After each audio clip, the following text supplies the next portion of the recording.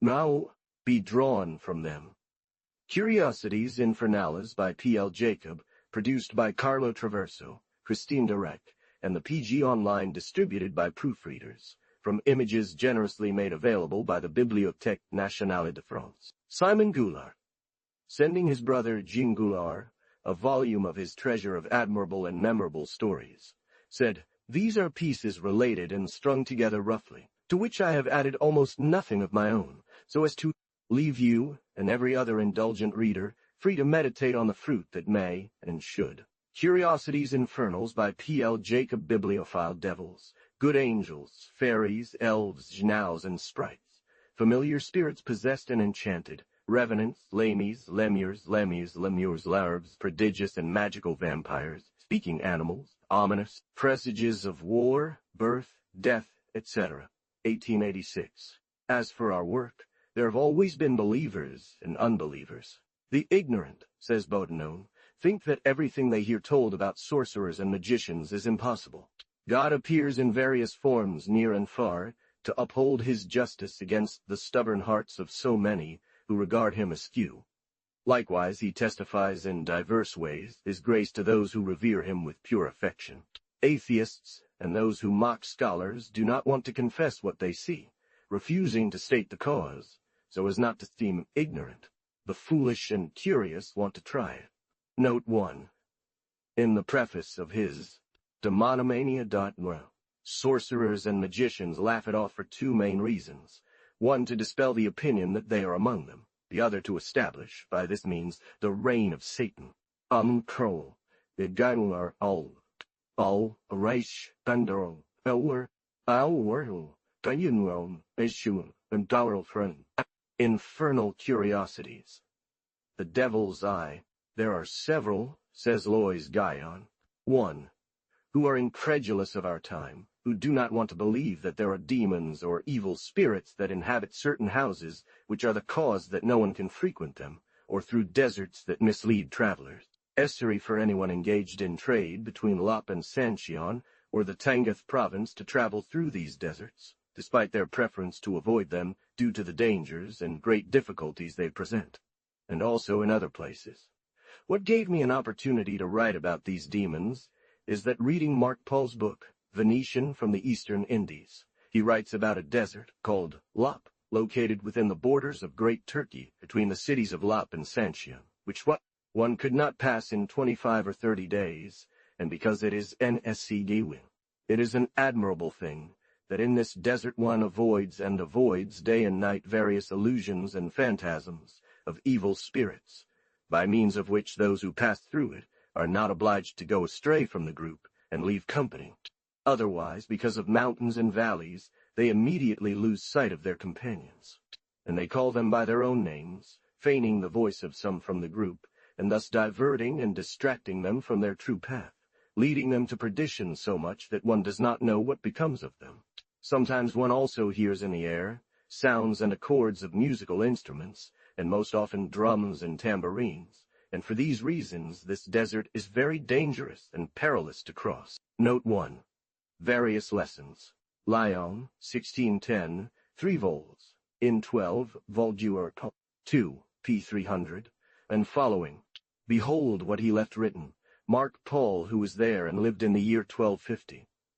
I thought these were fabulous things and invented for pleasure or some other reason, but having read the works of Tuet, the cosmographer, who is for the most part an eyewitness to many things that various authors have left written, and among other things about this desert of Lop, I no longer believed they were fables. Such things not being seen elsewhere, one realizes in what has been written about several great and illustrious men who retired to the deserts of Egypt, like Saint Macaire, Saint Antoine, Saint Paul the Hermit, all of whom found the deserts places, filled with great solitude, full of demons, to whom he asked the way to the place where said Paul the Hermit dwelt, who answered, as Saint Anthony did, who, having left his cell, desired to see the light of day, and Paul the Hermit, who dwelt in a desert higher than he for 3 days, found on his way a monstrous form of a man who was a horse, like those that ancient poets called Hippocentaur, but he could not be heard, and showed the path with one of his hands, and then stopped in front of him, fleeing at great speed. Now whether this man was no more than a deception of the devil, made to terrify the saintly man, or as solitude is accustomed to produce various monstrous forms of animals, the desert had generated this thus deformed man, we have no certain knowledge. So Saint Anthony, astonished by this occurrence, and receiving, as he had already seen, did not discontinue his journey, but passed beyond. But before long, being in a rocky valley full of stones, he saw another man of very low stature, but ugly and deformed, with a hooked nose and 2 horns that horribly adorned his forehead and the lower part of his body, which looked like the thighs and feet of a goat. The old man, without being amazed by this so hideous form, not moving from such a dreadful spectacle, strengthened himself as a good Christian soldier dressed in the arms of Jesus Christ. And behold, the above-mentioned monster presented him with dates and palm fruit as a sign of friendship and security. Adore and revere under the names of fauns, pans, satyrs, and incubes. This encouraged that good hermit, who, having tamed the monster, paused for a moment and inquired into its nature and what it was doing in this solitude, to which this unknown animal replied, I am mortal, and one of the citizens and inhabitants of this desert, whom the gentle and idolatrous blind and deceived worship under various illusions of error. I have come in the name of my tribe in company to thee, to ask that thou wilt pray to the common God and Lord of us all, for these wretched ones, who we believe have been born into the world for the salvation and redemption of all men, and that the sound of his word has been sown and spread abroad throughout the earth. As the monster spoke thus, the traveler, burdened with years and venerable Antoine, wept hot tears, which ran down along his honorable face, not out of pain but for joy.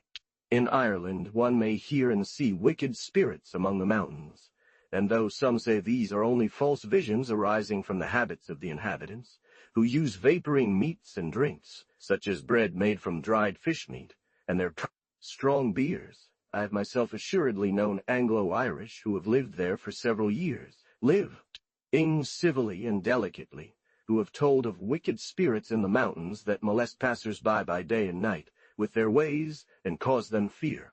Many other demons have played great tricks on him in his desert, casting golden and silver vessels onto his path, which things he saw suddenly disappear. The weather is fine. Let's follow the right path. The Arabs, who commonly travel through the deserts of their countries, see terrifying visions, and sometimes men who instantly faint, among other things. Hewitt attests to having heard from an Arab guide, leading him through the deserted Arabia known as G-Didal, that one day, while leading a caravan across the deserts of the Safavian kingdom, on July 6th at 5 in the morning, he and several in his party heard a voice that was quite loud and intelligible, speaking in the local language. We have traveled with you for a long time. It happened that a fool named Bursteth, who was leading some camel troops, and who at no point saw any living human being, responded from where this voice came. My companion, I do not know who you are, but continue on your way. Jesus Christ was tempted in the desert by the evil spirit. When these words were spoken, the spirit so terrified the crowd, composed of various barbarian peoples, that each one was almost lost and dared not pass on. And this is how we can gather that it is not a fable to say that there are evil spirits in the deserts, and it seems that God allows them to dwell more often in these remote places than where men live, so they are not so commonly offended. As the angel Raphael did, of whom it is spoken in Holy Scripture, in the book of Tobit, who confined the demon that had killed 7 husbands to the daughter of Raguel in the deserts of Upper Egypt. Other demons frequent the sea and fresh water, and cause shipwrecks for sailors and many other evils, and appear as phantoms. And of these spirits, as written by Torquemada, he goes forth daily to the Black River in Norway, playing musical instruments, and this is a sign that some great man of the country will die soon. And there are things so strange that I dare not put them in writing for fear that no one would believe them. I have seen and frequented a Spaniard who was tossed about by the sea until he reached the seas around the lands of the great Khan of Tartary, whom he often saw in these regions, among these phantoms on sea and land, especially in the vast of Mangi and the deserts of Camel. Someone might object that it is not likely that demons who inhabit the deserts of Lapan call travelers by their names, since they do not have organs to speak, as Jesus Christ said spirits have neither flesh nor bones. I reply, following St. Augustine's opinion, St. Basil, Coelius Rodigan, and Apuli, that angels can take forms of aerial bodies, of the most terrestrial nature, and through them speak, as those 3 angels did who appeared to Abraham, and the angel Gabriel, who announced the conception of Jesus Christ to the Virgin Mary, and that demons can also forge not from such pure matter, but a more abject one. I spoke of a goat-footed monster that appeared to St. Anthony, which I believe was begotten by means of Satan, in a different way from other demons. Nevertheless, it asked this saintly figure to pray for him and for other monsters inhabiting that desert. His body was not aerial but carnal, like those of goats. Lycosthenes writes that the devil was seen in Rottweil, Germany, in the year 1545, at noon, walking and moving about in the square. This is when the citizens were fearing he would destroy the entire city as he had done elsewhere. He was caught and taken alive to Alexandria, 20 years later, much to the astonishment of all who saw him, and despite efforts to feed him curiously for a few days after his capture, he died, and his body was cleaned, embalmed, and then sent to Antioch, presented to Constantine, son of the great Constantine. And we do not need to torment ourselves over whether demons are so physical, as the Christian doctrine truly holds, since God wills it thus. But everyone devoted themselves to praying to God and making offerings, and then this evil spirit left. And it was said that the devil rarely visits us if, by God's will, he does not come without good cause, and to be the executor of divine vengeance. Man saw only the figure of a man, but the visible sense of these was enchanted and perverted by the power of imagination, causing the belief of their transformation, or the effect was quite the opposite. Following these arguments, it becomes clear that all demons or devils strive to harm humanity, even if they retreat to the most remote and uninhabitable desert in the world. Whether he lives in the most populous cities, he will always try to cause him to fall. They make themselves known and visible through bodily means borrowed or formed in the air, or by dazzling the senses of people, presenting ideas to their souls that they believe they see with their external vision, as St. Augustine says, that no one, in his time thought they were transformed into beasts, with horns by some sorcerers, where the holy, proposed and resolved by Mr. Pierre Martyr. Lavaterone, a Calvinist minister, admits with great suspicion supernatural facts.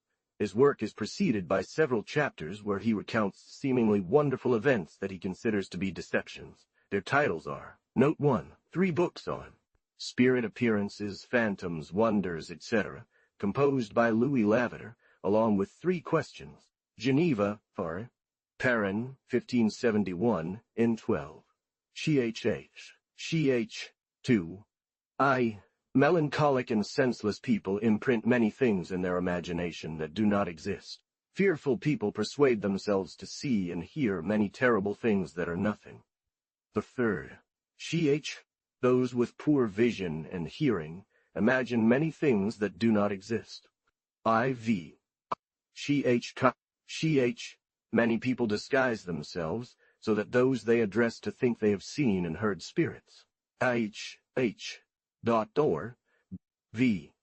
The priests and monks counterfeited spirits and forged illusions, as one Mundus abused Paulina through this means, and Tyrannus many noble and honest women. Timothy Elurus, having counterfeited the angel, usurps a bed. 4 Jacobs from Bern forged numerous visions and their subsequent events. Ch. The story of the false spirit of Orleans. 8 of a priest from Clavan, who appeared to a young girl and made her believe he was the Virgin Mary, and another who counterfeited the spirit. Also, the Scottish friar and Jesuit who counterfeited Satan in Augsburg. One of this sect promised the master that he would easily change his servants' minds. To do this, after disguising himself as the devil, he hid in some place of the house where the servant went to fetch something from her head or was sent by her master. She found this devilish Jesuit who made her very afraid. Here is the translation of the text from Auto to English. This is the last story. While I was writing this work, I heard from trustworthy people that in the year 1569 there was in Augsburg, a renowned city in Germany, a servant and some servants of Savanparin, a great family who did not hold much regard for the Jesuits. She immediately told everything to one of her servants, exhorting him not to go to that place. However, soon after, he came there, and as this disguised devil wanted to rush upon him, he drew his dagger and pierced the devil through, so that he died on the spot. 2. This story has been written and printed in German verse, and is now in the hands of everyone. Note 1. Apparitions of the devil La Llorone claims that demons appear more willingly at crossroads, in forests, in pagan temples and places infested with idolatry, in gold mines, and in places where treasures are found. Paris, Nick. Discourses and Stories of Ghosts, Visions, and Apparitions, by P. La Loyer. 1, 1605, in 4 Dag, p. 340. We borrow the following story from him. A gendarme named Hughes had been, during his life, a bit of a libertine, and even suspected of heresy. "Who are you?" answered Hughes. As he was near death, a large group of men presented themselves to him, and the most prominent among them said to him, "Do you know me well, Hughes?" "I am," he said, "the powerful among the powerful, and the rich among the rich. If you believe that I can save you from the danger of death, I will rescue you and ensure that you live a long life." He also told him several other things that were happening in the world. "So that you know I am telling the truth, know that Emperor Conrad is at this hour the peaceful possessor of his empire, and has subjugated Germany and Italy in very little time." When Hugh had listened well, he raised his right hand to make the sign of the cross, saying, "I attest my God and Lord Jesus Christ, that you are no more than a lying devil." And Hugh, on the same day of the vision, died that evening. The lawyer also tells one about this other appearance of the devil. Note 1, Discourse and Stories of Spectres, etc., page 317. Then the devil said to him, "Do not lift your arm against me," and immediately this band of devils vanished like smoke. The magician led him one fair night to a secluded cellar, where he set up his circle, drew his magical figures and characters, and had the student enter within. In the city of Fribourg, during the time of Frederick, second by name, a young man burned with too ardent an affection for a girl from the same city. He sought out a magician to whom he promised money if the sorcerer could enable him to enjoy the love of the maiden. Spirits summoned appeared in various forms, phantoms, and illusions. Finally, the most wicked devil of all revealed himself to the student in the form of the girl he loved, with a very joyful demeanor approaching the circle. The other spirits. One need not ask if the magician was well frightened by this pitiful spectacle, especially as he was also burdened with the heavy weight of the scholar. The blind scholar, filled with love, extends his hand beyond the circle to think of taking the girl, but the devil, content, seizes his hand, pulls him out of the circle, and after turning him 2 or 3 times, breaks and crushes his head against the wall of the cell, and throws the dead body at the magician, and this event disappears from him, and he did not move from the night of his enclosure in the circle, and the next morning he cried out so loudly and lamented so much that people ran to his cry, and found him half dead with the body of the scholar, and he was barely freed. Moreover, says La Loiron, as for the heretics and heresiarchs of our time, they will not be any more exempt from associations with the devil and his visions. Karl Luther had a demon, and was so impudent that he often confessed it through his writings. I wish to reveal it only through a tract he wrote on the Mass, where he openly reveals, and states that between him and the devil there was a great familiarity, and that they shared a large meal together. The devil visited him often, spoke to him very privately, woke him up at night, and provoked him to write against the Mass, teaching him arguments to use to impugn it. Note 1. Same work, p. 297. But is Luther alone who, embarrassed, is forced to confess his conversation with the devil? Body meant just as much as saying, "This means my body." There is also Zwingli, a sacramentarian who says the deeply breathing night over the sense of Jesus Christ's words. Scripture in a different way than the Catholic Church interpreted it, and said that these words, "This is my," while Bucer, a disciple of Luther, was on his deathbed. A devil appeared in the room where he lay and gradually approached his bed, without hesitating to push Bucer roughly, and throw him to the floor where he died instantly. Also considered true is the statement by Erasmus Albert, a minister from Basel, that 3 days before Carolistade's death, the devil was seen near him in the form of a man of high and enormous stature, just as Carolistade had predicted. It was an omen of the death of this heretic's future. In the case of the possessed of Louviers, according to Father Bosroger. Note 1. I have just seen Madeleine Bauan, and the Sister of the Holy Sacrament. Oh, how wicked Madeleine is! The Afflicted Piety, or Historical and Theological Discourse on the Possession of the Religious Sisters, known as Sainte Elizabeth of Louviers, etc., by R.P. Esprit de Bosroger, Rouen, Jean Le Boulonier, 1652, in 4, p. 137.2. Sister Marie of Saint Nicolas perceived 2 dreadful forms. One represented an old man with a long beard, who resembled our false spiritual. This phantom that she saw at 4 o'clock in the morning, about when the sun was rising, sat on the feet of Adia, her bed, and spoke to her in a despondent man's tea. She is entirely with us, but we cannot win over the other. I'm troll, well, then why you under and so. This head watched her for a long time, and caused her great fear. Nevertheless, she did not stop considering it carefully until she noticed that the head began to descend from the window. At that moment she was seized with terror, and retreated.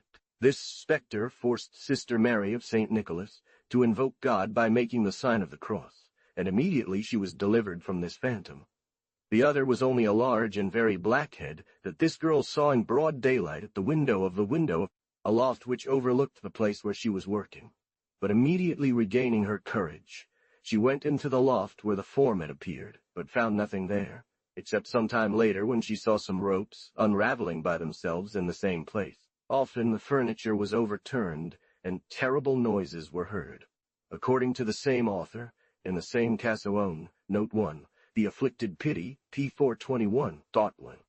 Picard greeted him with his mouth, went from the kitchen into a lower room which was also open. Immediately upon entering, he heard a terrible cry that filled him with great fear. 1590, in 12, p. 379. A man who brought a letter of importance to Picard arrived at 11 o'clock at night at his presbytery, passing through a closed court surrounded by a wall, and entered the open kitchen where he found Picard bent over the table, facing an unknown black man. Crespitone cites other appearances of the devil. Note 1. 2 books on the hatred of Satan and evil spirits against man and of man against them, by P.P. Crespit, prior of the Celestines in Paris. Sins. Upon doing so, the devil never approached her again.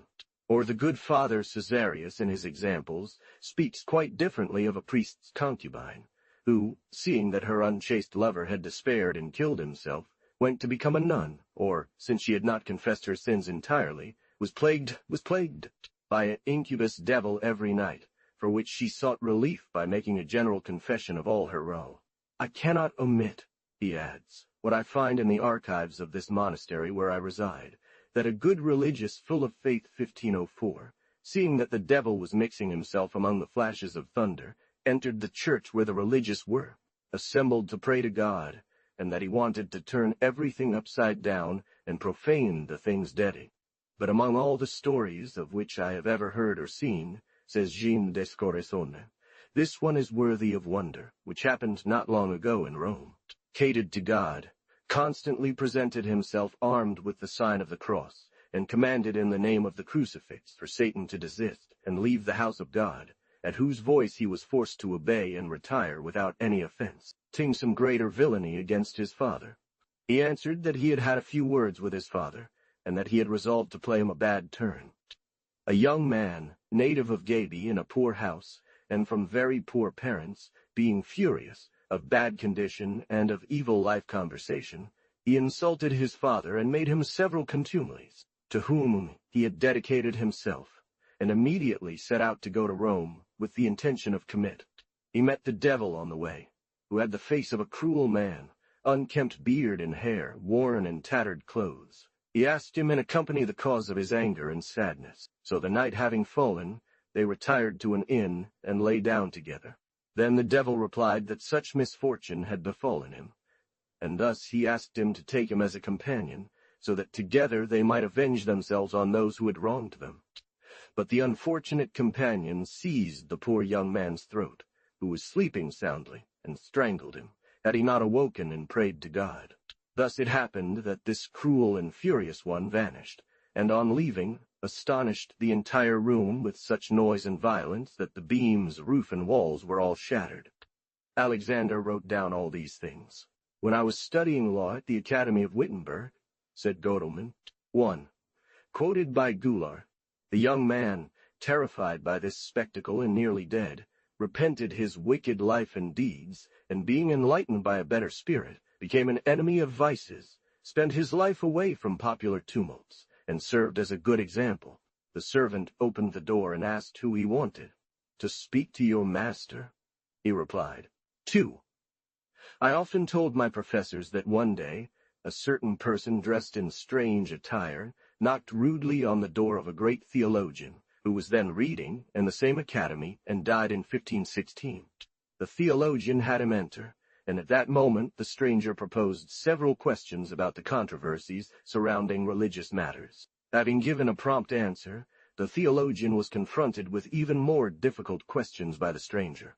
You give me a lot of trouble, said the theologian, as I had other things to do at the time. And rising from his chair, he showed in a book an exposition of certain passages they were debating.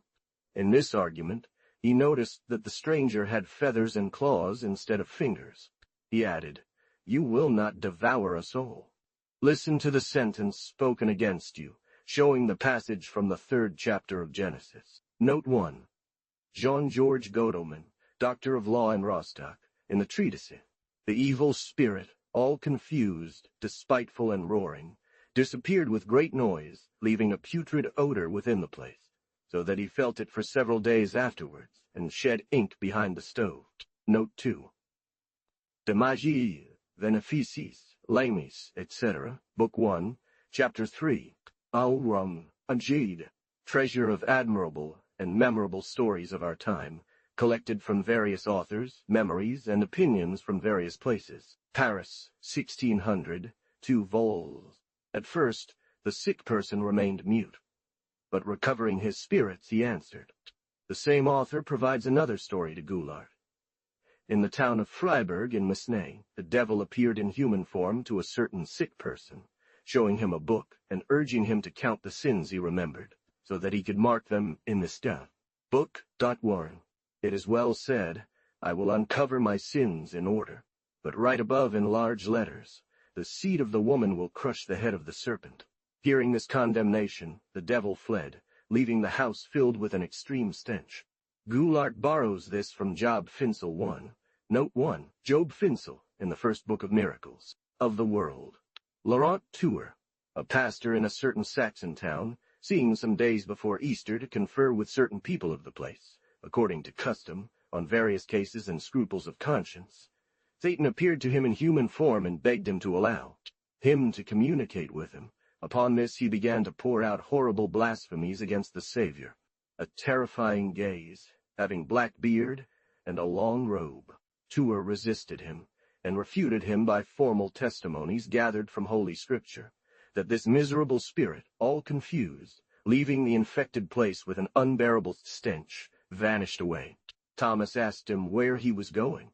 A monk named Thomas, says Alexander of Alexandria, is a noble character, and his courage, which I have experienced in many affairs, told me for certain, under oath, that after arguing with some other monks using harsh insults from both sides, he left them boiling with anger, and walked alone in a large forest where he encountered an ugly man with head.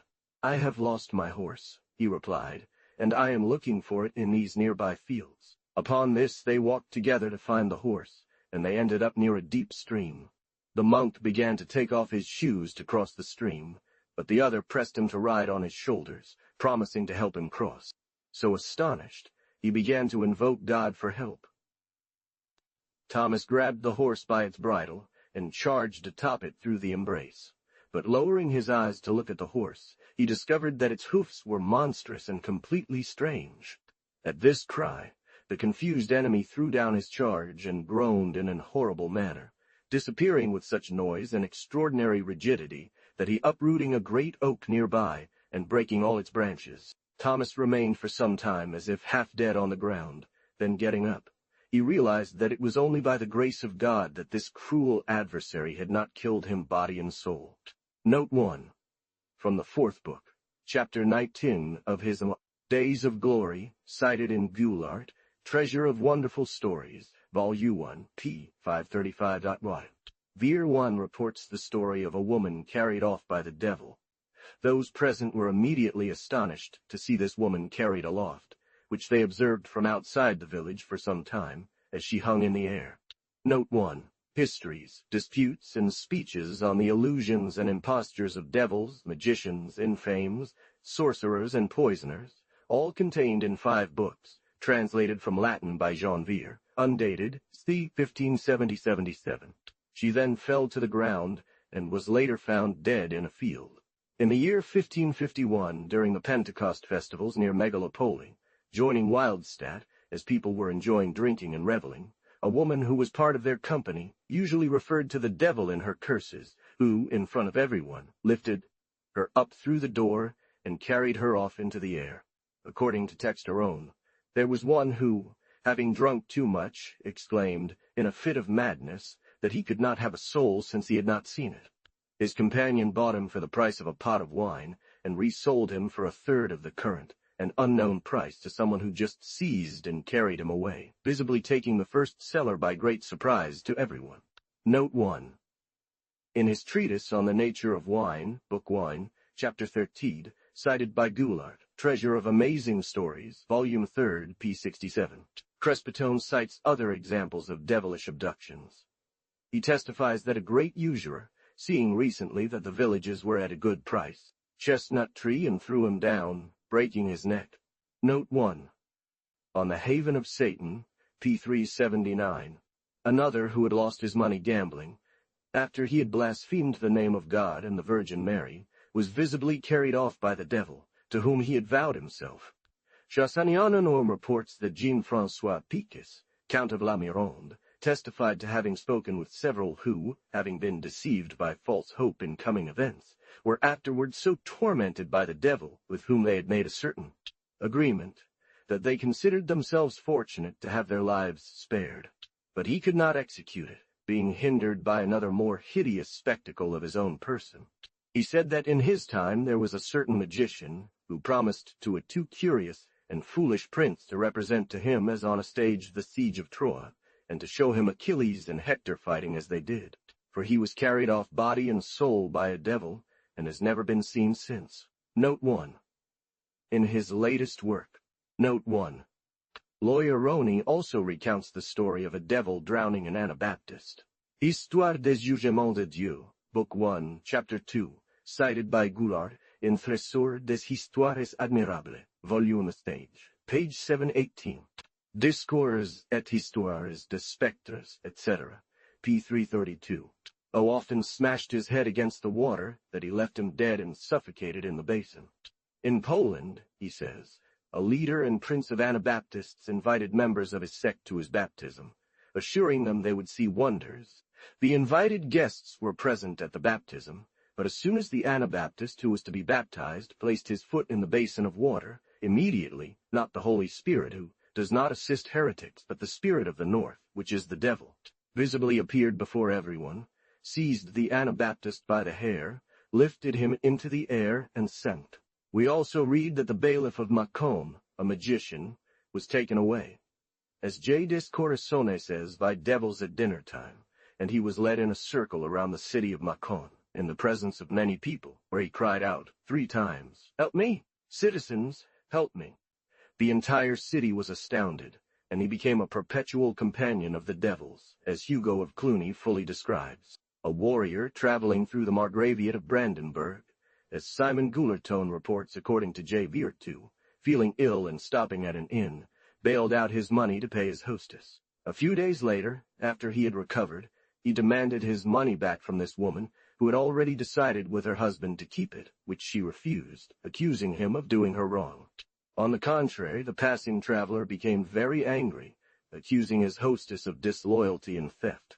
The host began to cry out against the thief, complaining that he wanted to force his house. What the host, having heard, maintained to his wife and threw the other out of his house, who, enraged by such an insult, drew his sword and struck at the door, which caused the soldier to be captured, taken to prison, and his trial conducted by the magistrate, ready to condemn him to death. The prisoner responded that he would rather die innocent than be freed in such a way. On the day when the sentence was to be pronounced and executed, the devil entered the prison and announced to the prisoner that he was condemned to die. Nevertheless, if he wanted to submit to him, he promised to guarantee him from all harm. Once again, the devil, having represented the danger in which he was, and seeing him hesitate, still made a promise to help him for nothing, and do whatever he could to avenge his enemies. He therefore advised him that when he was called to court, to maintain his innocence, and asked the judge to appoint, as his lawyer, the one he saw present wearing a blue bonnet. That was the one who would plead his case.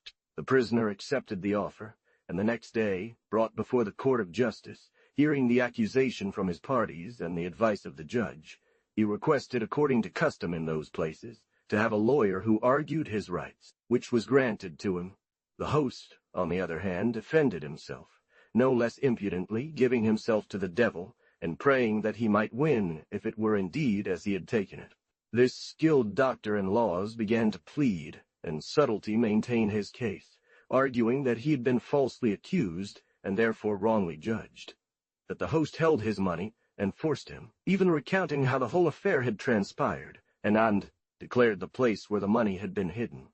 Then this doctor in the blue bonnet, leaving the blankets, seized the host, carried him outside the floorboards, and lifted him so high into the air that from then on one could not discern what had become of him. Note 1. Trésor d'Histoire, Admirables, Audiobook, Paulites N3, states that this occurred in the year 1541, and that this soldier was returning from Hungary. I, P2 85, Darden, we June, Cadward Dower, Edwarn Sora, Iowa or, Emlaju Wedbone, Dadward Benwin. Note 2. From the fourth book of Prestigious, Damonum, JHXX. Note 3. From the sixth book of his Morales, EHH8, O. The eager valet began kissing his master. The demons cried out, "Let go, cowardly servant," but the servant persisting in his resolve, his master escaped. The same authors also tell us the following two stories.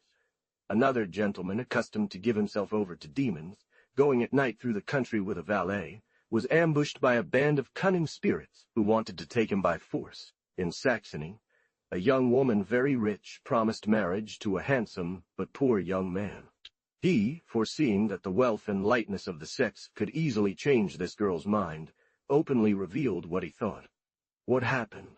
She, on the contrary, began to bombard him with 1,000 imprecations, among others. "If I marry anyone but the devil, may I be taken away on my wedding day."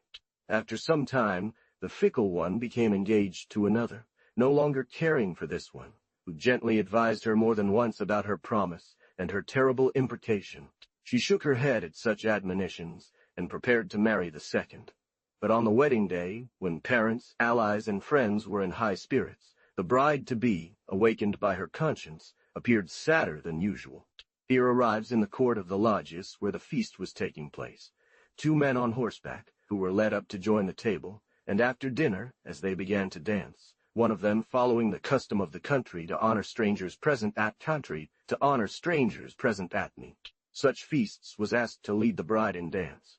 He seized her by the hand and escorted her through the hall. Then, in the presence of parents and friends, he took her by the arm, crying out at the top of his voice, went out through the hall door, lifted her up into the air, and vanished with his companion and their horses, then vanished. The poor parents and friends sought for her all that day, continuing the next day, hoping to find her fallen somewhere so that they could bury her body. But they met the 2 knights who returned the wedding garments along with the rings and jewels of the wedding garments, the daughter, adding that God had given them power over this daughter and not over her customs. And Goulart also repeats the devil's attack reported by Alexander of Alexandria. Note 1, from the second book of his glorious days. A friend of mine, a man of great spirit and worthy of faith, while one day in Naples at a relative's house, heard a man screaming for help during the night, which led him to light a candle and rush to see what was happening. Upon arriving at the scene, he saw a horrifying phantom with an awesome and furious appearance, attempting to forcibly drag a young man. After struggling for a long time, he began to invoke God's name and ask for help, and escaped as the phantom vanished.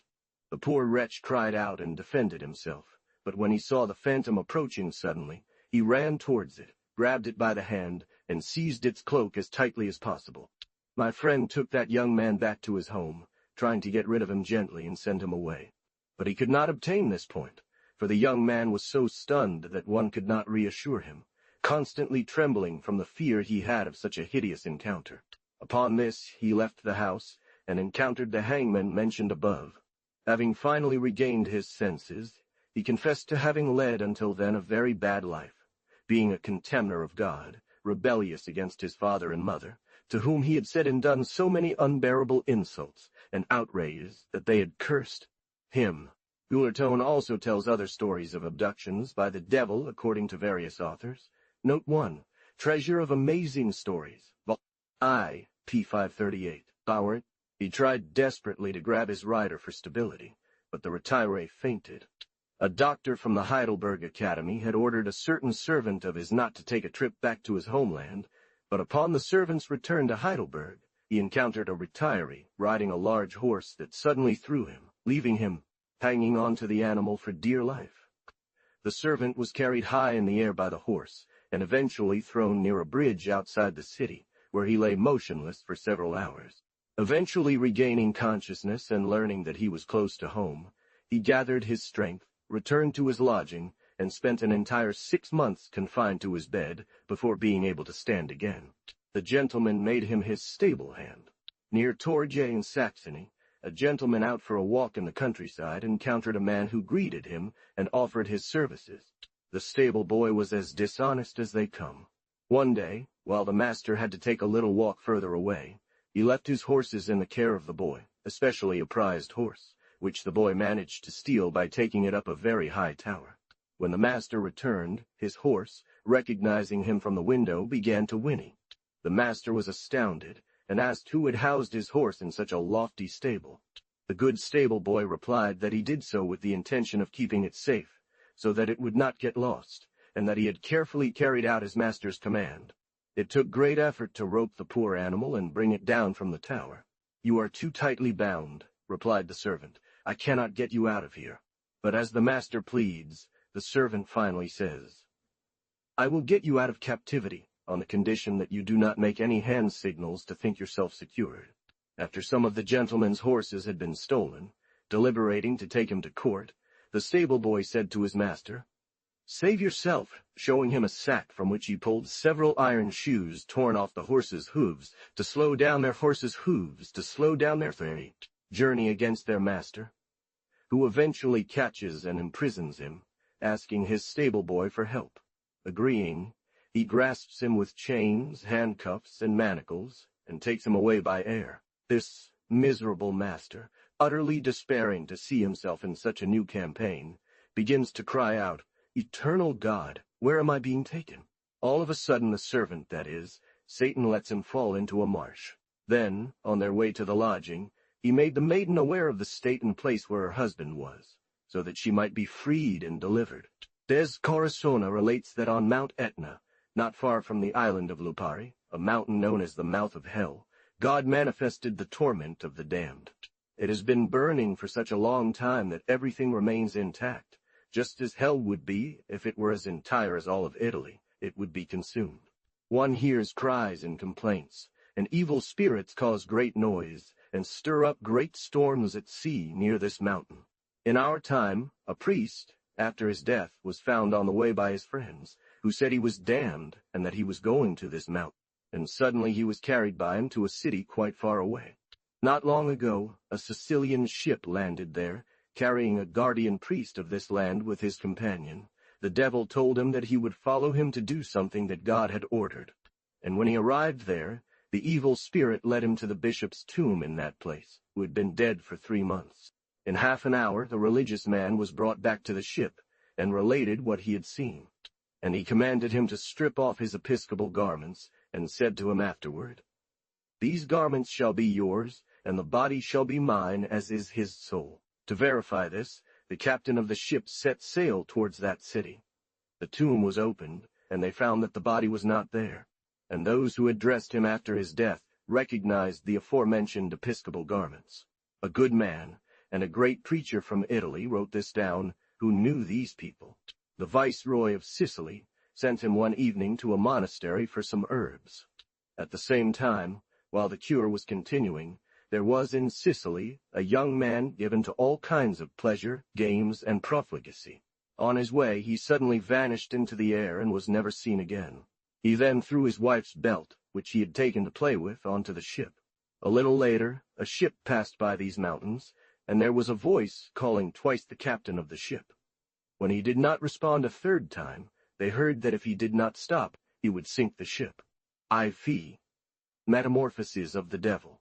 The captain asked what he wanted, and he replied, "I am the devil, and tell the viceroy that he should no longer search for such a young man, because I have taken him, and he is here with us." The devil appears in all sorts of forms. What more shall I say? Reads Laloyer's work 1. There is no kind of four-legged creature that the devil does not take, as those living in hermitages in deserts have sufficiently experienced. And what? Saint Anthony, who dwelt in the deserts of the Bade, wolves, lions, bulls would appear at every turn. And then, when Saint Hilarion was making his prayers, a wolf would sometimes howl, a fox would sometimes chatter, or a great dog would bark. The damned. Would not the devil have been even more impudent, that not being able to gain the hermits by this means, he would have shown himself, as he did to Saint Anthony, in the form that Job depicts under the name of Leviathan, which is one that is natural to him, and that he has acquired through sin, indeed, one that will remain with him in hell along with it. It is not only four-legged animals that devils assume a figure from, they take those of birds, such as owls, crows, flies, buzzards. Sometimes devils assume the forms of inanimate and motionless things, such as fire, herbs, bushes, wood, gold, silver, and similar objects. I do not wish to depart until the malicious spirits appear.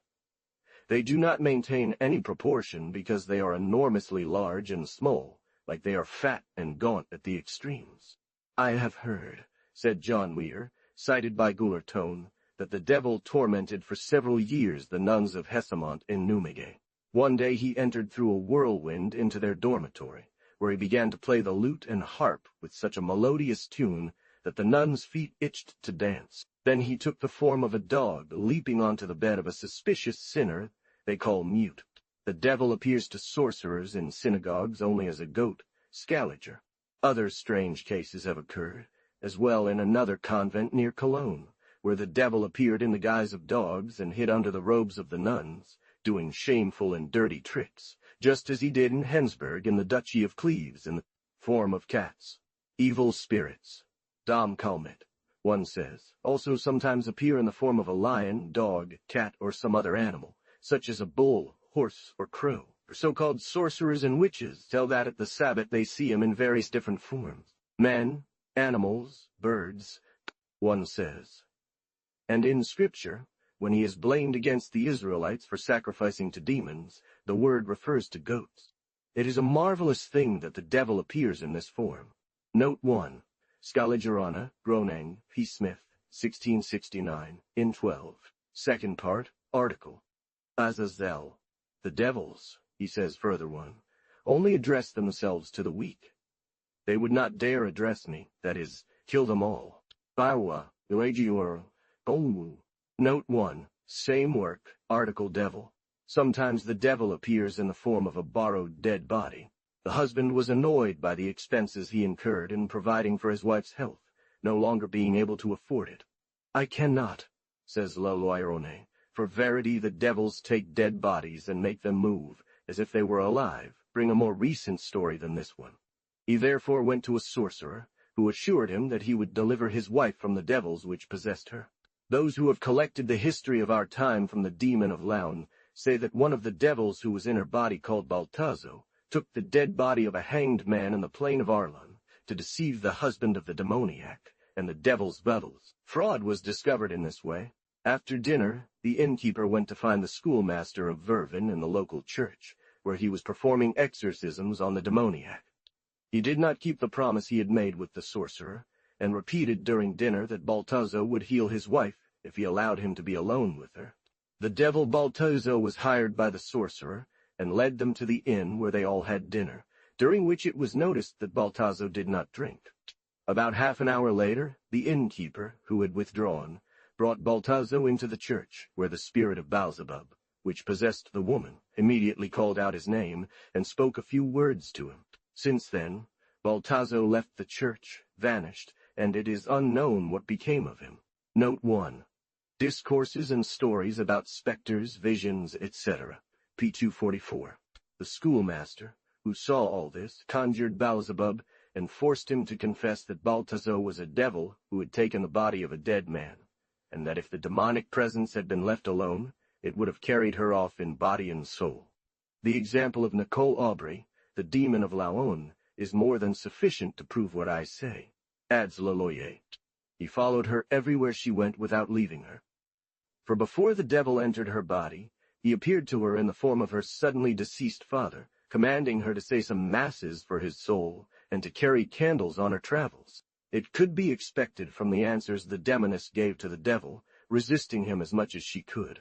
This simple woman obeyed the devil's commands, and then he revealed himself, not as her father, but as a hideous and ugly phantom, persuading her at times to kill herself and at other times to give herself to him.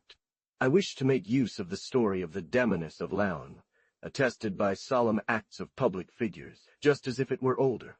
There are stories older than hers, or barely noticeable events concerning this woman demoness. It was for our instruction that the woman was thus tormented in the heart of France, but our libertinism prevented us from learning about them. Note 1. Discourse and stories of specters, visions, etc., p. 320. Bowden relates a similar story. Note 1. Demonomany, Book 3, Chapter 6. His response was, I cannot. But when someone said to him, if you want to be believed, say Miserere me Deus, secundum magnam misericordiam tuum. Then the audience laughed at him, and he fled in distress. Pierre Momore declares that in Conflent en Vienne, a cunning spirit appeared in the house of a man named Kaplan, claiming to be the soul of a woman who had died, and it moaned and cried out, complaining loudly, insisting that numerous prayers and journeys were made, and revealing many true things. Satan sometimes takes the form of living people. Geneva, for Perrin, 1571, in 12 Data. Here is an example reported by Lois later. Note 1. 3 books of apparitions of spirits, phantasms, marvels, etc., composed by Lois later, along with 3 questions proposed and answered by Mr. Pierre Martyr. Thought they had seen, only to find that he hadn't moved from his bed. I relate this story so that judges are well advised in such cases. If it weren't for the bailiff diligently seeking the truth, a good and honest person would have been imprisoned and tormented. I told a prudent and honorable bailiff of a lordship dependent on Zurich, who claimed that one morning, while taking a walk in the meadows, accompanied by his servant, he saw a man whom he recognized well, mischievously mingling with a mare. This sight. He became wonderfully astonished, and suddenly returned to knock on the door of the one they Schunehilde, wife of Emperor Henry II, was suspected of adultery, and it was whispered that she was too familiar with a gentleman of the court, for they had often seen the figure of that one. But it was the devil who had taken this mask leaving the emperor's chamber. She proved her innocence shortly after by walking on burning iron grills, as was the custom at that time, and did not hurt herself. She knew how to conceal it, and the gentleman did not notice anything. On the island of Sardinia, says P. de Lancreone, and in the city of Cagliari, a daughter of quality, from a very rich and honorable house, having seen a gentleman of perfect beauty and well accomplished in every sort of perfection, fell in love with him, and lodged her friendship with him with extreme violence. She saw him secretly and spoke to her, feigning love and comfort in order to meet her. And to achieve this more easily, he borrowed the mask and face of the true gentleman, taking his form and figure, and arranged himself entirely in his style, so that it seemed not only his portrait but another himself. A bad, boastful demon, better informed about love and more defiant than him, seizing this opportunity, easily recognized that this girl, enraptured and struggling with love, would soon be overcome. In such a way, the evil spirit, which finds sinister conventions the best, abused not only of the simplicity of this young girl, but also of the sacrament of marriage, by means of which the poor maiden thought to cover neither her fault nor her honor. The devil had advised her not to send a messenger, but driven by jealousy, she sent one to the gentleman begging him to come to her, reproaching him for his abandonment, etc.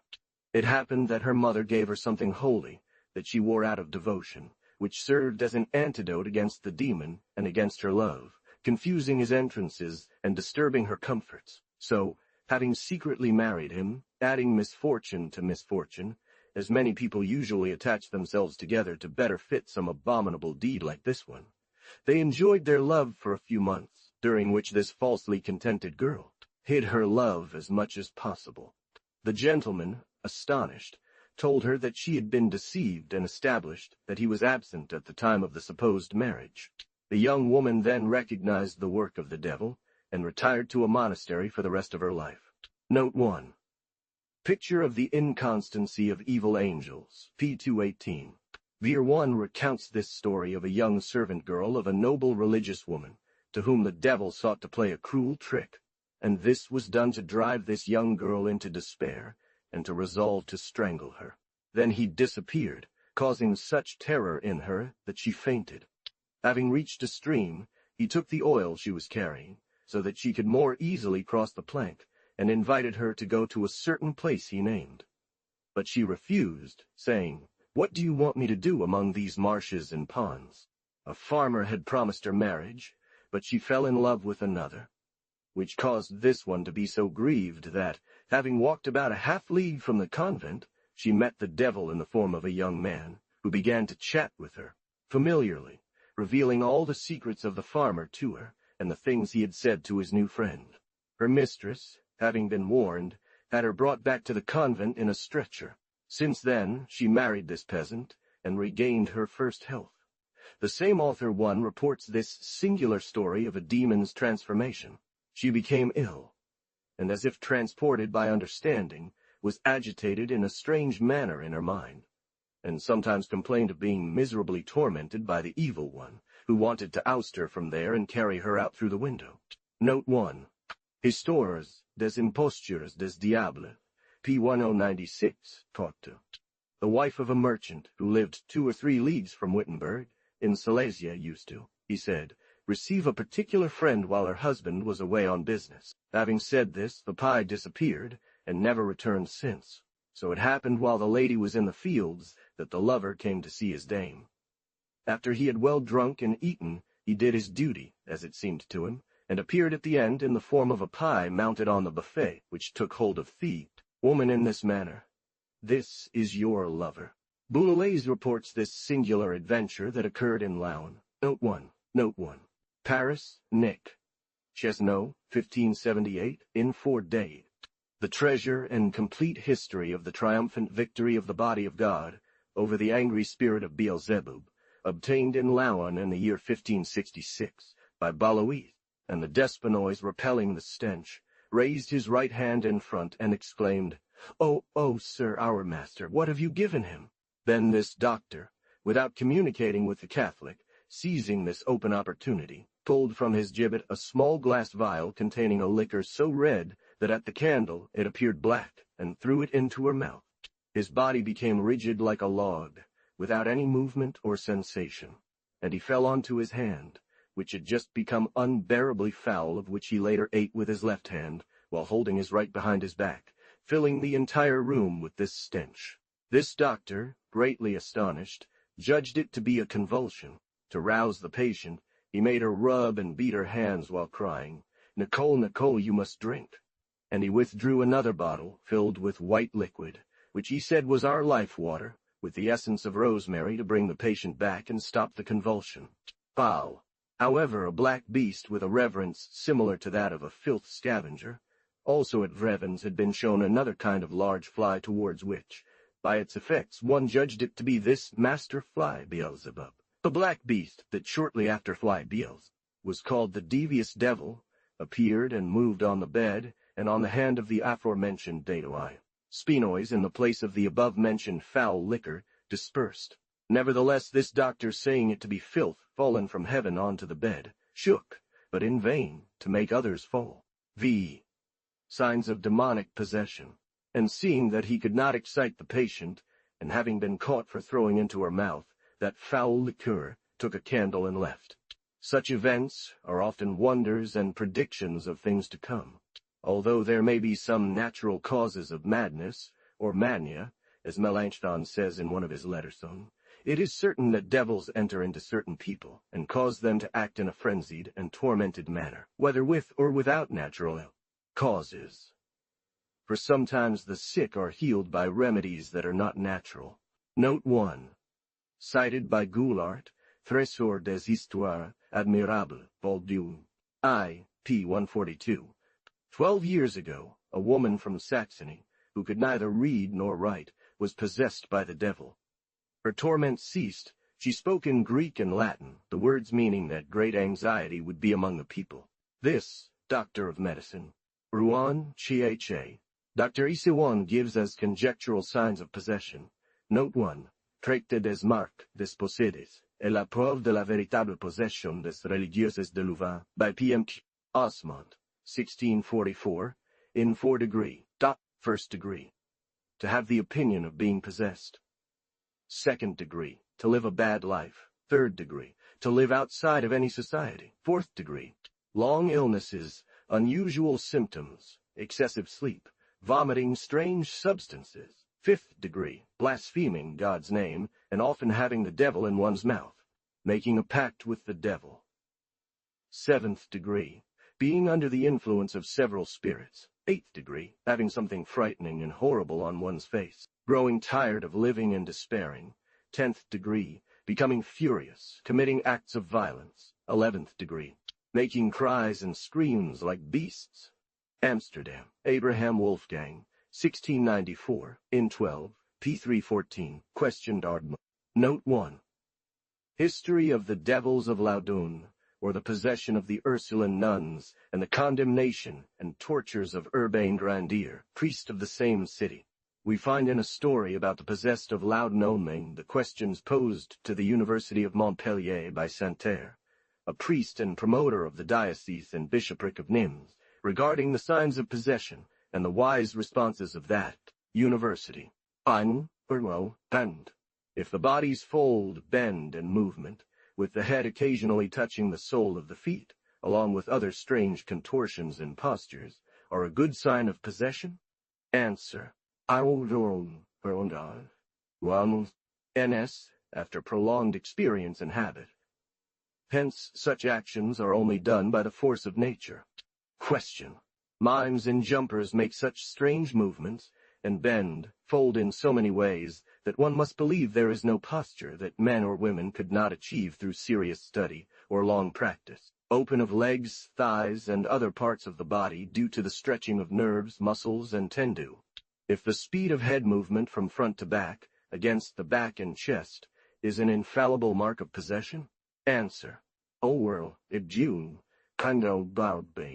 This movement is so natural that no reason needs to be added to those already given regarding body part movements.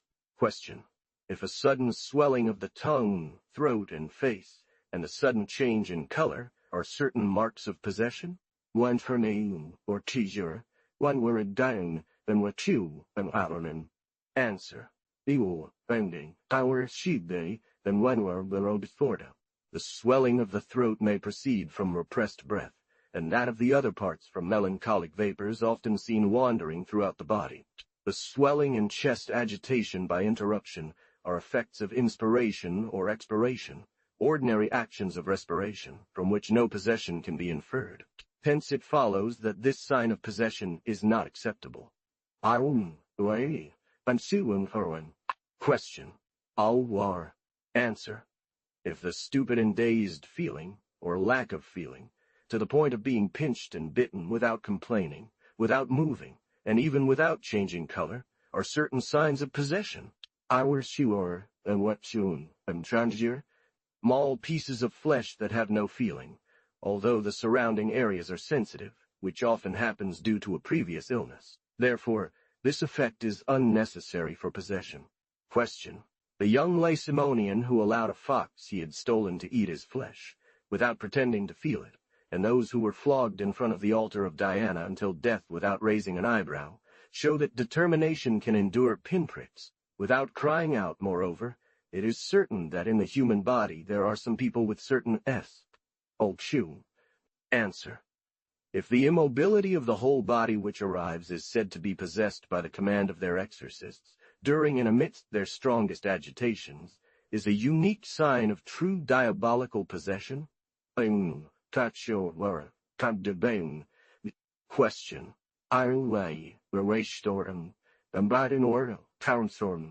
If the barking or howling, similar to that of a dog, which occurs in the chest rather than the throat, is a sign of possession, since the movement of the body parts is involuntary, it is natural for well-disposed people to move, or not move according to their will. Therefore, such an effect, or suspension of movements, is not significant enough to infer diabolical possession, if there is a complete lack of sensation during this immobility. Answer. All of the anwaral in shade Baordorian, Dina.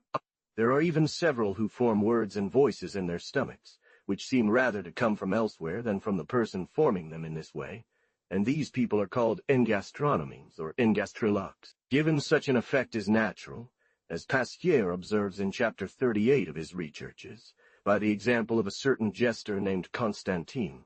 The human industry is so flexible in counterfeiting all sorts of reasonings that one sees every day people trained to express perfectly the reasoning, cry, and song of all kinds of animals, and to counterfeit them inadvertently without moving their lips.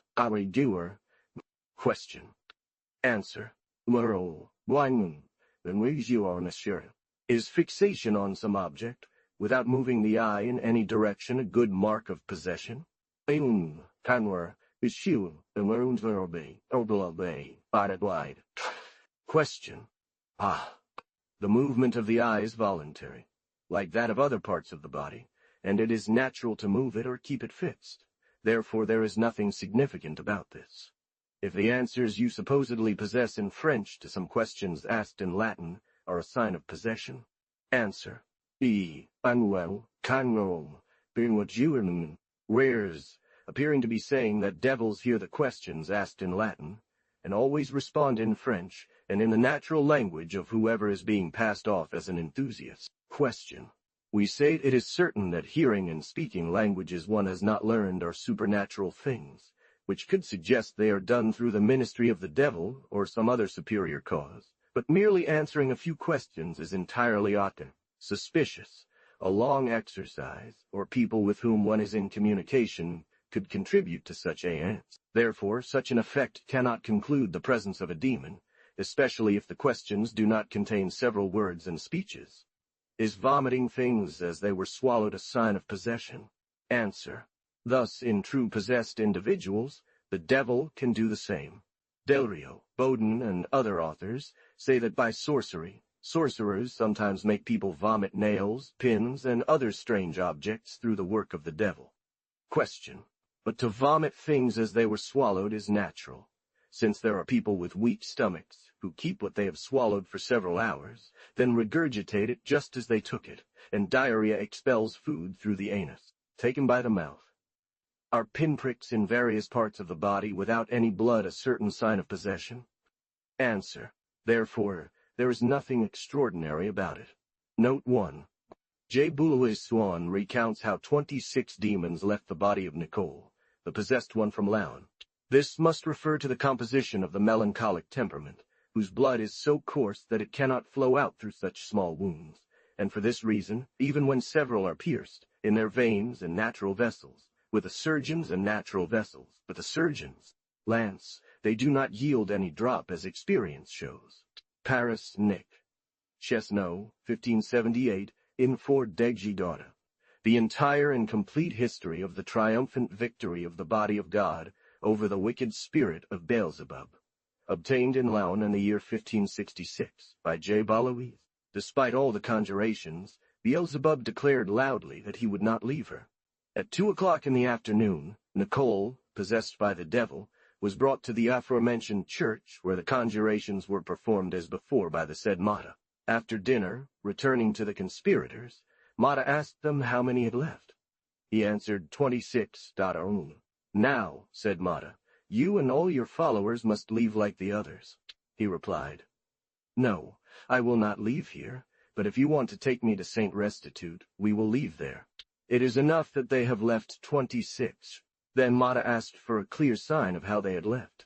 This was found to be true, as desired by Monsieur the Abbot of Saint-Vincent, Monsieur de Velle, Master Robert de May, Canon of the Church of Notre-Dame-de-Laon, and others. He said as evidence, look at the small garden of the treasurer on the gate. For they took and carried away 3 sprigs branches of a young green tree, a small pine, and 3 tiles from the top of the church of Leeson, made in the shape of a cross, just like the others in France commonly. The same author one reports the contortions of the demonic creature from Laon. Note 1.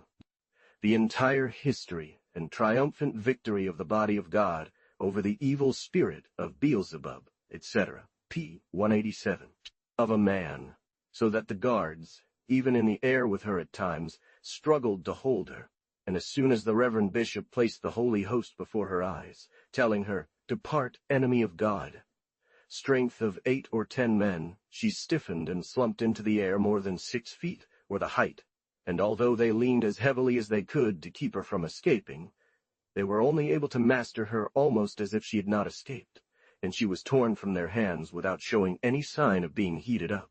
The people, seeing and hearing such a horrible, monstrous, abominable, and dreadful thing, cried out, Jesus, have mercy! Some hid themselves, daring not to look. But primarily it was touched by the self-proclaimed reformers, very strong men.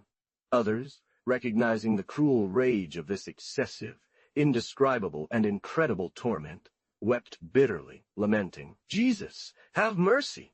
After the patient's body was so severely, dead-like, rigid, contorted, and deformed, by permission of the Reverend Bishop, it was allowed to be touched and handled by those who wished. But they could only do so much.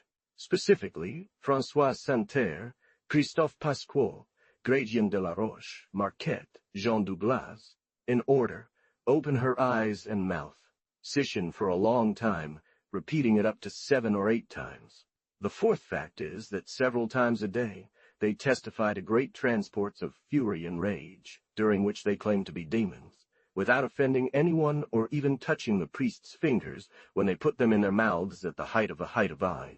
Their anger, and after all these efforts, and 1,000 others, they sometimes continue for 4 hours during exorcisms, temperate, and their pulse is just as high, and even as if nothing had happened to them. The fifth is that during these fits and rages, they make strange convulsions and contortions of their bodies, and among other things they bend backward in the form of an arc, without using their hands, so that their entire body is supported on their forehead as much or more than on their feet, and the rest is in the air, and they remain in this pose. The sixth is that among them there are some who faint and pass out during exorcisms according to their own will, and in such a way that their fainting begins when they have the most flushed face and the strongest pulse, then to all its senses, which it finally recovers all at once by grimacing and screaming, while the nun returns to her previous agitation and contortions. Dr. Isewon relates as follows what Sister Marie from the convent of nuns in Louviers experienced. Note 1. Traité des marques des possédés, p. 51. They return from this possession without any remedy being employed, in a more wonderful manner than their entrance, for it is by first moving the little toe, then the foot, then the leg, then the thigh, then the belly, then the chest, and finally the throat, the last 3 parts, by a great movement of dilation that the face remains apparently forbid. Now this one, now that one, and then all together, he spoke in very elegant and meaningful terms about the satisfaction he had speaking of the person of the devil, regarding his condition, and the excellence of his nature. He said all this while walking with an arrogant air and a similar gesture. Then he started raging, pronouncing a lot of blasphemies. He spoke about his little Magdalene, his good friend, his dear, and his first mistress. The last, who was Sister Marie of the Holy Spirit, supposedly possessed by Dagon, a tall and handsome young woman, slightly thinner, but with no bad complexion or any sort of illness, entered the refectory, with a straight face, without stopping his eyes and turning them from one side to the other, singing, jumping, dancing, and gently striking. As he tried to pass to the other side of the glass, they commanded him in Latin, in the name of Jesus, return not through another way but the same. After long arguing and saying he wouldn't go back, he did, and returned through the same passage. And suddenly, he threw himself against the glass panel with his head first, without jumping or making any effort, and his entire body hit the iron bar that divided it in two. As soon as she came back, the doctors examined her, touched the louse, and made her stick out her tongue, which she allowed with a mocking laugh while talking about something else. They didn't find any emotion in her, as they had expected. Paris, 1652, 42°, and made no other disposition conform to the violence of all she had done and said, and thus always issuing some trifle, the company retired. Another historian of the owners of Louviersonne reports this surprising fact. Note 1. History of Madame Bavent, a nun at the monastery of Saint Louis in Louviers. In the midst of the nave of this chapel stood a vessel, approximately 2 feet in diameter and 1 foot deep, made of some kind of marble. Its edges were separated by about 3 fingers. It difficult to lift it from the floor, where it sat on a pedestal. This extraordinary strength in such a frail individual surprised all the attendees. Nevertheless, the girl, appearing furious and distraught, darted back and forth with sudden, impetuous movements that made it difficult to stop her. This girl, who appeared to have a very weak constitution, merely took hold of the vessel at its extreme edge, pulled it from the base of the pedestal, and overturned it without effort, throwing it to the ground with as much ease as she would have handled a piece of paper or a card. Difficult to imagine. One of the clergy, having seized him by the arm, was astonished to see that this arm, as if it had not been attached to the shoulder, except by a spring, did not prevent the rest of his body from turning over and under by a certain movement that nature does not permit, which he did 7 or 8 times with such promptitude and agility that it is delay. The relation des Ursulines, possède des Doxons, contains the following facts. Note 1. Manuscript in the Arsenal Library, N90 in 4. Dreadful among the shadows, and in the night. Mons de Chalon was not at the altar at midnight before he was in the monastery garden, and everything around the house was heard in the air, a confused noise, accompanied by unknown voices and certain whistling, sounds that were not articulate, as if several people were speaking together. All this had something. At the same time, stones were thrown from various places against the windows of the choir, where the Holy Mass was celebrated, although these windows were quite distant from the walls that form the monastery's cloister, which leads one to believe they could not have come from outside. 1 pane of glass was broken in a single place, but the stones did not fall into the choir.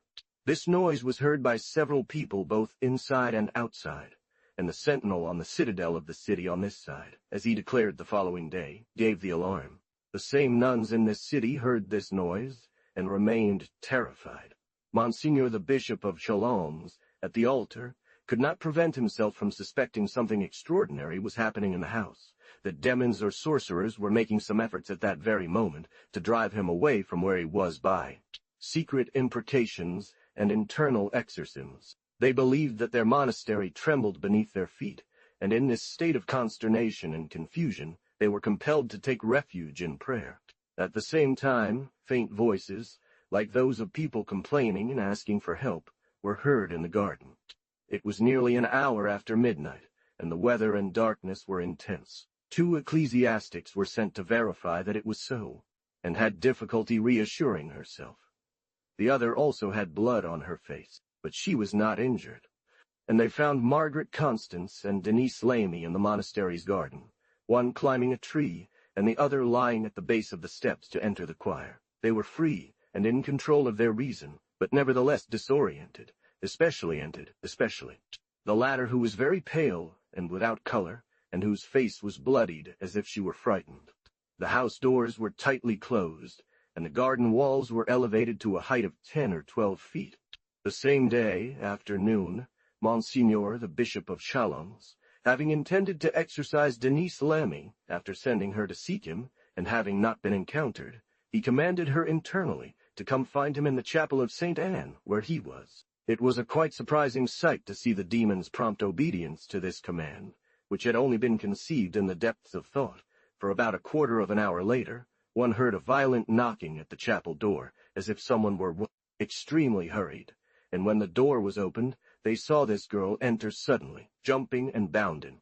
The efforts of 4 or 5 clerics who used all their strength and ingenuity to detain her, so much so that it was suggested to bind her, but it was thought difficult given her state of delirium.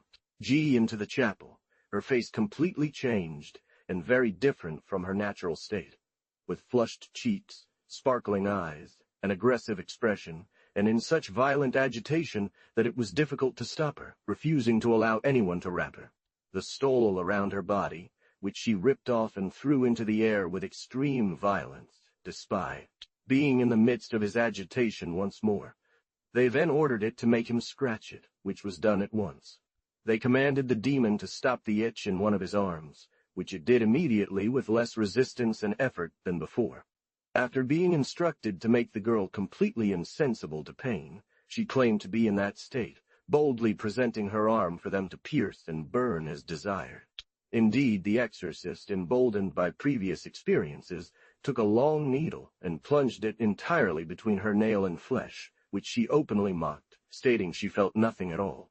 At times she would let blood flow, and at other times stop it as ordered, taking the needle herself and scratching in various places on her arm and hand. Pense de sentiment ou de douleur. Torturant. En fit encore plus. L'un des assistants prit une épingle, et lui en retira la peau, du bras un peu au-dessous du poignet, de sorte que l'on voyait l'épingle entière cachée dans le bras ne sortir que 2 sang en sorte, sinon après lui avoir ordonné d'en laisser couler, et sans montrer la moindre appareil. La même relation donne comme preuve de la possession des religieuses d'Oxone, les grandes agitations du corps qui ne peuvent être concevues que par ceux qui en sont témoins. Si es grands coups de tête qu'elles se donnent avec toute leur force, tantôt contre le pavé, tantôt contre les murs, et cela si souvent et si durement qu'il n'y a aucun des assistants qui, ne frémissant le voyant sans qu'elles témoignent, ne ressentir aucune douleur, ni qu'il apparaisse d'usang, ni de blessure, ni de contusion. The state of the body in an extremely violent posture, standing straight on the knees, while the head thrown back leans to 1 foot near or approximately to the ground, making it appear as if everything is broken. Their ease in carrying the head being lower at the back than the waist of the body without straining for hours, their ease of breathing in this state, the equality of the face that changes barely at all during these agitations, the equality of the faces, pulse, the coldness in which they are during these movements, the tranquility in which they remain attached, the same instant as they suddenly return, without respiration being stronger than usual, the head thrown back towards the ground with a wonderful promptitude, the horrible universal convulsions throughout all members, accompanied by screams and cries. Sometimes the 30 or 40 successive times in front and behind, the girl remaining on her knees with her arms crossed over her stomach, sometimes, and in the same state, her head flipped around the body forming a semicircle, with effects apparently unbearable to nature. Sometimes the terror on their faces at the sight of certain ghosts or specters they claimed were threatening them in a change so extraordinary, and features so different from their natural state, that it instilled fear in the hearts of spectators. Sometimes with an abundance of tears that could not be stopped, accompanied by moans and high-pitched seer. From of old, the mouth extraordinarily open, the eyes lost, and the pupil rolled back to such an extent that it seemed only the white remained, everything else hidden beneath the eyelids but returning to its natural state at the mere command of the eyelids. Exorcist accompanied by the sign of the cross. They were for a quite long space of time, sometimes reversed backward, so that touching the pavement at the top of the head, or the soles of the feet, everything else remained in the air spread out like a table, hands dotting. Often they were seen crawling and dragging themselves on the ground without any support from feet or hands. Sometimes the back of the head or the front of the forehead was seen joining the soles of the feet, some lying on the ground that they only touched with the extremity of their stomachs, the rest of the body, head, feet, and arms held in the A.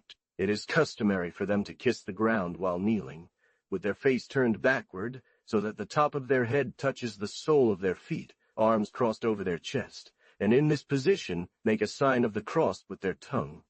On the pavement. I.U.S. at certain moments that 4 or 5 men with all their strength are unable to, that after transports and violences of this nature, sometimes for 3 or 4 hours after efforts them, would tire the strongest bodies for several days. After continuous screaming and cries capable of breaking the stomach, they return to their natural state. One notices a strange difference between the state in which they are being free, and their natural state, and the one they display when agitated by the heat of passion and fury, such as is infirm, both by the delicacy of her complexion and sex, and by illness, when seized by the demon, and forced by the authority of the church to appear, becomes so fur, which is done in an instant. They are voided without sloth or emotion, the mind is tranquil, the face is composed, the breath is slow, and the pulse as little altered as if they had not moved from their seat. But it can be said that among all the signs of possession that have appeared in these girls, one of the most surprising, and also common among them, is the intelligence of thought and internal commands given to them daily by exorcists and priests, without this thought being manifested outwardly, or through speech or any external sign. It is enough for it to be addressed internally or mentally for them to know it, and this has been verified through many experiences during Mons Levesque de Chalon's stay, by all the clergy who wished to test it, that one cannot reasonably doubt all. These particularities and several others, it is impossible to specify them here in detail. Several archbishops or bishops and doctors from the Sorbonne issued the following opinion regarding the matter of Auxonne. Given that among these girls from various social strata, there are laywomen, novices, postulants, and professed young, others are older. Some come from the city, while others do not. Some are of good standing, others of low birth. Some are rich, while others are poor and of lower status. Considering that this affliction has been ongoing in the monastery for 10 years or more, it is ill-advised that a scheme of deceit and trickery could have kept secret among so many girls from such diverse backgrounds and interests. After a closer investigation, the shop of Chalons found no one, either within the monastery or the city, who had not spoken well of their innocence and regularity, including both girls and ecclesiastical figures who have worked under his supervision in exorcisms, and whom he testifies to having recognized as exemplary individuals of merit and integrity in their conduct, a testimony he deems just and true to demonic possession and influence upon these bodies. Adding to this, the certificate of Mr. Morel, the physician present at all times, assures that all these things surpass the bounds of natural law and can only originate from demonic work. Upon thorough consideration, we believe that these extraordinary accusations against girls exceed the capabilities of human nature and can only be attributed. Note 1. Sabbat J. Veer, who asserts that the concept of the Sabbath exists only in the imagination of witches, provides the recipe for their ointment. Histoires, disputes et discours des illusions et impostures des diables. They boil a child in a copper vessel, and take the grease that floats on top, thickening the last broth like a consume, then squeezing it for their use. They mix it with water parsley, aconite, common herb leaves, and soot. Or they do this way. They blend cowberry, common hemlock, cinquefoil, bat's blood, dormant morel, and oil. Or if they make other compositions, they are not dissimilar from this one.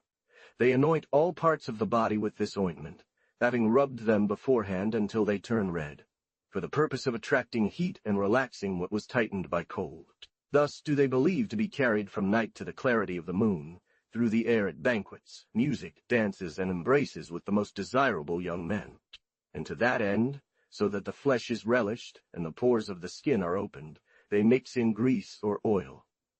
There can be no doubt that this is done so that the virtue of the juices descends into it and becomes stronger and more powerful. Following Del Rion, Note 1. The Magical Controversies and Research of Martin Del Rio, etc., translated and abridged from Latin by André Duchesne Tourangeau. Paris, Jean Petipas, 1611, in 12. They are most often carried there on a staff, which they anoint with a certain ointment composed of grease from small children, that the devil makes them kill, though sometimes they also rub their thighs or other parts of the body. Dren as a greater honor, kissing them on the shameful parts behind. Thus they are accustomed to sit on a fork, staff, or broom handle, even on a bull, goat, or dog. Then, putting their foot on the crucible, they fly up the chimney and are carried to their diabolical assemblies, or often they find black and horrible fires all lit. There the demon appears to them in the form of a goat or dog, which they adore in various positions, sometimes kneeling on the ground, sometimes standing with backs against each other, sometimes crossing their thighs upwards and flipping their heads upwards and flipping their heads backwards, so that their chins face heaven. Indeed, they offer black candles or navels of small chill. But what can one write without horror, that sometimes they also imitate the sacrifice of the Holy Mass, the blessed water, and similar ceremonies of the Catholics in mockery and derision. They also present their children to the devil, dedicating their scattered seed on the earth, and at times they do not bring the holy hostie in their mouths, which they trample with their bare feet in their presence. The same author one explains the Sabbath feasts and dances. Note 1. The Controversies and Magical Inquiries of Martin Del Rio, etc., p. 897. Sometimes they dance before the meal, and sometimes after. Usually there are several tables, 3 or 4, loaded with sometimes delicious and delicate pieces, and sometimes insipid and coarse. Sometimes each has her demon sitting beside her, and sometimes they are all arranged on one side, and their demon on the opposite. They return similarly to thank him after the meal with the same blasphemies. They also do not forget to bless their tables before the meal, but with words filled with blasphemy, acknowledging Beelzebub as creator and preserver of all things. And one must not forget that they attend these banquets sometimes uncovered, and at other times masked or veiled in some cloth. They dance soon afterward, back to back and in a circle, each holding her demon by the hands, or sometimes the burning candles that they had offered to him as he went to adore and kiss. At these festivities, the tambourine and the minstrels never miss, even if at times they are content to sing with their voices. Finally, after the dance, they account for what they have done since the last assembly, and those are the best-behaved ones who have committed the most enormous and execrable misdeeds. The others who have behaved a little more humanely are whistled at, mocked, pushed aside, and most often still beaten and mistreated by their masters. Del Rio describes the conclusion of the Sabbath and reveals when it occurs. The Magical Controversies and Researches of Martin Del Rio, etc., p. 1099, and the more distant ones in the manner in which they had been transported there. They gather, in the end, powders that some believed to be the ashes of the goat, whose demon had taken its form, and which they had worshipped, suddenly consumed by flames in their presence, or they receive other poisons, which they hide for use in executing their malicious designs, then finally return to their homes, those who are near on foot. Day and Tuesday. I had forgotten that these diabolic Sabbaths are most often held around midnight, for Satan usually makes his efforts during the darkness, and they still take place on various days in different provinces. In Italy, the night between Friday and Saturday; in Lorraine, the nights preceding Thursday and Sunday; and in other places, the night between Mone. The spirit of Bosro Gironi reports Madeleine Bavan's confessions regarding the Sabbat. Note 1. Afflicted Piety, p. 389. This same magician, being at the Sabbath, made them sign in a register of about 2 sheets of paper. Being in Rouen in the house of a seamstress, where she stayed for 3 years, she was seduced by a magician who abused several women, had her transported to the Sabbath with 3 of her companions, whom he also seduced, with a shirt tainted with salt, belonging to him. Madeleine adds that she took from the Sabbath the vile shirt, from which the magician had served himself, and upon her return wore it again. During this time she felt strongly inclined towards impudence, the order of a wise confessor. Elt in her mind caused her more pain than delight, as she herself assures. Madeleine Bavin said that she had not spent a week during the course of 8 months or so without being taken by the magician to the Sabbath, or once among others having celebrated a dreadful mass, he married her to one of the principal devils of hell named Dagon, who appeared in the form of a young man, and gave her a ring.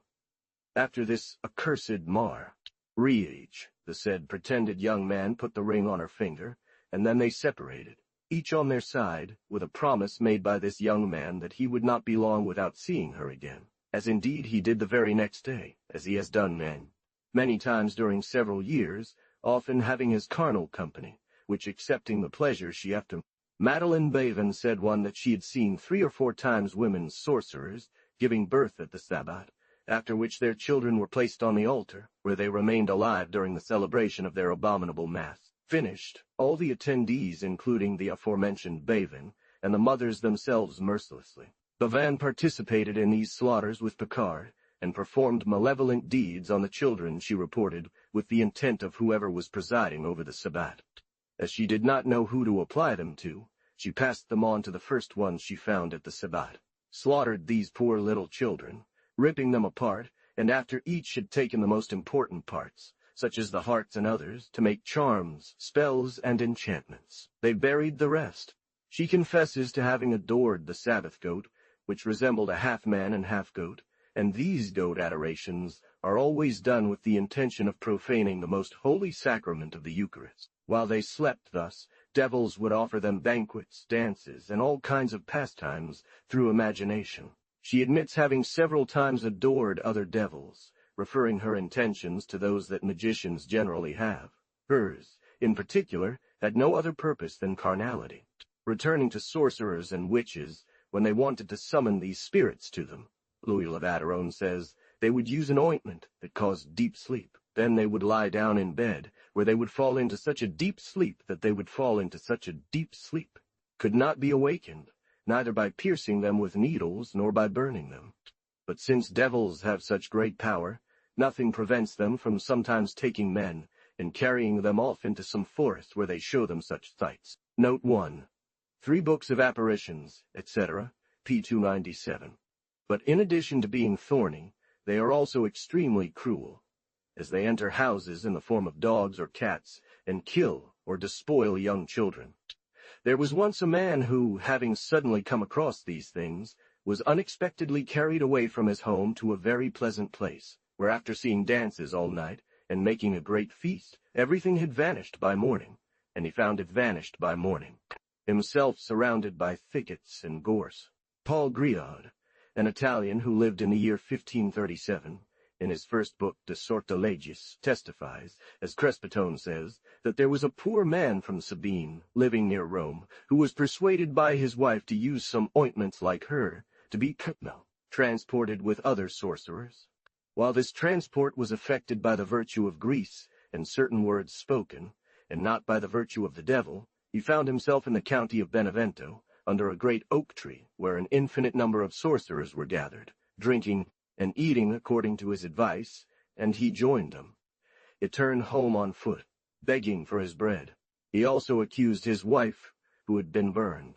But seeing no salt on the table, he asked, without doubt thinking that the devils hated it, and immediately as he named God's name, the salt was brought to him in his language. Praise be to God, pure and come this salt. Instantly all the devils, with their sorcerers, disappeared, and the poor man remained alone, naked as he was, and was forced to R. According to the same source, Deneau reports a trial held in Geneva, was called Morgue, and stated that he was kissed from behind, which was very cold and smelled very bad. A woman who had publicly confessed, when questioned, that she had often attended the chapter and assembly of other sorcerers, joining the chapter of the great church dedicated to St. Peter, but now the den of Satan where his will is announced, and that, after all the others who were gathered, she had worshipped the devil in the form of a red fox, who, woman deposed before the judges that when she wished to attend the assembly, she had a white stick marked with red. And as others had taught her, she would say to this stick, "White red stick, guide me, or the devil command thee." Note 1. Or, upon the arrival of a young girl who refused to kiss a place so vile and infame, the said fox transformed into a man, and made her kiss his knee, which was just as cold, and with his finger he pressed a mark on her forehead, causing her great pain. All of this is written in the aforementioned book, and what follows should be known, that the said, on Satan's hatred for man, p. 231, barth a spina telsone of a young girl from Bergamo, who was found in Venice, who had seen her mother undressing, oiling herself, and leaving through the window to faint. Driven by curiosity, she wanted to do the same, and immediately she was carried to do the same. The place where her mother had arrived. Note 1. Same work, p. 241. He alleges another example of a woman from Ferrara, who, while lying next to her husband, got up at night thinking he was sound asleep. But seeing the devil, she made the sign of the cross and invoked the name of the Virgin Mary, and immediately she was left alone, finding herself completely nude, as the process against her and her mother would later reveal. But he was watching her as she applied ointment in a vessel she had hidden, and immediately she was taken away. He got up and wanted to do the same, and found himself instantly at the place where his wife was, who was in a cellar. But not having a way to return as he had come, he found himself alone and feared, just as thieves would have done, accused his wife, who was convicted and punished. p. 178. Goulart 1 reports, according to Baudouin de Russie 2, the following fact. Note 1. Trésor des histoires admirables, Vol. Or, I was you and mine, the more daughter when battle I. Note 2. Peters, Medicinals.du. Mr. Theodore, son of Corneille, former consul of the city of Goud in Holland, recited to me the following story, affirming it to be perfectly true. In a village named Oostbrouch, near Utrecht, there lived a widow whose service was attended to by a certain individual occupied with the affairs of the household. Amazed at what he heard, he decided to do the same upon his mistress's descent, and test the effect of such a ceremony. So soon after, following his mistress who had entered the stable, he went and seized the rack. This person noticed, as the servants are curious, even if it were just passing by, that well before nightfall, and when all the servants were asleep, this widow would usually be in the stable at a particular place. Reaching out her hands, she would grasp the rack of that stable where hay is usually stored for the animals. The astonished mistress, not expecting such a presence, asked him by what means he had come in such company. He explained point by point what was happening. Suddenly he felt himself lifted into the air and carried to a cave underground, in a little town or hamlet named Wich, where he found a synagogue of witches discussing their malignancies together. She began to undress and frown at him, fearing that these nocturnal gatherings might be discovered. Nevertheless, she decided to consult with her companions about what to do in this difficulty. During these consultations, time passed, and the time to leave approached. In the end, they agreed to accept this new arrival amicably, stipulating a promise from him to remain silent and swear not to reveal to anyone the secrets that had been revealed to anyone the secrets that had been revealed to him against his opinion and merits. This poor fellow made many promises and marvels, flattered them all, and to avoid being roughly rejected by their synagogue, he pretended to have a great desire to be admitted in front of them, if they agreed. During another consultation at the instance of the mistress, it was considered whether, for the preservation of many, it would be best to slaughter this servant, or if it should be postponed. With mutual agreement, they inclined towards the gentler advice of postponing him in the house, since he had taken an oath not to suspect anything. But as they had covered part of the distance, they discovered a lake filled with reeds and rose bushes. The mistress took on this task, and after an explicit and reciprocal promise, she placed this servant on her shoulders, promising to postpone him in his home. Such a great height, and by his sinking into the murky water of this lake where he would be buried. The mistress, seizing this opportunity and always fearing that this young man, repentant of having been admitted to these hellish feasts, might discover what he had seen, impulsively launched herself and shook the young man from her shoulders, hoping, as it is assumed, that this evil-doer would lose his life, both by the violence of his fall from S. and reeds that broke the force of the blow in such a way that, though severely injured, he had only his tongue for help, and all through the rest of the night he felt pains in this bed of reeds and mud. But since God is infinitely merciful, not willing to allow the death of the sinner, but rather that he turn from his ways and live, he checked the wicked designs of the sorceress. Life so that his fall was not fatal, for as he rolled and tumbled down, he encountered a thicket of can. They inquired where he was from, who had put him in such a state, and after hearing the previous story, having extracted him from this miserable place, they loaded him onto a cart and took him to Utrecht. The next day, as he lay there lamenting and crying out, God willed that some passers-by, astonished by this most extraordinary clamor, diligently searched, and found this poor half-frozen body, stretched out and contorted, with the two legs dislocated. The outcome of this trial, by common agreement of the entire council, resulted in a death sentence, so this woman was burned at the stake. The burgomaster, Jean Le Coulombourg, a virtuous gentleman, greatly admired this new case, and conducted a thorough investigation of everything, arrested the sorceress, and had her locked up in prison, where she willingly confessed, without torture, and had her locked up in prison, where she willingly confessed, point by point, everything that had happened, begging for mercy. The servant was later healed from his universal injuries, particularly to his legs, and he was chastised before everyone for his detestable curiosity. All kinds of abominations, homage to the devil, dances, copulations. Finally, the devil, who was pretending not to have seen them, beat them so severely that 15 days later they died.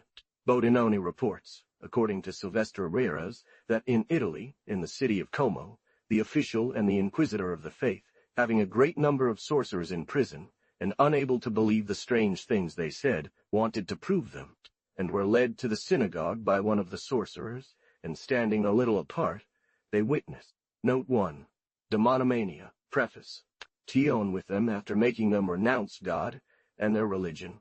We find, says Bodinone, in the 6th book of Mera, who wrote very diligently the history of Flanders, that in the year 1459 a great number of men and women were burned in the city of Arras, accused by one another, and confessed that they were transported at night to dances, and then coupled with devils they worshipped in human form. According to Peter Lancre, Jeanette Dabadie, aged 16, stated that she saw men and women mixing promiscuously at the Sabbath. Note 1. Demonomania. Jacques Sprenger and his 4 inquisitors of sorcerers write that they have prosecuted an infinite number of sorcerers, having executed a great many in Germany, especially in the countries of Constance and Ravensburg in the year 1485, and generally, without exception, they all confessed that the devil had carnal copula. Around the year 1670, says Balthazar Becker, 1. There was in Sweden, in the village of Mora, in the province of Elfdalen, a case of witchcraft that caused great commotion. Judges were sent there. That the devil commanded them to couple and join together, granting each whatever nature abhors most, namely, a daughter with her father, a son with his mother, a sister with her brother, a goddaughter with her godfather, a penitent with her godfather, a penitent with her confessor, without distinction of age, quality, or relationship. Note 6. 70 witches were sentenced to death. A large number were arrested, and 15 children found themselves entangled in these affairs. The Enchanted World, Book 6, Chapter 29, according to original accounts. It was said that the witches would meet at night at a crossroads, where they would invoke the devil at the entrance of a cave, repeating 3 times, "And take us to Blockula." This was the enchanting and unknown place for the common folk where the Sabbath took place. The demon Antiser would appear to them in various forms, but most often as a man wearing a gray suit of armor, red ornamented shoes with ribbons, blue socks, a red beard, and a pointed hat. They carried them through the air to Blockula, aided by a sufficient number of demons, most of whom were disguised as goats. Some sorcerers, more daring, accompanied the procession, riding on broomsticks. Those who led children planted a pike in the rear of their goat. All the children perched themselves on top, following the sorceress, and made the journey without incident. When they arrived at Blockula, the account continues, a feast was prepared for them. They offered themselves to the devil, whom they swore to serve. They had a prick on their finger and signed with their blood a covenant, or pact. They were then baptized in the name of the devil, who gave them scraps of bells. The greatest seduction that the devil employs is good food, and he gives these people a magnificent feast, which consists of a cabbage and bacon soup, oatmeal porridge, butter, milk, and cheese. They were thrown into the water, uttering these abominable words. Just as this scrap will never return to the bells from which it came, so my soul will never enter heaven. After the meal they play and fight, and if the devil is in a good mood, he beats them all with a stick, after which he laughs uproariously. At other times, he plays the harp for them. The confessions obtained by the court revealed that the fruits of the witch's dealings with demons were toads or snakes. Witches also confessed that they had sometimes seen the devil sick, and then he would have leeches applied to him by the sorcerers in his company. Finally, the devil gave them animals that served and performed their tasks, to one a raven, to another a cat, which they called Emperor, because it was sent to steal what they desired, and it did so skillfully. He taught them how to draw milk by magic. The sorcerer plants a knife in a wall, attaches a cord to the knife, and pulls it as if it were a cow's udder, and the animals he intends in his mind are drained immediately until exhausted. They even killed those they disliked by striking the air with a wooden knife. They used the same method to harm their enemies, who suffered incredible pain for as long as the cord was pulled. On these confessions, hundreds of sorcerers were burned, but there were still many in Sweden. One cannot invoke demons with certainty without placing oneself within a circle that ensures their reach, because their first move would be to seize, if order is not brought to bear. Same quote. A few words. Alpha, Omega, Eli, Ilaho, Zebahat, Elion, Sedeh. Behold the lion that is victorious over the tribe of Judah, root of David. Here is what is read on this subject in the grimoire of Pope Honorius. Circles must be made with charcoal, blessed water sprinkled, or wood from the blessed cross. When they are made thus, and some words from the gospel written around the circle, on the ground, blessed water will be thrown while citing a superstitious prayer, from which we must. I will open the book and its 7 signs. After the prayer, some formula of conjuration is recited, and the spirits appear. The Grand Grimoire adds that upon entering this circle, one must not have on them any unclean metal, but only gold or silver, to throw the piece into the mind. This piece is folded in a white paper, on which nothing has been written. It is sent to the mind to prevent it from causing harm, and while it bends down to pick it up before the circle, the invocation that submits it is spoken.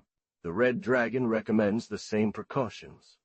We must now speak of the circles that sorcerers make during Sabbats for their dances. They sometimes have a diameter of 12 or 15 fathoms, and contain a circular grass plot about a foot wide with green grass in the middle. They are still shown in the countryside. They are called Sabbat Circle or Fairy Circle, because it was believed that fairies drew these magical circles in their moonlit dances. Sometimes, too, the entire center is dry and parched, and the edge is carpeted with green grass. Jessorp and Walker, in the Philosophical Transactions, attribute this phenomenon to thunder. They reason that it is most often seen after storms. Other scholars have claimed that magical rings are the work of ants, as these insects are often found working in large numbers there. Note 1. Madame Elise Foyard notes au Livre de la Vierge d'Ardouin, de Sebentol. Even today, in poorly lit rural areas, arid places like the Sabbath Circle are still regarded as the remains of fairy dance, and peasants approach them only with fear. 1. Charnel union with the devil, incubes and succubes. Why can to know women and often accomplish their purpose? So much so that to deny it is a trait of an impudent man. Demones fucundos esse femin equare angelos vero bonos minime. Common noise, St. Augustine once says, and many have tried it and still heard from those of whom one cannot doubt that certain fauns and wild animals called common incubes were hateful and envious to women, to the extent that they often coveted to dwell with them, and there are certain demons that the French call douzies, who strive as much as they. Note 1. City of God, Books 23 and each unknowing. Crespitone reports that Colonel Rodiginus, Book 2, Chapter 6, in the Ancient Lessons maintains that devils can dwell with women, and often sorcerers are found in secluded places, lying reversed and moving as if in a state of venereal act, and immediately the devil appears in the form of a thick and foul cloud. Note 1. Crespit, La Haine de Sethum, p. 2096, T8 boots, spurs, a sword at his side, and a black horse at the door. According to Baudin, Jeanne Herveler, native of Verberie near Compiègne, among other things, confessed that her mother had been condemned to be burned alive by an arrest of the Parliament, confirming the sentence of the judge of Senlis, who, at the age of 12, presented her mother to the devil in the form of a tall black man dressed in black. she said. This continues every 15 days, even while she lies next to her husband without him realizing. And one day the devil asked her if she wanted to get pregnant by him, and she refused. Her mother said, "Here is my daughter that I promised you," and to the daughter, "Here is your friend who will make you very happy," and from then on she renounced God, religion, and then had carnal relations with him in the same way and manner as men do with women, except that the seed was cold. Note 1. Demonization. Merlin was believed to be the son of the devil. This did not go unnoticed by her parents, who could have caused her to become pregnant because she abhorred marriage and had refused to get married.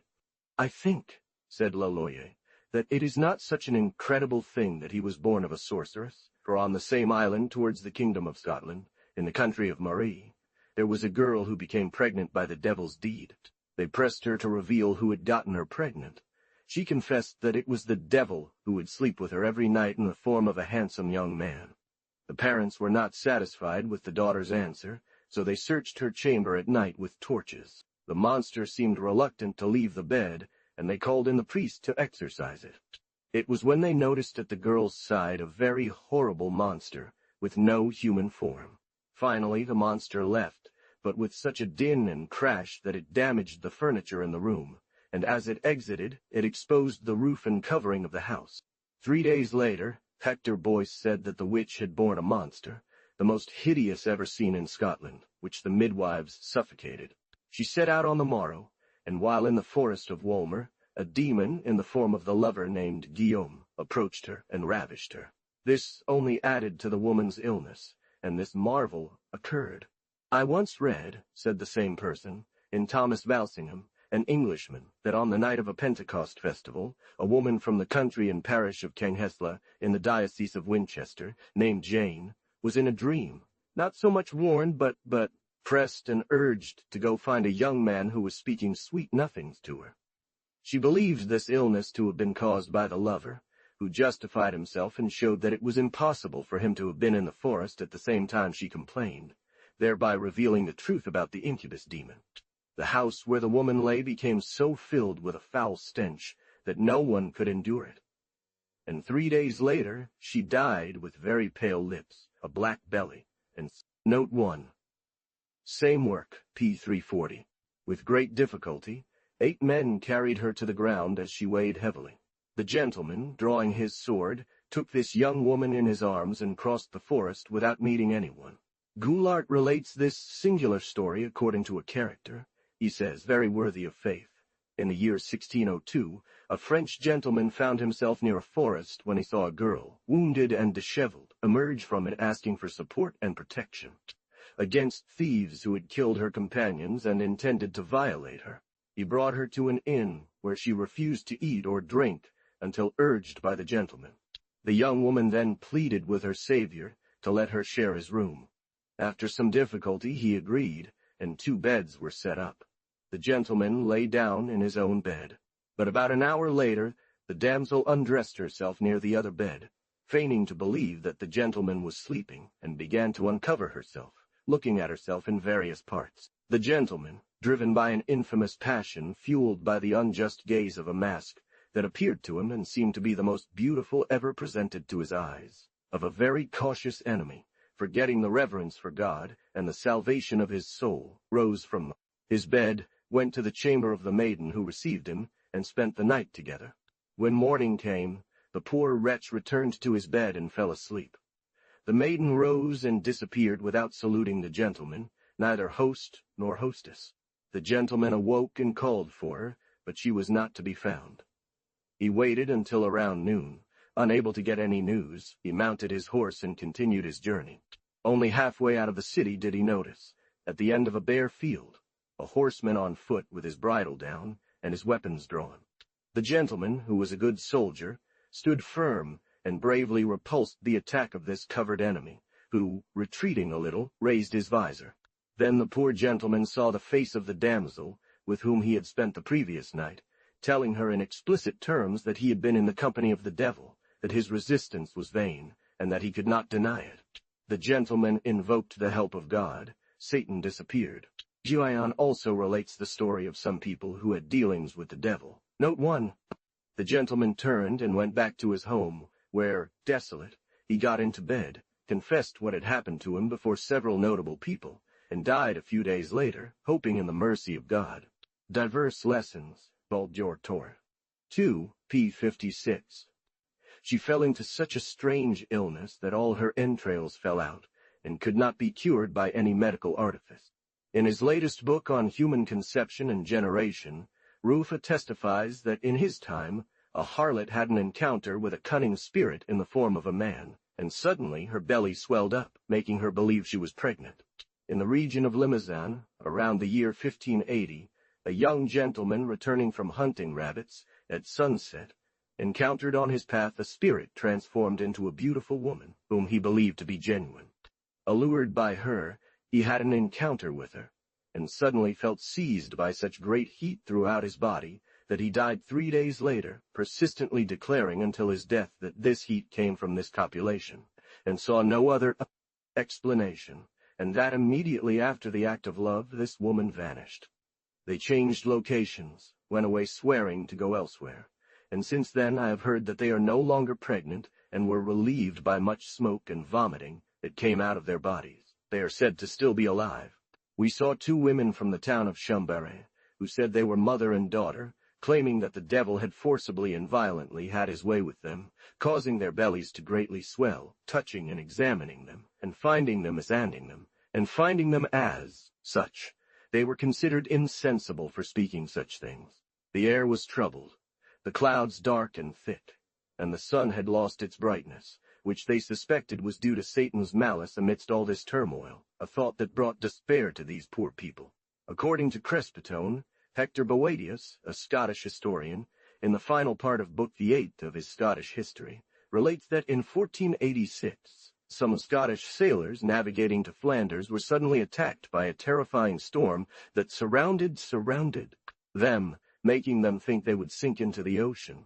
Infamous crime. Unfortunately for them, there was a woman on board their ship, who, seeing such great disorder and terror, began to confess her sin and accuse herself, as she had long suffered from a deadly incubus, who would sometimes vex her, and he only left her company by begging them to throw her into the sea, as she felt deeply guilty for such an horrible and pie. Note 1. Oh, the air from the ship, with a pale, smoky hue accompanied by flames that fell into the depths, and immediately peace was restored. However, there were Catholic people on the ship, and among them a priest who confessed her, and gave her hope, in front of whom she prostrated herself in a secluded place to confess her sins with bitterness of heart, sighs and sobs, entrusting herself to God's mercy, and receiving the sacrament of absolution. Those present saw a thick cloud rise on Satan's scourge, p. 296. I have also read, says Bodin, the same author Boadius, in the same book, cited by Crespit, provides another example from the region of Gariocha, a young adolescent, beautiful and elegant in every way, who confessed to his bishop that he had often been visited night by a young girl who would tickle him in bed and kiss him, believing it was her, so that he might be warmed off. P. for the carnal act, without ever knowing who she was or where she came from, as the doors and windows of his room were always kept shut. But through the counsel of learned men, he changed his residence, and through prayers, confessions, devotions, and other pious exercises, he was delivered. 1. An extract from the interrogations conducted with the sorcerers of Longwy and Poitiers, who were just as fierce and swift as Master Adrien de Fer, Lieutenant General of Laon, has provided me. Note 1. I will share some of their confessions on this point. Demonomania.well. There were also 6 demons present, who appeared in human form but were very ugly to look at. Guillemette Marie, wife of Simon Dagneau, and Guillemette, wife of one Legras, each with a Ramon. Marguerite Brimont, wife of Noël de Lavatte, said that last Monday, after nearly dying, she was with her mother Marion at an assembly near the Francois Mill in Longwy on a hill, and her mother had a Ramon between her legs, saying, "I will not describe the words," and suddenly they were both transported to a place where they found Jean Robert, Jean. After the dance ended, the demons lay down with them and had their way with them, and one of them, who had led the woman to dance, kissed her twice and stayed with her for more than half an hour, but left his seed cold. P. de Lancre repeats various stories of incubes and succubes. Note 1. Tableau de l'inconstance des mauvais anges, p. 214. Them but invisible to others, except that after this abominable coupling, a stinking and filthy vapor rises from the witch's body, as large as a man. Henry, the instructor, and Jacques Sprenger, who were chosen by Pope Innocent VIII to prosecute the sorcerers of Germany, relate that they often saw witches lying on the ground with their bellies up, moving their bodies with the same agitation. Those engaged in this vile act, enjoying themselves with these spirits and incubes who are visible too. So many jealous husbands, seeing these evil spirits thus coupled and recognizing their wives, thinking they were really men, took up their swords, and when the demons disappeared, they were mocked and rudely rebuked by their wives. Many, hearing him talk, did not consider him mad. François Pic de la Mirandole stated he knew a man of 75 years old, named Benedetto Berna, who for 40 years had dealings with a succubus spirit he called Harmeline, and that she would appear to him in human form, wherever he was, would speak together. Another, named Pinnet, had a similar experience for 30 years under the name of Fiorina. Notably, Bowden said that devils do not make explicit pacts with children dedicated to them if they have not reached puberty, and he stated that Gina Herveler arranged for her mother, who had dedicated her to Satan soon after she was born, never to be desired by Satan or to mate with him, as long as she did not reach the age of 12. Magdalene de la Croix, abbess of Cordoba in Spain, also said that Satan did not have knowledge of her until she reached that same age. Or this act of lust is not committed or practiced by them for their own pleasure, because as simple-minded individuals they cannot derive joy or pleasure from sensory things. But they do it only to lead man into the precipice in which they themselves are, which is the disgrace of the Most High and Mighty God. Johannes de Geer states that the devil, in the form of a goat, had his member at the rear, and knew women by shaking and pushing with it against their front. All witches agree on this, says Del Rion, that the seed they receive from the devil is as cold as ice, and it brings no pleasure but rather horror, and therefore cannot be the cause of any generation. Marie de Marigran, aged 15, residing in Biarritz, says that she has often seen the devil copulate with an infinite number of women, whom she names by name and nickname, and that his custom is to know the beautiful ones in front, and the ugly beautiful ones in front, and the ugly ones at the rear.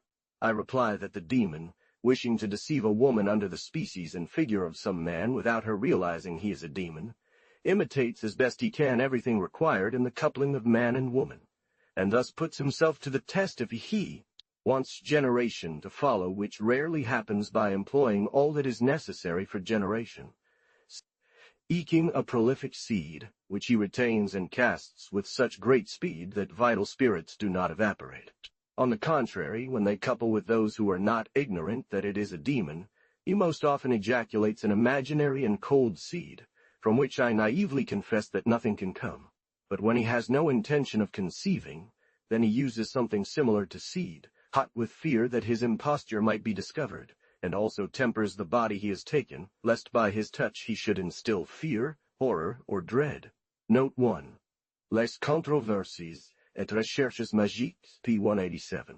Moreover, all sorcerers agree that if they concoct his works, he asks them, and if any are found who desire it, then he uses, as I have said, the true seed of man. Rats, they were born from the union of men with brutish beasts. This is considered the most certain origin of most monsters. For example, Alcippe once gave birth to an elephant during the Martian War. According to Del Rion, demons can also produce certain unusual monsters, such as the one seen in Brazil, with 17 palm-high tentacles covered in lizard skin, having very large teeth, same kind, similar to those captured in the forests of Saxony in 1240, with a demi-human face, or P. Similarly, 3 women have given birth since. One in Switzerland, to a lion in 1278, another in Pavia, to a cat in 1271, and another in the city of Bresse, to a dog. Thus, in the year 1531, another woman gave birth from the same womb, first to a head of man wrapped in a veil, then to a 2-footed serpent, and thirdly to an entire piglet.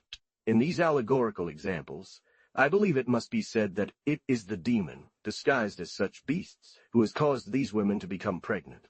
I, Louis the priest, renounce all and each of the spiritual and corporal goods which might be given to me, or come to me from God, the Virgin, and all the saints and saintesses, especially from St. John the Baptist, and the apostles Peter and Aptus, Paul and St. Francis.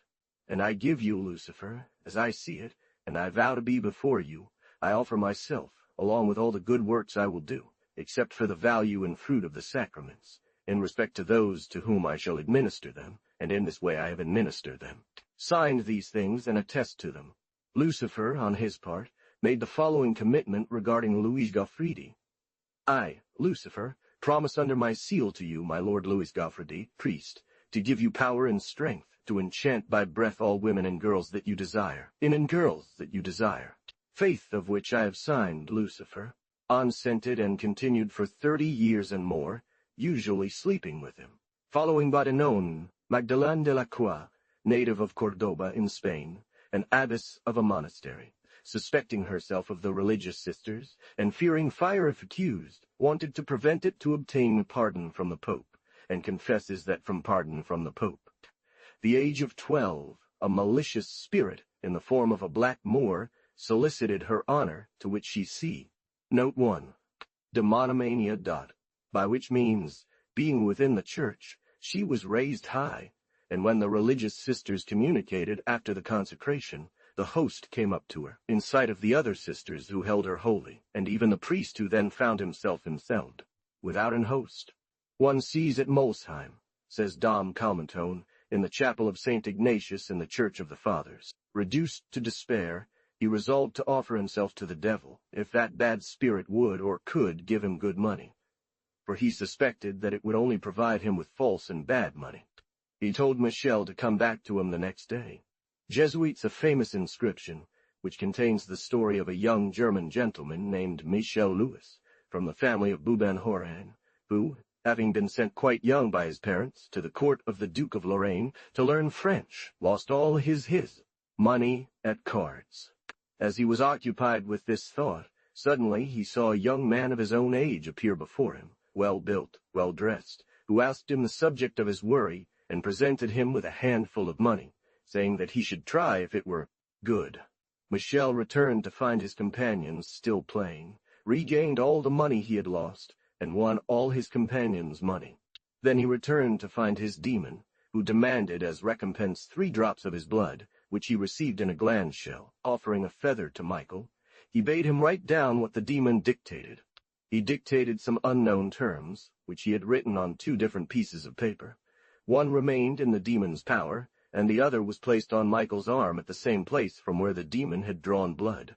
And the demon said, I engage to serve you for 7 years, after which you will belong to me without reserve. The fateful term of 7 years drew near, and the young man was then about 20 years old. The young man consented, though with horror, and the demon did not fail to appear before him day and night in various forms, and inspire in him various unknown and curious things, but always tending towards evil. He returned to his father.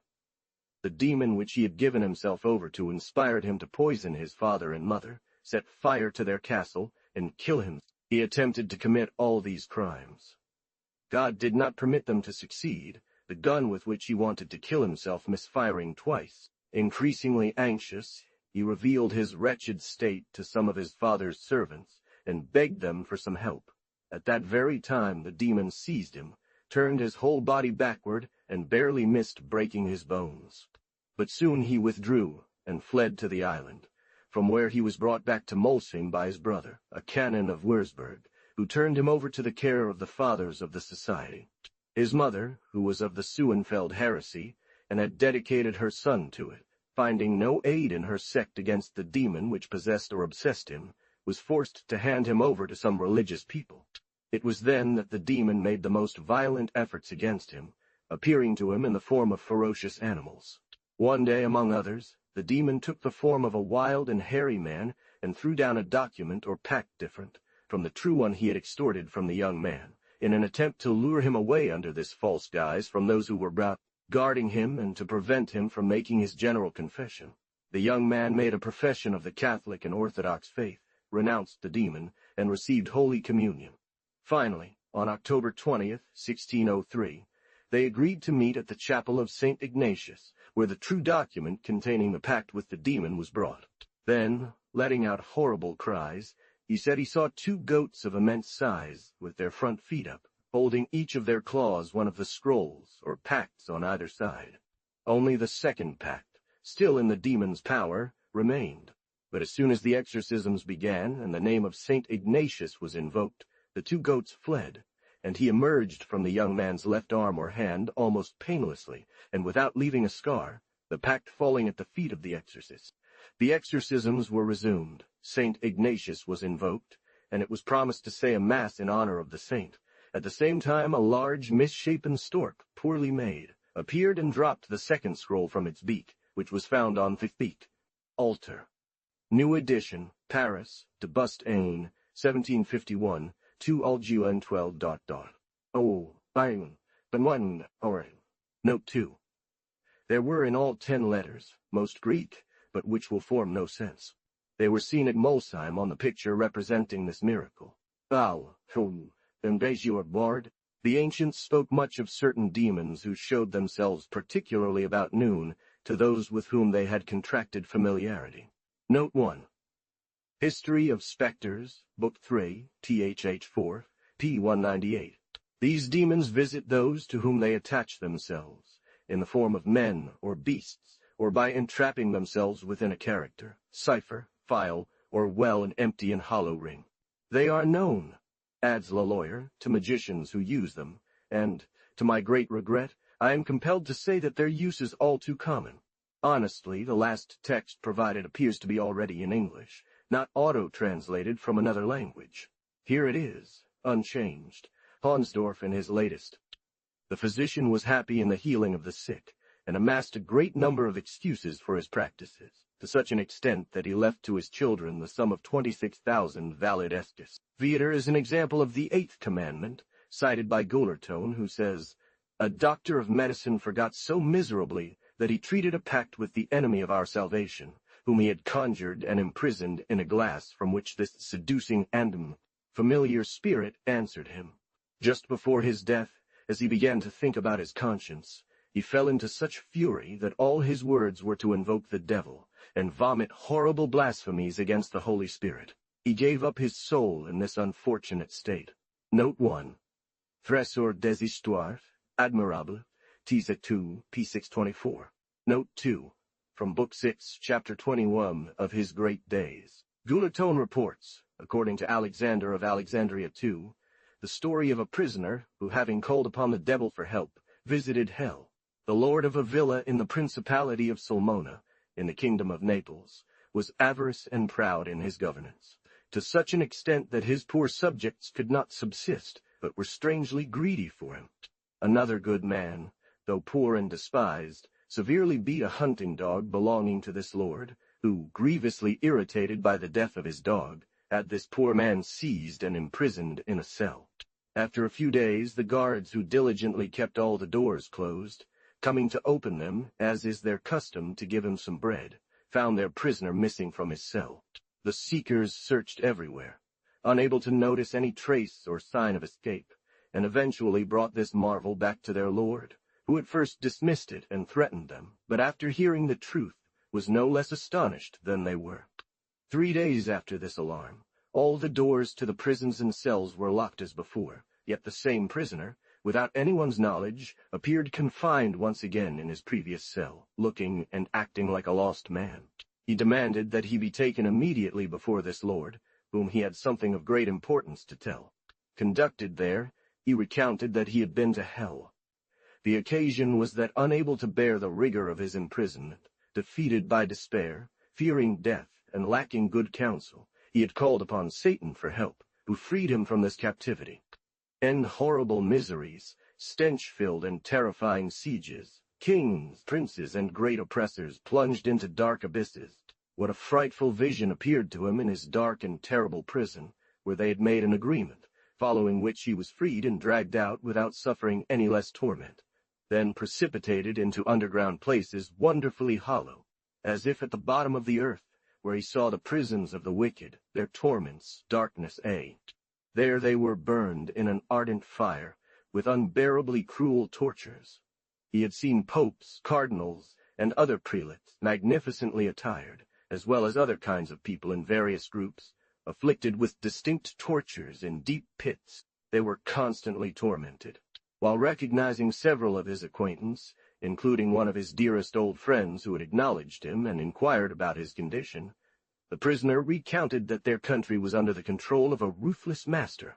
The other instructed him, upon his return, to command this ruthless lord to renounce his tyrannical behavior, and declared that if he continued, his position would be marked for certain imprisonment that he showed the prisoner.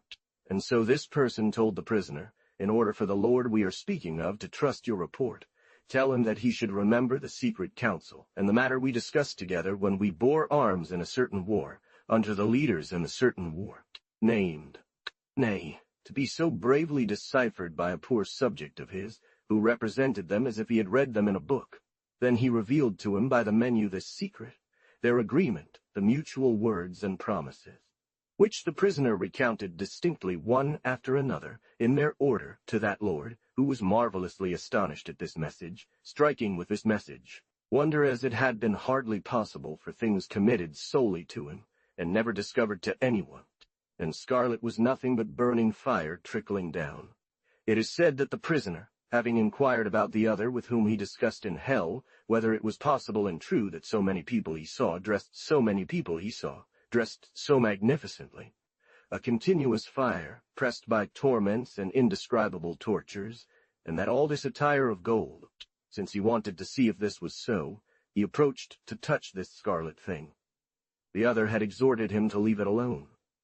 But the fire's ardor had seared everything inside his hand which he showed, all roasted and as cooked on a great fires, coal. The poor prisoner, having been released, seemed to those who approached him to be returning home like a man completely dazed, who neither hears nor sees drops, always thoughtful, speaking very little and barely answering the questions put to him.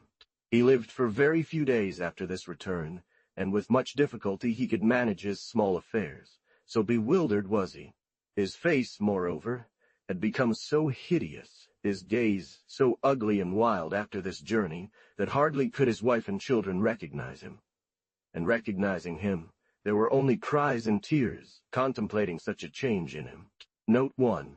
Crespitone describes the mark that Satan strikes upon his own, sin like thieves, and no drop of blood ever flows from it, nor can one make them cry out under any torment that may be inflicted upon them.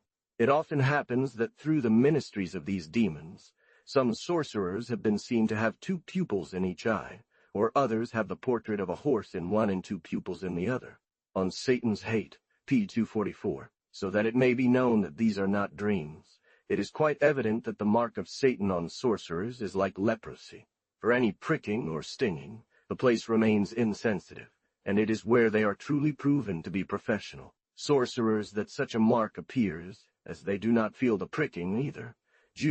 With this character, they receive the power to harm, to charm, and also make their children participants in it.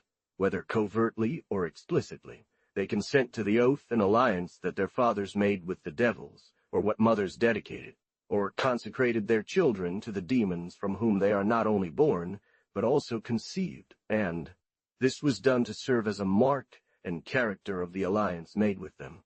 For demons can inscribe and portray on the tender embryo's heart such or similar lines, apps and wiles to keep them in his service and subjection through recognition of their master's marks. These marks, said Jacques Fontaine 1, are not engraved by the devil on the bodies of witches to recognize them, as captains of light horse companies recognize their men by the color of their jackets, but to counterfeit the Creator of all things, to display his grandeur and the authority he has acquired over miserable humans who fall into his cheetah. Note 1. Discourse on the Marks of Witches and True Possession, etc., by Jacques Fontaine, to prevent them, as much as possible, from retracting their promises and oaths of loyalty, because even if they make bankruptcy of him, the marks still remain on their bodies, serving, in case of accusation, as a means to lose them at the least discovery that can be made. Ling any sensation or humor other than the pain caused by the hook. Around 1591, an 80-year-old beggar woman from Poitou was arrested as a witch. The same author established that the marks of sorcerers are parts mortified by the touch of the devil's finger. Paris, Denis Langlois, 1611, in 12, p. 6, an accused named Louis Gaufridi, who had just been condemned to be burned, was marked in over 30 places on his body, and primarily on his kidneys, where he had a mark of lust so enormous and deep, considering the location, that a hook could be planted there up to 3 fingers across, without fingers. She called herself Léonard Chassanet. She denied having caused any harm. Confronted with Mathurin Bonneval, who claimed to have seen her at a Sabbat, she confessed that she had gone there with her husband. That the devil, who appeared in the form of a goat, was a very smelly beast. However, she was convinced by 19 witnesses that she had caused the deaths of 5 farmers and several animals, who'd eat them, and then she would die, which she refused. So this sorceress was sentenced, and the pieces of wax were burned with her. She had these pieces of wax. They were examined, and one could not determine what material they were made of. When she was sentenced for these acknowledged crimes, she confessed to having made a pact with the devil, giving him some of her hair, and promising to do all the evil she could. She added that at night, in her prison, the devil came to her in physically form of a cat, and when she told him she wanted to die, he offered her 2 pieces of wax, saying Note 1. Forgeries and deceitfulness of the devil. Money from the devil is usually of bad quality. Del Rio tells of a man who received from the demon a purse full of gold, but the next day he only found ashes and manure inside. A summary of spells and poisons, taken from criminal trials held at the Royal Court in Montmorial, Poitou, in the year 1599, p. 19:9. A stranger, passing through a village, met a young man of 15, with an interesting face and very simple attire. The young man went home, shook his mysterious treasure, and some pieces of gold fell out. The gold pieces he had extracted disappeared, and he realized he had been dealing with the devil. But, unable to resist the temptation of opening it, he saw cat claws, bear nails, frog legs, and other figures so horrible that he threw the paper into the fire, where it remained undestroyed for half an hour. He asked him if he wanted to be rich. The young man having replied that he desired it, the stranger gave him a folded paper and told him that he could make as much gold come out of it as he wished, as long as he did not unfold it, and that if he tamed his curiosity, he would soon know his benefactor. A greedy man, who had become rich through usury, feeling his death approaching, asked his wife to bring him his purse so that he could see it one last time before dying. No specific promises were made to him, and he died while contemplating his gold. Then they tore the purse from his hands, which was not done without difficulty. When he held it, he squeezed it tenderly, and ordered that it be buried with him, as he found the thought of parting from it heart-rending. Note 1. Caesarii hist. De morientibus cap. But what a surprise for the assembled family when, upon opening the bag, instead of gold pieces, they found 2 frogs. The devil had come, and taking the soul of the usurer, he had carried off his gold, as 2 inseparable things that made one. 39. Mirac.war. Lied. To Roy. To make more money, he added as much water as wine to what he sold. Here's another story. A man who had only 20 cents for all his wealth began to sell wine to passers-by. After a while, by this unjust means, he accumulated the sum of 100 livres, which he let fall into the river. Having squeezed this money into a leather bag, he went with one of his friends to stock up on wine to continue his trade. But as he was near a river, he pulled a 20-cent piece out of the leather bag for a small purchase. He held the bag in his left hand and the coin in his right. Immediately a bird of prey swooped down on him and took his bag. Note 1. St. Gregory of Tours, Book of Miracles. The poor man, whose whole fortune was thus lost, said to his companion, "God is just. I only had a 20-cent piece when I started stealing. He has left me my property and taken away what I had acquired unjustly won." As he only had 12 coins in his purse, he left a gold chain as collateral for the rest, promising to pay on his return. A well-dressed stranger, passing through a village in Franche-Comté in September 1606, bought a mare from a local farmer for 18 ducats. The seller wrapped everything up in paper, and the next day found the chain missing, and 12 lead plates instead of the ducats. 1. Note 1. Boguet Discourse on Sorcerers, Mr. and His Demonolatry. Note 1. Ch. Orth, Ann, 1705, cited by Dom Calmet, in Treatise on the Apparitions of Spirits, Audiobook. His parents sent him to school, but not accommodating himself to the subservience demanded by study. He left, determined to return to his former way of life. 1. Remy speaks of several individuals he heard testifying in court as a lieutenant general of Lorraine during a time when the country teemed with witches and sorcerers. Those who claimed to have received money from the demon found only broken pot, shards, coals, tree leaves, or other worthless and contemptible items in their purses. p. 271, Darda. Father Abram, a Jesuit, in his handwritten history of the University of Pont-à-Mousson, reports, as noted by Dom Calmet 1, that a young man from a good family but with an unyielding character first served in the army among the rough soldiers and servants. Ed. Dodd. On his journey, he encountered a man dressed in silk, but with a bad countenance, black and hideous, who asked him where he was going, and why he looked so sad. Bargain with me. 3 days later, the same figure appeared again, and asked if he had made his decision. The young man replied that he did not need a master. The spectre said, "Where are you going?" "I am going to such a city," he answered, "that I named it." The young man, thinking that he wanted to engage him in his service, asked for time to think about it. But beginning to distrust the beautiful promises he made him, he looked at him more closely, and noticed that he had a split foot like a cow's, was seized with fear, crossed himself, and invoked the name of Jesus. Immediately the spectre vanished. In the same bag there was powder that the ghost said was a very subtle powder. At the same time the demon threw down at his feet a bag that jingled, and was found to contain 30 or 40 issues of Flanders, among which there were about a dozen that appeared to be gold, newly struck, and as if coming out from under the die of a fun. The mint, Dikko. At the same time he gave him abominable advice to satisfy the most shameful passions, and exhorted him to renounce the use of holy water and the adoration of the hostie, which he derisively called this little cake. The child, repugnant at his proposals, made the sign of the cross on his heart, and at the same time he felt himself thrown so violently against the ground that he remained half dead for half an hour. Getting up, he returned to his mother, made penance, and changed his conduct. The pieces that appeared to be gold and newly struck, having been put into the fire, were found to be only copper. Note 1.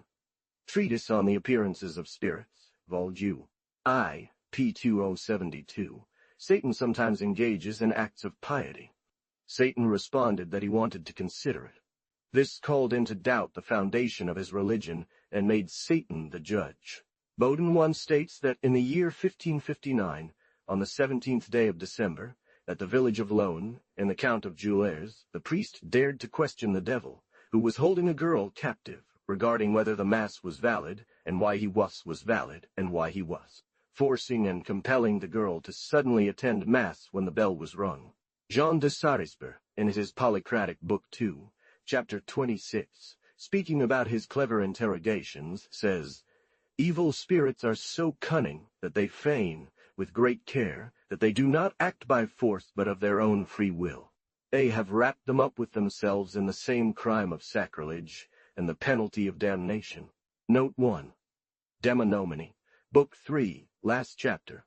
They are constrained, and they cause them to be removed from the places where they are, under the authority of exorcisms.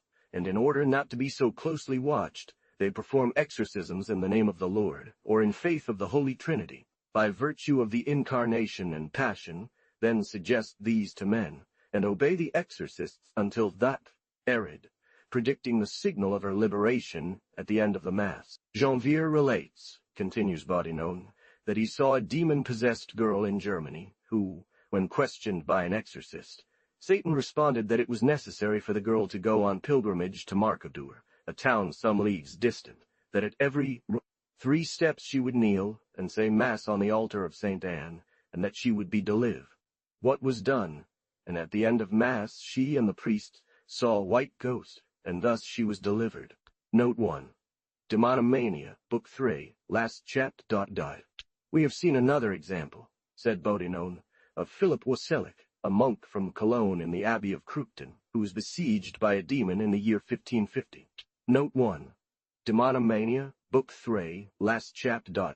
Bodinon also cites this story, well known to Parisians, that occurred in the city of Paris on Saint Honoré Street at the Red Horse. The evil spirit questioned the exorcist, stating that he was the soul of the late Abbot Matthias de Dure, because he hadn't paid the painter who had so beautifully painted the image of the Virgin Mary, and the monk could not be delivered unless he went on a journey to Trier and Aachen, which was done.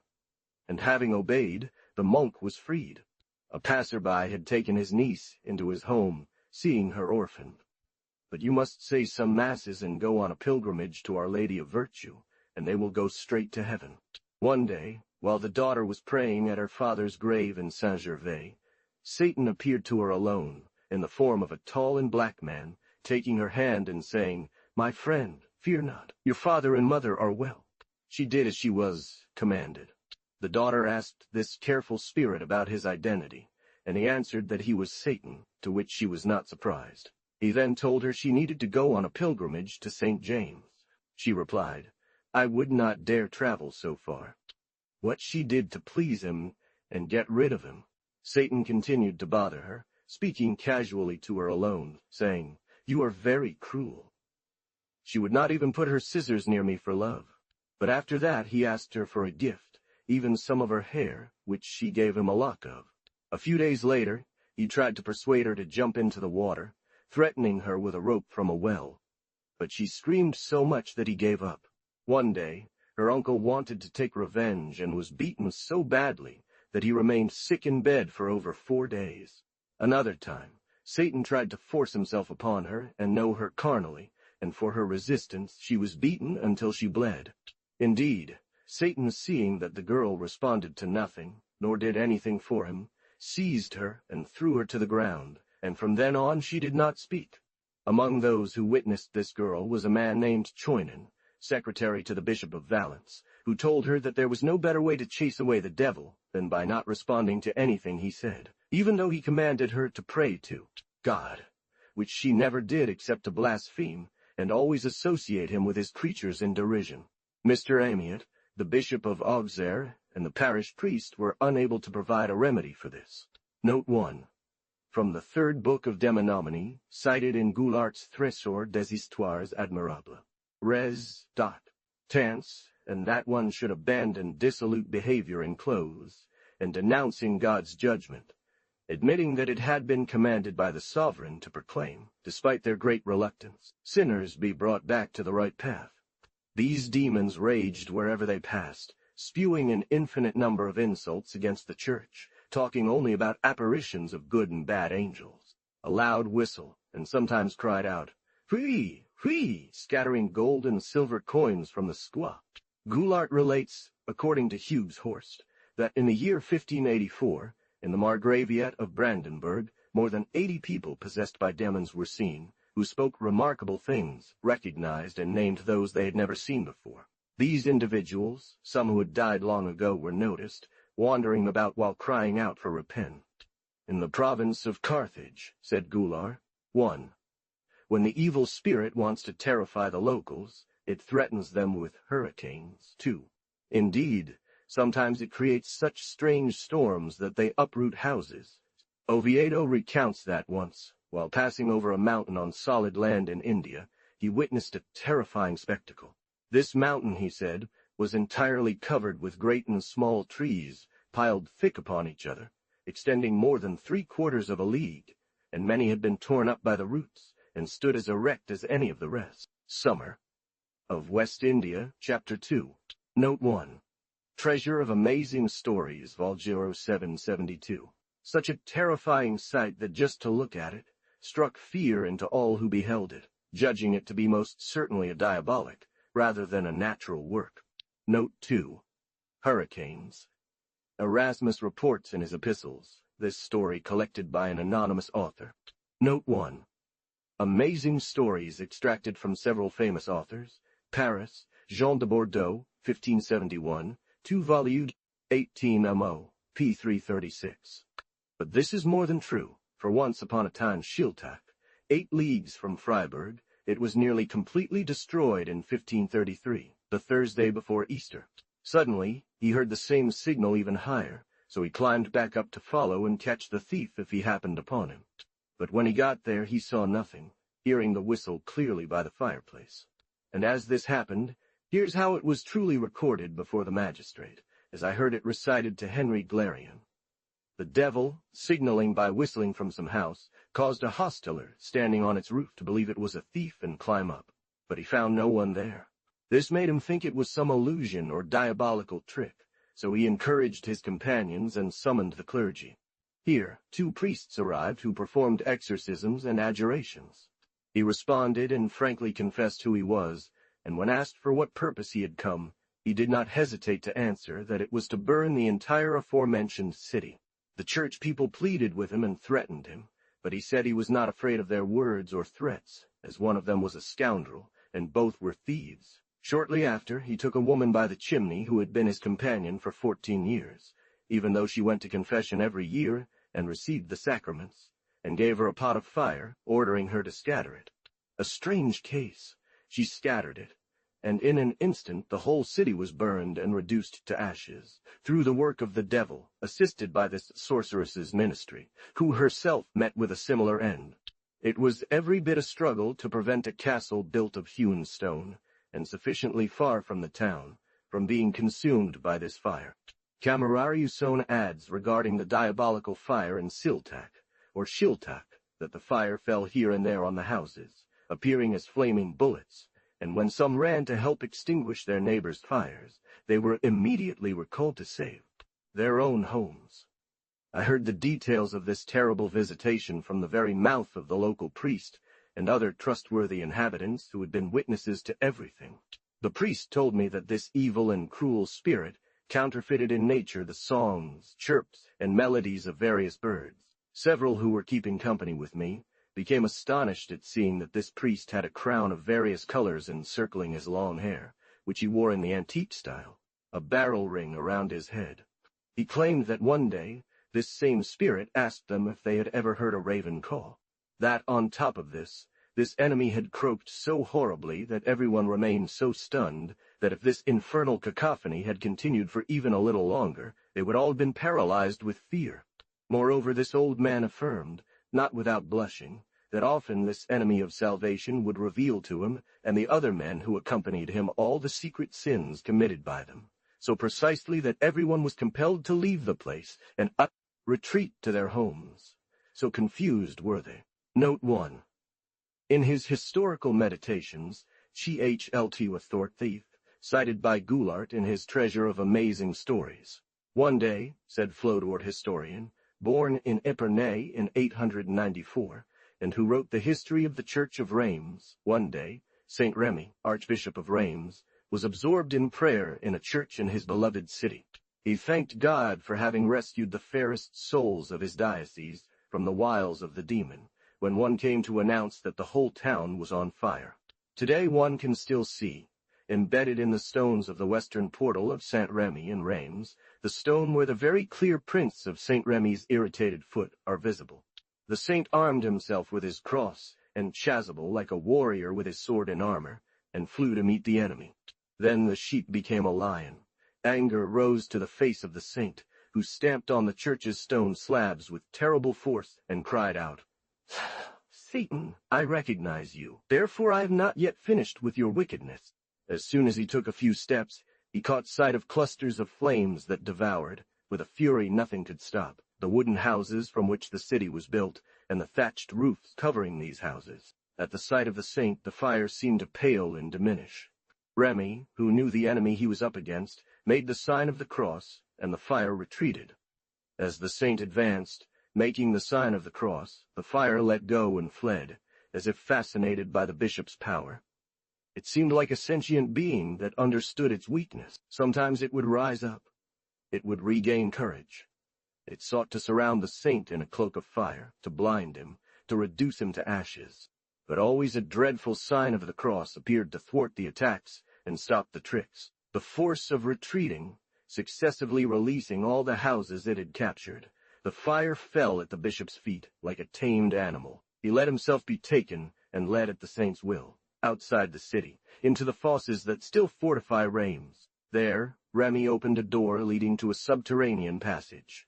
He hurled the flames into it, as one might throw a criminal into a pit, and sealed the door.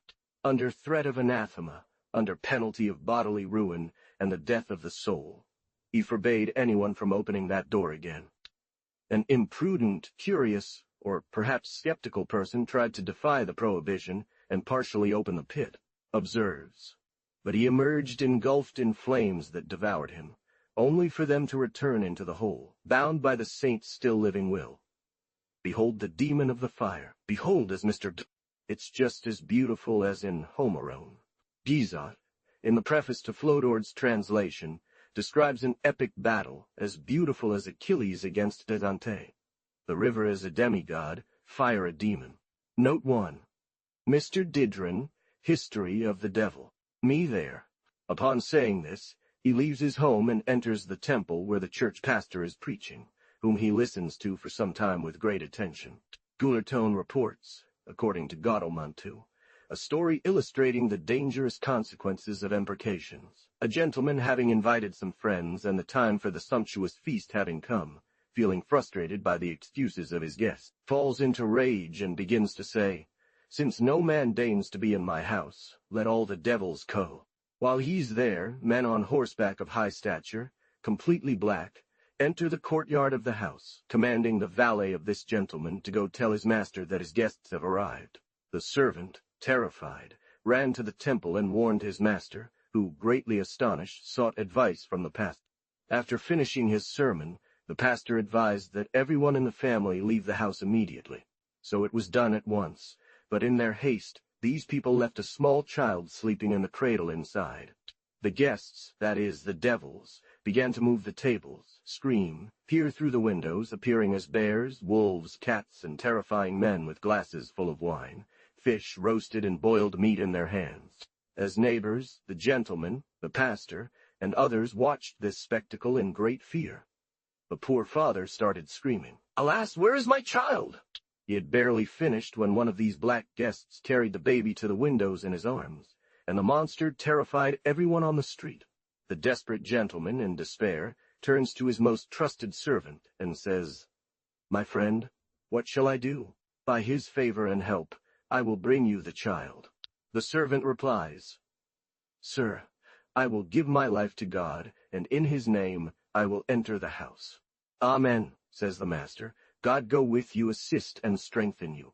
Having received blessings from the pastor and other good people present, the servant enters the home and approaches the dark guest. "What are you doing here?" The servant, sweating with fear yet strengthened by God, addresses the demon holding the child. "Hand over this child to me." He kneels down, commends himself to God, opens the door, and sees devils in horrible forms, some sitting, others standing, some creeping on all fours, others crawling against the floor, all shouting together, "Wee! Go tell your master to come and receive him." "Do not fear," answer the other, "it is mine." The servant insists and says, "I am fulfilling the task God has given me, and I know that everything I do according to it pleases him. Yet regarding my duty, in the name, with the help and virtue of Jesus Christ, I snatch and seize this child, whom I return to his father." Saying this, he clutches the child tightly in his arms.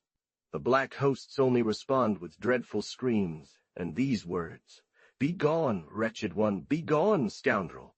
Leave this child, otherwise we will kill you." But despising their threats, he came out safe and sound, and returned the child into the same hands of the gentleman, his father. A few days later, all these hosts disappeared, and the gentleman, having become wise and a good Christian, returned to his home. Note 1. Trésor des Histoires Admirables, Vol. G. I. p. 2090, Ol. Note 2. In his work De Magie, Benefices, etc., Book 1, Chapter 1, the peasant, considering this as impossible, set out sighing and weeping. The devil loves to punish the wicked. Job Finsalone reports that in the year 1532, A cruel German gentleman toward his subjects commanded a certain peasant to go and seek in the nearby forest a large oak tree and bring it to his house. Severe punishment. Inside the forest, he encountered a man who was the enemy, who asked him the cause of his sadness, to which the peasant replied, with the other having commanded him to return, promising to order that the gentleman would soon have an oak tree. Note 1. Cited by Goulart, Trésor d'Histoires Admirable, Vol. 2. As soon as the peasant returned to the village, his forest man threw everything against the door of the gentleman, and in the middle, one of the largest and mightiest oak trees that could be chosen, with its branches and twigs. p. 540. Moreover, this tree became as hard as iron to such an extent that it was impossible to break it up, which compelled the gentleman, to his shame, anger, and dispensation, not to pierce his house in another place, and make new windows and doors. There are legends well naive under the chapter of devilish mischiefs. There was at Bonn, says Césaire of Heisterbach, a priest remarkable for his purity, kindness, and devotion. If it was night, it would blow out the candle. The devil delighted in playing small tricks on him like a squire. When he read his breviary, the evil spirit would approach without being seen, put its claw on the lesson of the good cure, and prevent him from finishing. At another time, it would close the book, or turn the leaf at the wrong moment. Note 1. César Heisterb. Miracle. Lib. 2. The devil hoped to find joy in injuring his victim, but the good priest received all this so well, and resisted impatience so constantly, that the troublesome spirit was forced to look for another dupe. The people were all the more surprised at the choice of this retreat, as the tower was inhabited by a demon. Until then, the demon had not allowed anyone entry. But the baron was above such fear. A Swiss historian reports that a baron of Regensburg had retired to a tower in his castle in Basel to dedicate himself more carefully to the study of Holy Scripture and belles lettres. Amidst his studies, the demon would appear, they say, in secular garb, sit beside him, ask questions about his research, and engage in conversation on various topics, never causing him any harm. Note 1. Swiss Anecdote Dictionary, p. 82.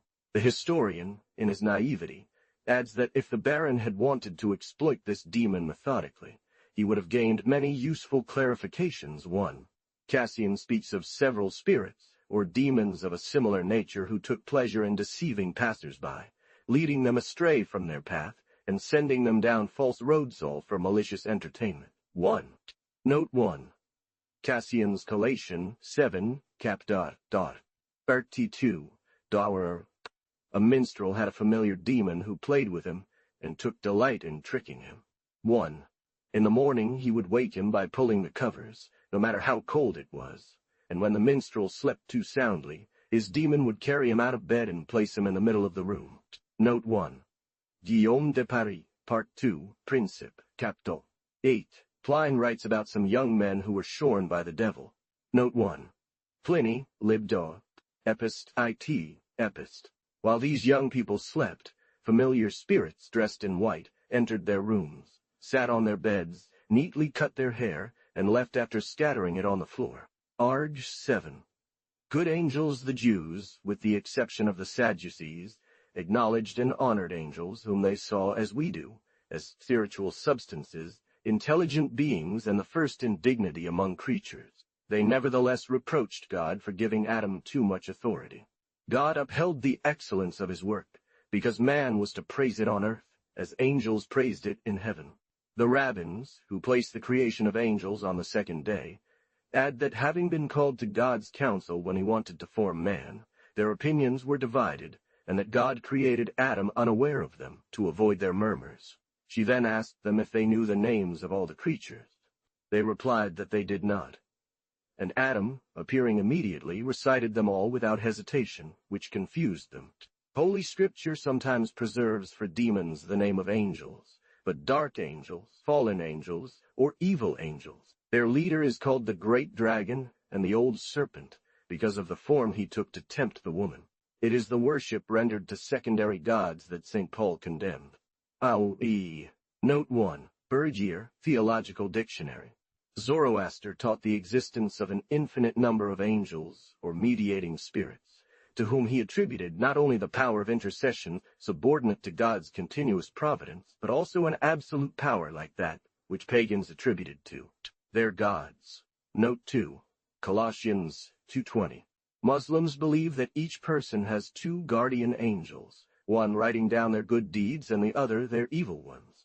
These angels are so good, they add, that when the one under their guard does a bad action, they let him sleep before recording it, hoping he will repent upon waking. In this country, others take the number of guardian angels up to 160. The Persians give every man 5 guardian angels, who are placed.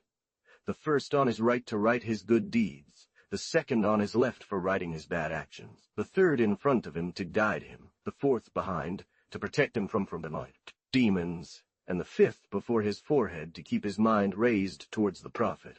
The Siamese divide the angels into 7 orders, and charge them with guarding planets, cities, and people. They say that while sneezing, evil angels write the faults of men, because angels, on certain occasions when God willed it, had aided the Jews against their enemies. Modern peoples have sometimes expected the same miracle. The theologians acknowledge 9 choirs of angels, in 3 hierarchies: the seraphims, cherubims, and thrones, the dominations, principalities, and virtues of heaven, the powers, archangels, and angels. When the enemy appeared at the breach, the people and army took refuge in the temple of St. Sophia, without losing all hope. But the angel did not come, and the city was sacked. On the day of the capture of Constantinople by Muhammad II, the Greek schismatics, relying on the prophecy of one of their monks, believed that the Turks would not enter the city but would be stopped at the walls by an angel armed with a sword, who would chase them away and repel them to the borders of Persia.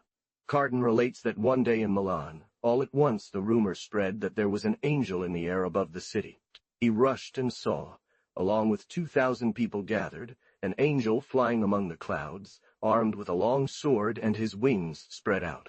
The citizens cried out that it was the exterminating angel, and consternation became general when a jurist pointed out that what they were seeing was merely a representation in the clouds of a white marble angel placed at the top of St. Gothard's annual bell tower.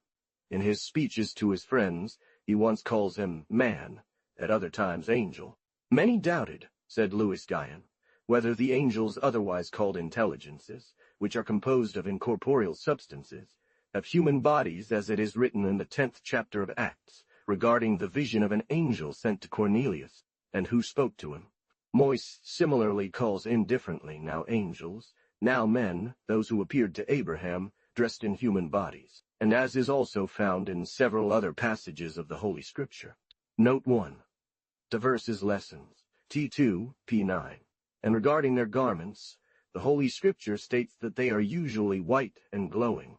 All Catholic theologians hold that these angels had human bodies, which God created impassible by his sole command, without any pre-existing matter, and as soon as they had carried out what had been enjoined to them, the bodies returned to nothing, as they had been created from nothing.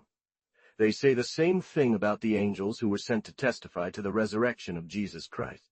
The evangelists bear witness that there was a wonderful radiance in the garments of Jesus Christ when he was transfigured on the holy mountain, and he manifested his glory to 3 of his disciples. Just as our Lord accommodates himself to our weakness, he commands his angels to descend in the form of our flesh, so that they are illuminated with a ray of glory, so that what he has commanded them regarding us is received with greater certainty and reverence, and one must not doubt that bodies similar to human bodies are given to the angels.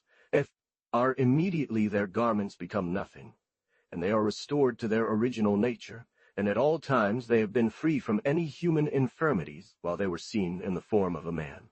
And thus the doubt of many will be removed regarding the bodies of the angels and their garments. As if these angels did not have organs, like other men, they could neither speak nor perform other human functions, as those who removed the large tomb and stone that was on the sepulchre of Jesus Christ did. It is also necessary to note the difference between the reasonable soul and intelligence or angelic nature, because the reasonable soul is united to the body, and together they form one thing which is man, although it can exist apart or separately. But the angelic nature is not united to the body, but its creation allows it to subsist by itself. Preacher, highly regarded because of his eloquence. They gently entered into the topic.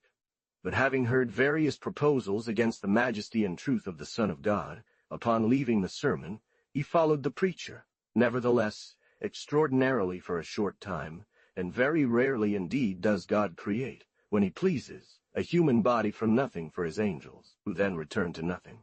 Simon Griney, a very learned person, having gone, as Goulart 1 relates, from Heidelberg to Speyer in 1529, where an imperial day was being held, wanted to hear a certain, exhorting him in God's name to think about his conscience, and to depart from his erroneous opinions. Griney vehemently and seriously pointed out the errors advanced by him, reminding him of what St. Polycarp, disciple of the apostles, in addition to what he showed in his house at Griney, which deliberated to be present at the appointed time, withdrew to his inn.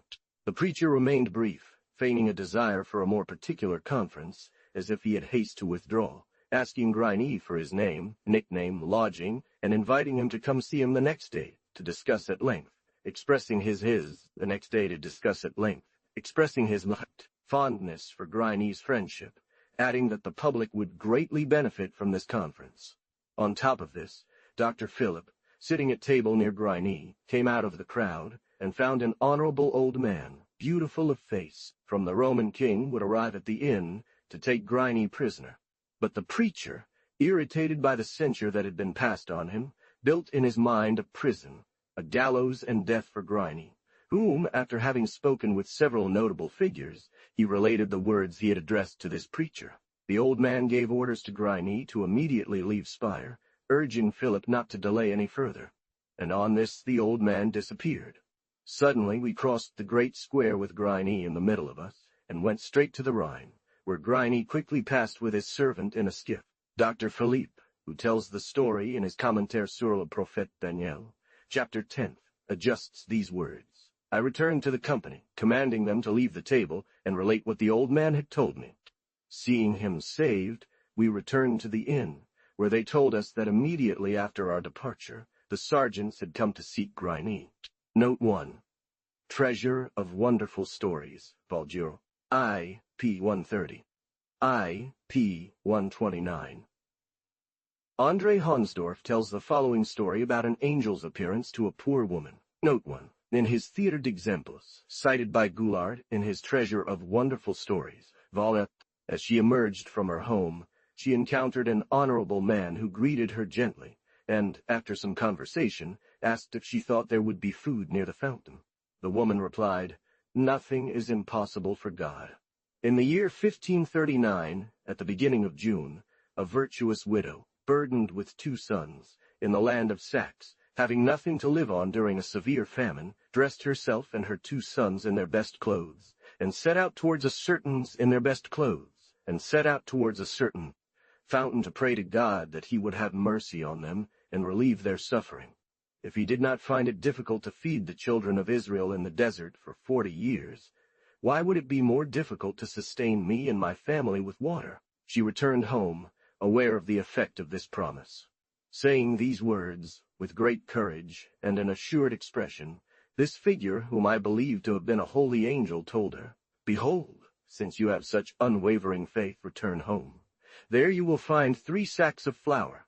In the year 1558, as recorded by Job Finsalone, a remarkable event occurred in Meckelroad, Germany, witnessed by several trustworthy men. Believing it to be her husband, who had been away for a very long time, she quickly ran to the door. Late one evening, around 9 o'clock, a person dressed in white, accompanied by a white dog, knocked on the door of a poor, honest woman and called her by name. This figure, taking her hand, asked in whom she placed all her trust for salvation. "In Jesus Christ," she replied. Then he commanded her to follow him. When she refused, he encouraged her to have courage and not be afraid. And so he led her through a forest all night long. The next day, around noon, he took her to the top of a high mountain and showed her things she had never seen, nor disclosed to anyone. She also commanded him to rest in his house for 8 days, after which he was to return to her. She enjoined him to return home, and exhort everyone to turn away from their evil ways, stating that a terrible conflagration was imminent. So it came to pass. The following morning, the woman was found at the entrance to the village, and brought back to her home, where she remained for 8 whole days without drinking or eating, saying that being extremely exhausted, nothing was more pleasant to her than rest. That in 8 days the man who had taken her away would return, and then she would eat. Oh, how miserable is present life! But from this point on, this woman did not move from her bed, sighing deeply from the bottom of her heart, and often exclaiming, "Oh, how great are the joys of that life!" Some asked her if she thought the figure dressed in white, who had thus appeared to her, was a good angel, or rather some cunning spirit that had been transformed into a light spirit. She replied, "It is not a cunning spirit. It is a holy angel of God, who commanded me to pray to God carefully, and to exhort great and small to amend their lives." If one questioned her about her faith, "I confess," she said, "that I am a poor sinner, but I believe that Jesus Christ has acquired forgiveness for all my sins through the benefit of his death and passion." The local pastor bore witness to her singular piety and humble devotion to this woman, adding that she was well educated and could give an account of her religion. Note 1. In the third book of miracles, cited by Goulart, Treasure of Amazing Stories, Volume 2, I. p. 135. Goularton reports the story of a woman who, with a troubled mind, descended into a well by rope to drown herself, and then wanted to throw herself into the river. She said to him, "In these accidents a man dressed in white, with a wonderfully pleasant face, appeared to me. He held my hand and encouraged me benevolently, and with a smile to hope in God. As she was in the well, something very heavy pushed her head, plunging her entirely into the water, and she tried to let go of the rope so that she could sink. The same figure came to her, lifted her by the shoulders, and helped her to climb out, which she could not have done herself. So he comforted her in the garden, gently brought her back to her room, and then vanished. The same one met her as she approached the bridge, and followed her from a distance until she returned." Note 1. Treasure of Admirable Stories, Vol. Judah, I. p. 138, Top or The Kingdom of the Fairies, Fairies, all fairies, says M. Leroux de Lencioni, belong to 2 distinct families. Following them are the Scandinavian divinities, which complete and multiply the traditions accepted on this subject. Note 1. The nymphs of the island of Seine, primarily known in France and England, form the first and also the oldest, as they retain the memory of ancient mythologies mixed with Celtic and Gaulish customs. The Book of Legends, Introduction by M. Leroux de Lincy, p. 170. Paris, Sylvestre, 1836, 8 vo. The priestesses of this god maintain perpetual virginity. They number 9. Pomponius Melawani tells us that the island of Seine is on the coast of the Osismians. What distinguishes it particularly is the oracle of a Gaulish deity. Note 1. On the Situation of the World, Book 3, Chapter 6. The Gauls call them scenes. They believe that animated by a particular spirit, they can, through their verses, raise storms in the air and on the sea, take the form of any kind of animal, cure the most inveterate diseases, predict the future. They the future. Only practice their art for sailors who set out to sea, solely to consult them.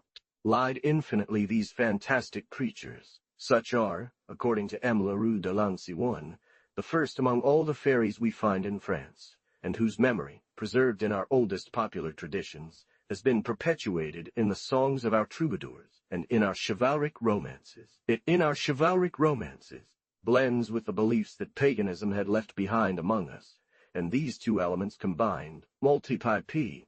The island of Seine was no longer enough to contain them. They spread throughout our forests, inhabited our rocks and castles, and then, far away towards the north, beyond Great Britain, the fairy kingdom was established. It was called Avalon. Avalon was very rich and abundant. Never before had such a rich city been founded. Its walls are made of huge stones. There is no shame in saying that they are magnificent. When one considers how these stones have been worked, they seem to glow like a furnace set alight. There is no jutting out, nor golden door. Each door is made of smooth ivory.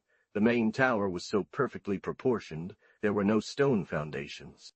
In the evening, as the sun sets, One could see the windows glowing like embers, whose varnish is not painted and made bright. The covering was all gold embroidered, above. A pommel was the golden eagle closed, and each one a stone founded at emerald, or a great topaz clear, beryl, jade, or a sapphire bright. In its beak held a tried stone. Whoever sees it by day or night, though he asks, in Avalon they found these precious simples that healed the deep wounds of the knights. Glad of this omen, we left our king with her.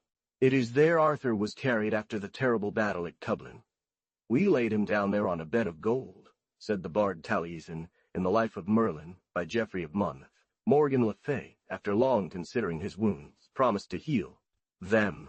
It is also on this island that Morgan led her beloved Ogier the Dane to take care of his education. This is where Renouart once stood, one of the heroes in Guillaume's Song of Deeds, with a nose ring, with Arthur, with Roland, with Gauvain, with Yvante. There were Oberon and Malibran, a man from the sea, as the Ogier romance says, and Mr. Morey believes it is this mysterious island where Lanval was led by his fairy myth. Girard de Cambrai places Glastonbury, in Somersetshire, as the location of this enchanted island, this kind of paradise for fairies. The name Avalon comes from this delicious island of Avalon, says the Ogier romance, where its inhabitants lead a very joyful life, without thinking of any evil thing, save to enjoy their worldly pleasures. Innis Avalon, Island of Apples, in Breton language, and this qualification has been explained by the abundance of apple trees that were found at Glastonbury. Note 1. Antiquities of Brittany, Côte du Nord, p. 19. According to Fremenville 1, Avalon would be the small island of Agalon, located not far from the famous Kerduel Castle, and which chronicle writers make the favored residence of King Arthur. According to the Edda, fairies of good origin are good and bestow good fortune, but men who meet with misfortune must attribute it to evil fairies. In the Lancelot du Lac Romance, all women are called fairies, who know enchantments and charms, and who understand the power of certain words, the virtue of stones and herbs. Note 1. The Book of Legends, Introduction, p. 240. My child, says an anonymous author of the 14th century, reported by M. Leroux de Lincy. 1. Fairies were devils who claimed that people were destined and made some for good, others for evil, according to the course of heaven or nature. As if a child were born at such an hour, or in such a class, it was destined that he would be hanged or drowned, or that he would marry such a lady, or those destined, for she called them fate, as according to Latin, destiny is equated with fate, called fatatrices. Let the actors act, says John of Arras. Are others fays, or others good ladies, who go at night and enter houses without breaking the doors or opening them, and display the children of cradles and turn members, or burn them, and when they leave, they also leave them as healthy as before, and give no great fear to anyone in this world. 1. And tell what we have heard to say and relate to our elders, and what we hear said today that we have seen in the country of Poitou and elsewhere, to color our history as we hold it, and is published by true chronicles. We have heard told to our trode, we have heard told to our chronicles. Elders that in many places appeared to many very familiarly, things which no one called demons. Oh, more encores, said Gervase, other face couple at night, appearing as women with ridged faces, short and of small stature, and freely performed the duties of hospitality, doing no harm. And she said that, for certain, she had seen an old man who related truly that he had witnessed great numbers of such things in his time. And he said that these fae took the form of 3 beautiful women, and many men were taken captive by them. Through no fault of their own, they made men swear to various things, some never to see them naked, others that on Saturday they would only be seen as having changed. Some, if they had children, that their husbands would never see them in the thea. Note 1. Roman de Melusine, cited by M. Leroux de Lincy, Le Livre de Légende, Introduction, p. 172. The depths of the forests and the edges of the fountains were the favorite abode of the fairies, here underwear. And while they kept their promises, they reigned over great honor and prosperity, but when they failed, they lost everything and gradually declined. And some turned into snakes, 1 or several days a week, etc. Fairies, said Mr. A. Morey, one became visible near the ancient druid fountain of Barenton, in the forest of Broceliande. Note 1. The Fairies of the Middle Ages. Researches on their origin, history, and attributes, to serve for the knowledge of Gaulish mythology, by L. F. Alfred Maury. It was also in a forest, that of Colombiers in Poitou, near a fountain now known as the Font de Chie. Saw a fountain due to corruption, that Melusine appeared to Raymond Anon. Paris, Ladrange, 1843. In 12 La Soule, l'on les fait voir, wrote Robert Wace in 1096. Graylent saw a fairy he fell in love with, and who disappeared with him never to be seen again too. Lanval encountered 2 fairies, one of whom became his mistress, taking him to the island of Avalon after protecting him from the dangers posed by Geneva's resentful feelings. 3. Vivian, famed for her name a corruption of Vivlian, genius of the woods, celebrated by Celtic songs, dwelt in the depths of forests, under an oak bush where she held Merlin enchanted. Mineral waters, whose beneficial action was attributed to hidden deities, to Sirona, to Venus Anadyomene, to whom ex-votos and altars were dedicated, were regarded during the Middle Ages as owing their medicinal virtue to the presence of fairies. It is still under the same patronage that the mountain people of Auvergne place the mineral waters of Murat-le-Quer. Near Domremy, the thermal spring that flowed at the foot of the fairy tree, and where Jeanne d'Arc, in the grip of her amazing visions, had often paused, according to popular lore, under the guidance of the good fairies. The inhabitants of Gloucester, the former Curlew, claim that 9 fairies, 9 magicians guard the thermal waters of this city, and they add that one must defeat them if one wishes to use the waters. One of the main occupations of the fairies is to bestow upon children virtues, more or less extraordinary, more or less supernatural. Wand, she kissed him and said, "My child, I give you a gift by the grace of God, that for your whole life you will be the most daring knight of your time." "Lady," added the third, named Pharamond, "these gifts are not without peril, so I want him to always be victorious." "Lady," said another fairy named Palestrine, "behold indeed a fine gift, and I add that never shall tournaments and battles lack for Ogier." The Roman of Ogier the Dane tells that, on the night when the child was born, the maidens of the castle carried him to a separate chamber, and when he arrived there, 6 beautiful maidens who were fairies presented themselves, approaching the child. One of them, named Gloriande, took him in her arms, and seeing him so beautiful, so well proportioned, "I want," then said Melior, "that he be the most beautiful, the most graceful of knights." "And I," said Prasine, "promise him a happy and constant love from all the ladies." Finally, Morgs, the 6th, added, "I have listened well to all the gifts you have given this child. Well, he will enjoy them only after having been my friend out of love, and lived in my Avalon castle." Having said that, Morgs kissed the child, and all the fairies disappeared, and on the table there were 3 white loaves, 3 pots of wine, and 3 cups. And besides, the child was placed. A mallet mail well was brought to him. The Roman of William with the short nose, cited by Leroux de Lincy 1, tells of the gifts of the fairies at the birth of Maelfer's son. At the end of it, the child was born, Maelfer's son, of whom you have heard, customary. People had.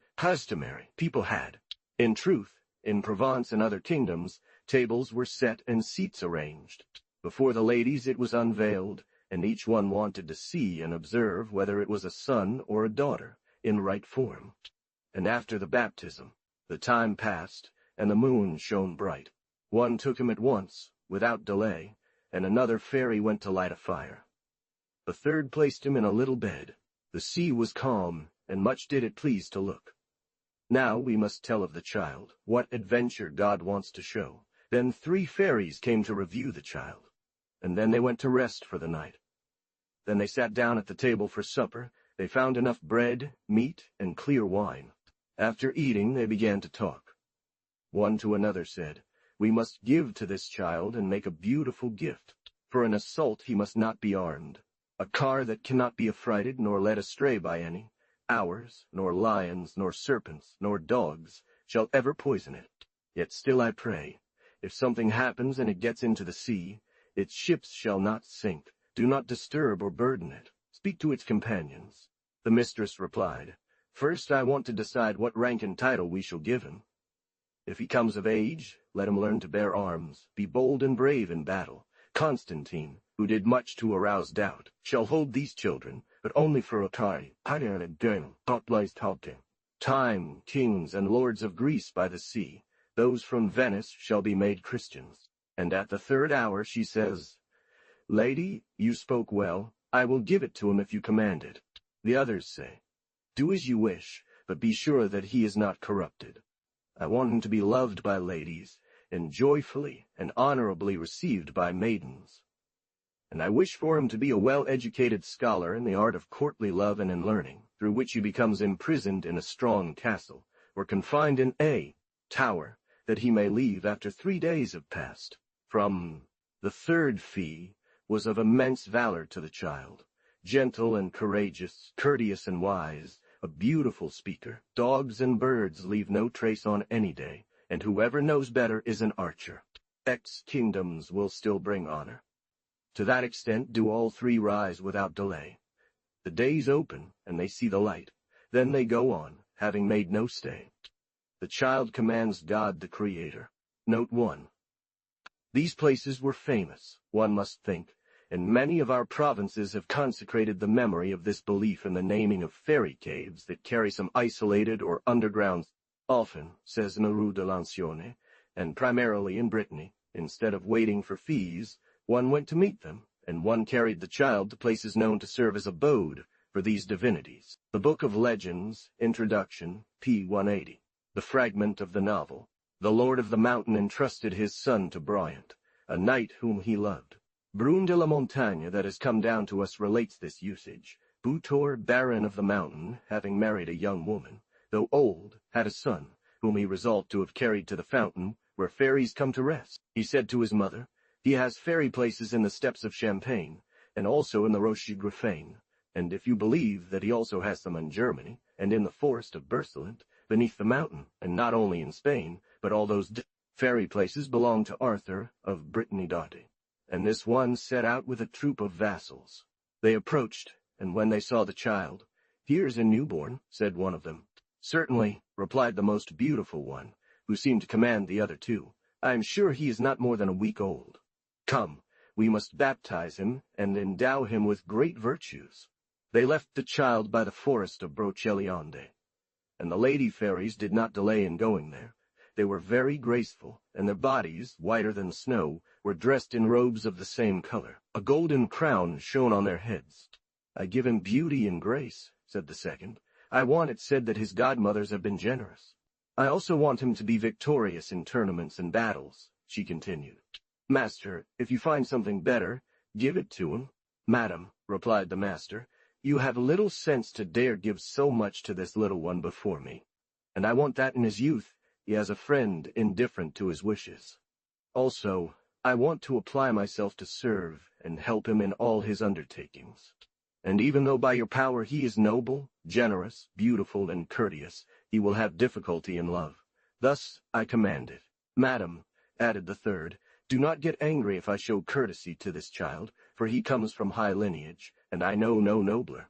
I will feed him, and it is I who will keep him until he reaches the age when he has a friend, and it is I who will be his.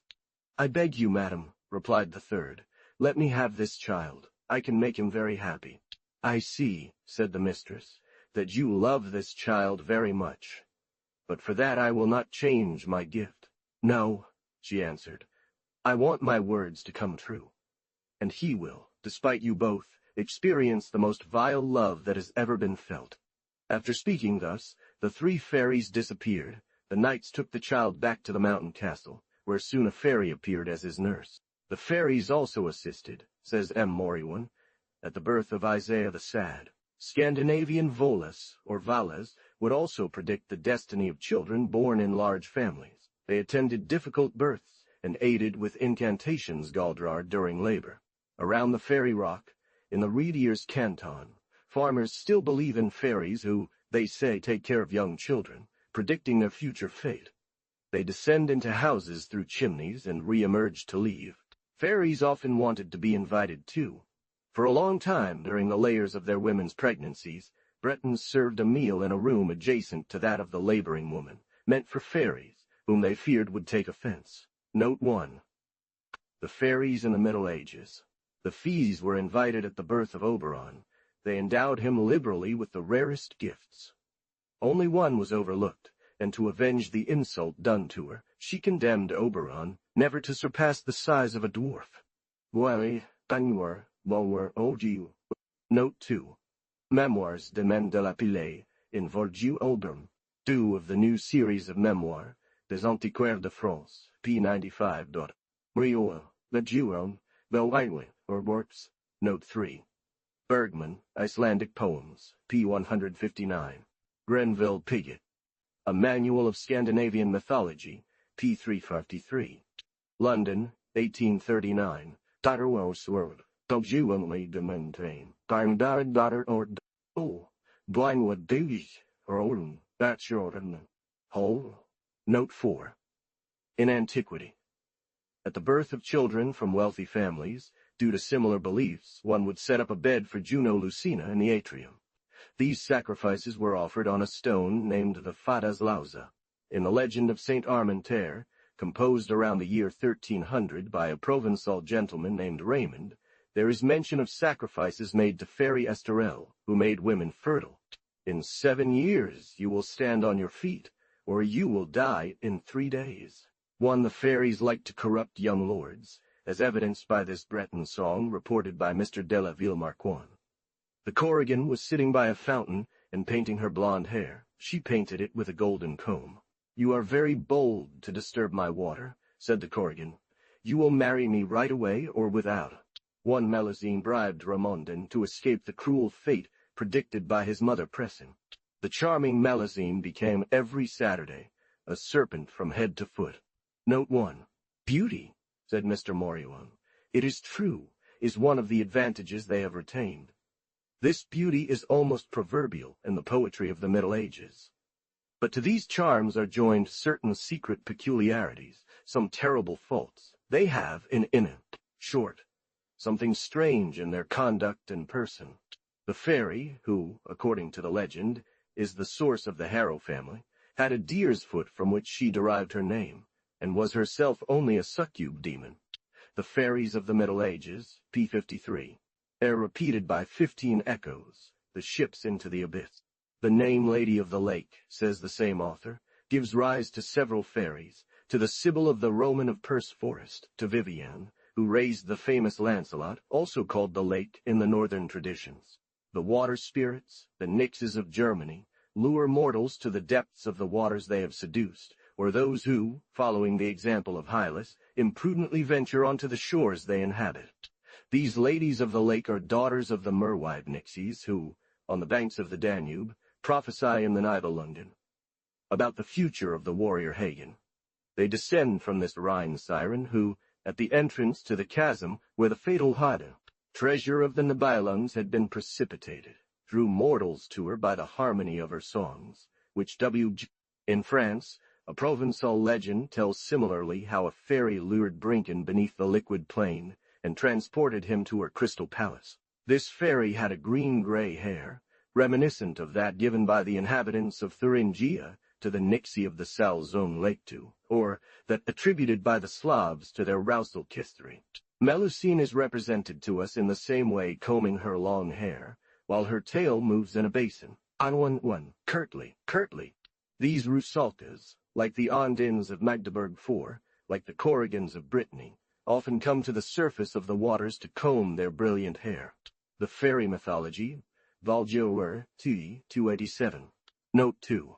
Bechstein, Der Sagenschatz und die Sagenkreise des Turing des Landes, p. 4, p. 117, Maining in 1838, 12 M.O. Dotty. Amonway, and Danwin, and Bejior Bay. The Nixes of this lake also kidnapped children, like the Corrigans of Brittany. Note 3. Makarov, Traditions Russes in Russian, Valdior Teal. I, p. 9, I, p. 83. Note 4. Grimm, German Traditions, Valdior Tor. Several fairies, Mr. A. Moriwan says, are represented as true domestic divinities. In Ireland, the banshee comes to the windows of the sick belonging to the family she protects, striking her hands and uttering cries of despair for. In Germany, Lady Berthe, also known as the White Lady, appears at the birth of children from several noble houses under her protection. Lady Abundance, this fairy of which Guillaume de Paris speaks, brings abundance to the houses she frequents. 2. The famous fairy, Lucina, lets out painful moans every time death comes to take a Lusignan. 3. In the Lumberg Heaths, the Klajwibe warns the inhabitants of their impending end. Note 1. Fairies of the Middle Ages. Note 2. Guillaume de Paris, De Universo, T.I.P. 1037. When a storm breaks, when heaven opens, when nature is seized by one of these tempests, in which she seems to struggle against destruction, the Klajwibe suddenly rises like another Adamastor, and with her gigantic arm pressing down on the frail cottage of the peasant, she announces through the sudden shaking of his home that death has chosen him. 5. Orleans, 1674, in full. Date. This Lady Abonde appears to be the same as Mab mentioned by Shakespeare in his tragedy Romeo and Juliet. It is connected to Hulda the Germans. Darmstadt, 1839. C. G. Zimmermann, De Mutata Saxonum, Veterum Religione, p. 21. Note 3. J. Darras, Histoire de Melusine, p. 310. Note 4. Crofton Croker, Fairy Legends and Traditions of the South of Ireland. London, 1834, in 12, Part Doi. I, p. 228.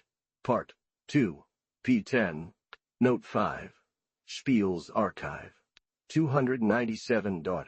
The name White Ladies is still given to Breton fairies or Corrigans. Historians also cite other White Ladies, such as the White Lady of Avenel, the Donna Bianca of the Colalto, the White Woman of the Lords of Neuhaus and Rosenberg, etc.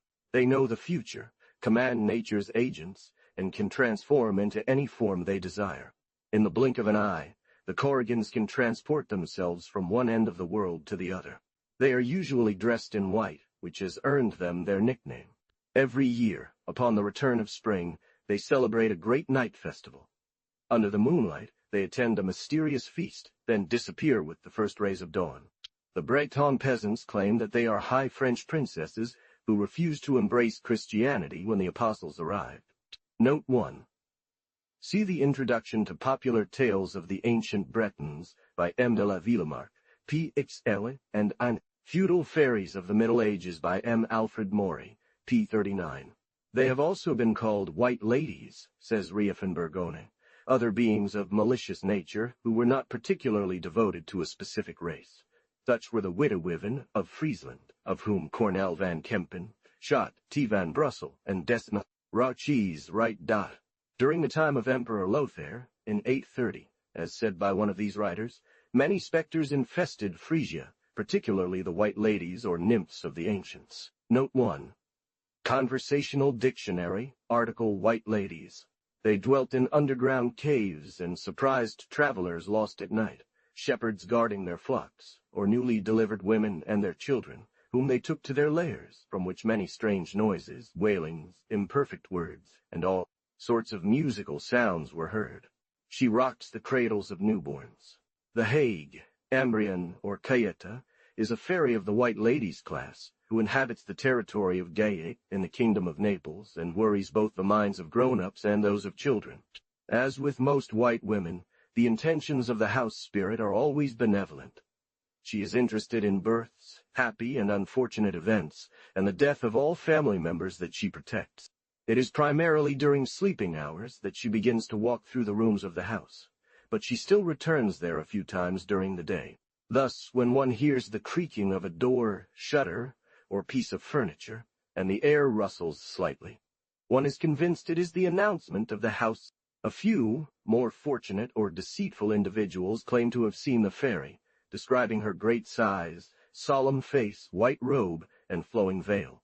This superstition dates back to ancient times, as Virgil found it already existing at that very place. Then everyone remains silent, listens. Hearts beat faster. One feels both fear and a religious respect.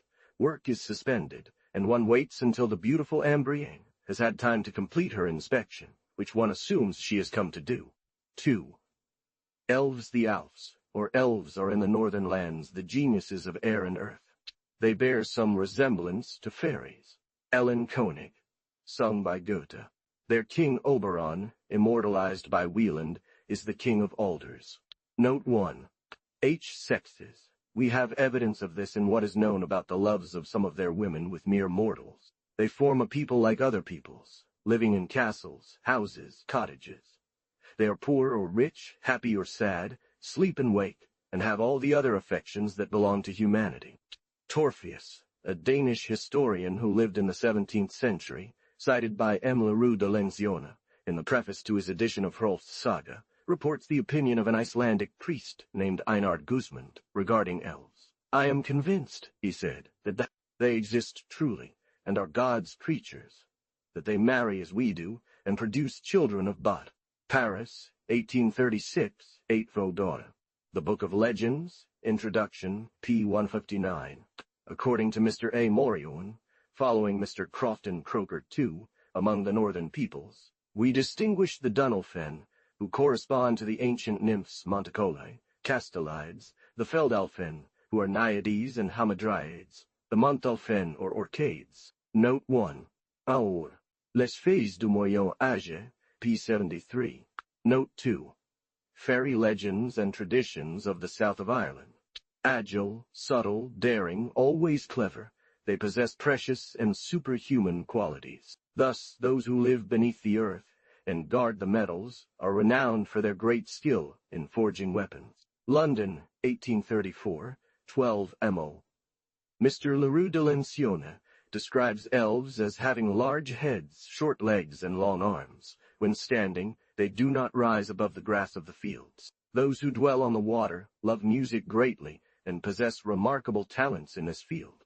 Dance is shared by those who live between heaven and earth, or among the rocks. Note 1. Those who dwell in small stones called elf mills, elf garner, have a soft and melodious voice. The Book of Legends, Introduction, p. 160. Among the Scandinavian peoples, the elves were said to passionately love dance. It is they, it was said, who form brilliant green circles called elf dances, visible on the grass. Even today, when a Danish farmer encounters such a circle at dawn, he says the elves have danced through the night.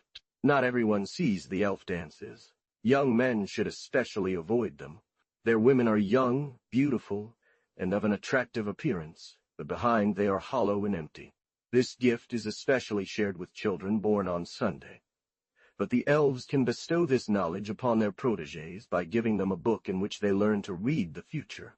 The elves dwell in marshes, beside rivers, say Danish peasants still. They take the form of an old, small man with a broad hat on his head. They know how to play a delicate instrument that troubles the mind. Often one meets elves bathing in the waters they inhabit. If a mortal dares to approach them, they open their mouths, and, struck by the breath that escapes, the imprudent dies poisoned. Often, under a beautiful clear moon, one sees the women of the elves dancing in a circle on the green meadows. An irresistible charm draws those who meet them to dance with them. Woe to him who succumbs to this desire. Many ballads have perpetuated the memory of these terrible deaths, for they carry the imprudent away in a round so lively, so animated, so fast that he soon falls without life on the grass. These elves, inhabitants of the waters, are called Nokis by the Danes. Many memories are attached to them. Sometimes we believe we see them in the middle of a summer night, skimming the surface of the waves, in the form of little golden-haired children with red hoods on their heads. Sometimes they run along the shore, like centaurs, or under the guise of an old man, with a long beard from which water escapes. They are seated among the rocks. The Noks severely punish unfaithful young girls, and when they love a mortal woman, they are gentle and easy to deceive. Great musicians, they are seen sitting in the middle of the water, playing a golden harp that has the power to animate all nature. A bird alighted, and, having sat down on the waters, he began to play a tune on his golden harp. When one wishes to learn music from such masters, one must present an black lamb to one of them, and promise that he will be saved like the other men and resurrected on the solemn day. On this topic, Mr. Leroux de Lencioni relates the following story from Cately II. 2 children were playing at the edge of a river that flowed at the foot of their father's house. But one of the children said to him, "What use is your song to you, good Naka? You will never be saved." At these words his spirit melted into tears, and long sighs escaped from his breast. The children returned home and told their father about this incident, who was the priest of the parish. The children obeyed. He rebuked such behavior, and told them to go back immediately to the water's edge and console Nake, by promising him mercy. Note 1. Le Livre de Légendes, p. 162. Note 2. Immediately Naki took up his golden harp and played delightfully until the end of the day. They found the inhabitant of the waves sitting in the same place, still crying. "Good Naka," they said, "do not weep. Our father assures you that you will be saved like everyone else." The fairy mythology, Vulture de I. p. 236, brought. As the sun set, he spotted a cave in a massive rock formation and two dwarves sitting at its entrance. One reads in the saga of Hervarar, cited by Mr. Leroux de Lincion, Suafralami, the Scandinavian monarch, returning from the hunt, became lost in the mountains. The king drew his sword, and launching himself into the cave, he was ready to strike them when they begged for mercy. After questioning them, Suafralami learned their names were Doranus and Duelin. He immediately recalled that they were the most skilled among all elves in forging weapons. He allowed them to leave, but on one condition: they would craft him a sword with a golden scabbard and belt. The two dwarves agreed to all these terms, and the king let them go. This sword was never to fail its master, never to become stained, slicing through iron and stone as easily as the lightest fabric, and always to ensure victory for whoever possessed it. On a fixed day, Suafralame presented himself at the entrance to the cave, and the two dwarves brought him the brightest sword that had ever been seen. Duelin, standing on a stone, said to him, "Your sword, O king, will kill a man every time it is raised. It will serve for 3 great crimes, and it will cause your death." Note 1. At these words, Suafralami leaped at the dwarf to strike him, but he escaped among the rocks, and the blows of the terrible sword split the stone on which they had fallen. The Book of Legends, p. 163. In Sweden, said Mr. Alf, Moriwan the peasants venerate lime trees as having once been the abode of elves. Note 1. Fairies of the Middle Ages, p. 76. It was under a giant tree, the Yggdrasil birch, near the Erda fountain, that the gnomes bound to these air spirits had fixed their dwelling. Elves are found in other countries of Europe under various names. The grass of the fields is under the protection of the elves. As long as it has not yet risen, but only germinates underground, it is protected by the black elves Schwarzen Elfen, who watch over it. Soil. It comes under the guard of the light elves Licht Elfen, the elves of light. In Germany they play a role in the Nibelungen and the Heldenbuch. The women of the elves, says Mr. Alf, Moriwun, are regarded in Germany as equally skilled as our fairies at spinning the loom. A multitude of traditions recall these mysterious workers. She takes revenge by abducting children and taking them to the depths of the waters. Such is the legend of the young girl of Scherven near Cologne, who is seen at night weaving a magical thread. Such is that of Lady Hollow, believed by popular tradition to dwell in Hesse on Mount Meisner. Hollow distributes flowers, fruits, flower cakes, and spreads fertility in the fields she travels. She excels at spinning. She encourages diligent spinners and punishes the lazy. She presides over the birth of children, appearing as an old woman in white clothes. Sometimes she is also vengeful and cruel. Chipolonza, this little old woman, ugly and wrinkled, who often terrifies the peasants around Zittau, appears at the edge of paths in the woods, dressed in white and occupied with spinning. Note 1. Medieval Fairies, pp. 71-72. In Livonia, they believe in the Sweetas Jumprawas, young girls seen at night mysteriously spinning. But it is in Ireland that elves are most remembered. In England, elves are divided into 2 classes: those who inhabit mountains, forests, caves, and are known as rural elves. They are there divided into several distinct families by name, power, or actions attributed to them. Thus we know the Shepo, Cluricone, Banshee, Fuka, or Puke, Sulahan, or Dulahan, etc. Shippo, which literally means a household sprite, says Mr. Leroux de Lincy, citing the work of Mr. Crofton Croker I, is the name given to spirits who live in common and are believed by the people to have castles and homes. On the contrary, those who live alone and hide in secluded places are called Cluricone. As for the Fuka, the Dullahan, this is the name given to the devil, also called Furdaris. The Banshees are fairies who, according to tradition, attach themselves to certain families and are heard wailing when misfortune is about to strike those they have adopted. Note 1. Fairy Legends and Traditions of the South of Ireland. Aeant Cortege of Elves. Lucky he who spots him as he rises from the depths of Killarney Lake. This encounter brings him good fortune. London, Murray, 1834, in 12. According to popular belief in Ireland, Mr. Alfred Moria once says, the elves celebrate 2 great feasts in a year. One is at the beginning of spring, when the sun approaches the summer solstice, ascends into heaven on a white horse like milk, surrounded by the Brill. At Christmas, the underground spirits celebrate a nocturnal feast with wild joy that inspires fear. The spirits of the forests run through the clearings, dressed in green garb.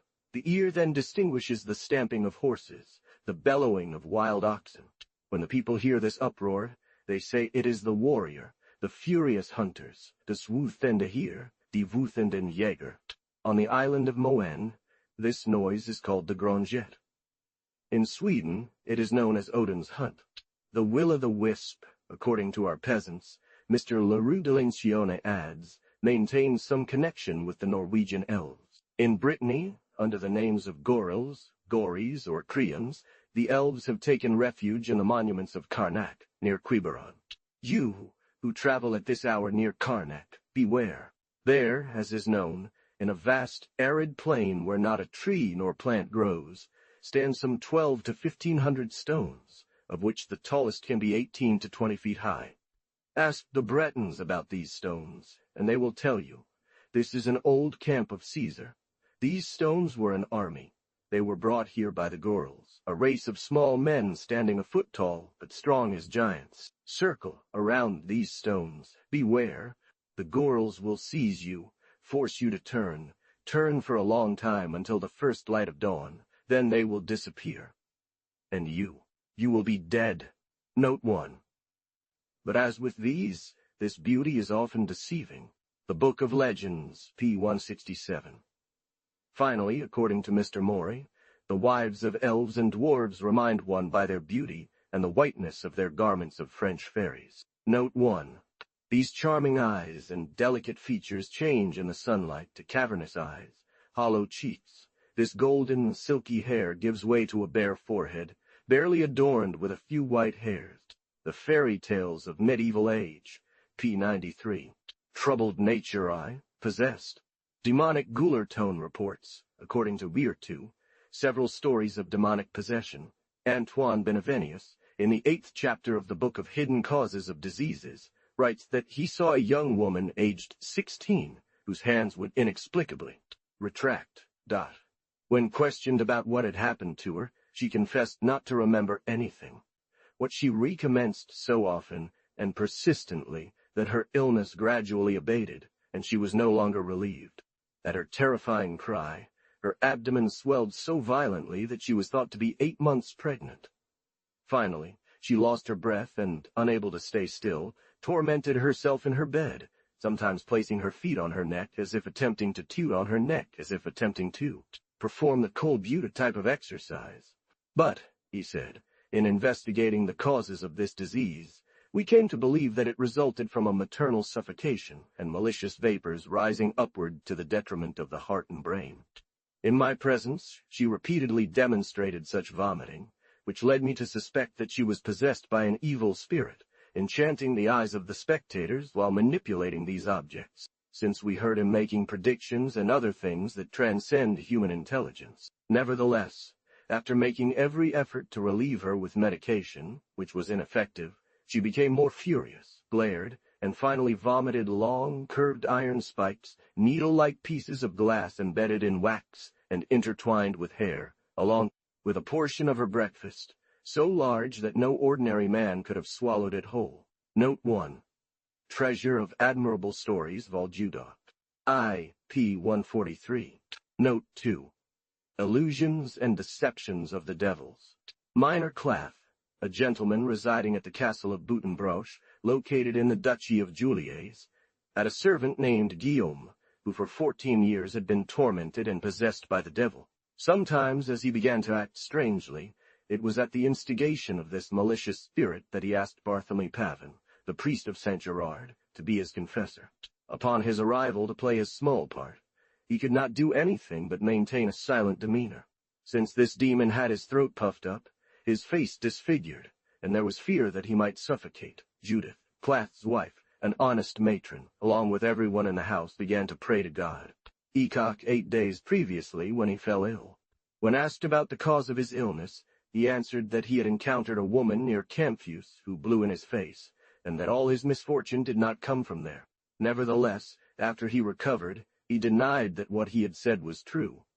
On the contrary, he confessed that he had been led by the devil to say what he had said, and immediately he spat out from the mouth of this William, among other filth, the front part of a shepherd's boots, stones some whole and others broken, small threads of yarn, a wig similar to those girls are accustomed to wear, scabs, a piece of to wear, scabs, a piece of piece, the lining of a little boy's jacket, and a peacock feather which the same William had plucked from a pea. Satan deceived him with illusions.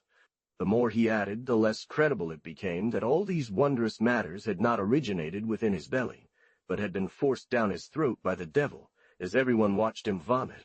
Several times they thought he wanted to kill himself, and they tried to escape from him. One day, after having jumped into a pigsty, and being more careful than usual, he stayed with his eyes closed so tightly that it was impossible to open them. Guillaume then asked her to pray, which she did, and immediately his eyes opened, to everyone's great astonishment. Finally, Gertrude, the eldest daughter of Clath, 11 years old, approached him and advised him to pray to God that he might restore his sight. The devil often exhorted him not to lend an ear to his mistress, or to others who broke his head when they spoke of God, from whom he could receive no help, since he was once dead, as he had heard him preach publicly. He whom we trust is infinitely stronger and more powerful than you are. Or one time, while he tried impudently to taste a kitchen maid, and she rebuked him by name, he replied in a shrill voice that his name was not William, but Beelzebub, to which the mistress answered, "Do you think we fear you?" Then Clath read the 11th chapter of St. Luke, where it speaks of the mute devil being cast out by the power of our Savior, as well as Beelzebub, prince of demons. Finally, Guillaume began to rest and slept until morning, like a man who had fainted. From then on, he got married, had children, and no longer felt any torment from the devil. After drinking some broth and feeling much lighter, he was brought back to his parents, thanking his masters and mistress, and praying that God would reward them for the troubles they had endured from this affliction. In the year 1566, on March 18th, a remarkable event occurred in the city of Amsterdam in Holland, about which Mr. Adrian Nicholas, 30 children in this city began to be tormented in an unusual way, as if they were manic or furious. At intervals, they would throw themselves to the ground, and this torment would last for half an hour or an hour at most. Having stood up, they remembered no ill, nor any occurrence of that night, but thought they had slept. The doctors, to whom they turned, did nothing. The sorcerers were of no help, and the exorcists also wasted their time. Ulrich Neusiser, a peasant living in this village, suffered miserably from pain in his side. During the exorcisms, the children vomited many needles, pins, cold fingers, scraps of cloth, pieces of broken pots, glass hair, and other such things. The great astonishment of everyone at the novelty of such a strange spectacle. Jean Laffius, a very learned physician, writes in the first book of his Espetres that in the year 1539 he was present in Fugenstal, a village belonging to the Diocese of Eistaden, where the following occurred, verified by numerous witnesses. One day, the surgeon having made some incisions in the skin, an iron nail was extracted, for this pain did not subside, but increased so much that the poor man fell into despair, cutting his throat with a sharp knife, stomach's capacity, and through what opening. It is undoubtedly by an artifice of the devil, who skillfully orchestrates all things to sustain himself and instill fear. As they wanted to bury him, 2 surgeons opened his stomach in the presence of several people, and found in it a round and long piece of wood, 4 steel knives, some sharp and others saw-toothed like a saw, together with 2 iron sticks, each 9 inches long, and a large hairpin. I was amazed how this ironware could have been assembled within the thimble.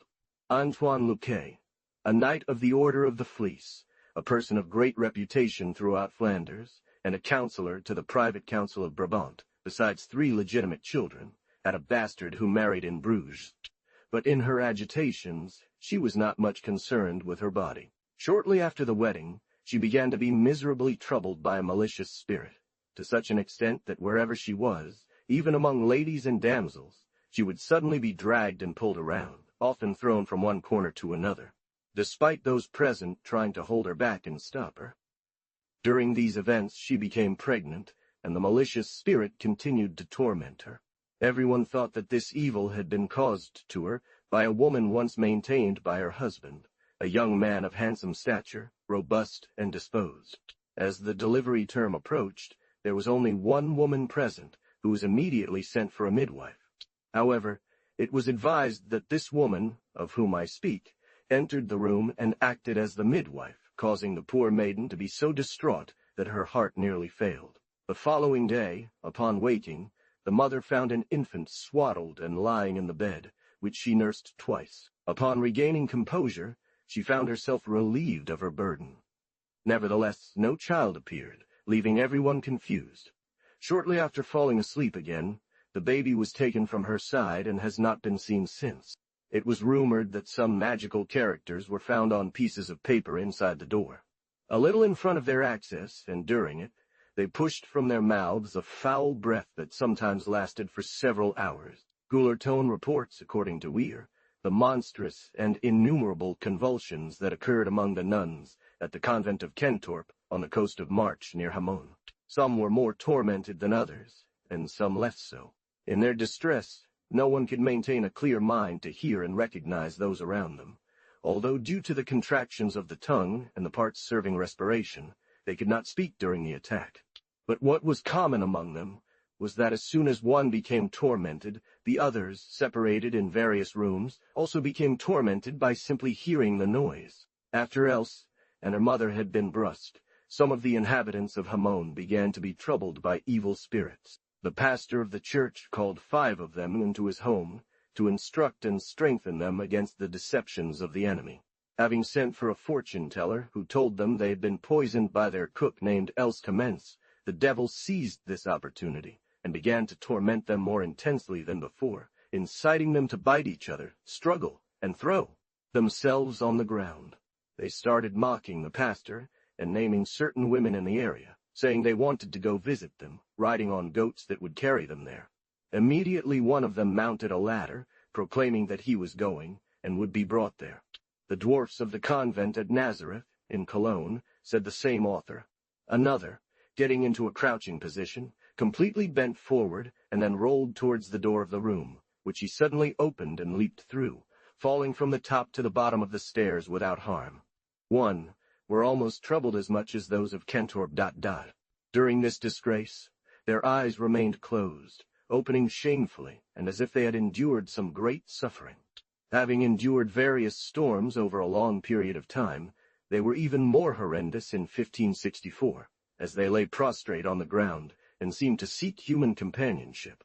A very young girl named Gertrude, aged 14, who had been locked away in this convent, opened the door to all this misfortune. She had often been disturbed by these mad apparitions in her bed, which her rising proved despite her attempts to remedy the situation in vain. Note 1. Treasure of Admirable Stories, Vol. Q. The beginning of all this calamity proceeded from some depraved young men, who, having become acquainted through a nearby game of palm with 1 or 2 of these dwarfs, were since mounted on the walls to enjoy their loves. For just as one of her companions lay in a specially designed bed to protect her from this apparition, the poor girl was frightened by the noise made at Gertrude's bed, from which the devil finally took possession and began to afflict her with impossession. Various contortions. I. p. 153. The torments that the devils inflicted upon some dwarfs imprisoned in Wertet in the county of Horn are astonishing. The beginning, it is said, came from a poor woman who, during Lent, borrowed some dwarfs a quarter of salt weighing approximately 3 pounds, and returned twice as much just before Easter. From then on, they began to find in their dormitory small white balls resembling sugar dragées, salted to taste, which, however, were not eaten, and no one knew where they came from. Not long after, they noticed something that seemed to complain as if a sick man.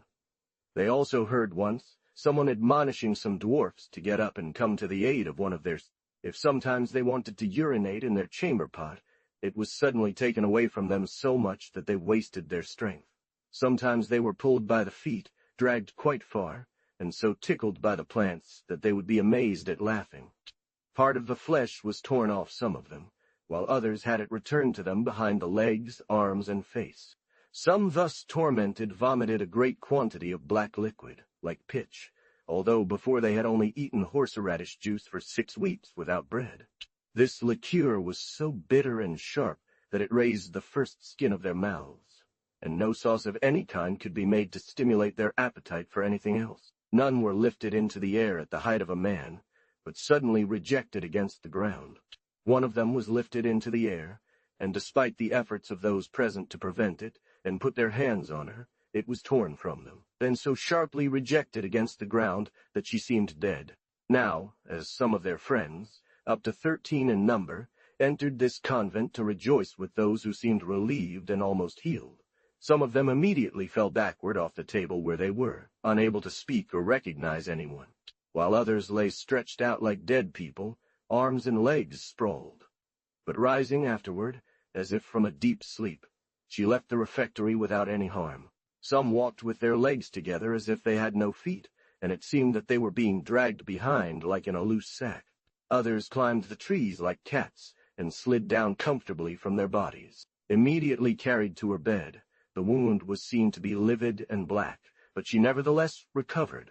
It also happened that when their abbess spoke to Madame Marguerite, Countess of Bure, someone pinched her thigh very hard, as if the flesh had been torn out, causing her to cry out loudly. This 3-year-old incident involving the nuns at Brigitte's convent near Zante is consistent with what we have just recited. Now they trembled or bleated like sheep, or made horrifying cries. This strange calamity lasted for 10 years in some cases. Sometimes they were driven out of their chairs in the temple, and the same people tied a veil over their heads. And sometimes their stomachs were so upset that it was impossible for them to swallow any meat. And it was said that a young nun, possessed by the love of a young man, was the cause, because her parents had refused him as a husband. And the devil, taking the form of this young man, appeared to her in her most ardent heat, and advised her to become a nun, which she did immediately. This evil crept into several other nuns like a plague. Confined in the convent, she became furious, and showed herself to everyone in horrible and strange spectacles. The first one, who was secluded, abandoned herself to the man who kept her, and had 2 children by him.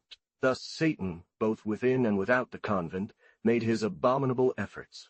Carden reports that a farmer, then, a little later, urged in the name of God to cheer up. A certain good person extending their hand, she rose to her feet and returned, bending and moaning, to her own home. "I have often seen," said Golertone, "a demon named George who for 30 years was frequently plagued by the evil spirit, to such an extent that sometimes in my presence she would fly into a rage, and become so violent that 8 strong men could not lift her from the ground. Their prayers were never in vain. In such attacks she never harmed anyone, day or night, even staying with a relative who had several small children so accustomed to this visitation that suddenly, upon hearing her twist her arms, clap her hands, and her whole body swell in an extraordinary manner, they retired to a certain place in the house to commend this patient to God. Finding her one day in another house in the village where she lived, I exhorted her to patience. I tried to wake up, but in vain, despite my robust constitution.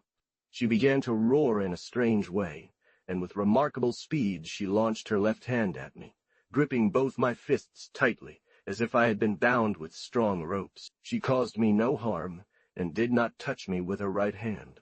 I recommended her to God, and then led her peacefully to her home. Having held back from her for as long as I spent describing her story, she suddenly released me, asking for forgiveness. A few days before her death, having been severely troubled, she became ill, seized by a slow fever. Note 1. Treasure of Amazing Stories, Vol. I can say that Satan was trampled under the feet of this patient, who died very peacefully in the invocation of her Savior. 2 P791 darted. At that time the malign spirit's fury was so restrained and limited that the patient, extraordinarily strengthened in her soul over 10 or 12 days, did not cease to praise God, who had supported her so mercifully during her affliction, comforting all who visited her. Gular tones of a young girl named Marguerite Achels, aged 20, who lived in the village of Lowenst, owned by the Duke of Brunswick, with her sister. The dog, all irritated, began to show its teeth and, growling, leapt onto the street before running away. After cleaning the shoes, the girl dropped the knife into her lap, which she could not find again, even though she searched diligently. This frightened her, but even more so when she discovered a black dog lying under the table that she chased away, hoping to find her knife. One day in June, while she wanted to clean some shoes, she took one of her half-foot-long knives, and as she began, sitting in a corner of the room, still weak from a fever that had kept her for a long time, an old woman suddenly entered and asked if she still had the fever and how she was feeling from her illness, then left without saying a word. Having been diligently questioned about the cause of her illness, she answered that she was certain that the knife that fell into her lap was lodged between her ribs on her left side, and in that area she felt pain. For 2 days, even though they asked her gently, and sometimes they forced her. It seemed instantaneous to this girl that she felt something strange, descending from behind her back like a cold humor, and suddenly she fainted, remaining in that state until the 3rd day following, when she began to breathe slightly and take something to sustain herself. Even though her parents contradicted her, even more so as they attributed this ill disposition to a melancholic mood, and she saw reason in her illness, her long fasts, continuous vigils, to such an extent that she had a bewildered mind and was sometimes without anything. She had stronger access at one time than another, to such an extent that her rest could hardly be accounted for by the continuous pains that plagued her, to such an extent that she was compelled to stand bent over a staff. She continued for several months, until a tumor of the size of an egg, shaped like a crescent, appeared on her left side, between of the rib cage, between the last 2 ribs we call false. It increased and decreased as the swelling appeared and subsided. And what further increased her anxiety and diminished her relief was that she truly believed the knife was in her body, and everyone contradicted her stubbornly and proposed the impossibility, judging that she had a disturbed imagination, since nothing appeared to induce them to such an opinion except for her continuous tears and complaints, which Henry, who at that time was at Wolfbüttel Castle, then this poor patient said to them, "Until now, you have refused to believe that the knife was in my body, but you will soon see how it is hidden in my rib."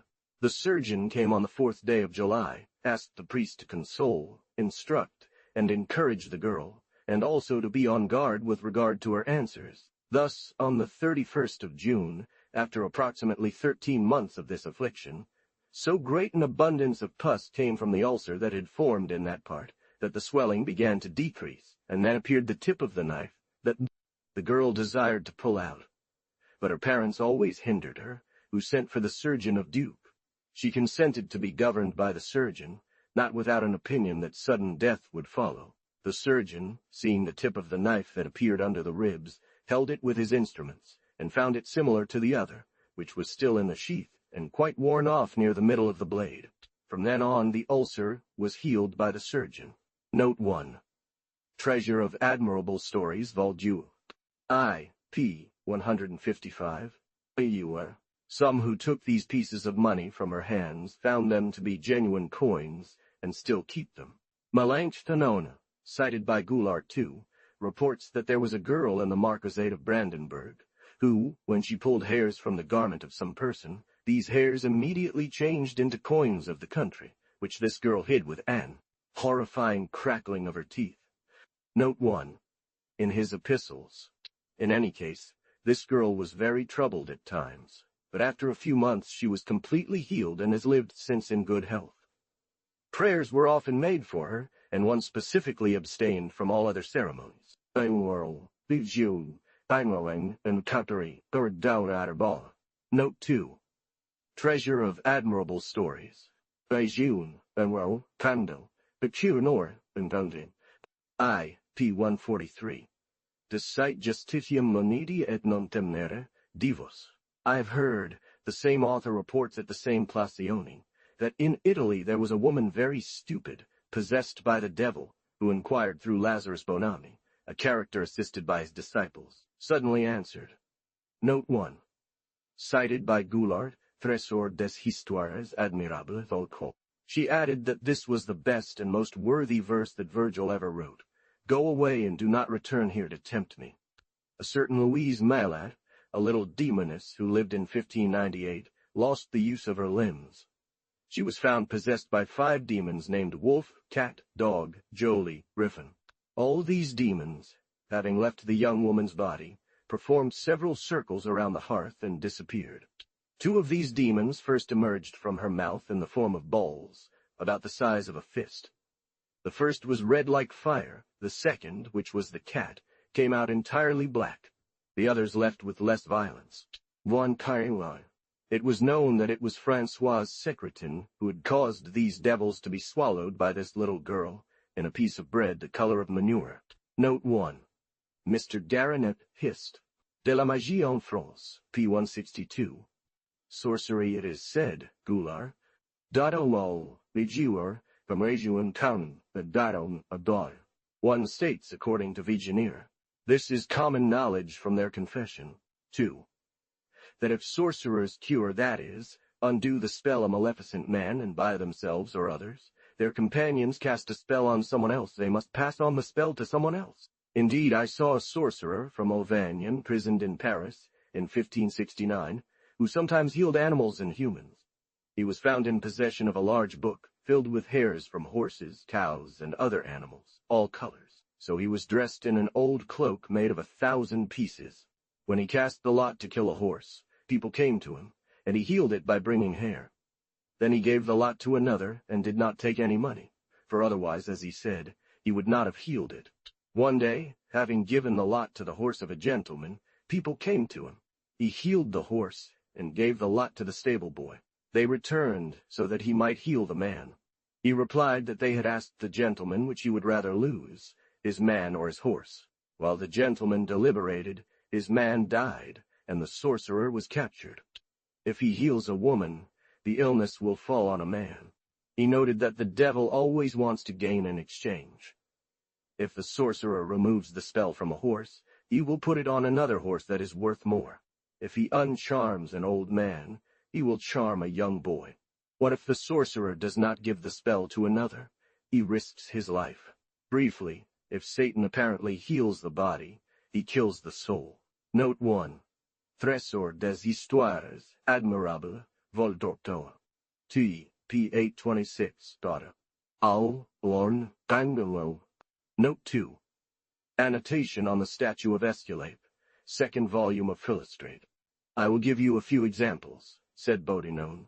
Mr. Fournier, councillor of Orleans, told me about a man named Hulin Petit, a wood merchant in this city, who was bewitched to death. He sent for someone who claimed to heal all illnesses, always suspected of being a powerful sorcerer, to cure him. The man replied that he could not heal him unless he transferred the illness to his son, who was still nursing. The unfortunate father agreed to the parricide of his son, an act which is worth noting to understand Satan's malice and the Lord's just fury against those who resort to this homicidal spirit and its instruments. The Norris, hearing this, fled with her son, while the wizard touched the father to heal him. After he was touched, the father found himself healed. But when the wizard asked for the son and did not find him, he began to cry out, "I am dead! Where is the child?" Not finding him, he left. But as soon as he had set foot outside the door, the devil killed him suddenly. He became as black as if he had been deliberately darkened. She did not want to do it. They forced her.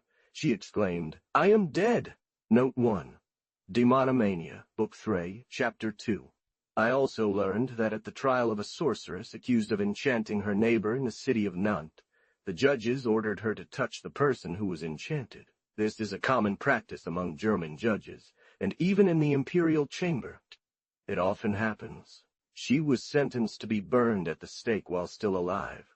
Having touched the enchanted woman, she suddenly healed, and the sorceress fell dead on the ground. I relate the story of one of the judges who presided over the trial. He replied that he had no enemies. The patient answered, "I willingly do so." I learned in Toulouse that a student at the Bordeaux Parliament, seeing his friend laboring from a raging fever at the extreme end, advised him to give his fever to one of his enemies. "Give it then to your servant," he said. For what the patient understood, the sorcerer finally told him, "Give it to me." The fever seized the sorcerer, who died from it, and the patient escaped. God alone heals. Satan strikes through sorcerers, God allowing it thus. It is for judges who command, as Vigenère says, and for those who allow sorcerers to touch enchanted individuals, to consider their consciences. But neither Satan nor his instruments heal. Rather, by the dread wrath of a righteous judge, raising the staff above one to charge another, whether at body or soul, as these examples show. And thus they always hurt. As his blessing, having found them, that is, made firm and constant by his all-powerful grace, as also Bodin adjusts properly that sorcerers, with the help of Satan to whom they serve as voluntary instruments, and whose movements proceed from a perverted affection, can harm and offend not all, but only those whom God permits by his secret judgment, whether good or bad, to punish some and test others, in order to multiply among his chosen on. However, he says, to show that sorcerers, through their accursed invocations and detestable sacrifices, are ministers of God's vengeance, lending a hand and will to Satan. I will tell a strange story. In the Duchy of Cleves, near the town of Elton, on the great road, foot and horseback people were struck and beaten, and carts overturned, and nothing else was seen but a hand called Ekerkin. Finally, a witch named Sibylle Dinskops, who lived in the vicinity of that country, was burned. And since then, nothing has been seen there. It was the year 1535, at Robo, near the village of Baron in Valois, a bundle was thrown across a path leading to a bad road into a field, so poisoned, but by sorcery, that a dog which leapt over the first one suddenly died. And he was soon after executed in Paris, and confessed to death that if the other had raised the bundle, he would have died on the spot. The master passed after. And yet, though the initial fury and vigor of the enchantment, for having operated on this animal, was in no way dissipated, the man did not refrain from entering an access of rage, almost believing he would die, and already high, and already. In such a state, if the author had not been taken under suspicion, the spell would not have been broke. Themselves seized by a universal numbness throughout all their members, so that she dried up before their very eyes, without the doctors being able to find any remedy to give her some relief, nor even to conceive any apparent cause from which this evil could have arisen. I will tell again what I recently had to relate to Monseigneur, the Duke of Navarnois, and to more than 20 gentlemen worthy of faith, who, with their own eyes, saw what happened in Neufy-sur-Loire, where the gentleman and lady of the place, having deposited their tax collector, immediately after a young girl aged 15 to 16, suddenly found. Threat of infinite tortures finally compelled him to confess that this young maiden had been bewitched by the shepherd, who had made an image of wax. And as he molested her, so she was disturbed. Being thus in the utmost despair, the father and mother came to him as their last hope. They will fall into the notion that this might be some revenge by their prosecutor, who had a very close communication and acquaintance with a shepherd near Nantes, Sancerre, the greatest sorcerer in all Berry. On this suspicion, they made him fall into a trap where that. In good faith, she replied, I will tell you the pure truth. There is nothing I love so much as my monkey for the sake of my sight. Finally, they told the mother, Madam, there is only one way to cure her, and you must necessarily resolve to part with the dearest thing you have in this world, except for rational creatures. But to ensure my daughter from the languor I see her in, I abandon her to you. We had barely kept guard for a few days when we saw the girl helping herself with an arm, and the monkey remained locked up just as before, following Bodin. Consequently, little by little, during the lunar revolution, this young maiden was completely cured, except for her weakness, and the monkey died in extreme pain. Finally, he adds, only God can erase sins, who is our salvation and deliverance. 1. Hippocrates, in the book on epilepsy, which he calls the sacred disease, writes that there were several impostors who boasted of curing the incurable malady, saying it was the power of demons, into the sea, and most of them were only illusions. And on this matter, James Spranger, the inquirer of sorcerers, wrote that he saw an archbishop of Germany, who, being enchanted, was warned by an old sorceress that his illness had come through malice, magic, killing the sorceress who had enchanted him. Amazed by this, he sent a messenger to Rome to pray to Pope Nicholas V to grant him dispensation to heal in this manner, which the Pope granted, taking care of the archbishop. The dispensation came with this clause to avoid greater harm from two evils. When the sorceress heard that the Pope and the archbishop desired it, she said she would comply. That very night the archbishop recovered his health, and at the same moment the sorceress who had enchanted him was struck by illness and died. One also sees the terrible judgment of God, who avenges his enemies through his enemies, also void as Satan made it, so that the Pope, the bishop, and the witch were murderers, and left all three with an impression to serve and obey his commandments. Yet the witch who died never repented, on the contrary, so that he would destroy her. For usually sorcerers uncover each other's malevolence, and kill one another, as long as it is suitable for Satan, by whatever means, to finish off the human race, whether by killing the body or soul, or both together. I will give an example from Poitou, in the year 1571. King Charles IX having dined, he ordered that the sorcerer Toisechel be brought to him, to whom he had granted his grace to accuse his accomplices. And as everyone was astonished by what he said, Gaspard de Coligny, the Admiral of France who was present, stated that a young boy had been captured in Poitou shortly before, accused of causing the deaths of two gentlemen.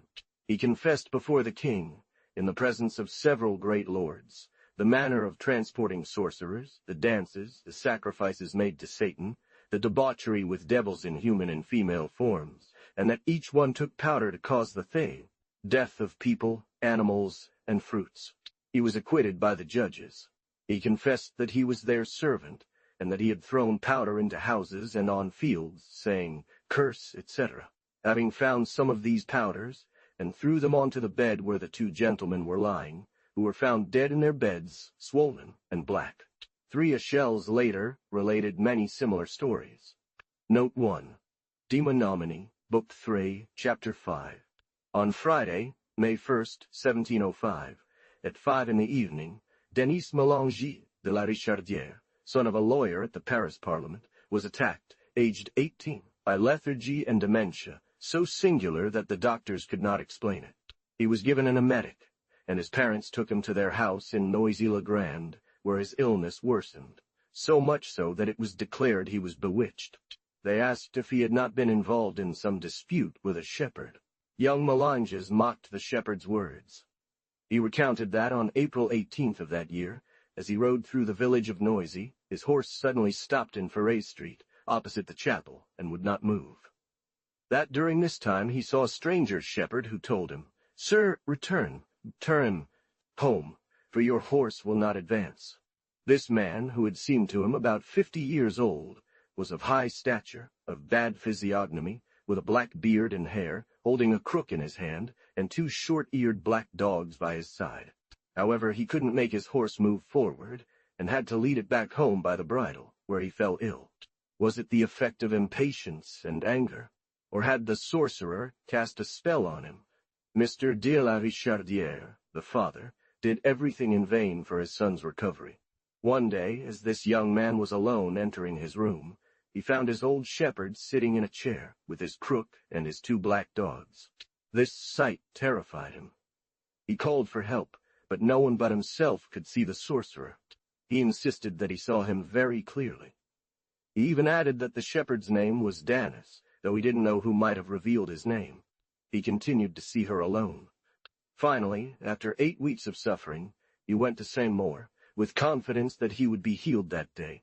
At 6 in the evening he fell to the ground, saying that the shepherd was on him and crushing him, and in front of all the spectators who didn't see anything, he pulled out a sharp knife from his pocket and gave 5 or 6 blows to the face of the unfortunate one by whom he thought himself assailed. He cried out that he was healed, and so he was from that moment. He became ill 3 times, but after Mass it seemed to him that he saw St. Maur standing, in a Benedictine habit, and the shepherd on his left, his face covered with blood from 5 knife wounds, his crook in his hand, and his 2 dogs at his sides. A few days later, while hunting near Noisy, he actually saw his shepherd in a vineyard. "Sir, you're killing me!"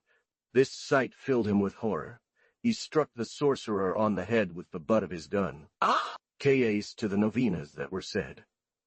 That the maleficence had returned to Danis, and he recommended himself to his mercy. Father Lebrun, who relates this adventure at length.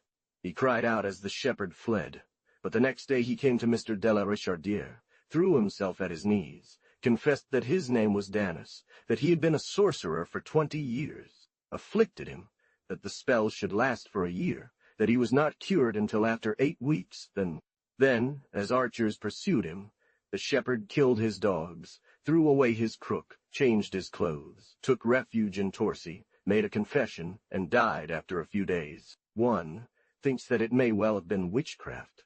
It is also possible, more likely, that there was only an illusion. Note 1. History of Superstitious Practices, Volume I, p. 281 3rd. Men turned into beasts. Lycanthropes, thought, wolf people. Following donate of Haute Maron, cited by Goulart II. There are lycanthropes whose melancholy mood dominates so much that they truly believe themselves to be transformed into wolves. This disease, as testified by Aetius in the 6th book, chapter 11, and Paulus in the 3rd book, chapter 16, and other modern accounts, is a type of melancholia, but strangely dark and intense. Ted in one of these melancholic lycanthropes that we call werewolves. For those affected leave their homes in February, almost mimicking wolves in everything, and every night they run through cemeteries and around graves, to the point that one immediately discovers a wonderful alteration of the brain, especially in imagination and thought miserably corrupted, in such a way that their memory has some strength, as I know. He who knew me well, being seized by his illness one day and meeting me, I retreated for fear he might offend me. He looked at me briefly, then passed by, accompanied by a group of people. He was carrying on his shoulders the entire thigh and leg of a dead man. Having been carefully medicated, he was cured of this disease. And meeting me again, he asked if I had not been afraid when he came towards me in that place. Which makes me think that his memory was not harmed by the intensity and urgency of his illness, although his imagination was greatly affected. Note 1. In the 9th chapter of his treatise on the healing of diseases, Note 2. Treasure of Amazing Stories, Volume I, p. 336. Guillaume de Brabant, according to Wiroan repeated by Goulart II, wrote in his history, "Man, and finally, through God's grace, he returned to himself and was healed. That a man of sense and mature understanding was so constantly troubled by evil spirits, that at certain times of the year he believed himself to be a ravishing wolf, running here and there through woods, caves, and deserts, especially after small children. Indeed, he says that this man was often found wandering through the deserts like a senseless. There was also, as recited by Job Finsel in the 2nd Book of Miracles, a villager near Paul in the year 1541, who believed himself to be a wolf and attacked several men in the fields, killing some of them. Finally, captured not without great difficulty, he insisted firmly that he was a wolf, and there was no other difference, except that wolves were usually furred outside, while he had fur between his skin and flesh.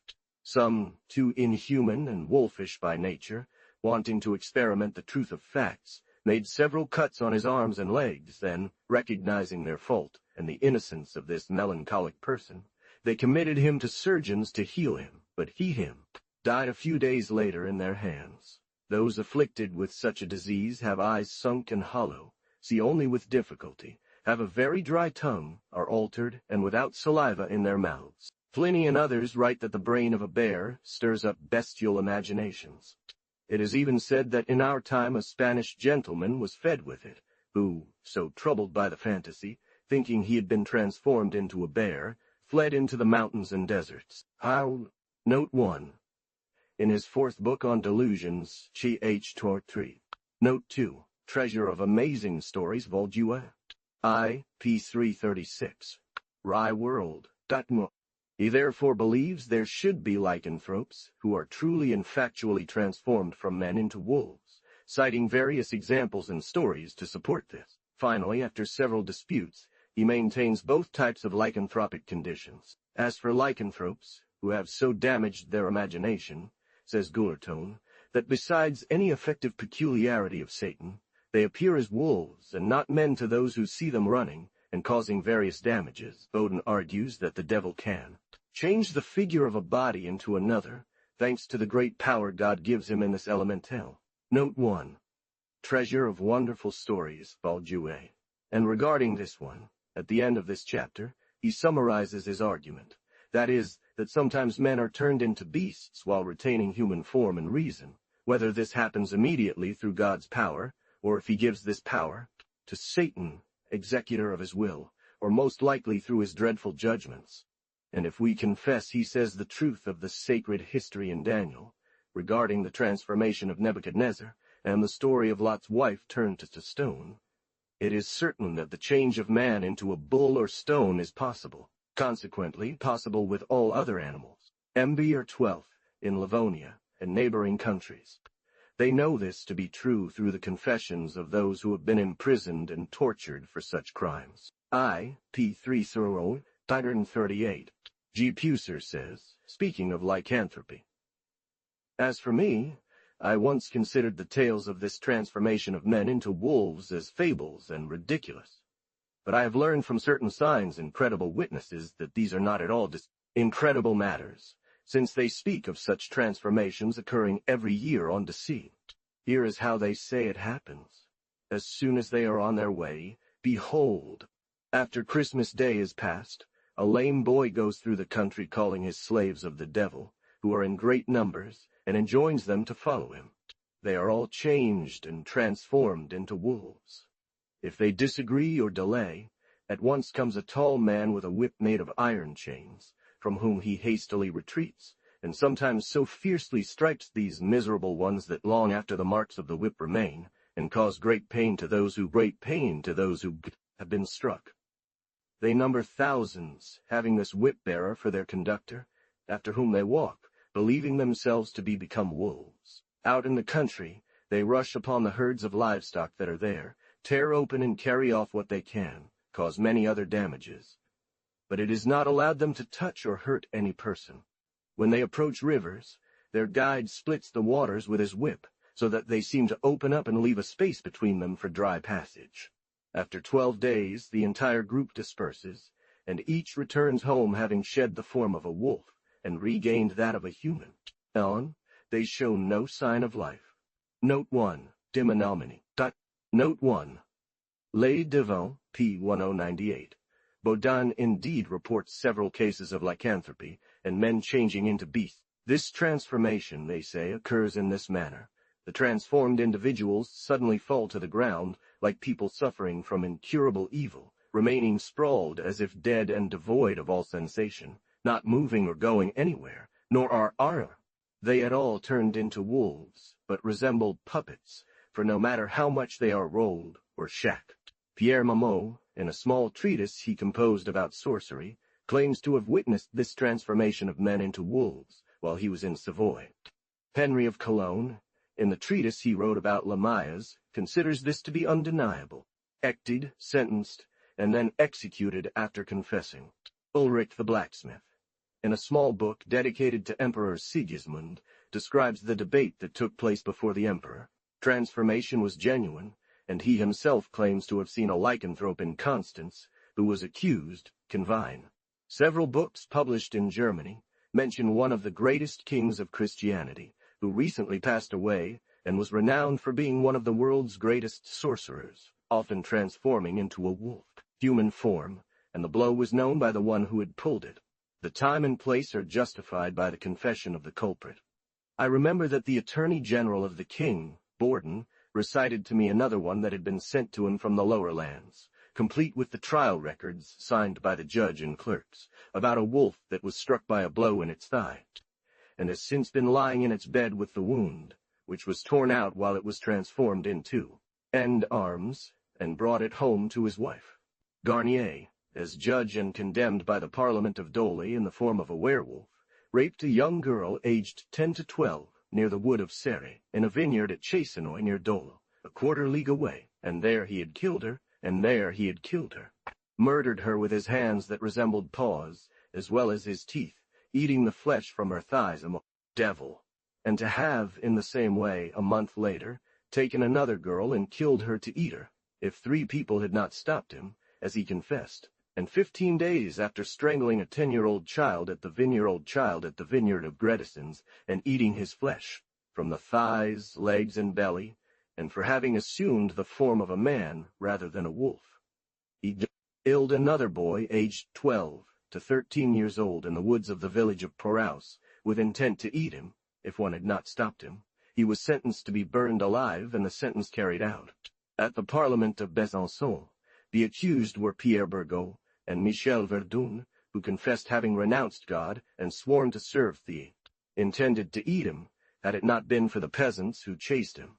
And Michel Verdun led Burgot to the edge of the Charlon castle, where each had a candle made of green wax that produced a blue and obscure flame, and they performed dances and sacrifices to the devil, and that they had eaten 4 young girls, and that by touching someone with a powder, they caused them to die. Then, after they had been oiled, they returned to their wolf form with incredible speed, then transformed back into men, and suddenly changed again into wolves, coupling with the she-wolves, with such pleasure as they had become accustomed to without women. They also confessed that Burgot had killed a 7-year-old boy with his wolf paws and teeth. Job Finsel, in Book She of Marvels, writes that there was a lycanthrope in Padua who was caught and his wolf paws cut off, and at the same instant his arms and legs were also cut off. This is to confirm the trial made against the sorcerers of Vernon in 1556, who frequented and gathered together regularly in an old castle, as if in an infinite number of cats, and since this seemed incredible, the proceedings were delayed.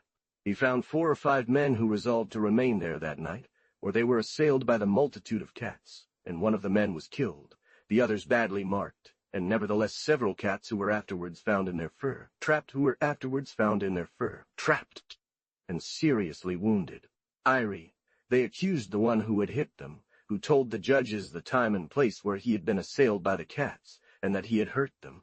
Guianoni reports the story of a charmer who changed into different animals. Note 1. Various lessons.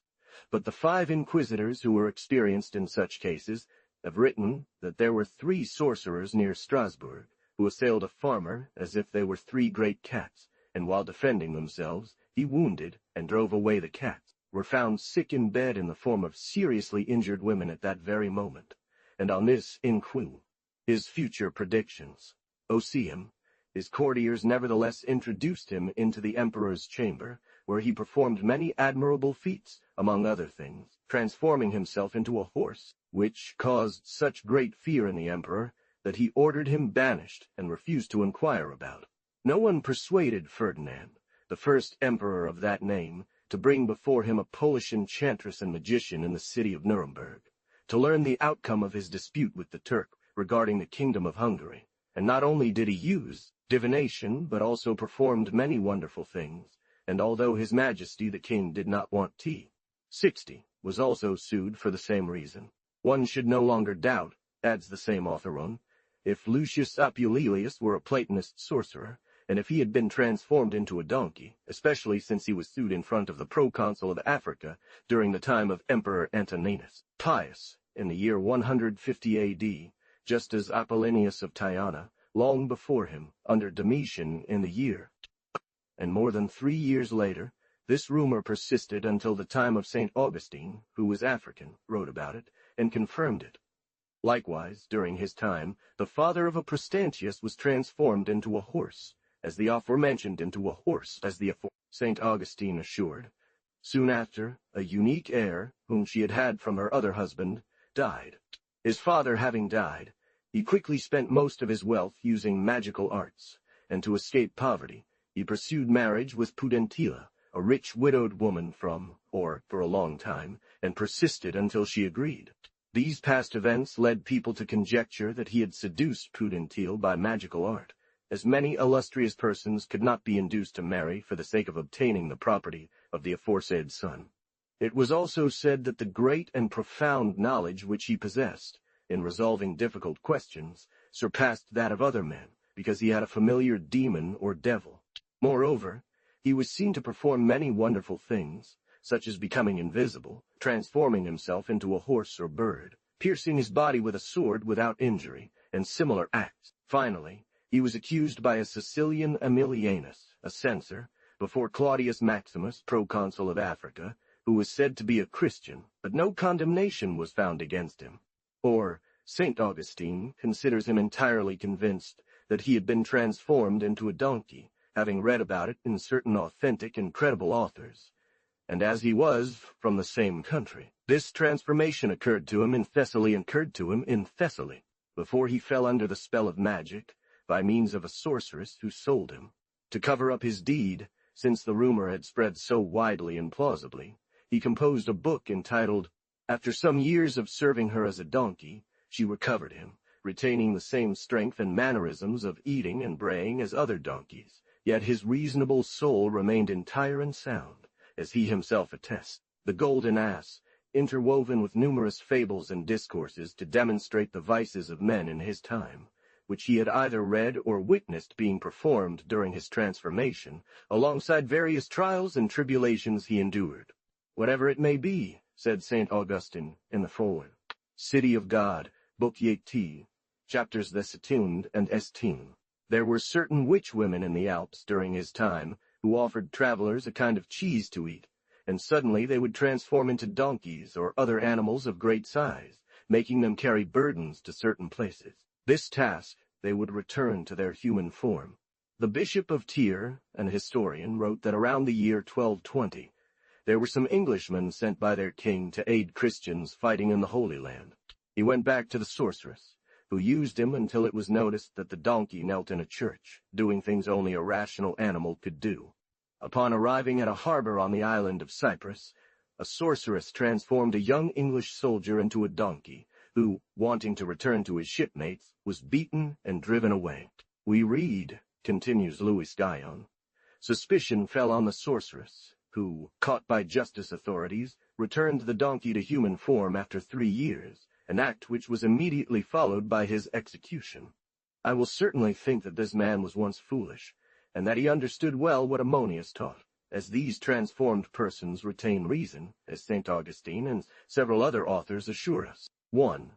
That Ammonius, a peripatetic philosopher, often had a donkey present during his lessons, and this happened during the reign of Lucius Septimius Severus, emperor, in the year A.D. Note 1. Diverse Lessons, Vol. A. I. p. 426. Their neighbor bought him for a high price, but they told the buyer that they would not guarantee his safety, and that he should forgive himself if he went to the river.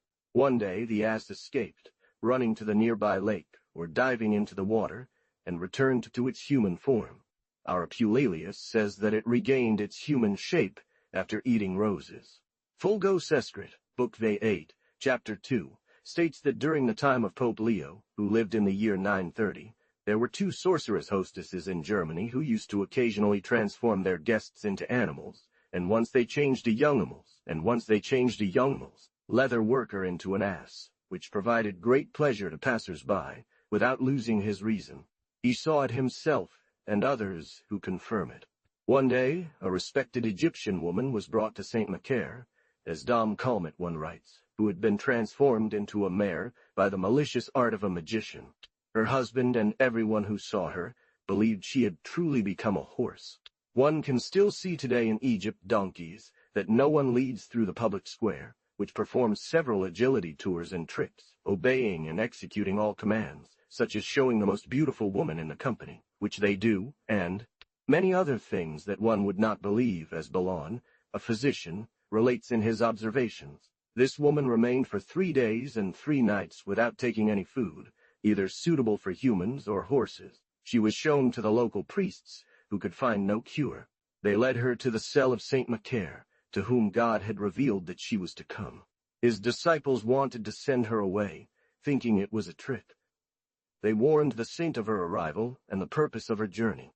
He said to them, "You are true animals who believe you see what is not there. This woman is not changed, but your eyes are enchanted."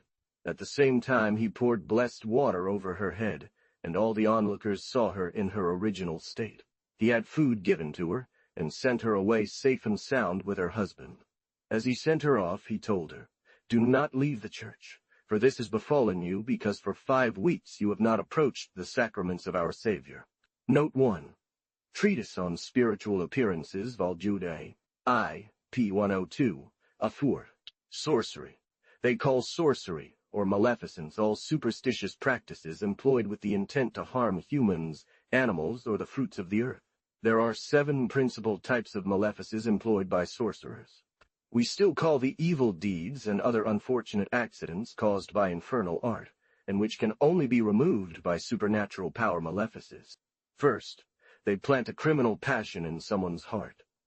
Second, they inspire feelings of hatred or envy towards another person. Third, they cast spells. Fourth, they cause illness. Fifth, they cause people to die, harm property, and impoverish their enemies. The ancients protected themselves from future malefices by spitting into their bodies. Then the witch who had cast the evil spell felt a violent pain in her entrails, and went straight to the house where they burned the intestines to take a burning coal, which stopped the evil. In Germany, when a sorceress had rendered a man or a horse impotent and caused harm, they would take the intestines of another dead man or horse, drag them to some dwelling without entering through the common door, but instead through the ventilating through the common door, shaft in the cellar or underground, and burn these intestines there. If the door was not quickly opened to her, the house filled with darkness and thunderous noise, and those inside were forced to open it to save their lives. Sorcerers, when casting a spell or malefic, are obligated to give it to something more substantial than the being or object they are casting it upon. Otherwise the malefic returns to them. But a sorcerer cannot remove a malefic if it is in the hands of justice. He must be entirely free for that. Note 1. Bodin demonomany. Epidemics have often been regarded as malefics. Note 1. Del Rio. Disquisitions magiques. The sorcerers, it was said, sometimes place a tuft of hair or a toad, with 3 curses, beneath the threshold of a sheepfold of a sheepfold or a sheepfold or a stable they wish to ruin, to cause the deaths of the sheep and animals that pass over it. Evil is not halted until the maleficent force is removed. Lancre states that a baker from Limoges, seeking to make white bread according to his custom, had his dough so charmed and affected by a sorceress that he produced black, tasteless, and foul bread. A magician or sorceress, to win the heart of a young married man, placed a toad with its eyes closed under his bed in a well-sealed jar. Maleficent charm, burned it, and her husband returned to her. Note 1. De Lancre, on inconstancy, etc. A poor young man who had removed his boots to climb a ladder, a witch added some poison without his knowledge, and the young man, while descending, having twisted his ankle, was lame for life. A bewitched woman became so fat, said Del Rio, that she was a ball from which one no longer saw her face, which was none the less significant. Furthermore, one heard in her bowels the same noise as chickens, roosters, ducks, sheep, cows, dogs, pigs, and horses, to such an extent that one could have taken her for a moving farmyard. A witch had rendered a mason impotent, and so bent that he almost had his head between his legs. He accused the witch of the harm he was suffering. She was arrested, and the judge told her that she would only save herself by healing the mason. The mason did so, and he was healed. She had a small package brought to her from home by her daughter, and after adoring the devil face down, muttering some charms, she gave the package to the mason, ordering him to bathe and put it in his bath, saying, "Go by the devil." Note 1. Boding demonomany. Sorcerers sometimes put the devil into nuts and give them to young children, who become maleficent. Before putting the package into the bath, they wanted to know what it contained. They found 3 live little lizards inside, and when the mason was in the bath, he felt under him as if there were 3 large carp, which they looked for a while, without finding. One of our demonographers, that is, I think Boguet, reports that in some city, A sorcerer had placed a maleficent apple on the parapet of a bridge for one of his enemies, who was greedy for everything he could find without loosening his purse. Fortunately, the wizard was noticed by experienced people, who prudently protected whoever dared to touch the apple, under pain of swallowing the devil. Yet it had to be removed, unless one wanted to provide it with guards. The spectators picked up stones and threw them at the head of these little demons, who did not show themselves again. Boguet still tells that a young enchantress released small lizards, which flew out through a hole made in the floor. They deliberated for a long time without finding any way to get rid of it. Finally, a champion appeared, armed with a staff, and advanced to a distance from the apple, pushing it into the river, where, falling in, several little devils in fish form emerged.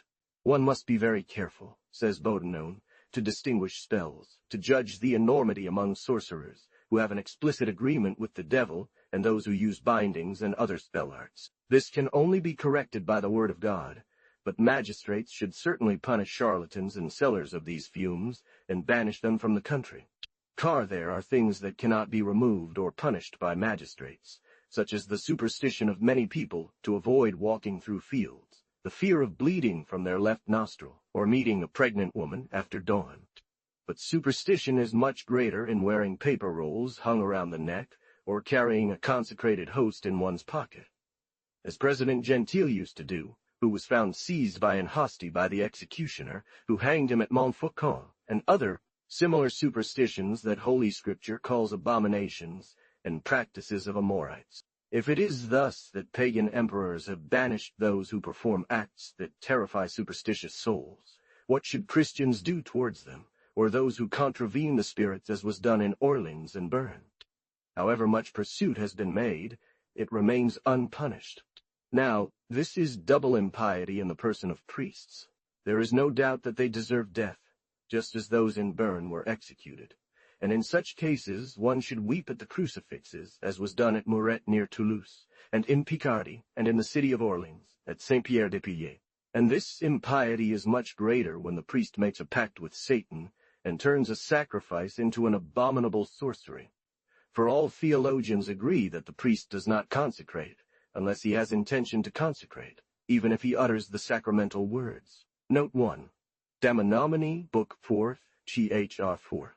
In fact, there was a priest of Saint-Jean-le-Petit in Lyon, who was burnt alive in 1558 for stating, as he later confessed in court, that he did not consecrate the host when celebrating Mass to damn the parishioners, as he claimed, due to a lawsuit he had against them. Has often been found. It has been found in countless trials that sorcerers are often priests, or they have intelligence with priests. By means of money or favors, they are induced to say masses for sorcerers, and provide them with hosts, parchment, or put rings, characterized blades, or other similar objects on the altar, or beneath the linens. And not long ago, a priest was surprised doing this, who managed to escape having had a good guarantor who had lent him an anointment to place under the altar linens when celebrating Mass, of their ears, and put them in his pocket. That with the sword by which he had pierced them, he drew a cross on the ground between the legs of his horse, kissed it, and then, mounting his horse, fled. The young man carried out all this. According to Dom Comatone, Aeneas Silvius Piccolomini, who later became pope under the name Pius II, wrote in his History of Bohemia that a woman predicted to a soldier of King W. Ladislas that his army would be cut to pieces by the Duke of Bohemia, that if the soldier wanted to avoid death, he must kill the first person he met on his way. Cut off. Ladislas gave battle, lost it, and was killed. The young soldier escaped, but entering his house he found that it was his wife whom he had killed and pierced with his sword, and to whom he had cut off her ears. Note 1. Treatise on Spiritual Apparitions, Voljeur, I, p. 100. The old woman then retired, grumbling and mumbling between her teeth. Comatone tells us, according to Frederick Hoffmann too, that a butcher from the city of Jena, in the Duchy of Weimar in Thuringia, refused to give an old woman a calf's head. Shortly after, the butcher experienced severe headaches. As the cause of this illness was unknown to even the most skilled doctors, they could not provide any remedy. This woman, from time to time, was giving off the left ear of the brain, which was initially mistaken for her own brain. This illness lasted quite a long time, and finally the butcher's wife completely recovered. This happened in 1685. But as she suspected that old woman of having put a spell on her with the calf's head, they examined it more closely and recognized it as calf's brain. And they were convinced of this when they saw the small bones from the calf's head coming out with its blood. The brain. Note 1. Treatise on the Apparitions of Spirits, Volume I, p. 101. Note 2. On the Power of the Devil in Human Bodies, 1736, p. 382. In Book 2, Chapter 3. This individual celebrated Mass, and after consecrating the host, beheaded a 10-year-old boy, the firstborn who had been prepared for this purpose, placing his head on the host. Then, using certain words and symbols that need not be explained here, he asked what the king desired. De Monomania, Guillaume states that Monsieur Nouy, abbot of Lille, and later bishop of Dax, an ambassador to Constantinople, reported that a Polish nobleman named Pruiski, who was an ambassador to France, kings who, seeking guidance on his kingdom's future, summoned a necromancer and sorcerer. The head only responded with the two Latin words vim patior, meaning, I endure violence. Note 1. And immediately the king fell into a rage, crying without cease, Take this head from me, and thus he died in anger. Since these things were written, I asked Sir de Dax if what Bodin had written about him was true, to which he assured me it was, but he never would tell me who the king was. The Various Lessons of Louis Guillon, Valjord I, p. 735. P. Le Lawyer also recalls the story of another head that spoke after the separation from the body, which Pliny mentions. It is said that in the evening he complained and desired to speak to someone. In the Sicilian War between Octave Caesar, who was later nicknamed Augustus, and Sextus Pompeius, so that only a little remained on the skin. Immediately a great multitude gathered around the body. He prayed those who had come to speak on behalf of Pompey, and that he had descended from the underworld to tell him something important. This was reported to Pompey, who did not want to go himself but sent someone familiar with his affairs. As a sign of truth, he said that he would immediately fall dead as soon as he had delivered his message. Gabinius told them that the gods below would hear Pompey's just complaints, and that he would have exactly the outcome he desired. This came to pass, and Gabinius fell dead on the spot just like before. Note: the prediction of Gabinius did not come true. Note 1. Discours et Histoires des Spectres, p. 259. Pat among all those in the country. Note 1. 3 books of charms, sorceries, etc., p. 304. Du Virona tells that the Biarmes, a northern people close to the Arctic pole, being one day ready to fight against a very powerful king named Regner, began to address the sky with beautiful charms, and succeeded in soliciting the clouds to come to their aid, forcing them to pour down a great deal of rain and violence suddenly upon their enemies. As for commanding storms and winds, Olaus states that Henry, king of Sweden, who was renowned as being the first of his time in magical arts, was so familiar with demons and had such control over them that wherever he turned his hat, immediately the wind he desired would blow from that direction, and for this reason his hat was known as the windy. Presentations of things, using their great skill to deceive and charm the eyes. They had also learned to obscure true looks with deceptive figures. According to Gindes Corazone, Olaus the Great wrote about several means of special enchantments observed by the northern people in these words. One would usually find sorcerers and magicians among the botaniques, northern peoples, as if this land were their own home, who had learned to disguise their faces and those of others through various ray of fair weather from these dark substances attached thereto, and by this means they dispel the vapor that oversaw them. Yet do they demonstrate such things through such deceptions? And not only luminaries, but also women and young virgins, have accustomedly, according to their desire, borrowed their subtle and tenuous substance from the air, to make themselves as hideous masks, full of a leaden malignancy, or to display their distinguished faces with a discolored and false color, which they afterwards discard in the clarity. It also appears that there was such virtue in their charms that it seemed as if they had power to attract from the most distant place, and become visible by themselves, and touch a thing the most remote. Indeed, and would she have been arrested and died, bound with 1,000 fetters three, when they wished to know the state of their absent friends or enemies in distant countries, 200 or 400 leagues away, they turned to Lapon or Finnan, a great doctor in this art. After making him some presents, such as a linen robe or an arrow, they ask him to experiment and determine in what country their friends or enemies may be, and what they are doing. He enters the conclave accompanied only by his wife and a companion. Then he strikes with a hammer an iron frog, or a serpent lying on an anvil, giving it as many blows as directed. With some charms he tosses them back and forth, and immediately falls into ecstasy, raving, and remains lying for a short time as if dead. During this time his companion diligently guards him, fearing that any living insect, fly, or other animal might touch him. Note 1. Moral Works and Divers, p. 394. And then, rising up, she declares to her master the same signs, with the circumstances. By the power of her charms, her spirit, guided and led by the devil, brings back a ring, or a knife, or some other similar object, as a sign and testimony that she has done what was commanded. I'll read, bewitch you and Persona benign, Benway, Bryden, Tude. Note 3. Saxon the Grammarian, at the beginning of the History of Denmark. Note 2. Book 3, Chxe Nights of the History of Northern Peoples. The same author, in chapter 80 of the third book on favoring winds, writes about the following miracle.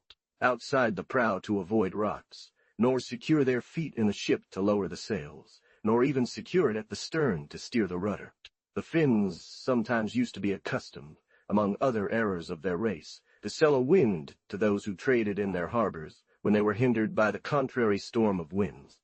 After having given them the payment, they gave 3 magical knots to the buyers, and warned them that by untying the first knot they would have friendly and gentle winds, and by untying the second stronger winds, a storm would arise such that they could not comfortably enjoy their ship, nor cast their eyes. I have often heard from a good and learned person, said Goulartone, that when he was a young scholar in Toulouse, he traveled twice over the Pyrenees mountains, that during these 2 journeys he experienced and saw what follows. On a very high and spacious crest of these mountains there is a form of altar that is very ancient, on some stones of which certain strange characters are engraved.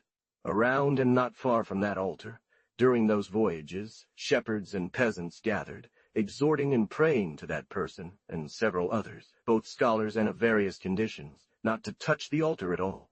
It was very beautiful on both journeys. When asked why they made this request, they replied that it was not important to approach it to see and examine it closely, as one wished, but that touching it would cause wonderful changes in the air. But on the first journey, a monk was present in the company who, laughing at the warning of these shepherds, said that he wanted to try if this was some enchantment. And while the others amused the peasants, he pleased. Note 1. Treasure of Admirable Stories, Vol. 2. On the second journey, the same thing was awaited by a scholar with the same effects of lightning, storms, and strange ravines of waters that it is possible to imagine. Suddenly the sky darkened, thunder rumbled. The monk and all the others gained ground at the foot, but before they reached the bottom of the mountain, after several flashes of lightning and terrible storms, they were drenched to the skin, pursued further by shepherds with stones and clubs. 2. P. 776, Prato. The little girl immediately answered that she would bring him some when he wanted it. He replied, "And who has taught you this secret?" "This is my mother," she said, "who strongly advised me not to tell anyone. According to Dom Calmet, Sprenger in Malio Maleficorum tells that in Swabia a peasant with his little girl, aged about 8, having gone to visit his fields, complained about the drought, saying, 'Alas, will God give us rain?' And how did she give you this power?" "She took me to a master who comes to me whenever I call him." "And have you seen this master?" "Yes, she often saw men enter her mother's house, one of whom she had dedicated herself to."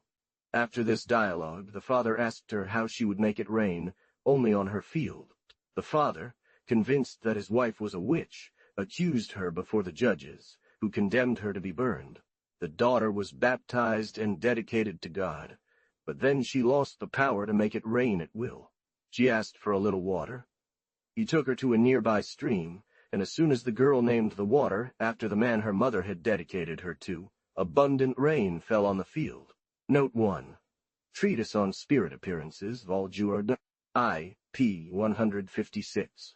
Bodnoni says, "The custom of training images and crosses in the river to bring rain is practiced in Gascony, and I have seen," he says, "it performed in Toulouse, in broad daylight, by young children before the whole people, who call it Tire Mass. Someone threw all the images into the salt wells in 1557. Heavy rain then fell." Note 1. Demonomany, Book 2, Chapter 8. This is a sign of wickedness, passing through suffering, and a doctrine taught by some. They bore a crucifix, and spoke against it an abominable charm, then threw themselves into the sea, praying that the Jovianus Pontanusone, discussing the damnable superstitions of some Neapolitans who believed in sorcerers, said these words: "None of the inhabitants, and besieged within the city of Suez, emerged at night, deceived the guards, then crossed the harshest mountains, and eventually reached the shore of the sea. They brought a donkey to the doors of their church, and sang a requiem over it, as if to some person who had given up his soul. At the same time, some priests from the same town, desirous of accommodating themselves to the sorceries of the soldiers, invented another, hoping to attract rain in this way. After this, they stuffed a consecrated host into its mouth, and, after performing many services around this donkey, ultimately buried it alive at the gates of their aforementioned church. Hardly had they finished their sorcery than the air began to trouble, the sea to be agitated, the day to darken, the sky to lighten, and thunder to shake everything, the whirlwind of the winds uprooting trees and filling the air with flying stones and fragments of rocks. The King of Naples, who had expected to take the city only through lack of water, seeing himself thus frustrated, lifted the siege, and returned to find his army at Savona. Such a rush of water came, and such was the abundance of the rain, that not only were the cisterns of sweet filled, but also the mountains and rocky crevasses heated by the sun served as channels for the torrents. The trials of sorcerers and sorceresses, says Goulart. Opportunity with another voyage. 1.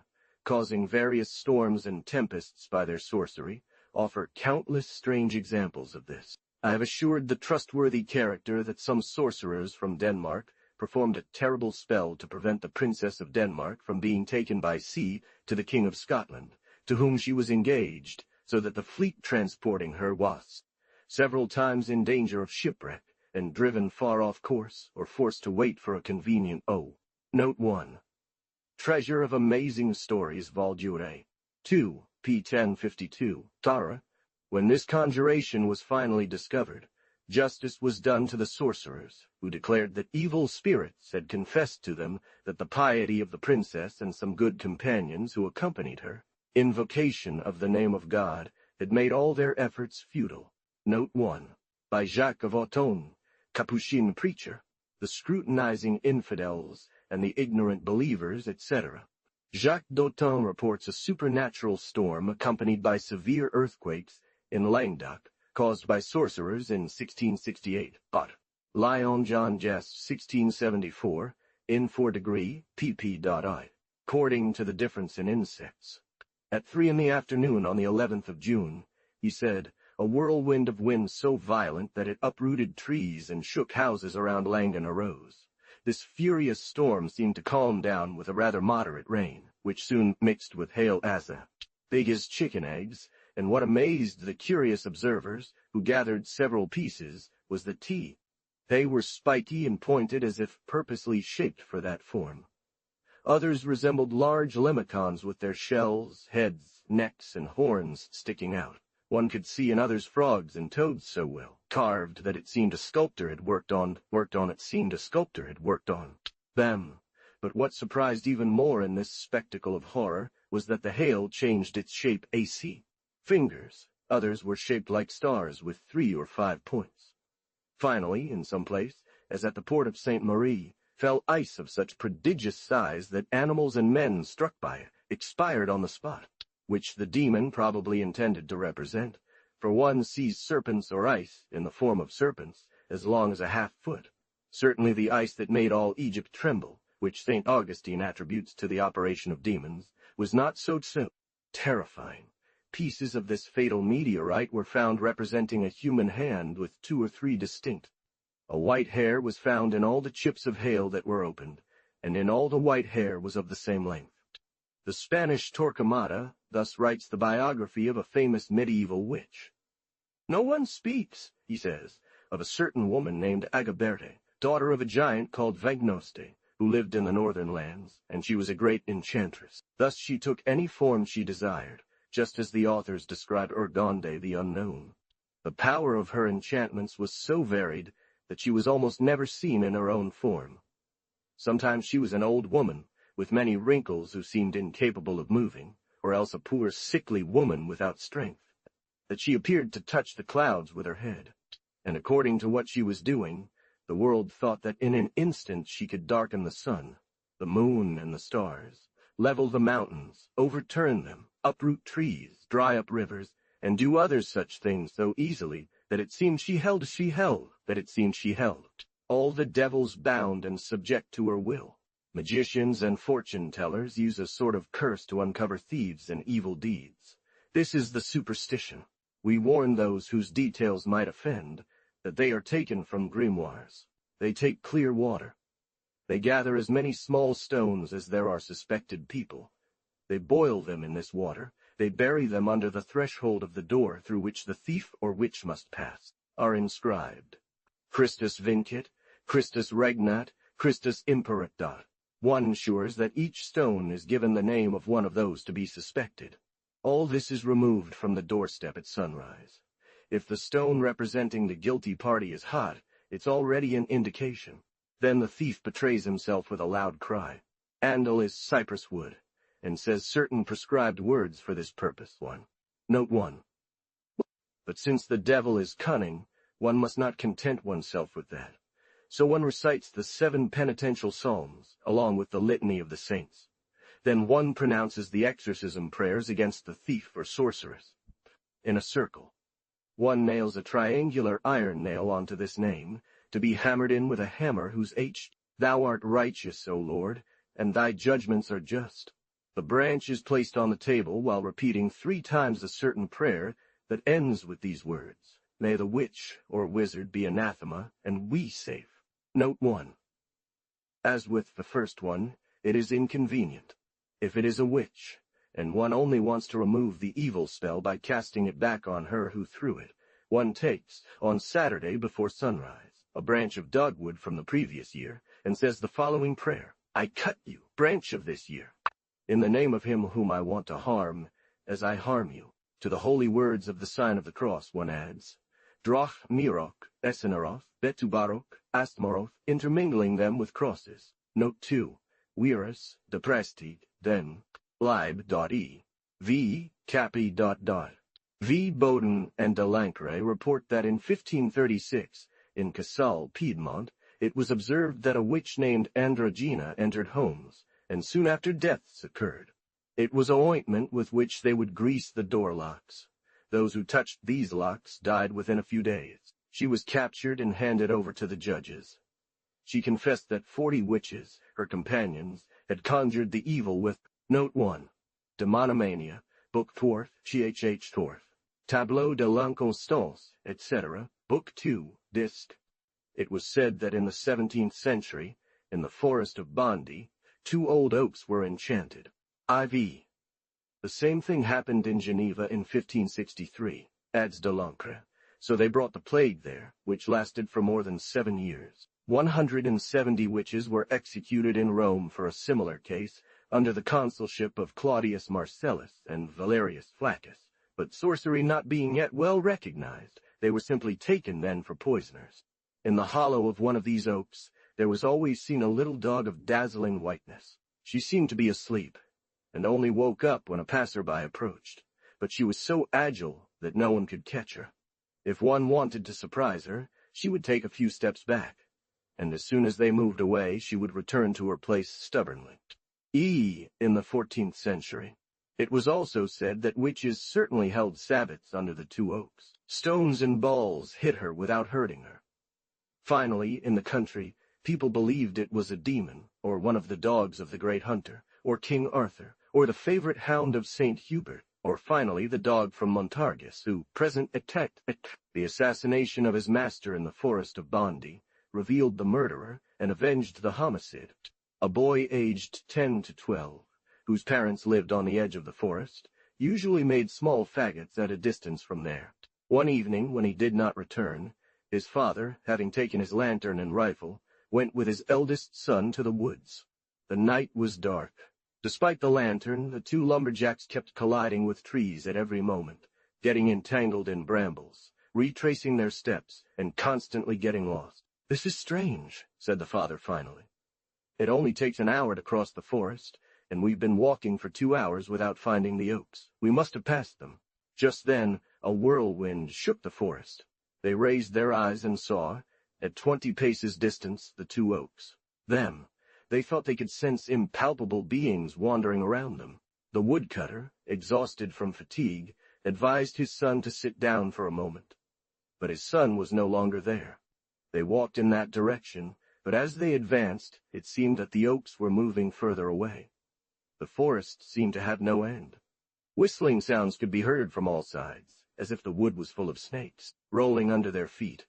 Claws surrounded their legs and brushed against them. A putrid smell surrounded. He saw, at a few steps' distance, in the bushes, the flickering light of a lantern. He noticed the lower legs of his son, who was calling him. He did not recognize his voice. He stood up. Then the lantern disappeared. He did not know where he was. A cold sweat ran down all his limbs. A freezing breeze struck his face as if 2 great wings were flapping above him. He leaned against a tree, dropped his rifle, committed his soul to God, and took out a crucifix from his breast. He knelt down and lost consciousness. He returned home in terror. The sun had risen when he woke up. He saw his rifle broken and sodden as if chewed with teeth. The trees stained with blood. The leaves darkened. The grass dried up. The ground covered with scraps. Son's clothes, which did not reappear. On visited these dreadful places, one witnessed all the signs of Sabbath. One saw the elusive white dog. The site was purified. 2 trees were felled, and in their place 2 crosses were planted, which could still be seen a short while ago, and since then this part of the forest ceased to be infested by demons. Note 1. Infernaliana, p. 152. It is left in this pot for 15 days, after which it is exposed to the intense summer sun until completely dried. If the sun is not sufficient, it is placed in an oven heated with fern and wormwood. On then composes a sort of candelabra, with hanged man's fat, virgin wax, and Lapland. What sorcerers call the hand of glory is the hand of a hanged man, prepared as follows. It is placed in a piece of mortuary cloth, pressing it well to extract any remaining blood. Then it is put into a clay vessel with salt, niter Zemax, and long Zemax, and long pepper, all finely powdered. In all places where one goes with this ill-omened instrument, those who are there remain motionless, and can only stir if they were dead. There are various ways to use the hand of glory. Criminals know them well, but since we no longer hang people here, it must be rare. 2 magicians, having come to stay at an inn to steal, asked to spend the night by the fire, which was granted. When everyone was laid down, the servant, who distrusted the appearance of the 2 travelers, went to peep through a hole in the door to see what they were doing. She saw them pull a hand from a bag of a dead body, smear something on its fingers, and light them, except for one that they couldn't light no matter how much effort they made, because as she understood it, there was only her among the house's people who wasn't sleeping, for the other fingers were lit to plunge those already asleep into deep sleep. Note 1. Del Rio, Disquisitions Magites. The 2 magicians, seeing themselves uncovered, fled as fast as they could, and were never found again. She immediately went to her master to wake him up, but she couldn't, neither could the other people in the house, until after they had extinguished the lit fingers while the 2 thieves began their operation in a neighboring room. There used to be many enchanted rings or charged with amulets. Magicians made constellation rings with which one performed wonders. 1. This belief was so widespread among the pagans that priests could not wear rings, unless they were so simple that it was evident they did not contain any amulets. Note 1. Alice Gellius, lib.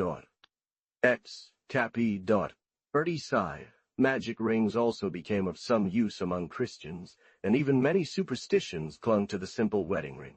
It was believed that there was a line in the fourth finger, which was specifically called the annular finger, or the finger destined for the ring, that corresponded directly to the heart. Therefore, it was recommended to wear the wedding ring on this single finger. The moment when the husband gives his young bride the ring, before the priest, is said by an old book of secrets to be of the highest importance. If the husband stops the ring at the entrance of the finger, and does not pass the second jointure, the wife will be mistress. But if he pushes the ring all the way to the base of the finger, he will be chief and sovereign. This idea is still prevalent, and young brides generally bend their little finger when receiving the ring, so as to stop it before the second joint. The English, who observe the same superstition, attach great importance to the wedding ring on account of its properties. They believe that by putting one of these rings in a nightcap and placing everything under their pillow, they will see in their dreams the husband destined for them. The Orientals revere rings and bracelets, and believe in enchanted rings. Their stories are full of marvels performed by these rings. They quote especially, with unbounded admiration, Solomon's ring, by which that prince commanded all nature. The great name of God is engraved on this ring, which is guarded by dragons in Solomon's unknown tomb. Whoever should secure this ring would be master of the world and have all spirits at his command. Due to the shortage of this miraculous talisman, they purchase from magicians rings that also perform wonders. Henry VIII blessed golden rings that he claimed had the property to heal cramping. Note 1. Mission, Voyage d'Italie Valdure. 3. P16. Margin. Secret makers have invented magical rings with multiple virtues. Traveler's ring. Their books speak of the Moor. This ring, whose secret is not entirely certain, gave its wearer the ability to travel from Paris to Orléans and back in the same day without fatigue. However, the secret of the invisibility ring has not been lost. The Kabbalists have left instructions on how to make this ring, which placed Jesus on the throne of Lydia. One must undertake this operation on a spring Wednesday, under the auspices of Mercury, when this planet is in conjunction with another favorable planet, such as the Moon, Jupiter, Venus. Fixed Mercury to use it as needed. May we have good, fixed, and pure Mercury. From it we will form a ring through which the middle finger can easily pass. We will set in the shank a small stone found in the nest of the hoopoe, and we will engrave around the ring these words: Jesus, passing among them, went away. Then we will put the ring on our finger. 1. Then, having placed everything on a plate of fixed mercury, we will make the mercury perfume. We will wrap the ring in appropriate taffeta, wear it in the nest of the hoopoe, from which the stone was taken, leave it there for 9 days, and when we remove it, we will make the perfume again as before. Then we will keep it in a small box made with. Note 1. St. Luke, Cha. By turning the stone outside the hand, it has the virtue of making the bearer invisible to the eyes of those around. And when one wishes to be seen, it is enough to bring the stone back inside the hand, which is closed into a fist. IV verse 30. Porphyry, Jamblichus, Apuladius, and Agrippa, or at least the books of secrets attributed to them, assert that a ring made in the following way possesses the same property. One must take hairs from the top of a hyena's head and twist them into small braids with which one makes a ring, also worn in the nest of the hoopoe. One leaves it for 9 days. Then it is passed through perfumes prepared under the auspices of Mercury planet. The Lord appeared to Simon.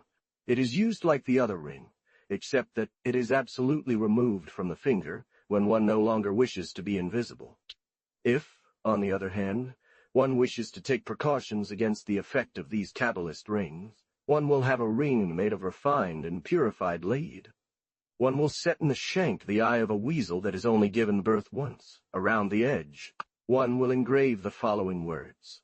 This ring will be made on a Saturday, when it is known that Saturn is in opposition with Mercury.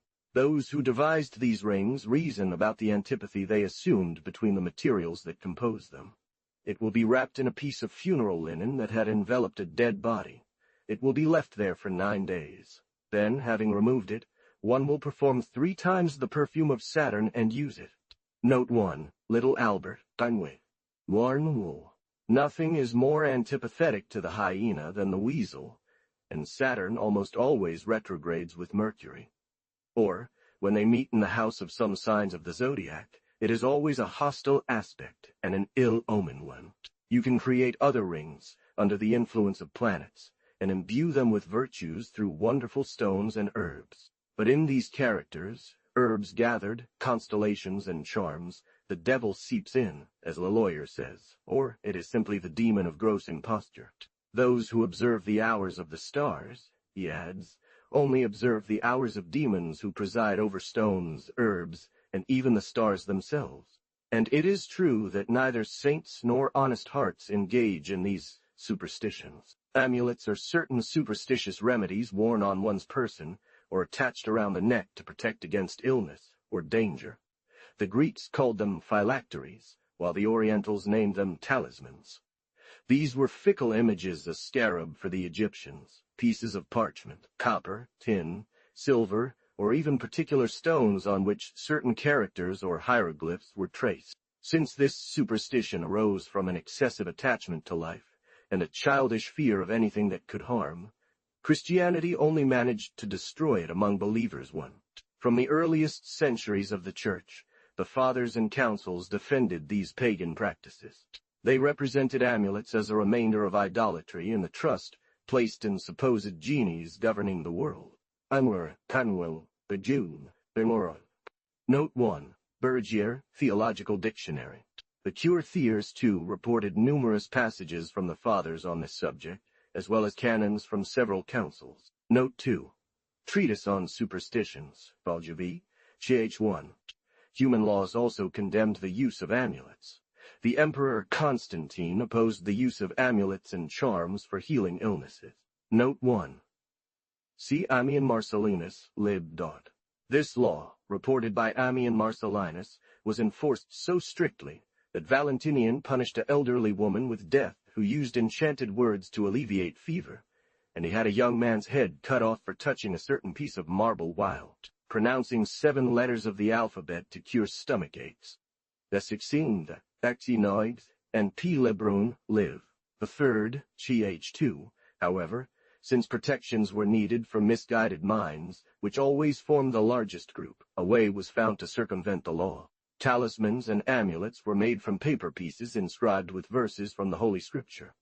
The laws became less rigid against this peculiar custom, and priests were left to moderate its abuses. Modern Greeks, when they are sick, write the name of their illness on a triangular piece of paper and attach it to the door of their room. They have great faith in this talisman. Some people carry with them the beginning of St. John's Gospel as a protection against thunder. And what is quite peculiar, Turks also trust in this same talisman, according to Pierre Laloyer. Another question arises as to whether it is superstition to wear relics of saints, a cross, an image, something blessed by the prayers of the Church, an Agnus Dei, etc. We acknowledge that if one attributes to these things the supernatural power to protect against accidents, sudden death, death in a state of sin, etc., it is superstition. She is not of the same kind as amulets, whose supposed power cannot be attributed to God. But this is what theologians call vain observance, because holy and respectable things are given a power that God has not attached to them. A well-educated Christian does not view them in this way. He knows that saints can only help us through their prayers and intercession with God. That is why the Church has decided that it is useful and praiseworthy to honor and invoke them. Wearing their image or relics on one's person is a sign of invocation and respect for them, just as keeping a portrait or something that belonged to someone is a mark of affection and respect for that person. It is even of crosses, and therefore it is neither vain observance nor foolish confidence to hope that, in consideration of the affection and respect we show to a saint, he will intercede and pray for us. Agnus Dei. Note 1. Disp. De demoniac tart. Pars 3rd, KP. They undressed him to ensure he had no armor under his skin that would stop the blow. They found an amulet bearing the figure of a lamb. They took it away, and the first gunshot shot him dead. We read in Thyrousanen that in 1568, in the Duchy of Juliers, Prince Orange condemned a Spanish prisoner to death. That his soldiers tied him to a tree, and tried to kill him with musket shots, but the bullets did not hit him. El Svelvio, Dio, Wedding. The virtue of this amulet was to soften the fury of cruel beasts. While crossing a forest, a bear snatched the prince from his nurse's hands and took him to its cave. In the old chronicle of Dom Orsino, when his mother sent him, a small child, to Santiago de Compostela, she put an amulet around his neck that her husband had torn from a Moorish knight. The Negroes believe greatly in the power of amulets. The Bretons attribute to them the power of repelling demons. But far from causing him any harm, she raised him with tenderness.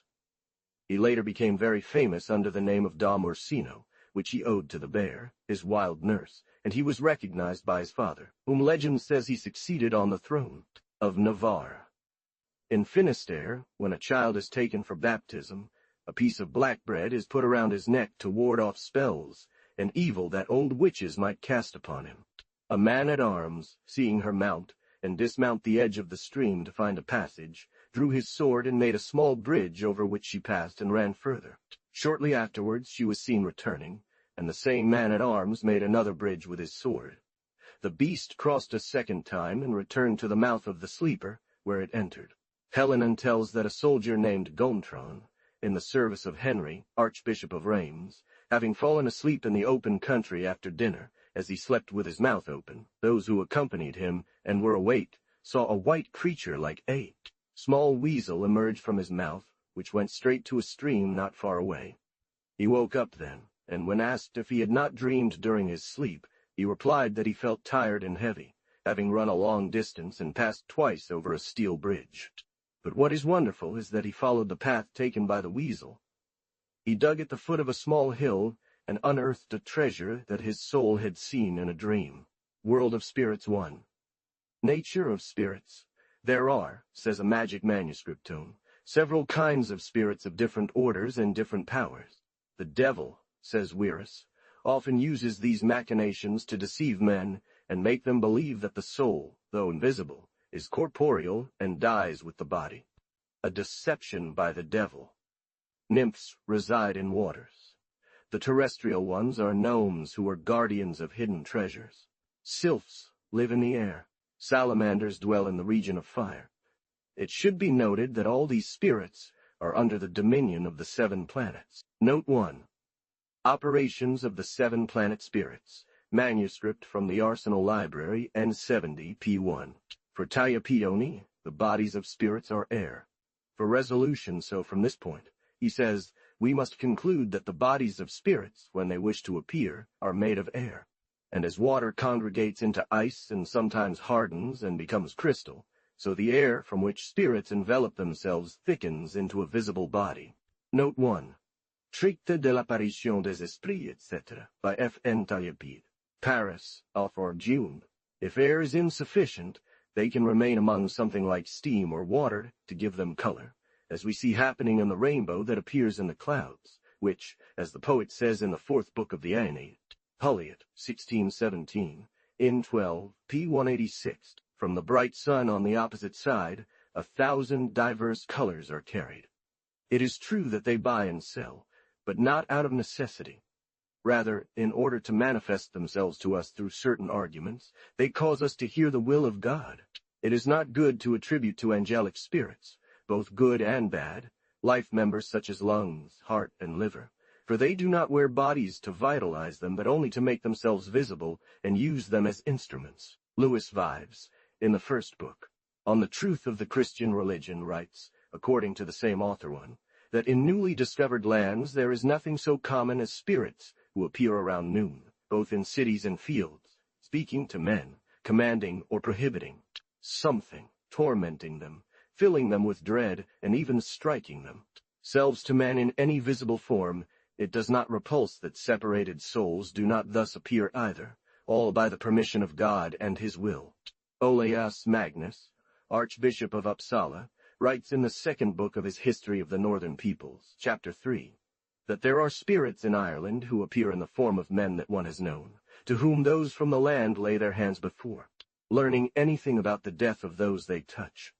Some think that these are not spirits of transgression, but only demons known by the ancients as lemures or werewolves, fauns, satyrs, lards or masks, manes, penates or domestic and tutelary gods, nymphs, demigods, Newtons, fairies, and a multitude of other names. But since there is no aversion for demons, whether good or evil, to represent them. Note 1, page 100. Note 1. Egyptian sorcery, manuscript from the Arsenal Library, No. It was marvelous secrets written on tree bark, in Egyptian language that the beautiful Sylph explained, and from which he claimed to have drawn his excellent book. The Count of Gabalisoni relates that one day he was transported to the cave of Typhon, not far from the sources of the Nile on the coast of Libya, by a young Sylph who had conceived a strong passion for him. There he found a salamander, who, after a long discourse on the nature of spiritual beings and their harm, added, "I am about to see the end, or a life that has already lasted 9,715 years, and will continue until 9,720, the age of the demigods. Here, Count, is a present I make to you, which you will not fully appreciate its value until after you have kept it for some time. I beg you to estimate it for my sake." Then she vanished. The most famous of gnomes, according to Mr. Alf Moriwan, is Alberic, who was tasked with guarding the treasure of the Nibelungs. Several legends tell of gnomes discovered beneath stones, behind which they had huddled. Gnomes flee the presence of day, dwelling under stones, as Abysmal teaches us, and in caves, as is said in the Nibelungs. Such is the legend concerning one of these dwarfs, found by a young shepherd near Dresden, beneath a stone, whom he thereafter employed to guard his flocks. Note 1. The Fairies of the Middle Ages, p. 70.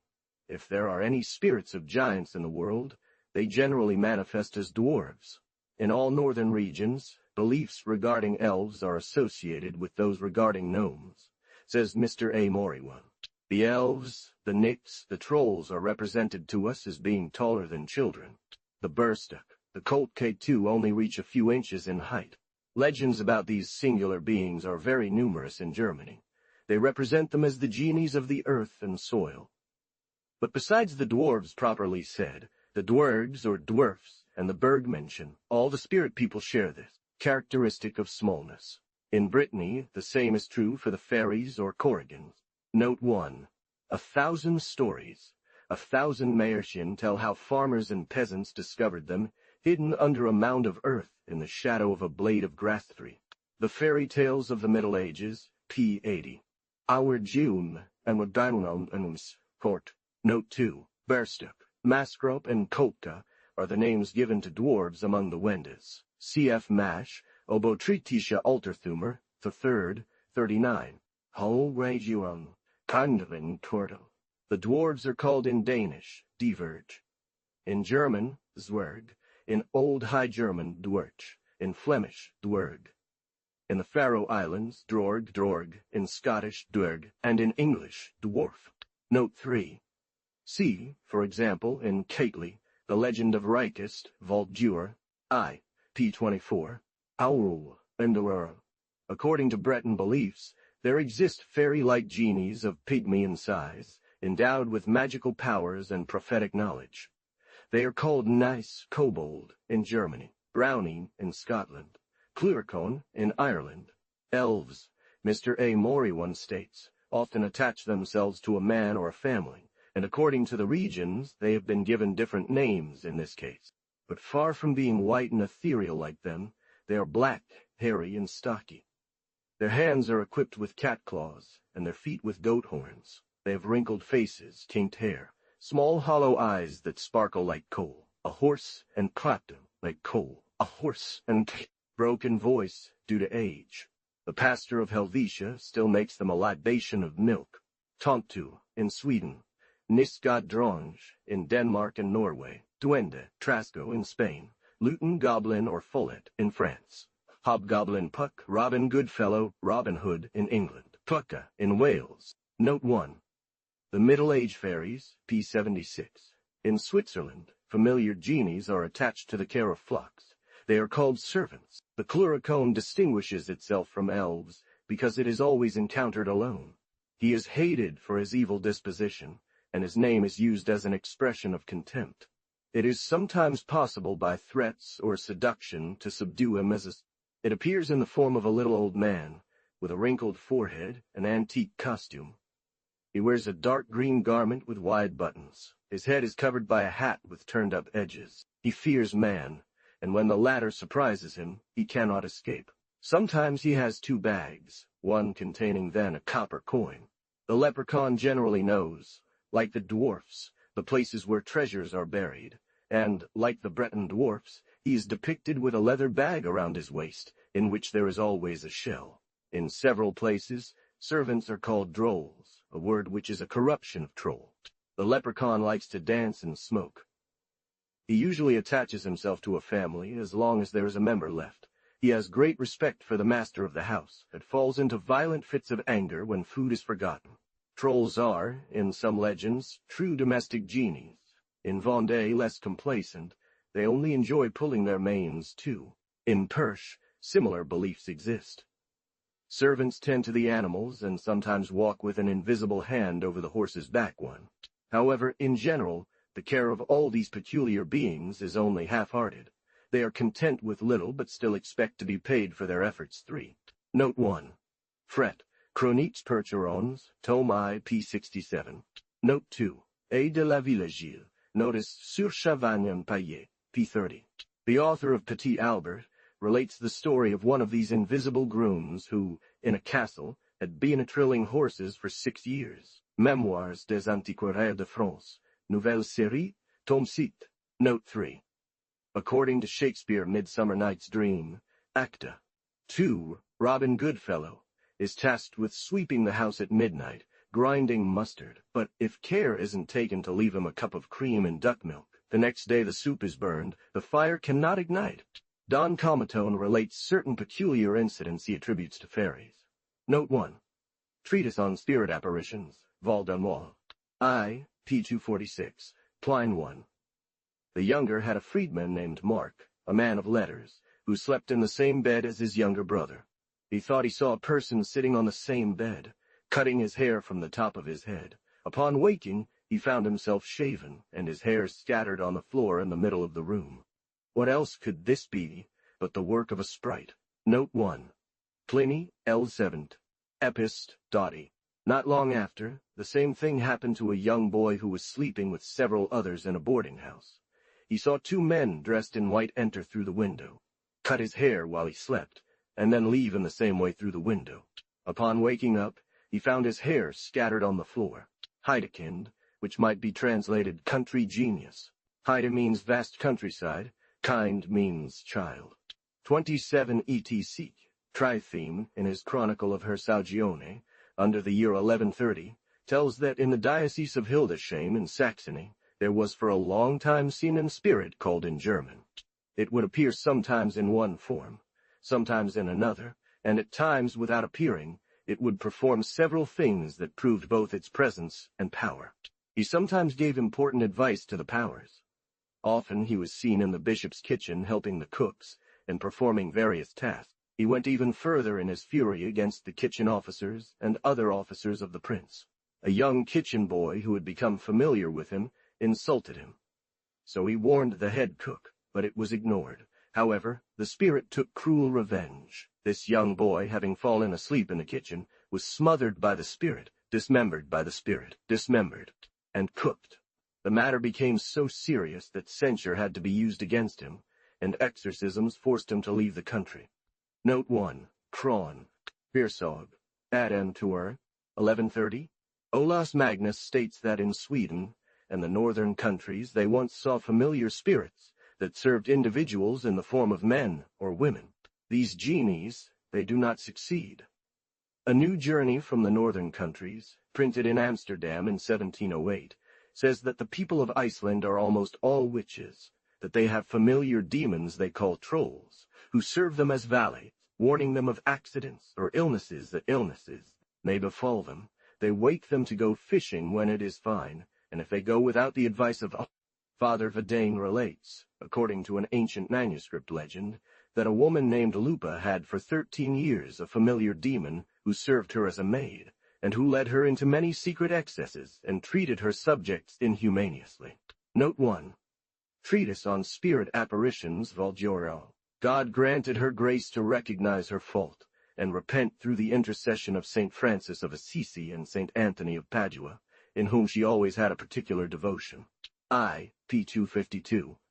Cardan speaks of a bearded demon from Niphus who taught him philosophy lessons. The lawyer relates that during the time he studied law in Toulouse, he lived quite near a house where a sprite never ceased to pull water from a well and make the pulley scream all night long. At other times it seemed to drag something heavy up the stairs, but it only entered the rooms very rarely and with a small noise. I have been told several times of a religious from the CDO order who had a familiar spirit that served him, made his bed, and prepared everything when he was due back from campaign. It became so usual that people awaited him at these signs, and indeed he would arrive. We have heard more than once that in Paris, at a seminary, there was a young clergyman who had a genius who served him, spoke with him, arranged his room and clothes. It was assured by another religious of the same order that he had a familiar spirit who warned him not only of what was happening in the house, but also of what occurred outside, and one day he was awakened 3 times and warned that other religious were arguing and about to come to fists, so he rushed over and stopped them. One day the superior, passing by the room of this seminarian, heard him speaking with someone. He entered and asked with whom he was conversing. The young man maintained that there was no one in his room, and indeed the superior did not see or discover anyone there. The superior pressed him for proof of what he said. He ordered the spirit to present a chair to the superior. The spirit obeyed. Nevertheless, as he had overheard their conversation, the young man confessed to having a familiar spirit for several years, who rendered him all the services a servant could do, and had promised him great advantages in the ecclesiastical. The matter was reported to Monseigneur the Archbishop, who did not consider it appropriate to make a fuss about it. The young clerk was sent away, and this singular adventure was buried in silence. Note 1. Guillaume d'Acnoil, Paris, 2 Part d'Or. Guillaume, Bishop of Parasone, states that he knew a minstrel who had a familiar spirit that played and joked with him, preventing him from sleeping by throwing things against the wall, pulling the covers off the bed, or even pulling him out of bed when he was asleep. We learn from the account of a very wise person that it happened to him in the countryside in broad daylight to feel his cloak and boots being pulled off and his hat thrown down, then to hear bursts of laughter and the voice of a deceased well-known person who seemed to be enjoying it. Count Despiliers the father, when young and captain of Cuirassiers, found himself in winter quarters in Flanders. Quaest 2, c. 8. Here is, reports Dom Calmentone, a story about a spirit, of which I have no doubt either, says he who wrote it to me. Count Despiliers sent his knight away and mocked his simplicity.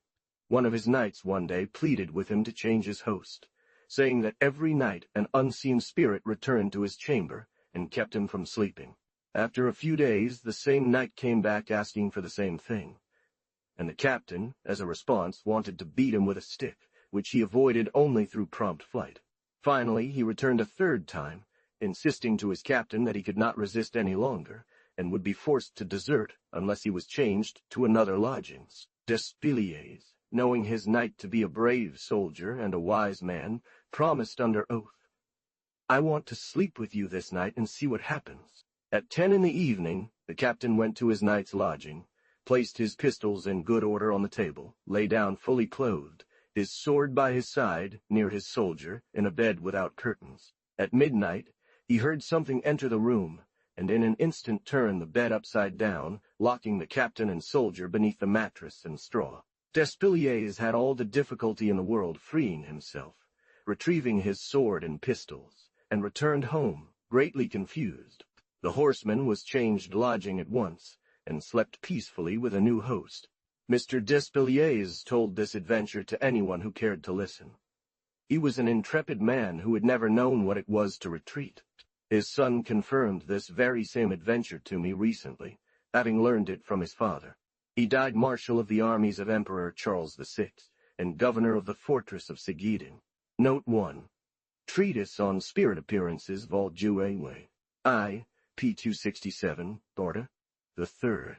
Gnomes. Minds, spirits. Guardians of treasures. Note 1. De mineral d'or. Up and a leather apron around their waists. Others do, or seem to do, what they see others doing are very cheerful, 'cause no harm to anyone. However, from all their work, nothing real results. Subterran. George Agricola, who meticulously treated the matter of mines, metals, and the manner of extracting them from the depths of the earth, recognizes, as Dom Calmet states, resembling dwarfs or pygmies. Others are like bent-over old men dressed as miners, with their shirts turned. p. 504. Note 2. There was in that place a mountain spirit, which, mainly on Friday days, and often when the miners poured out what they had extracted from the vats, used to cause much hindrance, changing at its whim the metals from the vats into others. Traits sur les apparitions des esprits, T.I., p. 248. Lavater, cited by Talipide, says that a man wrote to him about Devoise, in the country of Graubunden. There is a silver mine in which Pierre Boulle, a notable man and consul of this place, worked in the past years and extracted great wealth. This consul paid no heed, for when he wanted to go down into the mine or back up, trusting in Jesus Christ, he armed himself with the sign of the cross and never suffered any harm. One day, however, this spirit made more noise than usual, so much so that an impatient miner began to curse. Note 1. Treatise on the Appearance of Spirits, p. Then the spirit seized the miner by the head, twisting it in such a way that the front was directly behind. He did not die immediately, but suffered for a long time with a twisted neck and back, known familiarly by several who are still alive. A few alive. Years later, he died. Similarly, it is said that in the St. Gregory mine in Schuberg, there appeared one with a head crowned with black, who captured a metal miner and lifted him very high, which greatly offended him in his body. George Agricola wrote that in the mine called Crown of Roses, at Annenberg, a spirit in the form of a horse killed 12 men, snoring and blowing against them, to the point that they had to abandon it, even though it was rich in silver. Note 1. Treatise on Spirit Apparitions, Vol. Jure. There are several very rich mines that have been abandoned due to fear of these dangerous spirits.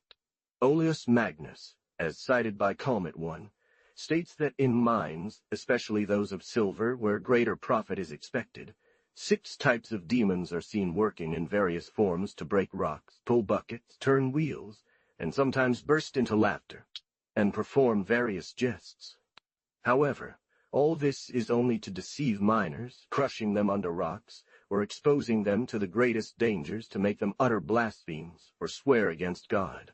p. 251, Mr. A. de Mori, one considers the dwarves of Brittany and the Bergmansion of Germany as possessing extreme skill in metalworking. Often aided by elves and other similar spirits, they forge, temper, and demassen these formidable weapons which they have endowed upon the gods, and sometimes mortals. Unfavorable ideas about them even lead to them being associated with counterfeiters among the Bretons, Welsh, and Irish. They hide their mysterious workshops deep in caves, on the sides of mountains. One of these blacksmiths, known as Wieland or Velant, taught by the mountain dwarves of Kaloa, had gained immense renown. According to other traditions, he himself is a light elf.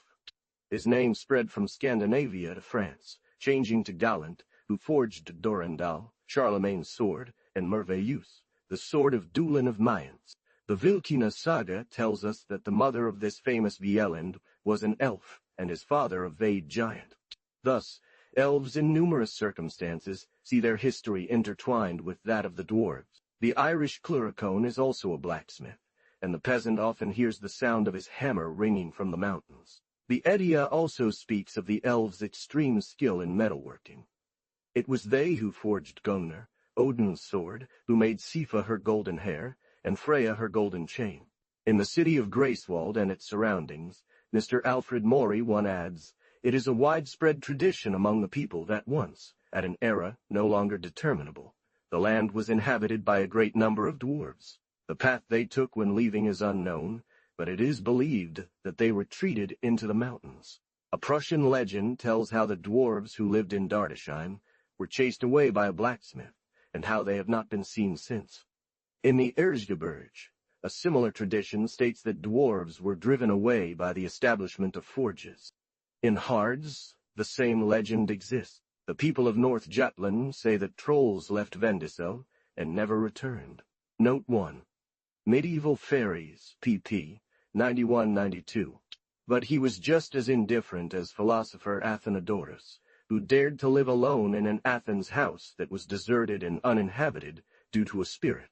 According to Bodinoni, Ogre Ferrier, a very learned physician in Toulouse, rented a house near the Bourse, well built and in a beautiful location, for virtually nothing, because there was a mischievous spirit that tormented the tenants. On hearing this unusual story, and being warned that one could not safely go into the cellar or sometimes rest, it was revealed that there was a young Portuguese scholar studying in Toulouse. The scholar called upon his craft, and a little girl inquired if she saw a woman richly adorned with chains and gold, holding a torch in her hand near a pillar. The Portuguese advised the doctor to dig into the earth, inside the cellar, near the pillar, and told him that he would find a treasure, which pleased the doctor well, for he had it dug, i.e.d. by a woman. But when he hoped to find the treasure, a whirlwind of wind arose, which extinguished the light, came out through a trapdoor in the cellar, and broke 2 tiles of the roof which were in the neighboring house. The other part through the trapdoor into the cellar, breaking a pitcher of water that was being carved. From then on, her mind was not in any way affected. A nearby house and the broken windows of the shop. The following day, this Portuguese, having been warned of the matter, said that the spirit had carried off the treasure, and it was a wonder he had not offended the doctor, who told me the story 2 days later, which was December 15, 1558, with a shaped, clear and beautiful sky, as is usually the case in the Alcyonian days, and I went to see the ruins of they. I also learned from a Lyonnaise, who later became a chaplain at Notre-Dame de Paris Church, that he and his companions discovered by magic a treasure at Arcueil, near Paris. Philip Melanchthon, the same author adds one, recounts a story almost identical, that 10 men in Magdeburg were killed during the collapse of a tower, while they were digging to find treasures that Satan had taught them about. But desiring to have the chest where it was, he was carried away by a whirlwind, and a panel of the wall fell on him, leaving him lame for life. And not long ago, a priest from Nuremberg, having found a treasure with the help of Satan, was about to open the chest when he was crushed by the ruins of the house. At the same instant, the evil spirits pursued them, pounding until they reached the house from which they had emerged, and entered it, making such a loud noise that the host thought thunder was crashing. Since then, he made a vow never to seek treasure again. I also know of a practitioner from Lyon, who, along with his companions, spent the night conjuring spirits to find a treasure, as they had started digging in the ground. They heard a voice like that of a man on a wheel, near the place where they were, digging, screaming terrifyingly at the thieves, which scared them away. Note 1. At the same place. Mr. de Villemontonen relates as follows. Note 1. Voyages, Volgio.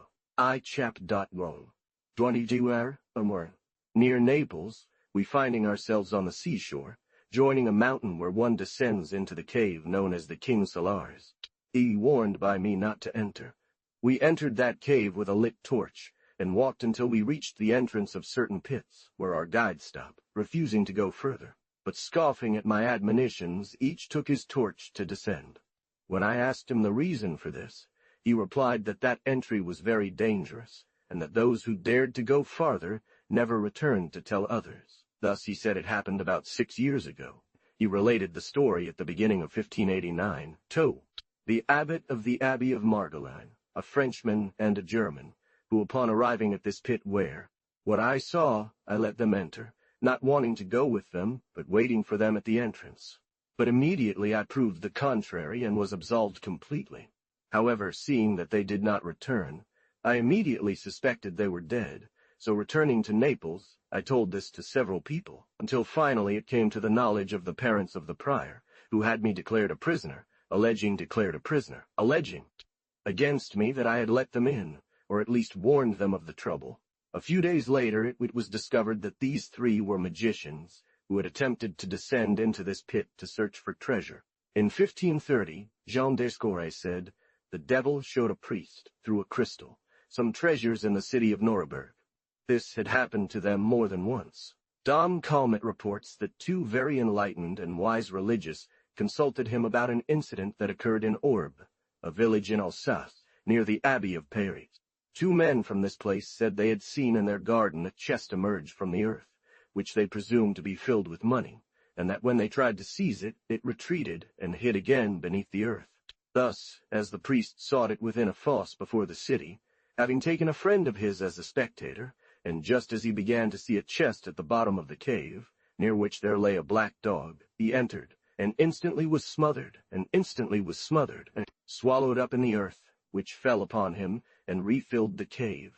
The same author adds on, Note 1, at the same place. Allow anyone to approach them. He employed the exorcisms of magicians and Jews who were with him to conjure and drive them away, but their efforts proved futile. Theophane, the Greek historian, renowned and serious, in the year 48 BC, relates that Cobades, king of Persia, having learned that between India and Persia there was a fortress named Zubdadair, which held a great quantity of gold, silver, and precious stones, resolved to become its master. But these treasures were guarded by demons who would not. The king remembered the God of the Christians, addressed his prayers to him, summoned the bishop who headed the Christian church in Persia, and begged him to use his influence to secure these treasures for him, and to drive away the demons guarded them. The prelate offered the holy sacrifice, participated in it, and having gone to the place, drove away the demons guardians of these riches, and put the king in peaceful possession of the castle. The slave performed his evocations, and finally the demon opened a rock from which a chest emerged. The slave tried to take it, but the chest retreated into the rock. Telling this story to a man of consideration one, he said that on the island of Malth, 2 knights apostatized and slave who boasted of knowing the secret to summoning demons, and forcing them to reveal the most hidden things, old castle where it was believed treasures were hidden, occurred, and found the slave lying dead with knife wounds all over his body forming a cross. The thing started over and over again, and after vain efforts, the slave came to tell the knights what had happened to him, but he was so weakened by his struggles that he needed a little liquor to strengthen himself. Some was given to him, and a short time later, upon returning, they heard noise, went down to the cave with a light to see what had. It was so deep that there was not a finger that did not bear the mark. The knights carried him to the edge of the sea, and threw him in with a heavy stone hung around his neck. Note 1. Sir Guillot de Mar. The following night, the same genius returned, ordering the same thing, and as she refused to obey, he mistreated her and sent her away again. The next day she returned to find the Lord, and told the servants that she would not leave until she had spoken to the master. The same person told us again on this occasion that about 90 years ago, an old woman from Malth was warned by a genius that there was a treasure of great value hidden in her cellar, belonging to a knight of great renown, and ordered her to give him notice. She went but could not obtain an audience. She recounted what had happened to her, and the knight resolved to go to her house, accompanied by people with picks and other tools suitable for digging.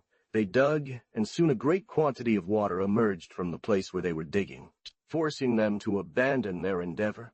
The knight confessed to the inquirer what he had done, and received absolution, but he was forced to write in the records of the Inquisition the fact that we have just recounted. The Grand Master of Malth claimed that the treasure belonged to him as sovereign of the island. The canons contested it. About 60 years later, the canons of the Cathedral of Malth, wishing to give their church a larger square in front, bought houses that had to be knocked down, including one that had belonged to this old woman. While digging there, they found the treasure, which consisted of several gold pieces worth a ducat, with the effigy of Emperor Justinian. The matter was taken to Rome. The Grand Master won his case. The gold was brought to him worth about 60,000 ducats, but he ceded them to the cathedral church. This did not bring him back the treasure, but it was proof that the demon knew and kept this money. Some time later, the knight of whom we have spoken, who was then very old, remembered what had befallen him and claimed that this treasure should belong to him. He had himself conducted to the site, recognized the cellar where he had first been, and pointed out in the records of the Inquisition what had been written there 60 years earlier. Here is an excerpt from a letter written from Kirchheim on January 1st, 1747, to Mr. Scop Flein, Professor of History and Rhetoric in Strasbourg, reported by Dom Calmet. Silver. Note 1. Cited work. pt. 282-283. More than a year ago, Mr. Cavallari, the first musician of my most serene master, and a Venetian by nation, had been desirous of having a pit dug at Rothenkirchen, about a league from here, which was once a renowned abbey, and was ruined during the time of the Reformation. The occasion was provided to him by an apparition that the wife of the tax collector in Rothenkirchen had experienced more than once in broad daylight, especially on May 7th, over 2 consecutive years. She swears and can take an oath that she saw a venerable priest in papal vestments, wearing golden brocade, who threw down a large pile of stones, and although she is Lutheran and therefore skeptical about such things, she believes that if she had the presence of mind to put a handkerchief or apron over them, all the stones would have turned tune. Mr. Cavallari therefore requested permission to dig there, which was granted him all the more easily as the 10th of the treasure belonged to the sovereign. He was treated as a visionary, and the affair of the treasures was regarded as something unprecedented. However, he mocked the "what will people say," and asked me if I wanted to be half his partner. I did not hesitate for a moment to accept this offer, but I was well surprised to find there small pots of earth filled with pieces of gold. All these pieces, finer than ducats, are mostly from the 14th and 15th centuries. He gave me 666 for myself, found at 3 different times. There are archbishops of Mainz, Trier, and Cologne, cities of Oppenheim, Baccarat, Bingen, Koblenz. There are also some from Rupert Knight, Frederick, Burgrave of Nuremberg, a few from Wenceslas. The story just related, adds Dom Calmet, is recalled with some different circumstances. It reads that the value of these pieces is £12 10 shillings, French silver.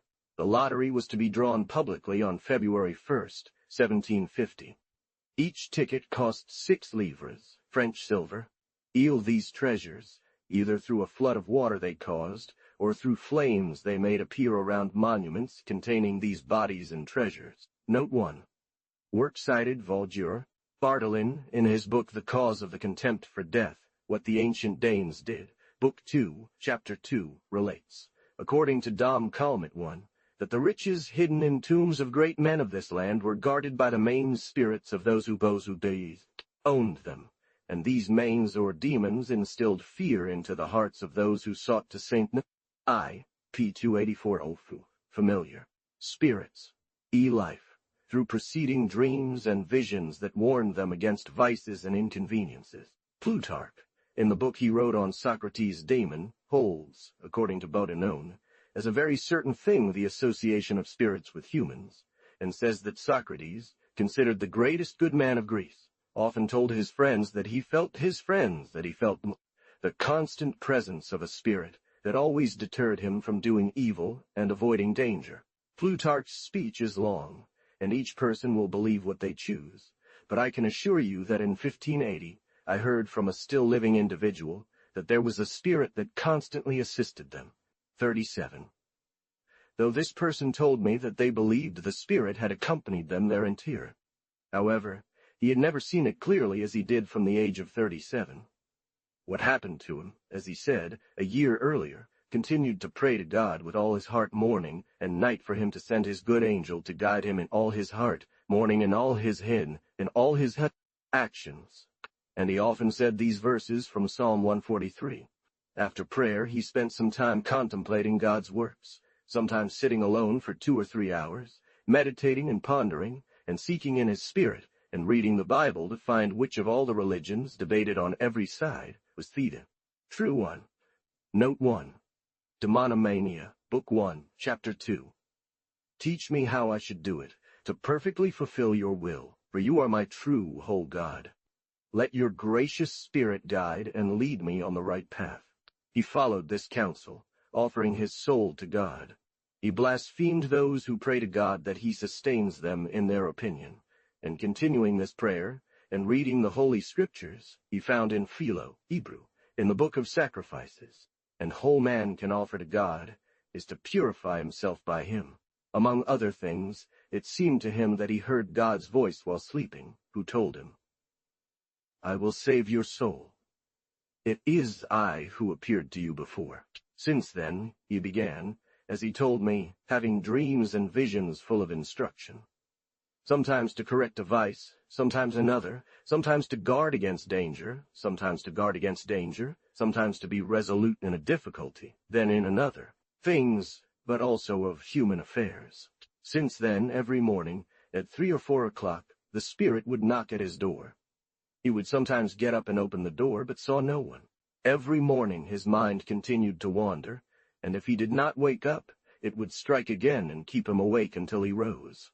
And at that time, the spirit made itself known while watching, gently striking. Then he began to feel afraid, thinking it was some malicious spirit, as he put it. For this reason, he kept praying to God every day without fail, that he might send his good angel, and often sang the psalms that he had almost memorized. Nevertheless, to reassure him, he related the truth of the event. On the first day, he distinctly heard several knocks on a glass jar, which surprised him greatly. And 2 days later, when his own secretary from the king was talking to him, hearing that the spirit was knocking on a ladder next to him, he started to too, blush and be afraid. But he told him, "Do not be afraid, it's nothing." Or he assured me that this spirit had always been with him, giving him a tangible sign, such as touching his right ear when he did something wrong, and his left ear when he did something right. If someone came to deceive or surprise him, he would suddenly feel the signal in his right ear. If it was a good person coming for his benefit, he would also sense the signal in his left ear. And when he wanted to drink or eat something bad, he felt the signal. If he had any doubt about doing or undertaking something, the same signal would come. If he thought of something evil and paused, he would also feel the signal to turn away from it. Sometimes, when he began to praise God with a psalm, or speak of his wonders, he would be seized by some spiritual force that gave him courage. Then he had true dreams about what he should do, or believe concerning the doubts he had, or what was to happen to him. And in order that he might distinguish the dream from other fancies which occur when one is in a bad disposition, or troubled in mind, he kept his mind alert for 2 or 3 hours before dawn. And soon after he fell asleep. So he said that from then on almost nothing happened to him without some warning, nor any doubt about things one ought to believe without a resolution. It is true that every day he asked God to teach him his will, his law, and his truth. Besides all his actions, he was quite cheerful and of a gay disposition. But if while in company it happened for him to say something bad, and leave praying to God for some days, he was also immediately warned in his sleep. If he read a bad book, the mind would strike upon the book to make it leave him, and was also soon turned away if he did anything against his health, and in his illness carefully preserved. Especially he was warned to get up early in the morning, and usually at 4 o'clock. He said that he heard a voice while sleeping saying, "Who is the one who will rise first to pray?" Also, he said that he was often warned to give alms, and when he gave more alms, he felt that his affairs were prospering. I asked him why he didn't speak to the spirit, and as his enemies had deliberated to kill him, having known that he was to travel by water, he had a vision, in a dream, that his father brought him 2 horses, one red and the other white, which led him to send for 2 horses, which his man brought to him, one red and the other white, without telling him of what color he wanted them. I asked him if he had ever seen the spirit in form. He told me that he had never seen anything in his waking hours, except for some light in the shape of a roundel, very clear. He made me answer that once he asked him to speak to him, but as soon as the spirit struck his door with great force, like a hammer, making him hear that he took no pleasure in it, and often turned him away from stopping to read and write to rest, mind and meditate alone, often hearing a very subtle and unintelligible voice while awake. Another time, being in extreme danger, desiring to lie down, his mind prevented him, and he did not cease until he rose. Then he prayed God all night without sleeping. But one day, being in extreme danger of his life, having prayed to God with all his heart, wishing to preserve him, just as day was breaking, he said he perceived on the bed where he was lying a young child dressed in a white robe, changing into purple, with a face of marvelous beauty, which he assured me strongly. The following day God saved him from the hands of the murderers in a strange and unbelievable way. After escaping the danger, he said that while sleeping, he heard a voice saying, "It is necessary to declare who, under the high God's protection, forever retires from it." In short, in all the difficulties, travels, and ventures he had to undertake, he sought counsel from God. and as he prayed for God to give him his blessing, one night while sleeping, he saw his father bless him. There is, Bottineau says, a gentleman in Picardy, near Villiers-Costurets, who had a familiar spirit in a ring, from which he wished to dispose and enslave threw the ring into the fire, thinking to cast the spirit also, as if it could be enclosed. Later he became furious and tormented by the devil. Note 1, Demonomany, Book 2, Chapter 3. According to Paul Jovion, Cornelius Agrippa had a black dog that was nothing but the devil, who taught him what was happening everywhere. This black dog would lay on piles of papers in Cornelius Agrippa's study while his master worked. This dog, seeing its master near his end, leapt into the Rhone. Note 1. Elogia Virorum Illustrium. At the moment of his death and in his repentance, Agrippa took a collar of nails with magical inscriptions from the dog, and said to it sadly, "Go away, wretched beast, that caused my downfall." Something. And when he came to Paris, thinking he had to abandon it, or find a remedy for his illness under the guise of a case he was seeking to pursue, I could clearly see that he dared not reveal everything to me. Venice, 1546, in full, daughter. I knew a person, said Bottineau, who revealed to me that he was in great distress due to a spirit that followed him, and appeared before him in various forms. At night it pulled his nose, woke him up, beat him often, and despite he asked it to leave him,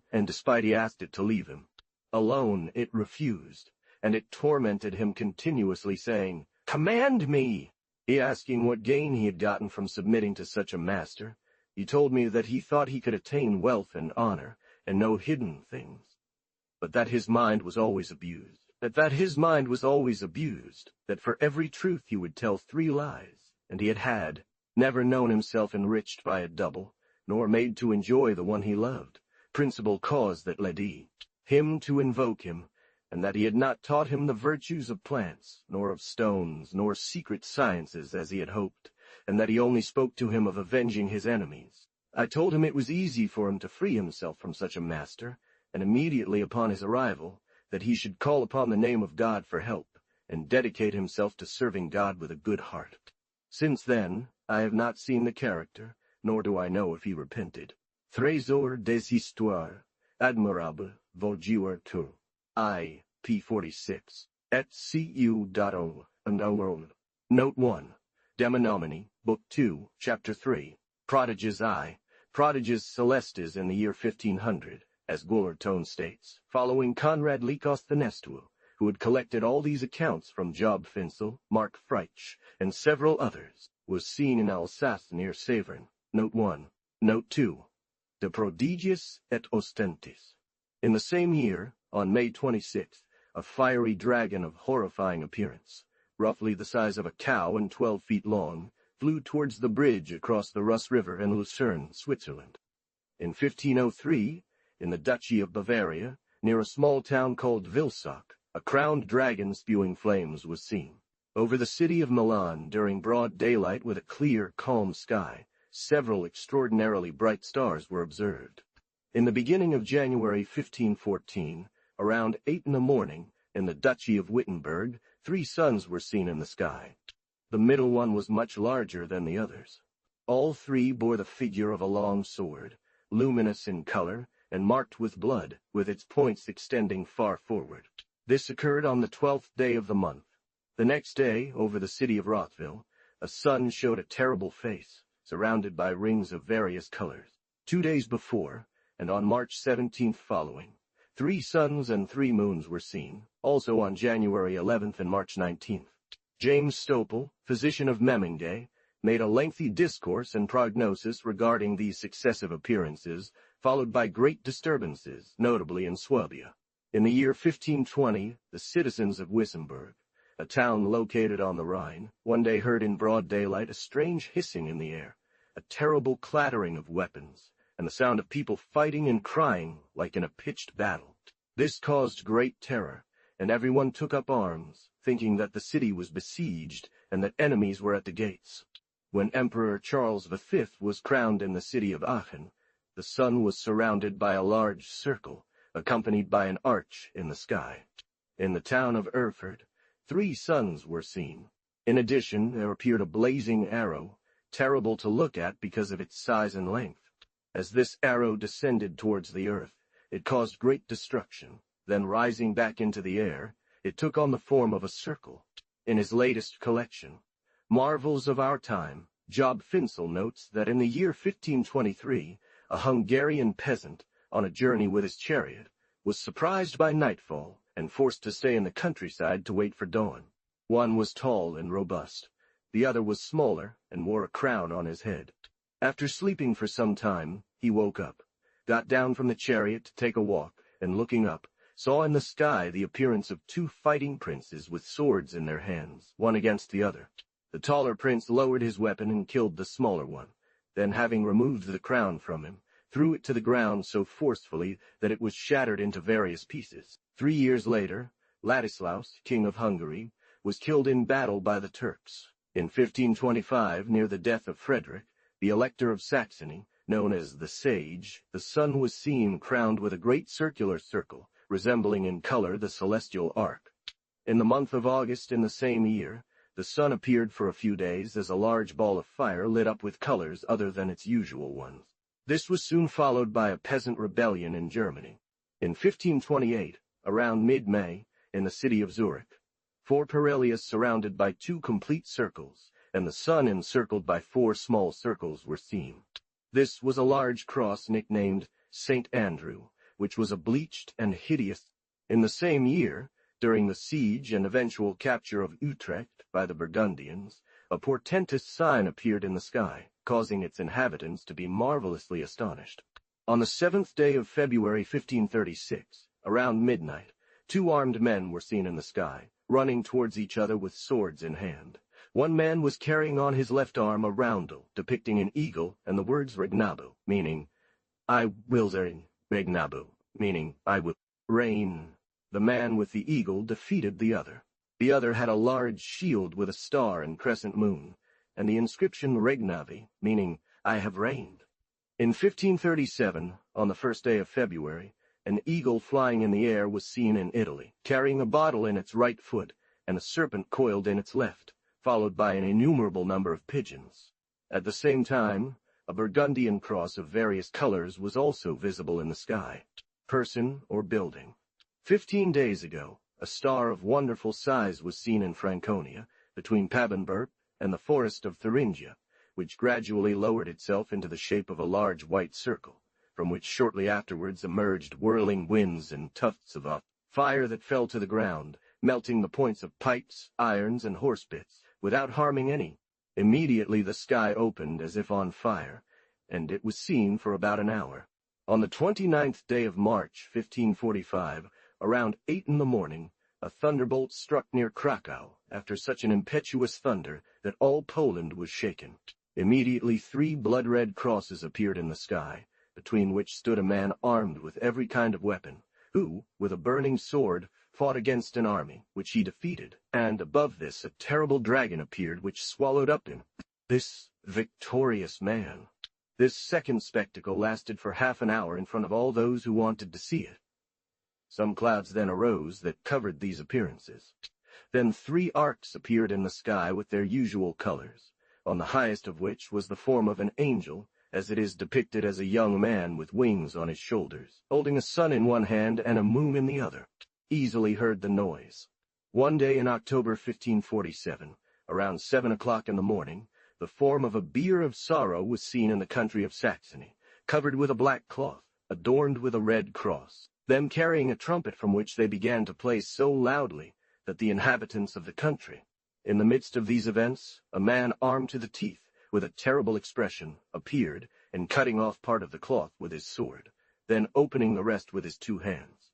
In July, 2 snakes entwined and biting each other were observed in the sky, with a fire cross between them. In June 1553, at about 5 or 6 in the evening, various types of men were seen in the clear sky over the city of Coburg, followed by armies engaged in battle, and an eagle flying with its wings spread wide.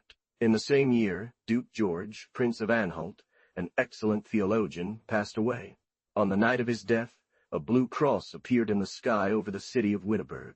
A few days before the battle between Maurice, Duke of Saxony, and Albert, Marquis of Brandenburg, the image of a great man appeared in the clouds over Saxony.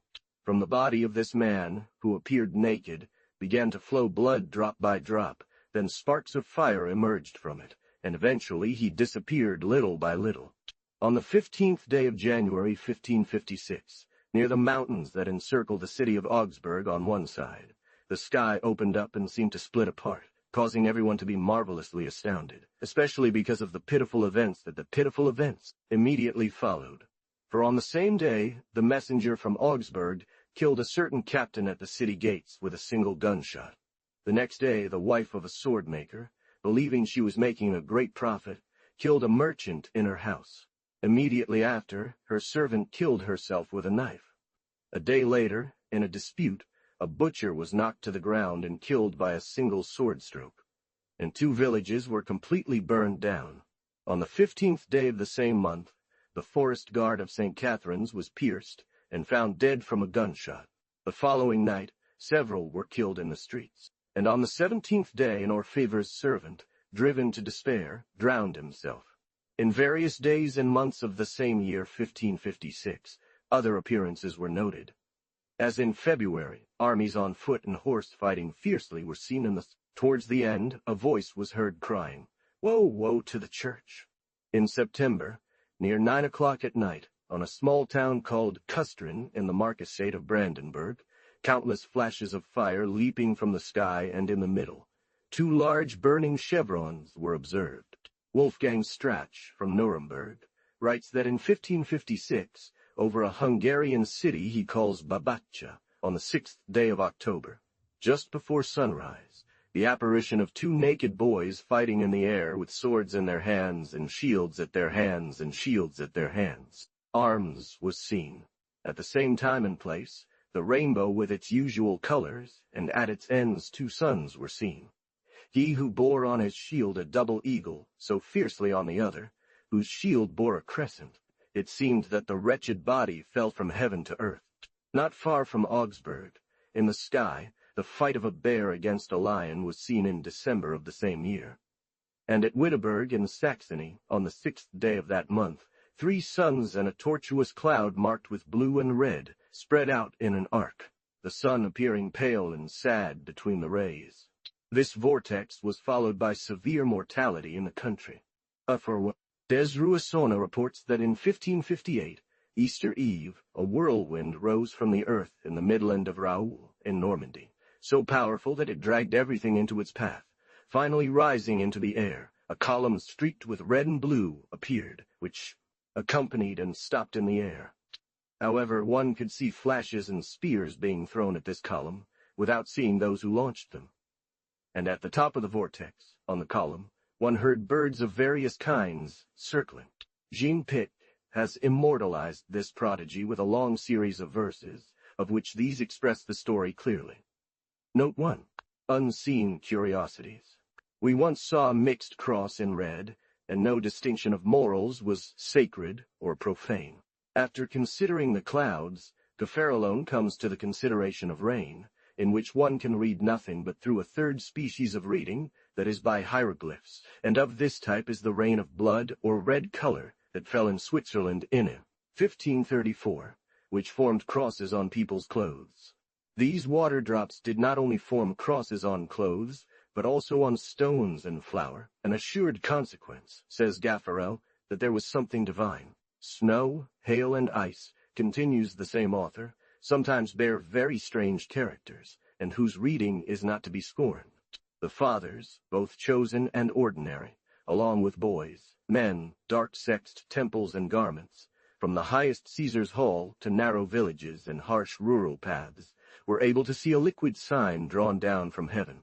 One has often seen hail in which one has noticed either the figure of a cross, or a shield, or a heart, or a dead person, and if we do not despise these wonders, perhaps in the future we would read in these hieroglyphic figures the truth of a rock, under which, after staying for a quarter of an hour, the wickedness of the weather passed with a light rain, he set off despite the heavy downpour.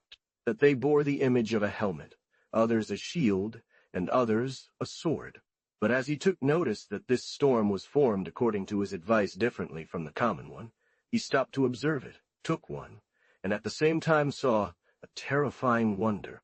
It has been a few years since in Languedoc, one of my friends, while hunting, was astonished by the extraordinary noise of thunder and a very strong wind. He thought of taking cover, but as he was quite far into the forest, believing that before the rain which usually follows such a storm, he wouldn't be able to reach his home, he chose the shelter. The new wonder astounds her, and the fear of some misfortune made her return to the rock, where she had not yet arrived when a great quantity of hail fell with such violence that it killed not only birds, but many other animals. I remember having seen the same thing in Provence once before. Shortly after, Languedoc saw its fields covered with soldiers and rebellious places besieged and attacked with so much bloodshed that the mere memory will forever be disastrous. Shortly after, followed the capture of Francis I, King of France. Germany was troubled by horrible seditions. Louis, King of Hungary, was killed in battle against the Turks. Guillerton reports that in November of the year 1523, a comet was seen, and soon afterward the sky fell into flames, launching an infinite number of lightning bolts and thunder on earth, which trembled, and strange torrents of water appeared, particularly in the kingdom of Naples. There were wonderful commotions throughout all Europe. Rome was taken and pillaged by the imperial army. Note 1. Treasure of admirable histories. In the same year of the capture and sack of Rome, namely 1527, one saw a comet more terrible than the preceding ones, for the sight of it gave such fear to many that some died, others fell ill. The most formidable comet of our time, adds the same author, was that of 1527. After it came the terrible ravages of the Turks in Hungary, famine in Swabia, Lombardy and Venice, war in Switzerland, the siege of Vienna in Austria, the sweat in England, the overflow of the ocean in Holland and Zealand, where it drowned large areas of country, and an earthquake 8 days long in Portugal. It was seen by several thousand men, appearing very long, and of a blood-red color. At the top of it was seen the representation of a curved arm holding a large sword in its hand, as if it had wanted to strike. At the tip of this sword were 3 stars, but that which touched the tip directly was brighter and more glowing than the others. And what did Europe see in the space of 63 years, if not the horrible effects on land of this terrible presage in the On both sides of this comet, one saw numerous axes, daggers, bloody swords, among which a great number of decapitated human heads were noticed, with beards and hair horribly erect. Talking animals. An ancient author one reminds us of several stories of talking animals. Note 1. The choice of various stories and other memorable things, p. 648 and following. Sometimes, he says, God makes brute animals speak to teach human creatures in their ignorance. A donkey will serve as my guarantor, which, like it carried Balaam on its back, perceived the angel of the Lord. Therefore, it turned off the road to give way to him. Different occasions? Am I not your donkey that has always faithfully carried you until this day? But Balaam, not knowing the cause of this deviation, beat this simple beast excessively each time it had moved from its path out of respect for the servant of God. And because of this respectful duty, the Lord arranged for the mouth of the donkey to speak such words. What have I done to you that you have so severely lashed me with a stick on 3 twine? And if it were not for the respect I showed to the angel of the Lord, I would not have turned off the road on which I often transported you in all matters. The Lord's commandments. It is therefore not in vain that we are sent by the wise to the school of beasts, whose natural instincts God often strengthens with his word, so that we may learn something from them in our impiety. When these words were finished, God opened Balaam's eyes to see the angel with a drawn sword in his hand, and he fell prostrate on the ground, worshipping this messenger of the Almighty, who rebuked him for insulting his ass, even telling him that he had been sent expressly to be his adversary, because of his perverse life, completely at odds with God. Some time before Caesar's death, Dictator, a bull, while plowing, turned around and spoke to the plowman who had pressed it too hard, saying that he was very wrong to do so, because the harvest of the fields would be so abundant that there would not be enough men to consume it. For the benevolence and clemency of Nerva and Trajan succeeded the arrogance and cruelty of Domitian, to the great satisfaction of the entire Roman Empire. At the end of the empire of Domitian, one heard a crow utter these words in Greek, all things will take a happy turn, meaning that the injustices and harshness of Domitian should soon come to an end with his life, as it did. The Lord of Moroil, father of Joachim de Soissons, Lady of Créqui, was so devoted to the pleasure of hunting that he did not content himself with employing the working days for it, but also stole from the Catholic Church holidays to profane them with such vain exercises, so much so that one day he would have been so blind and devotedly cold that to go chasing a hare on Good Friday, instead of not moving from the church to attend prayers in contemplation of the painful death of Jesus Christ, who had been flayed and nailed to the cross tree that day for the redemption of our souls. But his sin was immediately followed by a great repentance, for he chased after a hare that played so many tricks and evaded him with such cunning, that not only did he escape the dog's pursuit, but he also made the hunter's efforts futile. Moreover, this master hare, turning around, looked at Lord Moroil and said to him, "What do you think? Didn't I run well for a short distance? Patchen zot." This strange wonder struck such terror into this lord, that he could not soon enough find his castle to free himself and go to church, in order that by his penitence and prayers he might expiate the enormity of his offense, promising henceforth never to prostitute the holy days in the vanity of such pleasures, but to dedicate them to all holy occult. Empire of the Dead Eye, ghosts in distress. Now, as Balaam's ass complained to her master of having been beaten when she honored the angel of God, so the hare made known to Lord Moriel that he should not be treated so roughly by his hunters and dogs on a day more suitable for pious works than for seeking pleasure. Lamies and lemurs. Q. In former times, someone would come to remove or take the bed cover, lay down on it or under it, or move around in the room. According to Louis Lever, sometimes a spirit will appear in the house, which, when perceived, the dogs will throw themselves between their master's legs and refuse to leave, as they are very afraid of spirits. One has seen people on horseback, or on foot, as if they were alive, whom one recognized and who had been dead before. Sometimes those who died in battle or in their beds would call for their loved ones, who would recognize them by their voices. Often one has seen the spirits at night moving about with their feet, coughing and sighing. When questioned, they say they are the spirit of this one or that one. When further asked how they could be helped, they request that masses be said, that someone go on pilgrimage so that they might be freed. Note 1. On the apparitions of spirits, etc. Then afterward, appearing in great magnificence and clarity, they say they are freed and greatly thank their benefactors, promising to intercede for them with God and the Virgin Mary.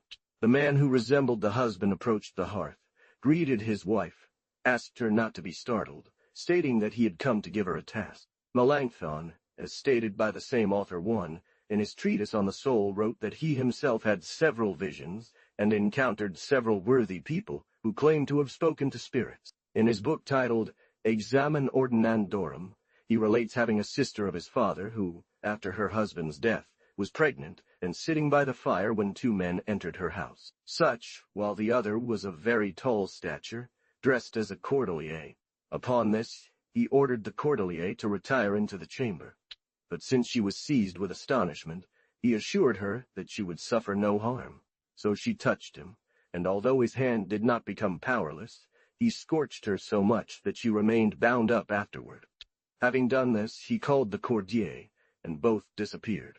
And having talked at length with the woman, speaking of priests and masses, being about to leave, he said to her, extending his hand, "Touch it." Note 1. Him to continue his honest work and finish what he had thought in his mind. And Savonarola did not hesitate to proclaim in the midst of his sermon the revelation he had received, admonishing his parents and friends to pray and pray for his soul. Note 1. Book Y, Ch. 40. According to Le Loiron, Jean-Pic de la Mirandole appeared to Jerome Savonarola, a Jacobin from Ferrara, and told him that he was suffering the pains of purgatory for not having sufficiently made use of the talent God had given him, and for having him, and for having he paid little attention to the inner revelations made to him, which warned, Discours et histoires des spectres, p. 649. Granted, and as he left, he passed through mountains covered with snow. The said spirit always accompanied him and spoke to him without he seeing anything. The remorse, said Jean des Corazon, recognizes the goods done to it, as has been known in our time, in the city of Ponce, near Narbonne, where a student was excommunicated for the salary he owed to his regent in the city of Rhodes. The spirit of Rhodes.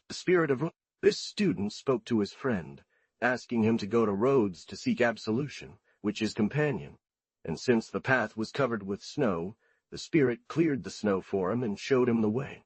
Note 1. Moral Works and Diversified, p. 3077. After receiving absolution from the Bishop of Rhodes, his mind led him straight to St. Ponce, where he gave absolution to the dead body, as is the custom in the Catholic Church, and the spirit and soul of the deceased, having embraced him, thanked him, and promised to serve him. The companion died, and seeing the beauty of the horse, took it as his own. They also take revenge for a breach of promise.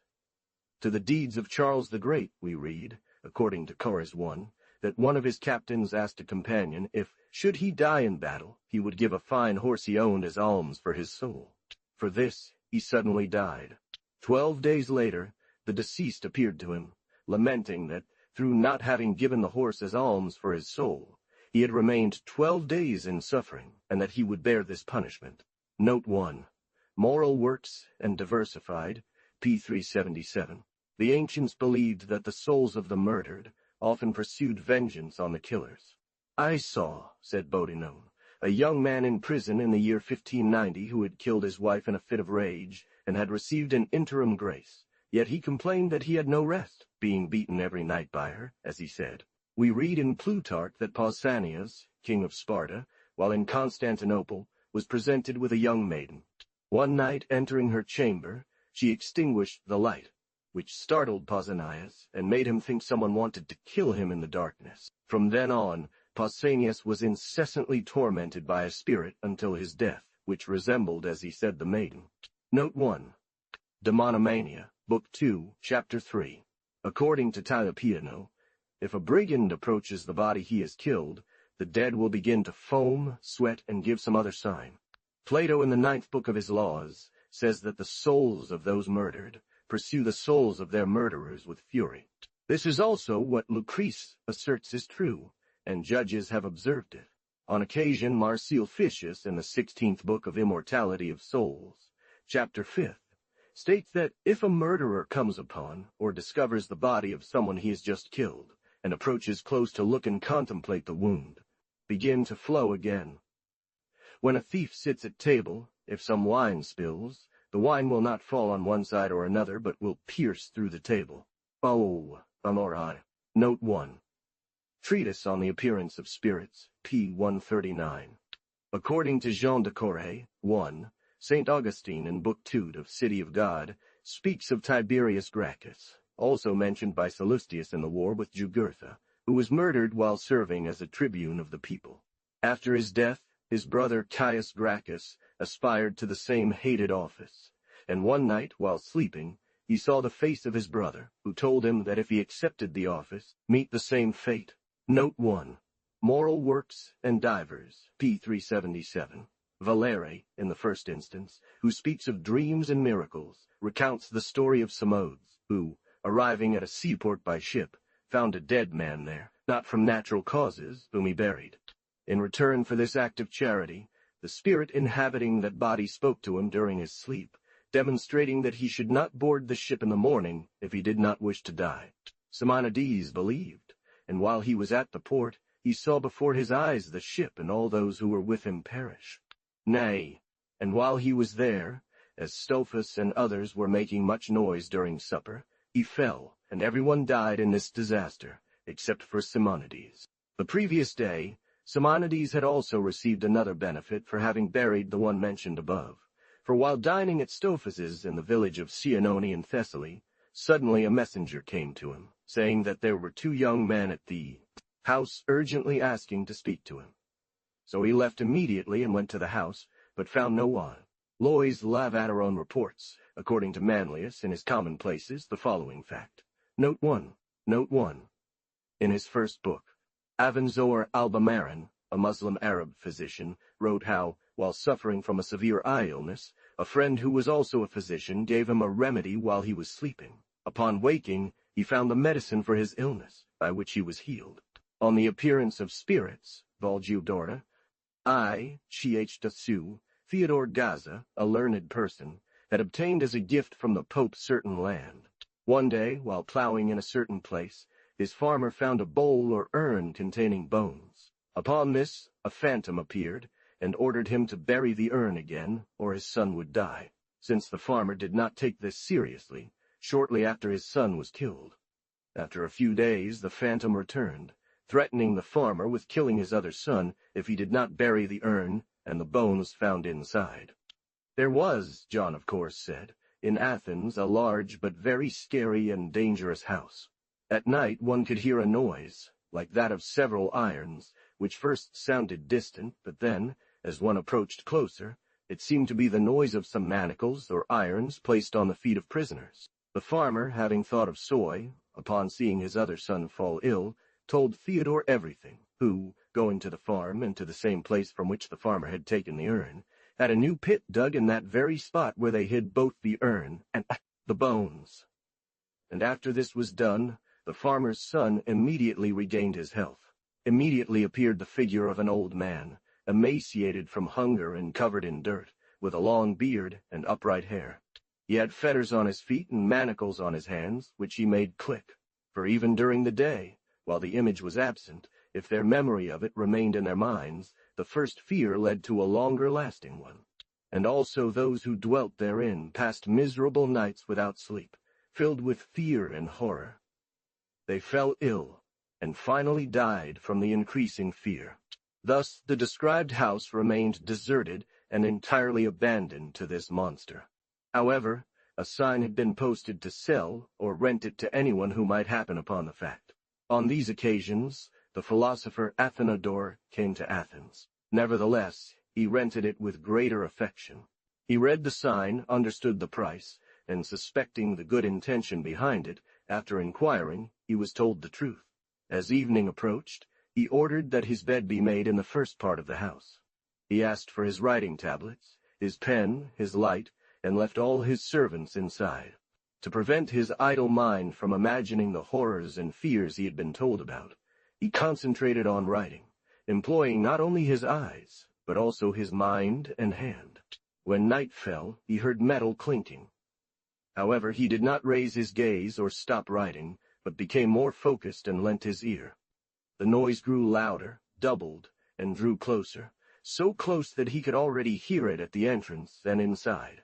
He looked, saw, and recognized the figure of which they had spoken to him. She stood there, gesturing to him with her finger as if calling to him. In response, he waved back, indicating she was waiting for something small. He resumed writing, but she came and rattled her chains around the writer's head, who looked at her as before.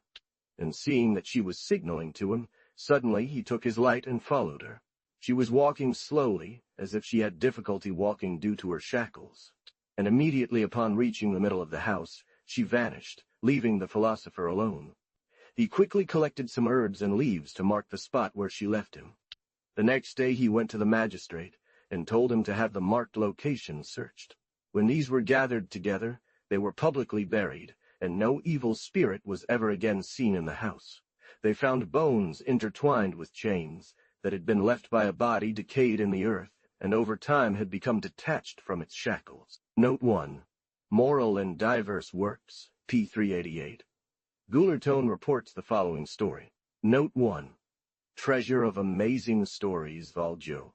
I, p. 543. Outpaying any rent, as long as they liked staying there. Jean Vasques d'Aiola and two other young Spaniards who left their country to study law in Bologna-la-Grasse could not find a comfortable lodging to save money. So they were informed that on the street where their inn was located, there was Anne. Abandoned house due to some apparitions that appeared there, which would be given to them to live in within. She left her study with her sword, and in the other hand her candlestick and the lit candle, then stood in the middle of the hall, without waking her companions, waiting to see what this noise was, which proceeded, as she thought, from below the stairs of the house, responding to a great court that the hall overlooked. They accept the condition, are even accommodated with some furniture, and cheerfully fulfill their message in that space for a month, at the end of which as if the two companions of Iola had slept from the hour, and she herself was still in her error,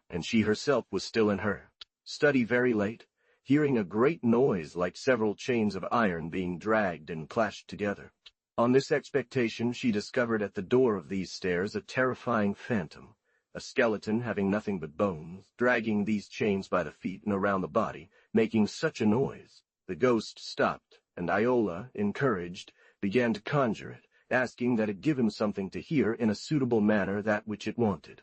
The ghost started crossing its arms, lowering its head, and calling out with one hand for Iola to follow it down the stairs. Iola responded, "Walk ahead, and I will follow you." Upon this, the ghost began to descend gracefully, like a man dragging chains at his feet, followed by Iola, whose candle went out halfway down the stairs. It was a renewal of fear. Nevertheless, making another effort, he said to the ghost, "You see that my candle has gone out. I will relight it. If you wait here, I will return immediately." He ran to the hearth, relit the candle, and returned up the stairs where he found the ghost and followed it. Having crossed the courtyard of the house, they entered a large garden in the middle of which was a well, which made Iola doubt that the ghost would do him any harm. Yet it stopped. But the phantom, turning around, signaled them to walk towards another part of the garden, and as they advanced that way, the phantom suddenly disappeared. Iola remained alone, insisting that he would not allow him to do what was in his power, and he waited a little. As the phantom did not reappear, the Spaniard returned to his room, woke up his companions, who, seeing him so pale, gave him some wine and jam, inquiring about his adventure, which he recounted to them. Soon after the commotion caused by this event in the city, the governor carefully inquired into everything, and, hearing Iola's report in all circumstances, ordered a search of the place where the phantom had disappeared. There they found the chained body as Iola had seen it, in a shallow grave from which it had been pulled out and buried elsewhere with the others. With this discovery, all the noise that had previously been made in that grand house ceased. The Spanish returned to their country. Iola was appointed judge ex officio, and had a son who was president in a city in Spain during the time of Torquemada, who delivers this speech on the third day of his hexameron. When he passed away, his heir, not caring much to carry out the will of his father, had him buried in the church of the said village. Taya Pidoni recounts the following. Around the year 1559, a gentleman from a village near Moulin on the Seine, Lord of Flins, had ordered by testament that his body be buried with his ancestors in the city of Paris. But it happened that the spirit of the father made such a great noise and turmoil in the son's room, where he slept in his bed in Paris, that the son was compelled to send thieves, looters, robbers, whom he hired for money to go and exhume the body of an, the aforementioned deceased, and bring it to the place where he had chosen his burial. Note 1. Treatise on the Appearance of Spirits, p. 123. The next morning I arrived at the village on a Sunday, where the story was recited to me throughout, and there was such a great stench in the church from the body that had been raised the previous day, that one could not endure it due to the infection, to be living. In Iceland, says John of Corisone, who is an island towards the North Pole, where at the summer solstice there is no night, and in the winter solstice no day, there is a mountain called Hekla, which is blazing like Etna, and often the dead appear to people who knew them, as if they were alive. So those who have not known their death consider the cup, and they reveal many news from distant countries. And when they are invited into their homes, they respond with great moans that they cannot, but must go to the mountain of Hekla, and suddenly disappear, and are never seen again. And commonly those who have been drowned at sea, or who died from some violent death, appear. The wonderful story of the spirit that appeared at the monastery of the nuns of Saint-Pierre in Lyon, since lately, which is full of great admiration, as one can see upon reading this present book, by Adrien de Montalembert, Paris, 1528, in 12. Note 1. Moral and Diverse Works, p. 378.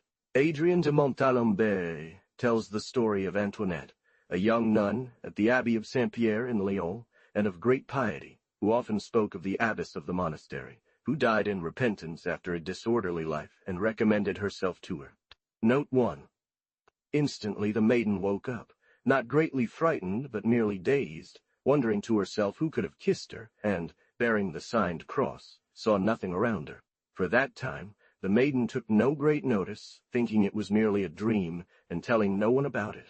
Or one night, the aforementioned Antoinette, a young nun, was all alone in her chamber, lying in bed and sleeping, not too deeply, when something lifted her headcloth most beautifully, and pressed a sign of the cross on her forehead, then gently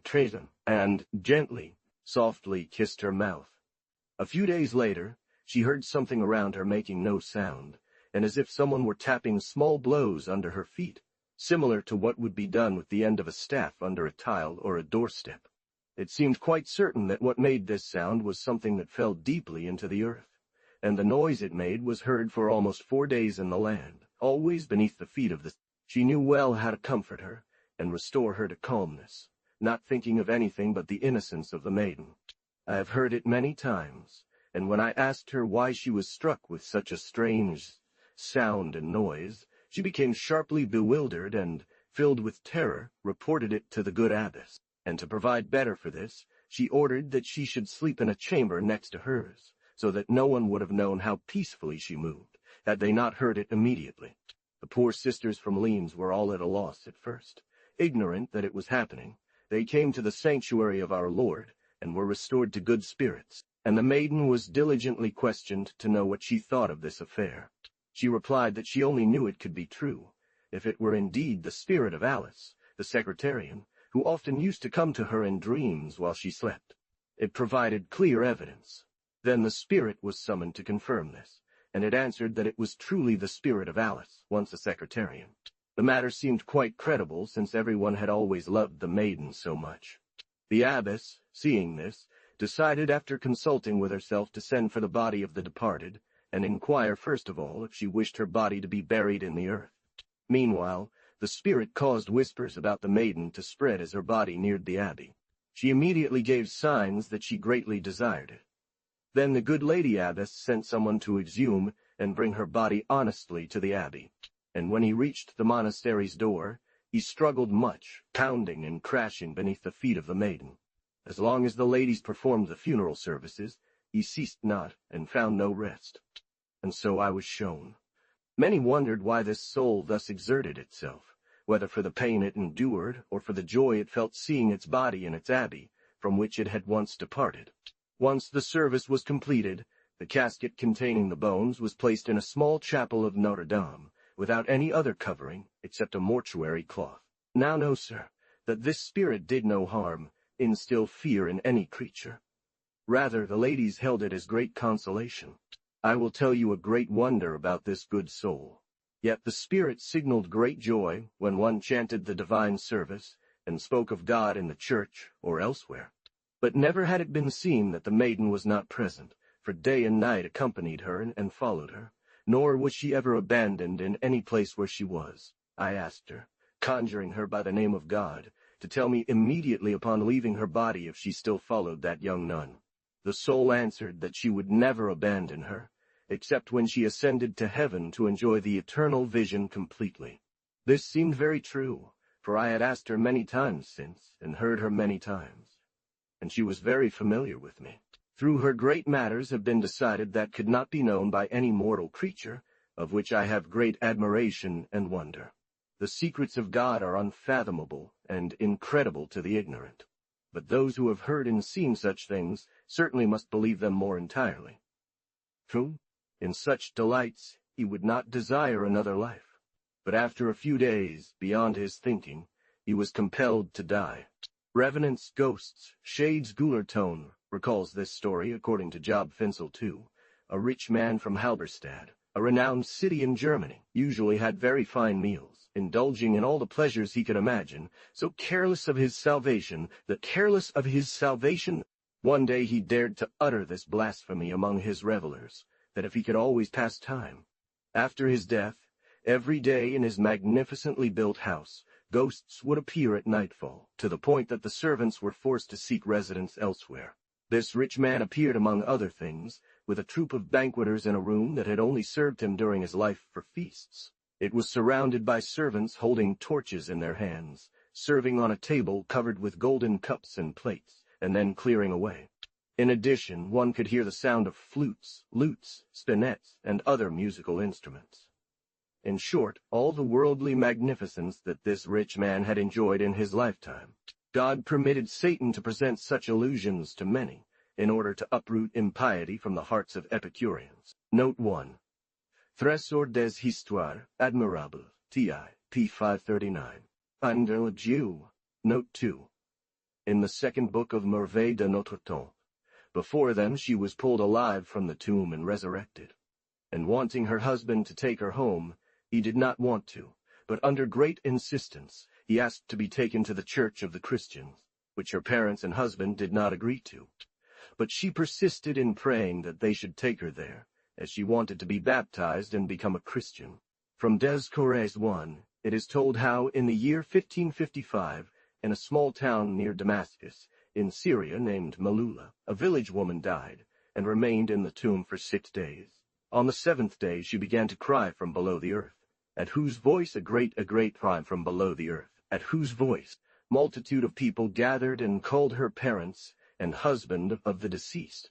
Her parents, outraged, took her to the great city of Damascus and turned her over to justice. The news spread throughout the land.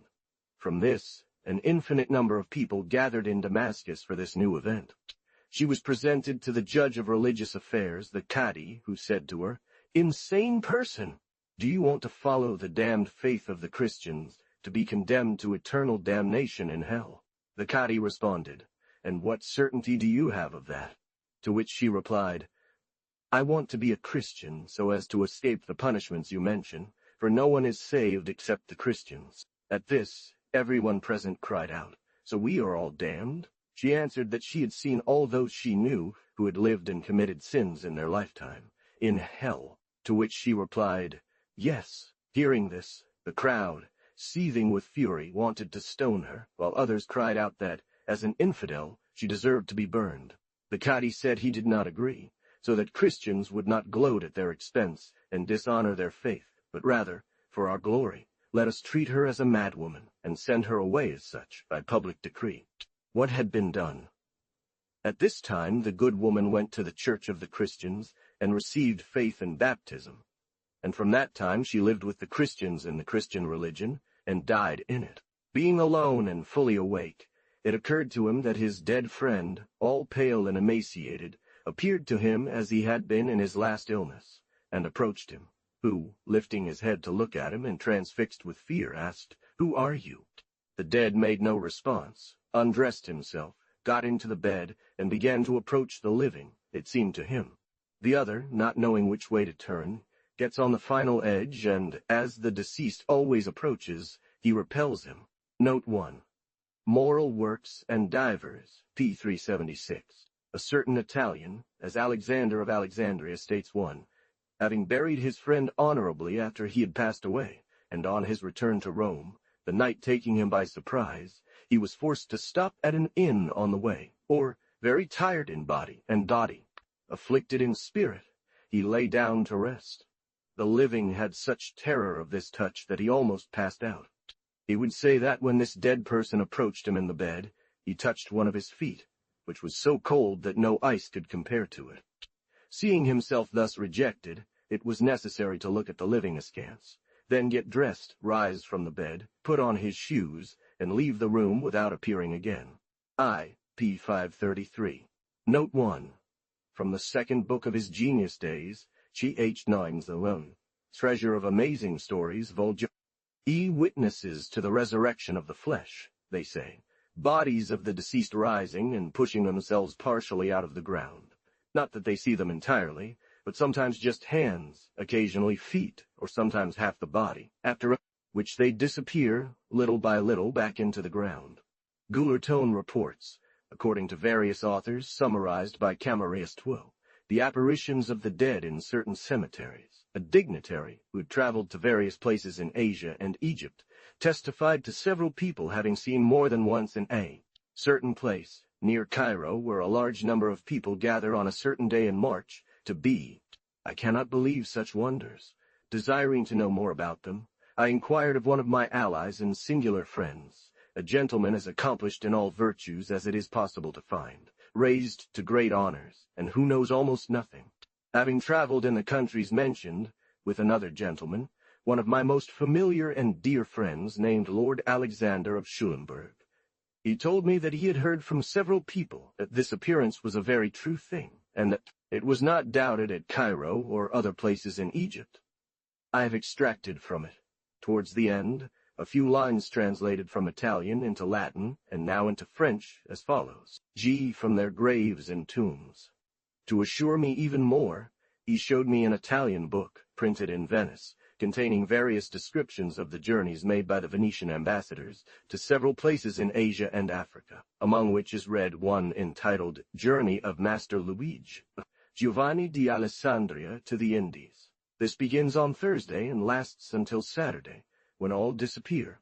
On the 25th day of March, in the year 1540, several Christians, accompanied by some Janissaries, set out from Cairo towards a certain barren little hill, about half a league away, which was once designated as a cemetery for the dead. At this place, Antadmali, for the dead. At this place, incredible multitude of people usually assemble every year to witness the bodies buried there risen. Then you may see bodies wrapped in their shrouds, in the ancient manner, but you do not see them standing or walking, only the arms, legs, or other parts of the body that you can touch.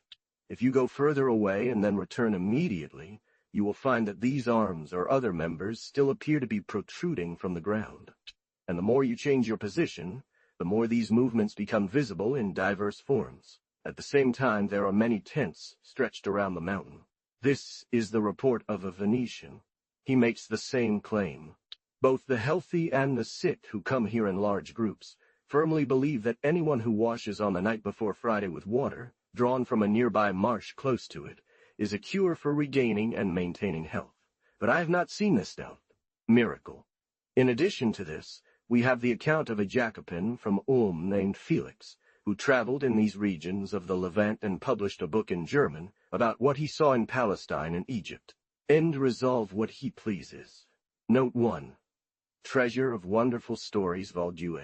I, p. 42, as I have not undertaken to maintain that this appearance is miraculous, in order to confound these superstitious and idolatrous Egyptians, and show them that there is a future resurrection in life, nor do I wish to refute or affirm that it is an illusion of Satan, as many believe.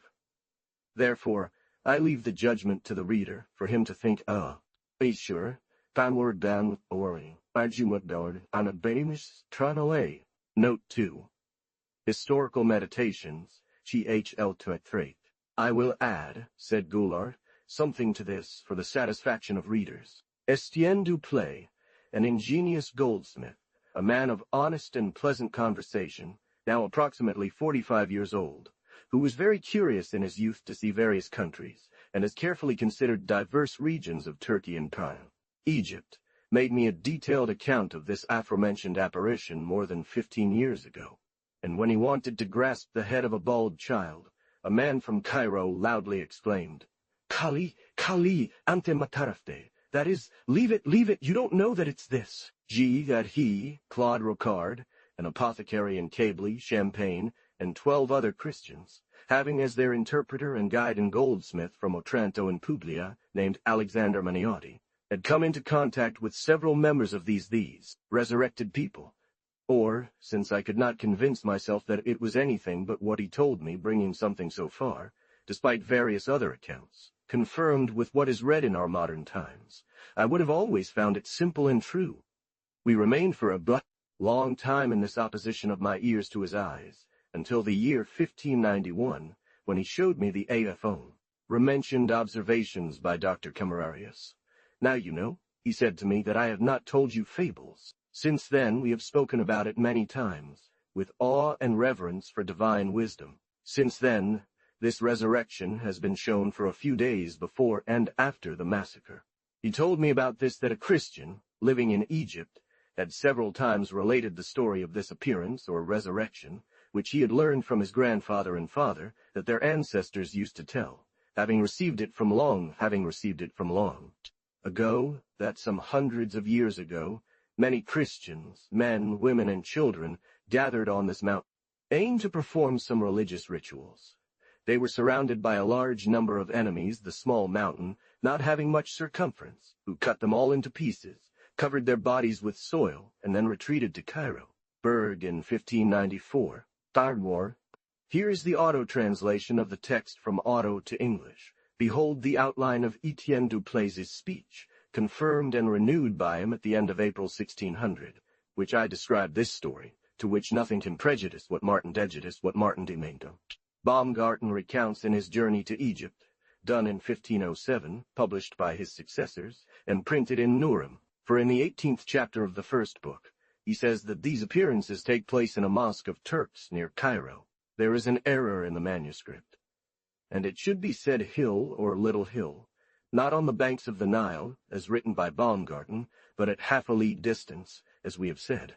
Those who have observed, says an anonymous writer, wring my pontificate without honor like an animal. 1.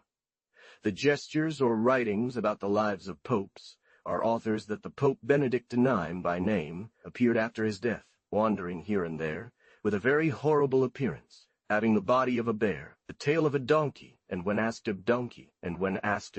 where he got such a transformation, he replied, I am a wanderer in this form because I lived do. Note 1. Amazing stories extracted from several famous authors, etc. Lawyer 1 reports the story of a Peruvian woman who reappeared after her death. Ant Ainwai.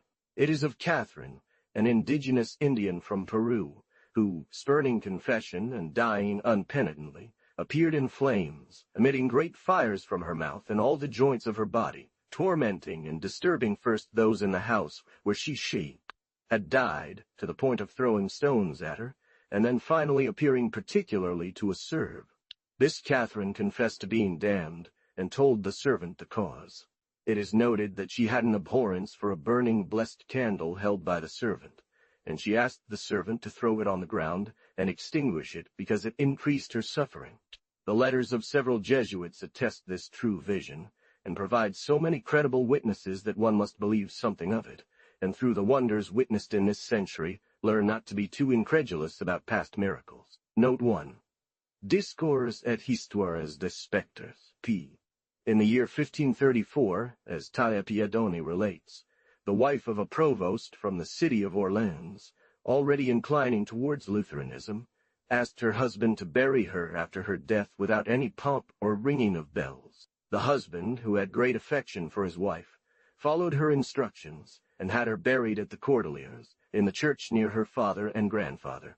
But that night, as if it were morning, the spirit of the deceased appeared on the vault of the church, causing a remarkable noise and uproar.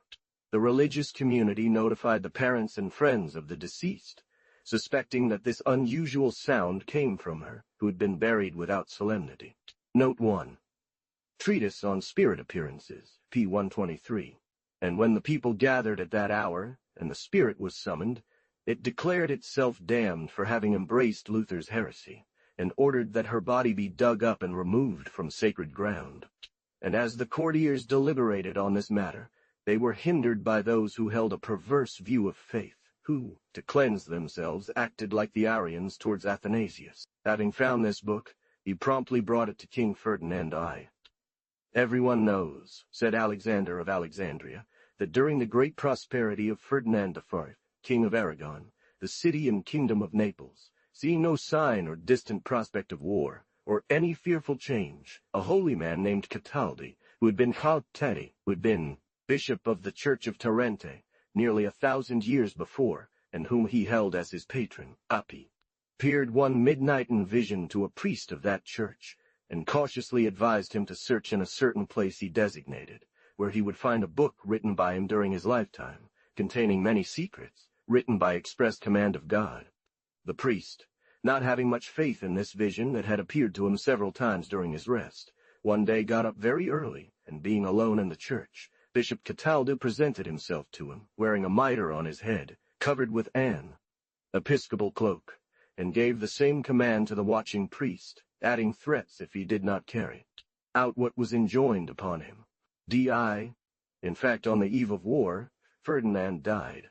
That day, accompanied by a great multitude of people, the priest went in solemn procession to the hiding place where the book was found, which was discovered on plates or tablets of lead, well bound and nailed, containing an ample declaration of the ruin, miseries, desolations and pitiful confusions of the Kingdom of Naples at the time of Ferdinand.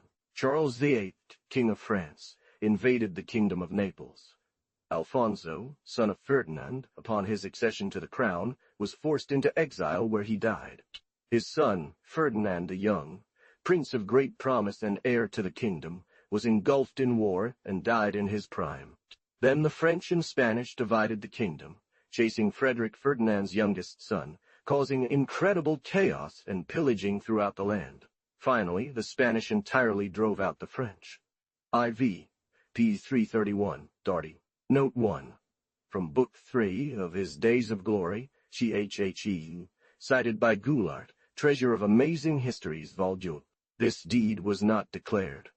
That their sins were the cause of this change, particularly a deed committed by Ferdinand's council in the Church of St. Leonard at Puzzle, near Naples, shieking him to tell his son Alphonse that he did not expect to be able to make a testament for the King of France, especially since it was ordered that his lineage, after having passed through countless dangers, would be deprived of this beautiful kingdom and ultimately annihilated. Sabellicone wrote that the common voice was, when Charles VIII undertook the conquest of Naples with the Pope Alexander VI assent, that the ghost of Ferdinand I, who had died shortly before, appeared several times at night to a surgeon in the king's at night. Household names Jacques, first in gracious language and then with threats and harsh words, instru. So Alphonse left Naples, and with 4 galleys loaded with what he held most precious, he saved himself in Sicily. In short, in a short time, the Aragonese house lost the kingdom of Naples. IV. p. 332. Note 1. From the 9th book of his Histories, Aeneid. 10. Cited by Goulart, Trésor des Histoires Admirables, Vol. They were greatly astonished and asked, "Who are you?" Arlunoon, cited by Goulart too, reports that 2 Italian merchants on their way to travel from Piedmont to France encountered a man much taller than the others, who called them to himself and spoke to them thus, "Return to my brother Ludovic and deliver. These letters I send him."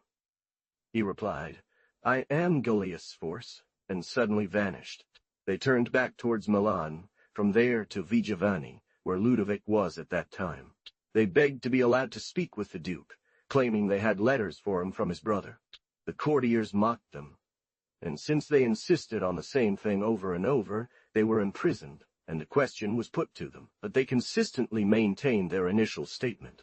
On top, the Duke's counselors were in dispute about what to do with these letters, not knowing how to respond as they were completely lost. "But if you provide me with 3,000 escues, I will order that hearts soften, and the evil that threatens you will be averted, entrusting myself to see it through, if you believe me." One of them took the letters written, and a piece of paper folded in the shape of a brief from Rome, securing it with small brass wire, the contents being, Ludovic, take care. The Venetians and French will ally against you to ruin you entirely, and turn your affairs upside down. May it be well for you. And at the bottom, the spirit of your brother Gallius. He then sent the merchants back to their homes. But after some time, he was deposed from his duchy of Milan, captured, and taken prisoner. Some were amazed by the novelty of the event, while others, scoffing at all this, advised that the 3,000 estius be deposited as close as possible to Gallius's intention, the Duke believing they were mocking him if he showed such generosity. With his hand, refrained from spending the money, and entrusted it to a foreign hand. In 1695, a certain Mr. Beswell, who later became the curate of Valognes, at the age of 15, met the children of a prosecutor named Abaquin, who were also students like him. The eldest was his age. The younger, a little younger, was called Desfontaines. He was the brother that Beswell loved more. Walking together in 1696, they discussed a book they had read about the history of 2 friends, who had promised that whoever died first would send word of their state to the survivor. The dead one returned, they said, and told his friend about surprising things. The young Desfontaines proposed to Beswell that they make a similar promise. Beswell did not want to at first, but a few months later he agreed, just as his friend was about to leave for Caen.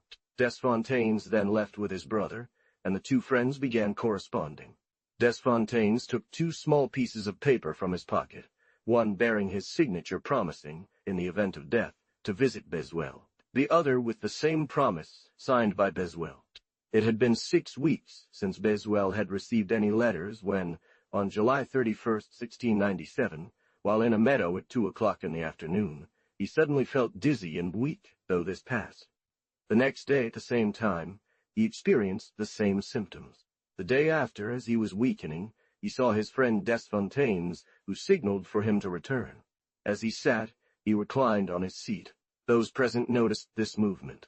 Desfontaines not advancing, Beswell stood up to go to his side. The spectre drew closer, took his left arm, and led him about 30 steps away into a secluded place. I was on a walk. It was so hot that we felt like swimming. "I promised you," he said, "that if I died before you, I would come tell you. I drowned 2 days ago in the river at Caen, around this time. A weakness came over me while in the water, and I sank." Desfontaines then told his friend many other things. Beswell wanted to embrace him, but then he only found a shadow. However, his arm was held so tightly that he kept a pain from it. The abbot of Menil-Jean, my companion, dived. I seized his foot, but whether he thought it was a salmon or wanted to quickly climb back onto the water, he shook his ankle so violently that he gave me a severe blow in the chest and threw me to the bottom of the river, which is very deep. He had the same voice. He didn't seem happy or sad, but in perfect tranquility. He continually saw the ghost, a little larger than when he was alive, half naked, with a sign or scroll entwined in his blond hair where he could only read the word in. This apparition occurred several times. He asked his surviving friend to tell his father and mother certain things when his brother returned, and bade him repeat for him the 7 salts that he had said in penitence on the Sunday before, which he had not yet repeated. Then he departed, saying, "Until we meet again," which was the usual term he used when leaving his companions. Father Beswell related the details at a dinner in 1718, before Father de Saint-Pierre, who made a lengthy mention of it in Volume 4 of his political works. Note 1. Dictionary of Occult Sciences by Father Migac. This unhappy passion had led the young insensate to the tomb. In her memoirs, published in 1799, the celebrated actress Clairon tells the story of a ghost that she believes to be the spirit of M.D.S., son of a merchant from Brittany, whose marriage proposals she had rejected due to his ill-humored and melancholic disposition, even though she had granted him her friendship. Since then, Miss Clairon heard, about 11 o'clock at night, for several months, a sharp cry. Her people, her friends, her neighbors, even the police, heard this noise, to come only from the vague of the air. He had wished to see her in her last moments, but Miss Clairon had been dissuaded from making this visit.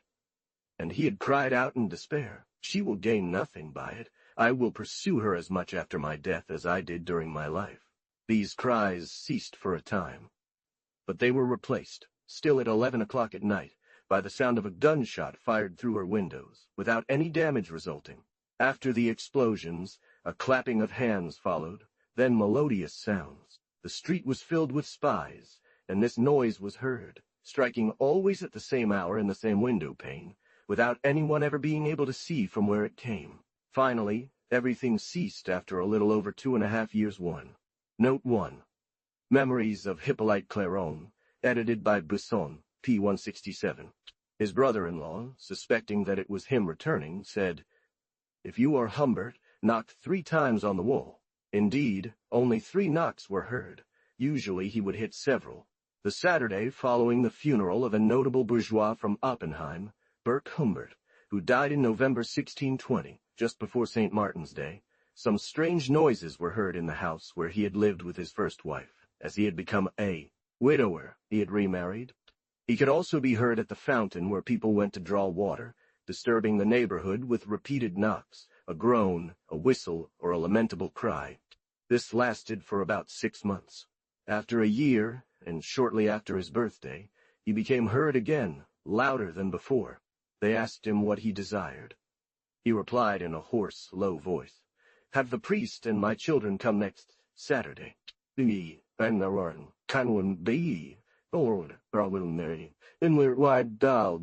priest, being ill, could only come the following Monday, accompanied by many people. They asked the deceased if he desired masses. He requested 3.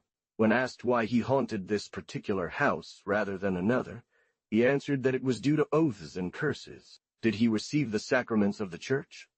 He also wanted alms to be given, saying, "I wish for 8 measures of grain to be given to the poor, that my widow make presents to all my children, and that what was incorrectly distributed in my estate be rectified." They inquired. They barely managed to get him to say the pater, and "I did," he said, "from the priest, your predecessor." The priest, who was a prior of the Abbey of Two Saints, went to his convent to seek the advice of the superior. As he was hindered by, as he claimed, bad intentions, which prevented him from saying much more to the priest.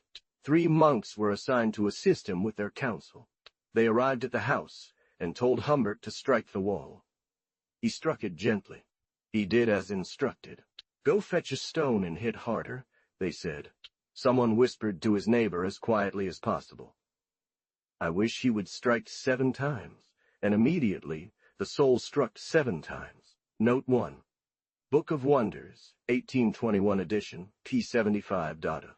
The next day, 3 masses were celebrated at his request. They also prepared for a pilgrimage that he had specified during our last conversation with him, on promise to make the alms on the first day, and as soon as his last wishes were carried out, Humbert Burke never returned done. Ghosts. The third. A.C. Crossbearers was tormented and agitated with such a sad expression that it seemed she had been struck by some pain or desperate anguish. I-owned woman. Another author one recounts this singular apparition. In April 1567 one saw, in that great plain known as Hayton beneath Mailand in Savoy, for 6 consecutive days 3 men dressed in black, unknown to each other, and each holding a cross in his hand, followed by a woman dressed in mourning and attired as widows usually are, who, following that. This is the English translation of the provided text.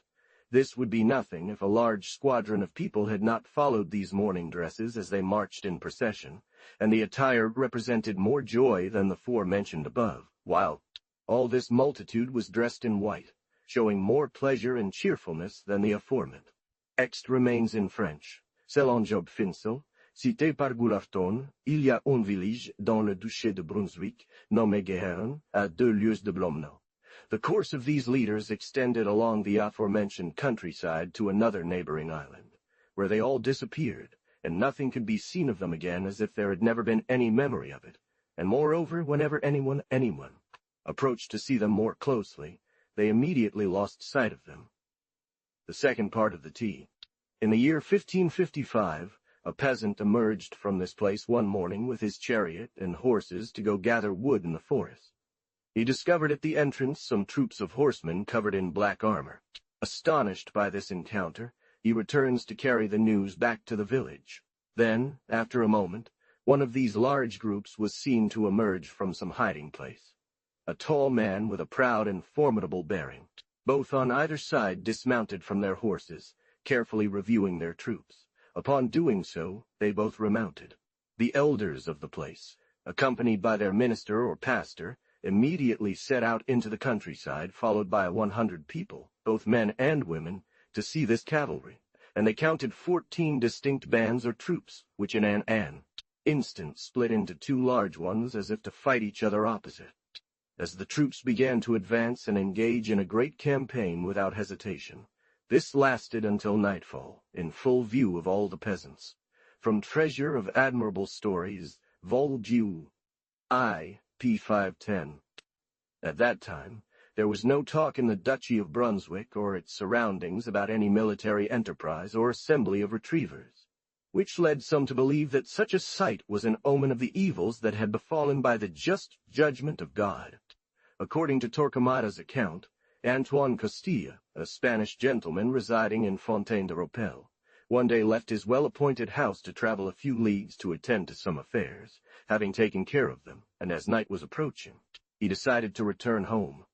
Upon leaving the village where he had been, he discovered a small hermitage and chapel, adorned with certain wooden latticework in front, and a lamp burning inside.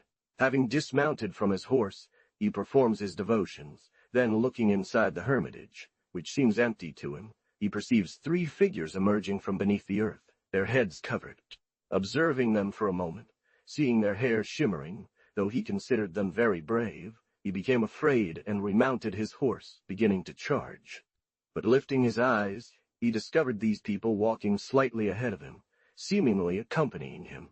Continuously recommending himself to God, he turned this way and that, but this group always surrounded him. Eventually, he threw a short lance he was carrying and struck them with spurs to make some progress. But these phantoms moved at the same pace as his horse. Large courtyard. Having lost his way, he enters and finds these phantoms.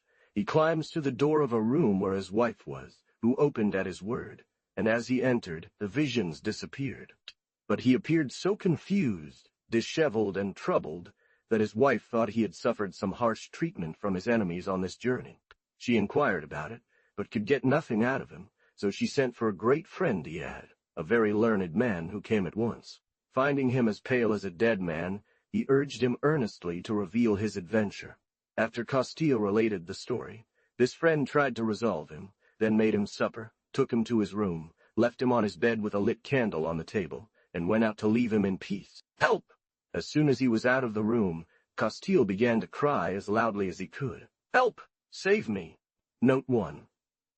On the 3rd day of his Hexameron, cited by Goulart, Treasure of Admirable Stories, Vol.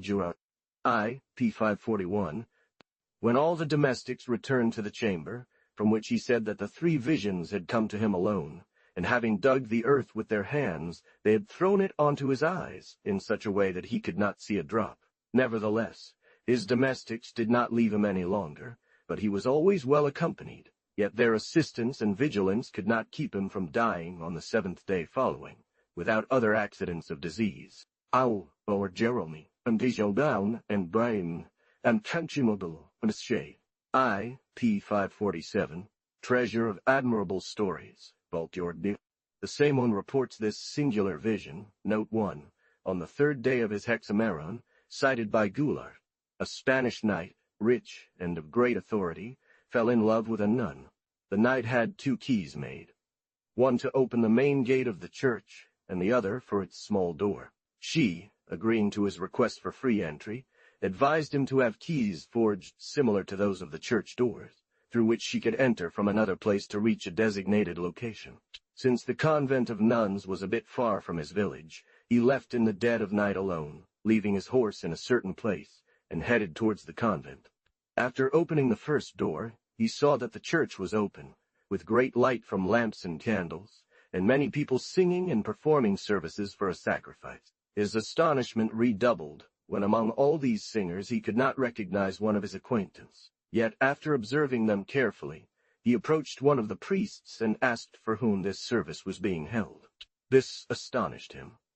Nevertheless, he approached to see that it was so, and looking around from all sides, he noticed the church filled with monks and priests, midst, covered in black, and surrounded by many candles lit in their hands. The priest replied that it was for a knight, naming and describing the person who spoke, adding that this knight was dead, and his funeral was being held. The knight, laughing, responded, "The knight you name is alive, thus you are mistaken." But the priest retorted, "Yes, indeed you, because for certain he is dead, and is here to be buried." Upon saying this, he resumed singing.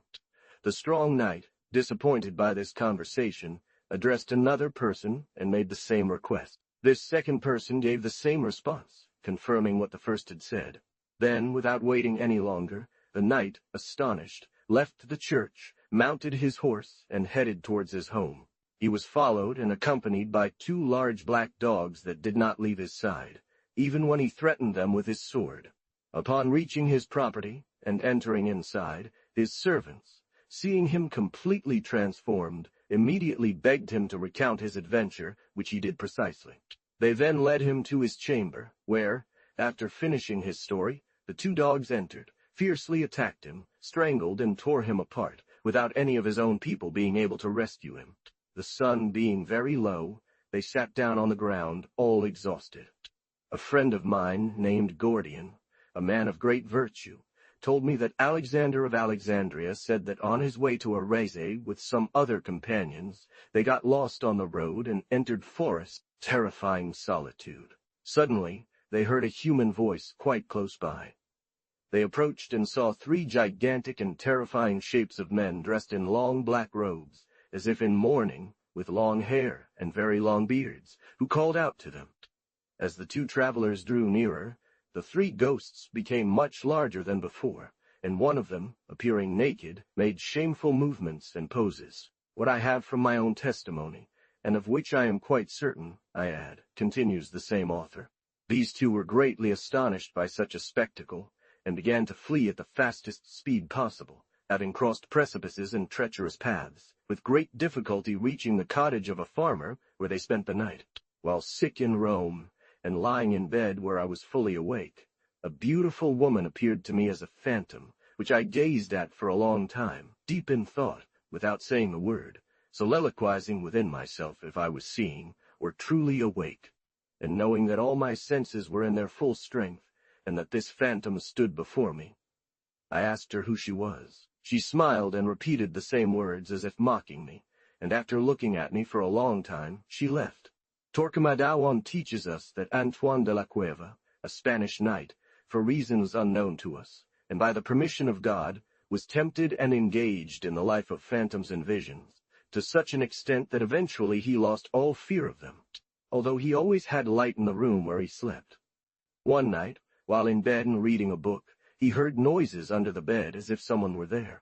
Not knowing what it could be, he saw a bare arm emerge from one side of the bed, which seemed to belong to some creature. It grabbed the candelabra and threw it down, extinguishing the light. At that moment, the knight felt this creature approaching and getting into bed with him.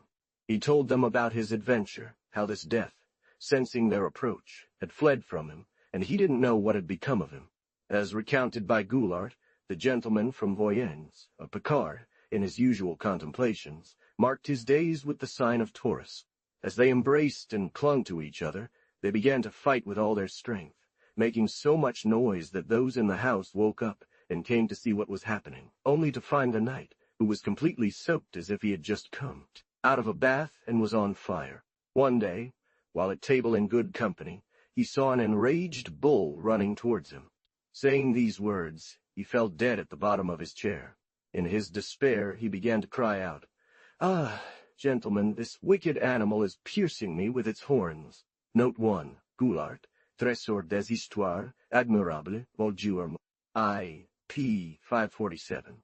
Suddenly, the door to his room opened wide, and an unknown man put his head in. Donat got up, grabbed his sword, had 2 large candles lit, and, accompanied by the nurses, entered his hall and found it locked. He retired to his room, bewildered. On page 329, the 3rd Cardinone, citing Goulart II, recounts that Jacques Donat, a rich Venetian gentleman, was lying in bed with his wife, having lit a candle in his room, when 2 nurses were sleeping in a low bunk near a small child. The next day, the 1-year-old child, who was doing well, died. Note 1. In the 16th chapter of Diversity of Matters, THHE, Note 2, Treasure of Amazing Stories, Volume I, p. 531, Darty 1. Tell me, what do you seek? Outside of hours, and when everyone is resting? Saying this, Antoine jumped out of bed to save himself from this visitor, and died miserably the next day. According to Bartholomew of Bologna 1, Antoine Ursius, on the last night of his life, lying in bed, thought he saw a very tall man with a shaved head, a beard hanging down to the ground, eyes gleaming, 2 torches in his hands, rising from his feet, up to his head, to whom Antoine asked, "Who are you, who alone among the crew of fury walks thus all?" I, p. 530, Gilbert Cousin, Note 1. In the life of Ursius, cited by Goulart, Treasure of Admirable Stories, Volume 1 relates that in the year 1536, a Sicilian merchant traveling from Catania to Messina stayed at Torminio, formerly known as Tarominium, on March 21st. Asked where they were going, they answered, to Mongibo. Riding a horse the next morning, not being far from the city yet, he met 10 masons, it seemed to him, all laden with tools of their trade. Soon after, he encountered another 10, who gave the same response as the previous ones, adding that their master had sent them because of some construction at Montgobel. "Which master?" replied the traveler. "You will see that soon," said one of them. Immediately afterward, a giant with a very long black beard, like the plumage of a crow, came to meet him on the same road. Without any introduction or greeting, he inquired of the traveler if he had not met his workers on this road. "I have," said the other, "seen some masons claiming to go build on Mount Jebel, but I don't know who. Walker in the world would be hindered from getting out." The bewildered merchant begins to pale and waver, and he barely avoided fainting in the square. This master builder begins to answer that he had the knowledge and means to get it done, perhaps even to accomplish greater things when he pleased. That the merchant, who barely gave any thought to his words, would soon believe it with his own eyes. Saying this, he disappeared into thin air. He turns, half dead, towards the city, where, having told people of faith what he had seen, he attends to his affairs and thinks of his conscience. He gives up his spirit that same evening. In the beginning of the night of the following day, which was the 23rd day of March, a horrible earthquake occurred, and from the foot of Mount Etna on the eastern coast, there emerged with a wonderful noise and extraordinary abundance fire that burst forth impetuously from the same side. The inhabitants of Catania, being greatly astonished, gathered together, crying out, "Help!" and continuing their supplications and prayers until the fire began to lessen and eventually die down. According to Gaffarel's Unheard Curiosities, Cardan states that in the city of Parma there is a noble family from which, whenever someone is about to die, one always sees an unknown old woman sitting under the chimney, but so certainly that she never fails to appear. The revenants of Hungary, or the vampires, are, according to Dom Calmet one, dead men who have been in their graves for a considerable time, sometimes longer, sometimes shorter, and who rise from their tombs to disturb the living, suck their blood, appear before them, make a racket at their doors, and finally cause them harm or even death. They are called vampires or upires, which is said to mean a leech in Slavonic. One can rid oneself of their infestations only by chasing them away, beheading them, impaling them, burning them, or piercing their hearts. Note 1. Treatise on the Appearances of Spirits, Volume 2, p. 2. This fact was confirmed to him by several persons, among others an old cure, who said he had witnessed more than one such instance. Note 1. Same work, Voldure. Était common in that country, for men who had died some time previously to appear in companies, and sit at table with acquainted people, without saying a word, but that if they nodded to one of the attendees, they would inevitably die within a few days. "I have learned," said Dom Calmet one, "from the late Monsieur de Vassimont, Councillor of the Chamber of the Counts of Bar, that having been sent to Moravia by His Royal Highness Leopold I, Duke of Lorraine, for the affairs of Monseigneur the Prince, Charles, his brother, Bishop of Olmütz and Osnabrück, he was informed by public rumor that it was coming." 2. p. 31. Charles Ferdinand de Schertz relates, in a certain village, a woman who had come to die, accompanied by all her sacraments, was buried in the cemetery as usual. It broke almost every bone in their bodies and reduced them to extreme weakness, so that they appeared pale, thin, and exhausted. The spectre even attacked animals, and cows were found beaten down and half dead. Sometimes it would attach one animal to another by its tail. 4 days after her death, the inhabitants of the village heard a great noise and an extraordinary tumult, and saw a spectre that appeared at times in the form of a dog, at other times in human form, not to one person but to several, causing them great pain by squeezing their throats and compressing their stomachs until they suffocated. These animals marked the pain they felt quite clearly through their moosings. These miseries lasted for several months. One saw the horses as exhausted, covered in sweat, especially on their heated backs, out of breath, laden with foam as if after a long and weary race. Note 1. Magia Postuma, Olmütz, 1706, cited by Dom Calmet. Traite sur les apparitions des esprits Voldora, I, p. 33. The peasants of Blow dug up the body of this priest and nailed it to the ground with a stake, which they passed through his body. The same author reports the example of a priest from the village of Blow, near the city of Kadam in Bohemia, who appeared for some time and called certain people, who did not fail to die within a week. This man, in this state, mocked those who subjected him to such treatment, telling them that they had great grace to give him thus a stick to defend himself against dogs. The same night he arose, and frightened by his presence several people, and choked more than he had ever done before. He was then delivered to the executioner, who put him on a cart to transport him out of the village and burn him there. Finally they burned it, and this execution put an end to the appearances and infestations of this spectre. About 15 years ago, reports Dom Calmet, this corpse shrieked like a madman and moved its feet and hands as if alive, and when they again pierced it with stakes, it let out very loud cries, and gave out very loud cries, and gave out very bright red blood in great quantity. The master of the house was strangely frightened, just like the rest of the company. 1. A soldier stationed with a peasant haidamach on the border of Hungary saw an unknown person enter the house. As he was at table with the master of the house, his host, the soldier could only judge by his instincts, not knowing what it was all about. But the master of the house having died the very next day, the soldier inquired into who he was. Note 1. Treatise on Spirit Manifestations, Vol. I, p. 37. He was told that it was the father of his host, who had been dead and buried for over 10 years, and who had thus come to sit beside him, and had announced and caused his death. Accordingly, the body of this spectre was dug up from the ground, and it was found as if a man who had just expired, and his blood looked like that of a living person. Count Cabreras cut off his head, then had him replaced in his tomb. On this deposition, the commissioner had this man pulled from the ground, and finding him as lively as the first, with blood flowing as it would in a living man, he ordered a large nail to be driven into his temple, and then returned him to the tomb.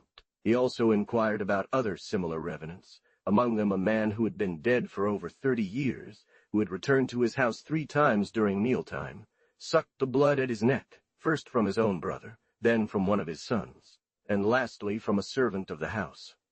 And all 3 died instantly. He caused a third to be burned, who had been buried for over 16 years, and whose blood was sucking and causing the death of 2 of his sons. Here, according to Dom Calmet 1, is what is read in the Jewish letters. Note 1. Treatise on Spirit Manifestations, Vol. A, p. 39. The next day the son told his neighbors what had happened. In the beginning of September, an old man aged 62 died in the village of Kisilova, 3 leagues from Gradish. 3 days after his burial, he appeared at night to his son and asked for food. Having been served by him, he ate and disappeared. That night the father did not appear, but on the following night he was seen again and asked for food. The executioner drove a stake through his heart. One does not know if her son gave it to her or not, but the next day she found him dead in his bed. On the same day, 5 or 6 people suddenly fell ill in the village and died one after another within a few days. They made a pyre and reduced the corpse to ashes.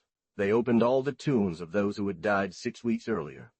When they reached that of the old man, they found his eyes open, of a red color, with a natural respiration, yet motionless as if dead, from which it was concluded that he was a sign. Vampire. They found no signs of vampirism, neither in the son's body nor in that of the others. 2 p. 43. Dom Calmetone further reports other cases. Note 1. Treatise on the Appearances of Spirits, Vol. Pores. In a certain county of Hungary, named in Latin Oppida Haidonum, the people known as Haiduk believe that some dead, whom they call vampires, suck all the blood from the living, causing them to weaken rapidly, rather than the corpses, like leeches, filling with blood so abundantly that it can be seen flowing out through drains, and even through. About 5 years ago, a certain Haiduk, Arnold Pol, residing in Madrega. This belief has been confirmed by several facts that seem doubtful to no one, given the quality of the witnesses who attested them. 30 days after his death, 4 people died suddenly, and in the manner that, according to local tradition, those who are bothered by vampires die.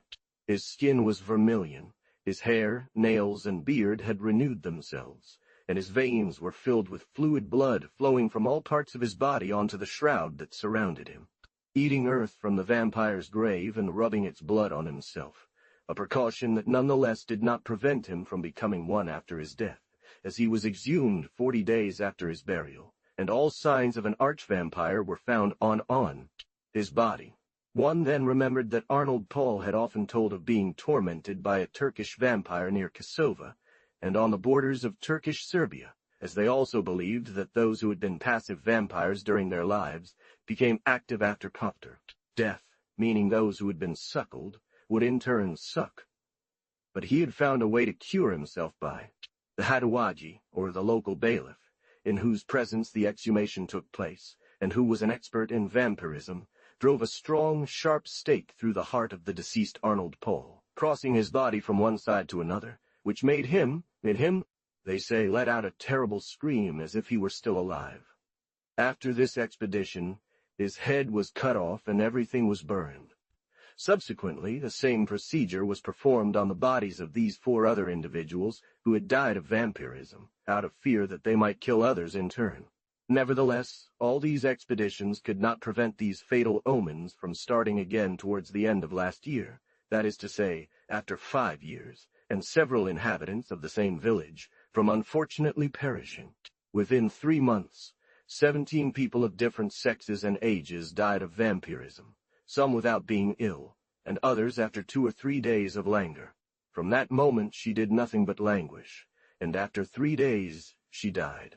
A certain Stanoska, a girl said to be the daughter of the Duke Sovitso, who had lain in perfect health, woke up in the middle of the night, trembling and screaming horribly, claiming that the son of Duke Milo, dead for 9 weeks, had tried to strangle her during her sleep. What this girl said about the son of Milo first led them to recognize him as a vampire. They dug him up and found him as such.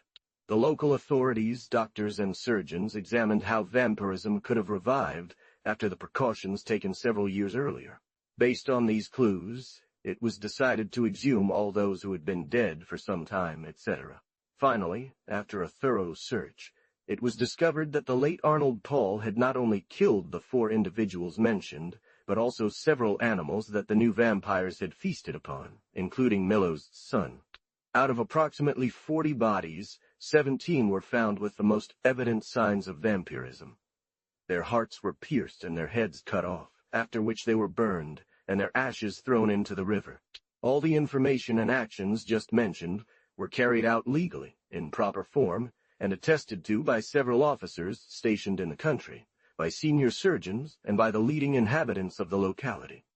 The verbal process was sent at the end of last January to the Imperial War Council in Vienna, which had established a military commission to examine the truth of all these facts. Dom Kalmatone prints a letter from an officer of Duke Alexander of Württemberg, certifying all these facts.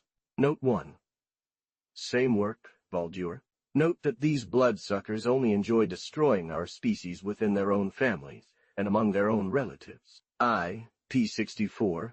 To comply with Mr. Abbot Dom Kalmet's requests, it says, the undersigned takes the honor to assure him that there is nothing more true and certain than what he will undoubtedly read in the public acts and printed documents, which have been inserted in the gazettes throughout Europe. But to all these public acts that have appeared, our abbot should attach himself, for a veridical and notorious fact, to that of the delegation from Belgrade by His Majesty Emperor Charles VI, of glorious memory, executed by His late Highness, Serenissime Duke Charles Alexandre of Württemberg, then Vice-King, or Governor of the Kingdom of Serbia. The Prince sent a delegation from Belgrade, half military officers and half civilians, along with the General Auditor of the Kingdom, to travel to a village where a famous vampire who had been dead for several years was causing excessive devastation among its inhabitants. This delegation consisted of individuals known for their morals, and even their knowledge, irreproachable and even scholarly among the 2 orders. They were sworn and accompanied by a lieutenant of grenadiers from Prince Alexander of Württemberg's regiment, as well as 24 grenadiers from the same regiment. All the honest people, including the Duke himself who were in Belgrade, joined this delegation to be eyewitnesses to the genuine proof that was about to be presented. The following actions. Upon arriving at the scene, it was found that within a period of 15 days, the vampire, who had 5 nephews and nieces, had already dispatched 3 and one of his own brothers. He was in the process of attacking a 5th victim, a beautiful, young girl, his niece, having already sucked her twice, when this sad tragedy was brought to an end. We went with the appointed commissioners not far from Belgrade, to a village, and did so publicly, at nightfall, at his grave. He had been buried for approximately 3 years. On his tomb, one could see a glow similar to that of a lamp, but less intense. Then they proceeded to pull him out of his tomb. The body was not truly flexible, but lacked no part, neither flesh nor bones. The opening of the tomb revealed a man who appeared as intact and healthy as any of us present. His hair and body hairs, nails, teeth, and eyes, partially closed, were as firmly attached to him as they are to us, who are alive and exist, with his heart still beating. Then they pierced his heart with a kind of round and pointed iron lance. There issued from it a white and fluid substance mixed with blood, but the blood predominated over the substance, all without any bad odor. Afterwards they cut off his head with an axe, similar to that used in England for executions. There also issued from it a substance, and blood similar to what I have just described, but more abundantly in proportion to what came out of the heart. Moreover, they threw him back into the pit with much quicklime to consume him more rapidly, and from then on his niece, who had been sucked twice, improved. At the place where these people are sucked, a very blue spot forms. The precise moment is not determined. Sometimes it happens here, sometimes there. The same abbot provides another letter on the same subjecto. It is a well-known fact, attested by the most authentic acts, and witnessed by over 1,300 credible people. Note 1. Same work, Vol. 2, p. 68. You wish, my dear cousin, to be properly informed about what is happening in Hungary regarding certain revenants who are causing the death of many people in that country. I can speak to you wisely about it, for I have spent several years in those areas, and I am naturally curious. However, there are certain facts so compelling that one cannot help but believe them. In my life, I have heard countless stories, both genuine and fabricated, about spirits and curses, but from 1,000 I have only believed one. One cannot be too cautious on this subject without risking becoming a victim of it. As for the revenants of Hungary, here is how things unfold there. It is said in that country that it is a revenant that attaches itself to them and sucks their blood. A person is attacked by a languor, loses their appetite, becomes thin in the blink of an eye, and after 8 or 10 days, sometimes 15, dies without fever or any other symptom, only the thinness and drying up. Of those who are attacked by this illness, most believe they see a white specter following them everywhere, like a shadow does a body. It is a very particular remedy, and although it is infallible, I have never read about it in any ritual. When we were stationed among the Vlachs in the Banat of Temeswar, 2 horsemen from our company, of whom I was the second in command, died of this disease, and several others who were still suffering from it would have died too if a corporal from our company had not stopped the illness by administering the cure that the local people use for it. Here is the translation of the text from French to English. One chooses a young boy who has never performed any physical labor, that is, believed to be a virgin. He is made to ride a whole horse that has never bred, absolutely black. He's taken around in the cemetery and passed over all the graves. The one where the animal refuses to pass, despite numerous lashes with a whip, is considered filled with a vampire. One would swear it's one of the healthiest and liveliest men being slaughtered. They open this grave, and they find a corpse as fat and beautiful as if it were a man happily and peacefully asleep. They cut off the neck of this corpse with a shovel, from which flows blood of the most beautiful and reddest color and quantity. Having done this, they fill in the grave, and one can count on the disease ceasing, and all those who were attacked recovering their strength, little by little, like people escaping from a long illness, and who have been exhausted for a long time. This is what happened to our riders who were attacked. I was in command of the company at the time, and my captain and lieutenant being absent, I was very angry that this corporal had carried out this experiment without me. Dom Kulmet 1 also reports 2 cases of vampirism in Poland. Note 1. Same work, Vol. L. View of all Warsaw, where at first he only found the woman who was very frightened, and called her husband, who came. The cure, to which he replied, I am going to show you that you are wrong, and at the same time struck him so violently that the poor saddler died a few days later, and the priest returned to his tomb. 2 pp. 72-73. In Warsaw, a priest who had ordered a saddler to make him a bridle for his horse died before the bridle was made, and as he was one of those known as vampires in Poland, He emerged from his tomb dressed as is customary for burying ecclesiastics, took his horse from the stable, mounted it, and appeared in the saddler's shop in Fou. After the intendant of Count Simon Labienski, Staroste of Poznani, had passed away, the Countess Dowager de Labienski, in recognition of his services, wanted him buried in the crypt of the family's lords, which was done. Some time later, the sacristan who looked after the vault noticed some disturbance and informed the Countess, who ordered, according to the customary practice in Poland, that his head be cut off, which was done in the presence of several people, including Mr. Jonwinski, a Polish officer and governor of young Count Simon Labienski, who saw that when prophecies of war, success, and defeats go through all the centuries, if you wish, says de Farallone, and you will not find one in which some new wonder, whether good or bad, has not occurred.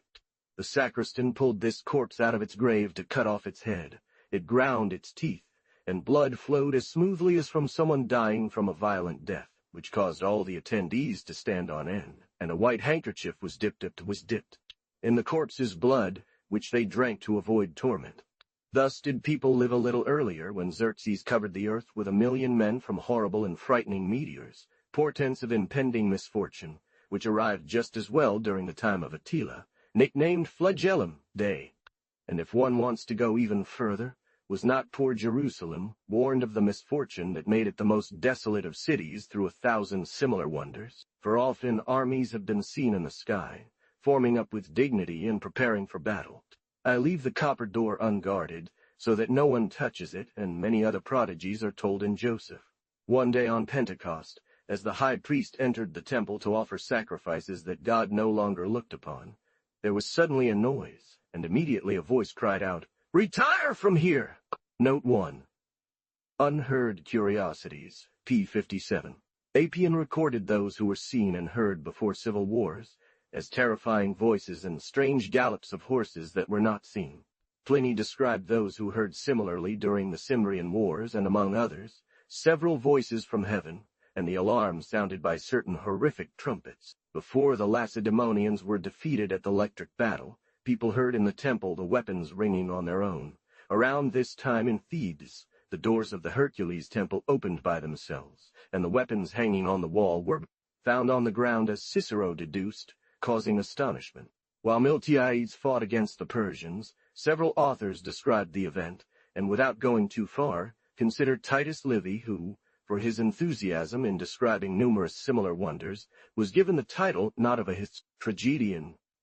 If we want to move on to other centuries not so distant from us, we will find that even during Theodosius's reign, there was a star carrying a sword, and during Sultan Selim's time, 1,000 crosses shining in the air announced the loss suffered by Christians after that.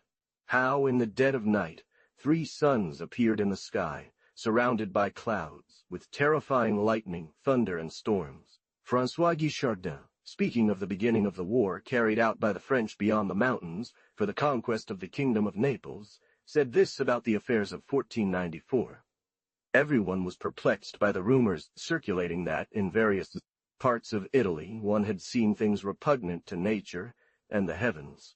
That, in the territory of Arezzo, countless armed men on powerful horses rode with a terrible sound of trumpets and drums. That images of saints were seen in various places in Italy.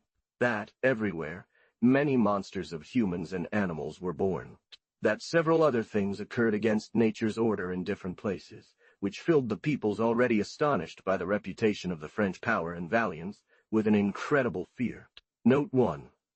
From the first book of his History of the Wars in Italy, chapter 16, cited by Goulart, Treasure of Amazing Histories, of Sulphur.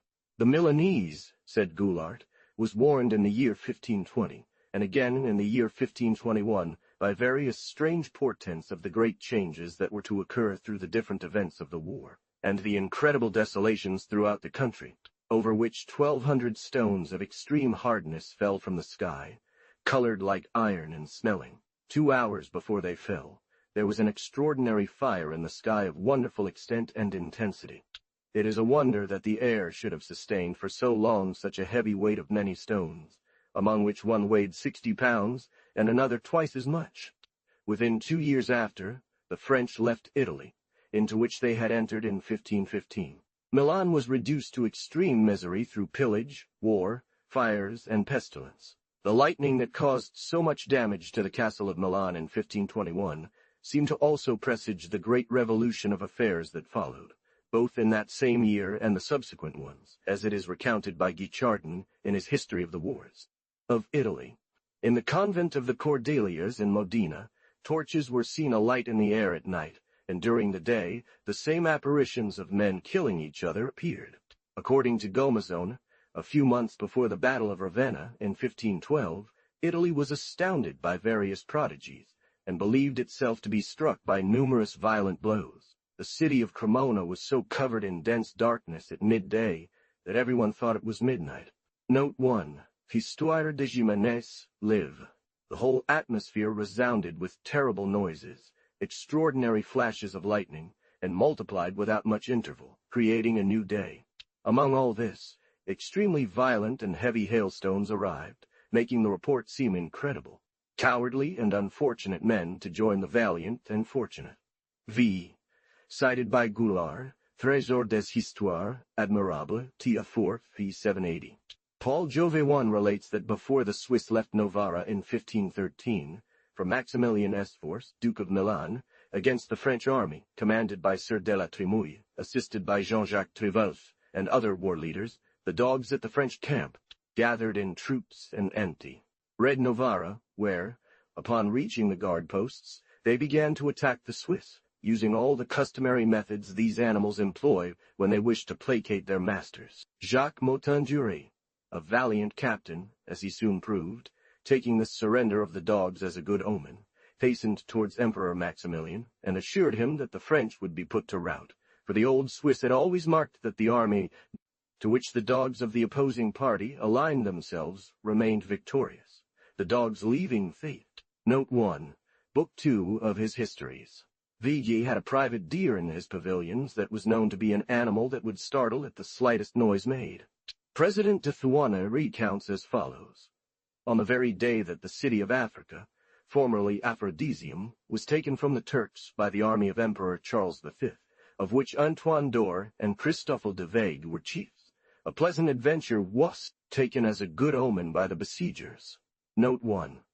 Saint among all the soldiers within the city, which was soon after taken by assault, several Moors and Turks were slain at the breach, and in the squares, and 10,000 persons of diverse ages were reduced to captivity by the victors. Nevertheless, on the day of the assault, about the 15th of September 1550, this deer, not perturbed by anyone, but by its own movement, leapt over the breach, and, without being discomfited by the noise of so many soldiers' drums, or of being discomfited by the noise of so many soldiers' drums, artillery's terrible thunder, or by the hail of arrows from that side, proceeded onwards, and entered Fur. At the end of the 5th book of the history of his time, Alvaro Gamisius reports that Cardinal Ximenes, preparing to go make war against the Moors on the coast of Barbary, while in a village called Vaiona, they saw a cross in the air for several days, of which each one spoke as he pleased. Victory is ours under this banner. When boarding, the cross appeared in Africa. Then a bishop named Cazalla, shouting to the soldiers, said, "Courage, my friends!" Ximenes, contemplating this marvel, and lending ear to the various conjectures proposed to him, one of the troops said, "My lord, this cross admonishes you to leave without delay. Vaiona is almost as much as Vienna, a word in the Spanish language. Viena meaning, go visit. Mohammed!" So, with spears and other weapons, the boar was brought down and killed. Another incident occurred. A large and furious boar descended from the nearby rugged slopes of the raid, crossed several well-ordered companies, upon which great cries were raised, each crying out, "Mohammed!"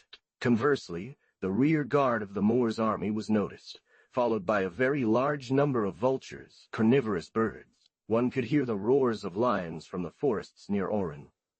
The next night, groups of them gathered and went to devour the slain bodies. As the Spanish attacked Oran, 2 arcs were seen over the city. Ximenes said the same to his friends.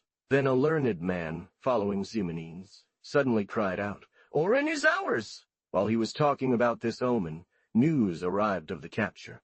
Gomez said what I am going to relate will seem quite admirable, but nothing was then considered more certain, and many noted it in their writings. Thus, as the Spaniards pretended to gain the mountain, the sun began to set, which greatly troubled Pierre de Navarre, chief of the troops, not yet seeing them at the foot of the mountain.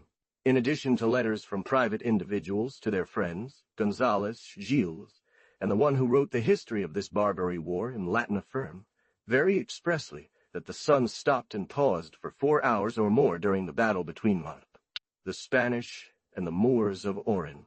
Ximenes had well observed these arrests of the sun, but he kept it secret until this marvel was divulged everywhere.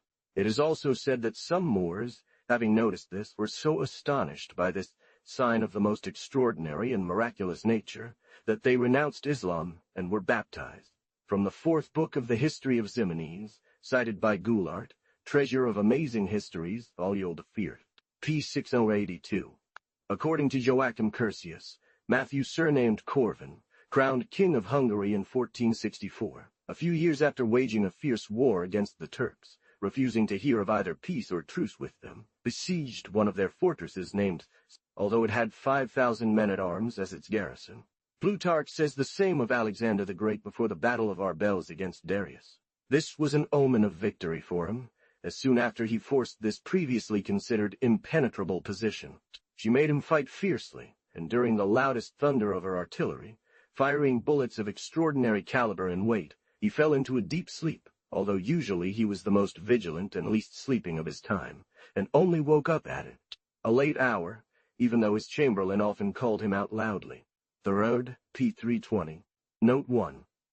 In his Annales de Silésie, cited by Goulart in Trésor des Histoires Admirables, Volume 1, in the castle were seen connels with 2 testes, furious dogs running from room to room, and suddenly disappearing.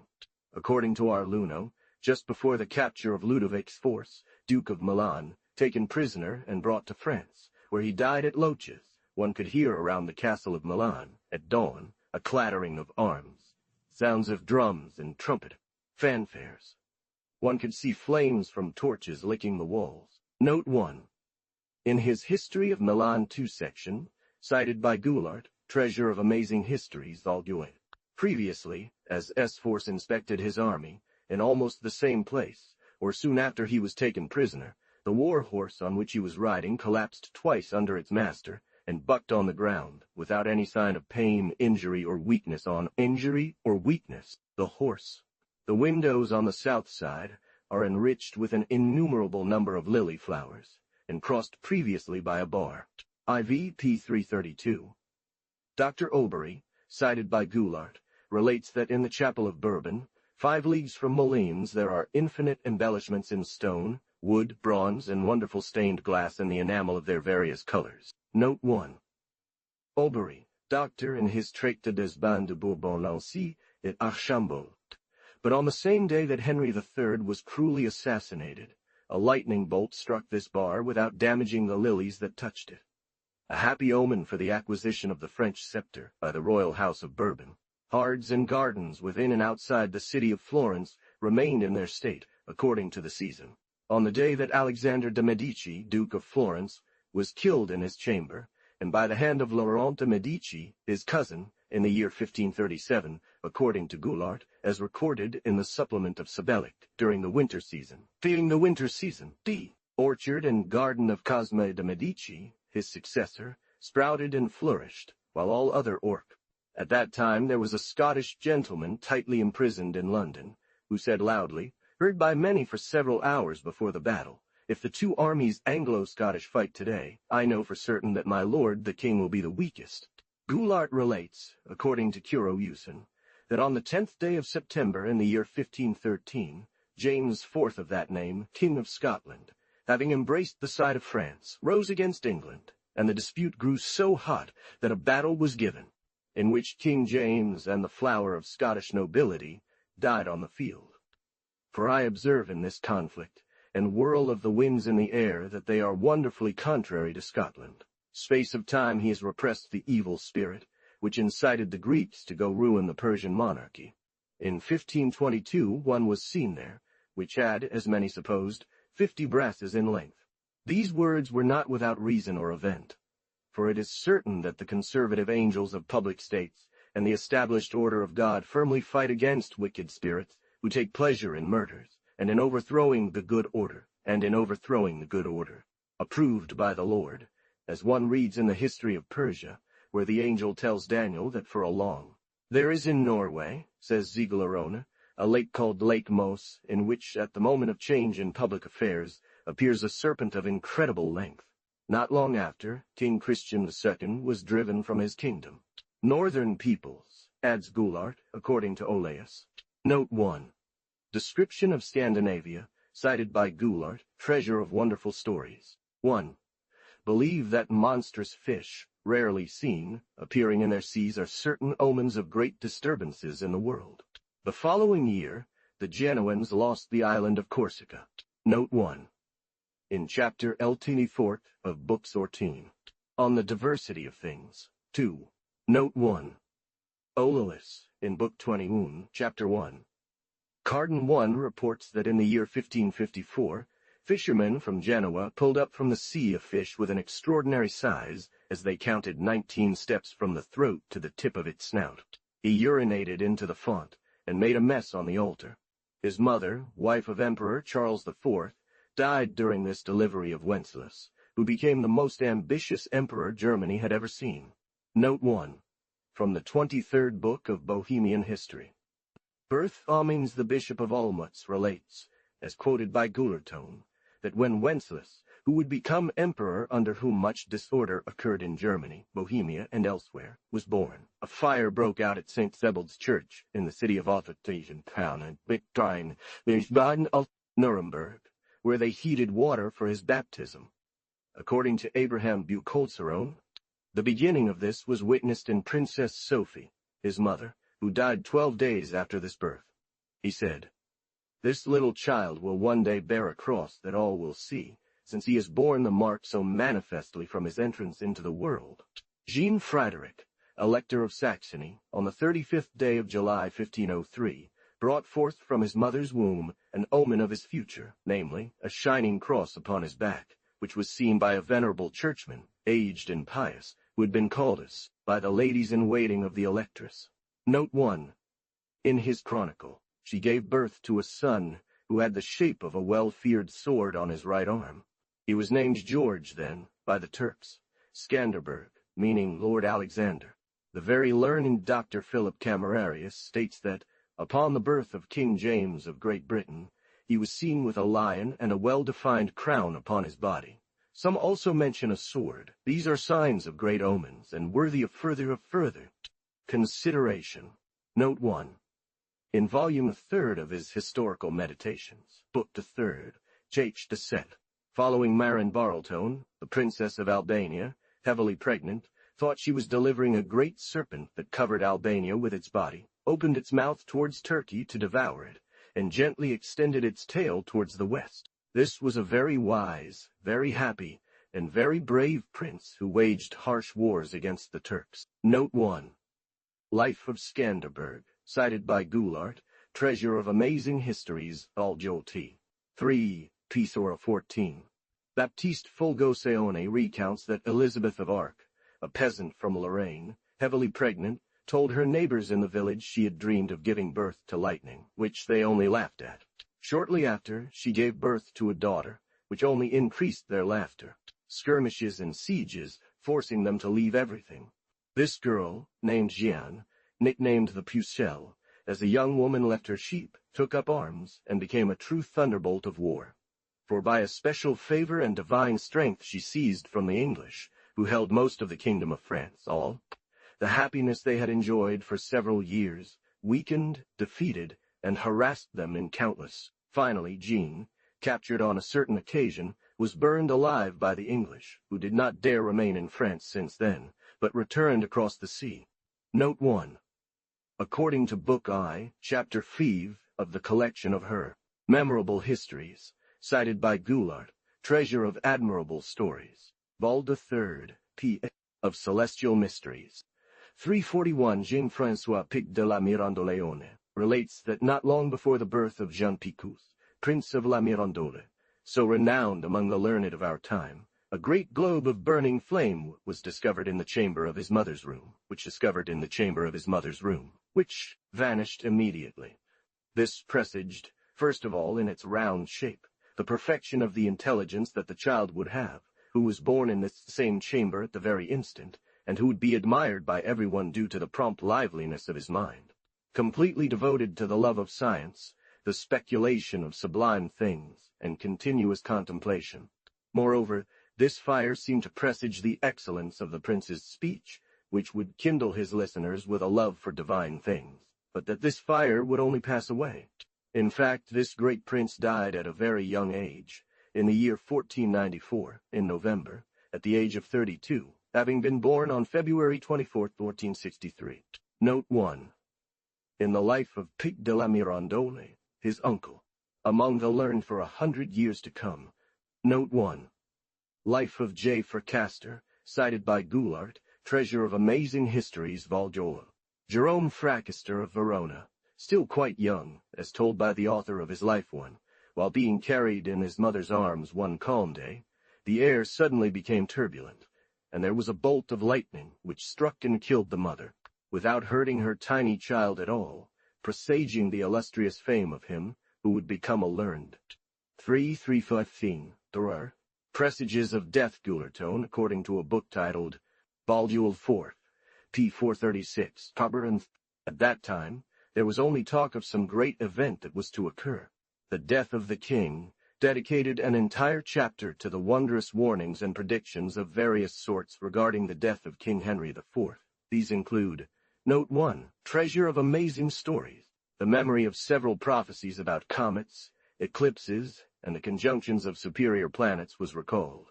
Leo had conjured the kings who were under Aries and Libra to think of them. The star seen the previous year at noon had been considered by mathematicians as a signal for some disastrous effect. The Loire River had overflowed with similar fury as during the violent deaths of Henry III and Henry III. Perverted seasons, extreme cold, extreme heat, and those ice mountains that we see melting in the rivers of Loire and Saône put minds at similar odds. Verses from the Samaritan had been spread through Paris, imitating the centuries of Nostradamus, which clearly spoke of the king's death. The tree planted in the court of the Louvre on the first day of May fell by itself, without effort and against all appearances, its head towards the small degree. Bassompierre, seeing this, told the Duke of Guise, with whom he was leaning on the iron bars of the small porch in front of the Queen's chamber, that in Germany and Italy this fall would be taken as bad omens, and for the overturning of the tree, whose shadow served everyone. It will be as God pleases. The king, thinking they were talking about something else, put his head boldly between theirs, listened to this speech, and said, "For 20 years now I have had my ears battered by these omens. Many things were taken and noted in Saint-Denis as bad omens. The stone used to open the vault where the kings are buried was found open. The king and queen said that their sleep had been broken by a nocturnal funeral bird that croaked all night at their window. Curiosity, which takes pleasure in everything, considered it a bad sign that the queen's candle went out by itself, and if she hadn't put her hand to her crown, she would have fallen twice. On the same Thursday, the 13th, while considering these well-populated and orderly theaters, the prince said it reminded him of the day of judgment, and that one would be well astonished if the judge appeared. As he continued speaking to his father, a whirlwind occurred that made him drop this stone from his hands, which broke on the floor. This is an omen, said Philip to Maximilian, that you will soon be my children's grandfather. Emperor Maximilian I, and Philip warned, his son, King of Spain, said Hédion in his Chronique Léon, while in their cabinet at the Brussels palace, to resolve some important affair, a wind arose which tore and threw out between the two princes a rather large stone, which Philip picked up from the ground.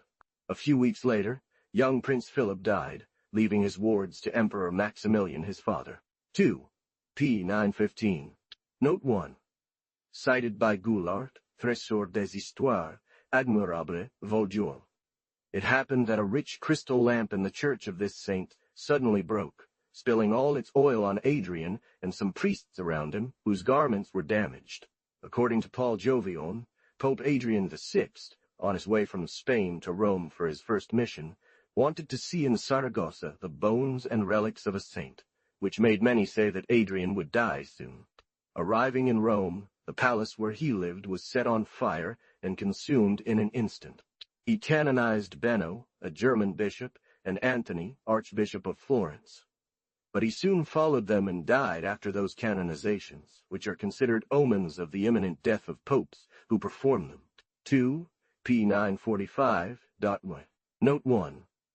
In his Life of Adrian VI, cited by Goulart, Treasure of Amazing Histories, Vol. 2.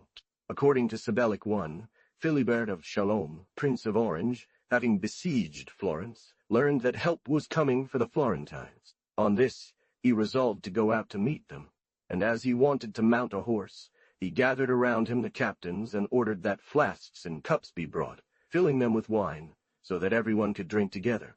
Immediately each expressed his opinion about this adventure. As both parties were ready to battle, suddenly there was a violent rain, the sky having been clear before. It poured down abundantly on the prince and his captains, who were drinking in the open field. The prince laughed loudly. "From what I see," he said to his companions, "we shall speak only of how well we are soaked in defeating our enemies, since God has so kindly mixed water with our wine." These were his last words, for soon after taking up arms and breaking through the barrier, he was pierced by a bullet and died. 2 p. 943. Yoac. Note 1. Supplement to Book Sir D, cited by Goulart, Trésor des Histoires Admirables, Vol. 2. This happened in the evening. Suddenly collided with a tree trunk hidden under the water, which overturned the boat, and Maecenas found himself at the bottom, from which he could not escape, and thus he drowned.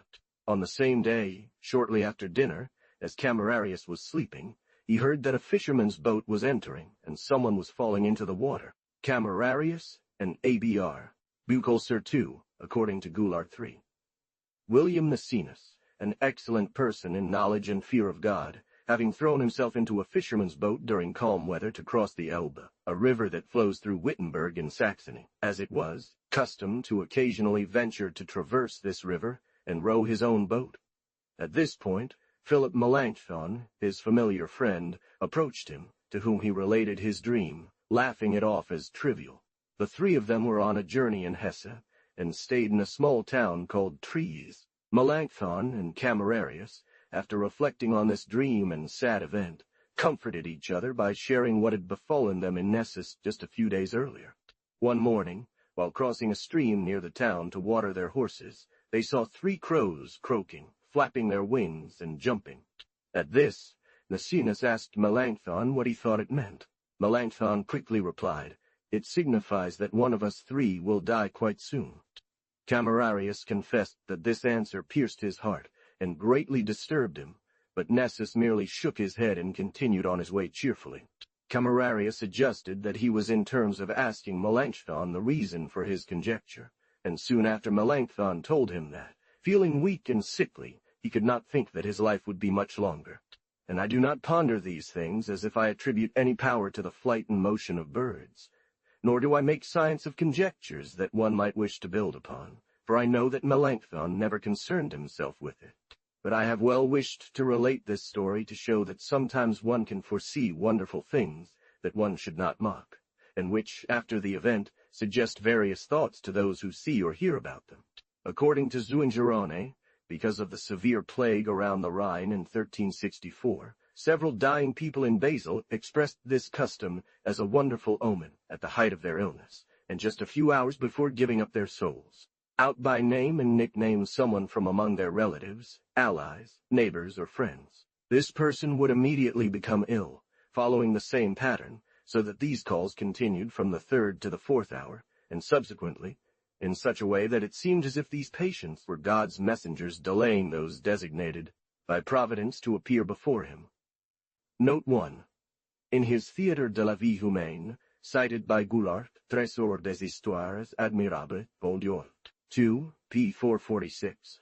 According to Camerarius, 1. The Counts of Westerberg have a castle built on a very high location near the Rhine.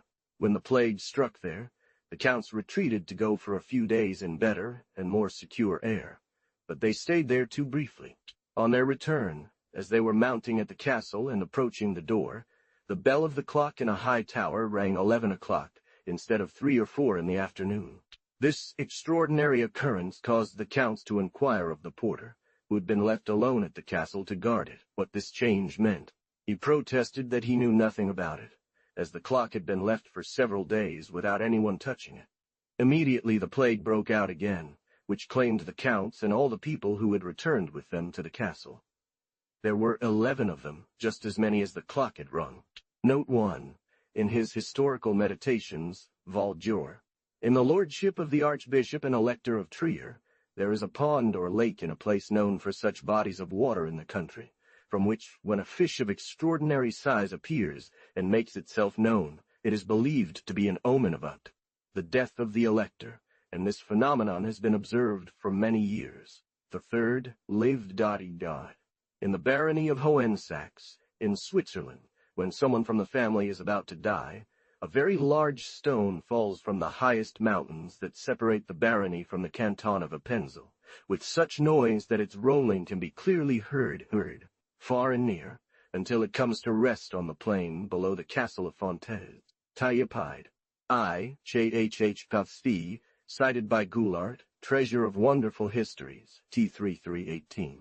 One cites this fact reported by Leon Duver. What shall I say of the monastery of St. Maurice, which is located at the borders and limits of Burgundy near the Rhone River? Note 1. Treatise on the Appearance of Spirits, p. 139. On the 6th day of April, 1490, says Goulart, there is a pond there, to which, according to the number of monks, so many fish are added, that if one of the religious falls ill, you will also see one of these fish swimming as if it were half dead, and if this religious must pass from life to death, this fish will die 2 or 3 days before him. 1. Matthias, king of Hungary, nicknamed the Terror of the Turks, died of a stroke in Vienna, Austria. All the lions kept in closed places in Buda also died on that day. A little in front of the trespass of Prince John Casimir, Palatine Count of the Rhine and administrator of the Electoral, the lion he carefully fed died, which the prince took as a presage of his displacement. A horse that Louis, king of Hungary, rode suddenly perished a little before the battle of Varna, in which this young prince also died. Having been set on the road and wanting to save himself through a marsh, the horse carrying him could not free him, but rather sank into it and lost his master. The brother Battery, king of Poland, having died in Transylvania, the king's horse suddenly perished, and a few days later news came of the prince's death far away. According to Joach. Camerarius, Maurice, Elector of Saxony, a valiant and excellent prince, had several presages of his death a few days before the battle given in the year 1553 between him and Albert, Marquis of Brandenburg, whom he set on the road. The head of a stone statue was suddenly struck by lightning, without the statues of the other electors raised in public squares in a Saxon city called Berlin, being in any way harmed by this burst. At the same time, blood rained down upon Leipzig. A fierce wind arose on the day before the battle, tearing off and opening 2 large canopies belonging to the elector. One was used for his kitchen, while tables for his regular meals were set up in the other. Note 1. In his funeral oration on the death of Maurice, Elector of Saxony, in the Cathedral Church of Mersburg near Leipzig, said Goulart, 1. There is a bishop and canons from whom it was lawful to get married. They have left in that church great and rich jewels given over many years, and they have taken care to make use of them. For the guardianship of the temple, there are usually some men who watch it by turns both day and night. It was a personal adjournment for this chancellor, who died 3 weeks later. Note 1. Treasure of Amazing Stories, Vol. Jur. They reported having observed and heard from their ancestors that 3 weeks before the death of each canon, there was a great uproar inside the temple, as if some powerful man were striking the chair of the dying chancellor with all his might. This, the guards noted immediately, and reported to the chapter the next day. I.P. 549. Ake, or other similar agitations. It begins by tinting, then sounds at random intervals of hours and days.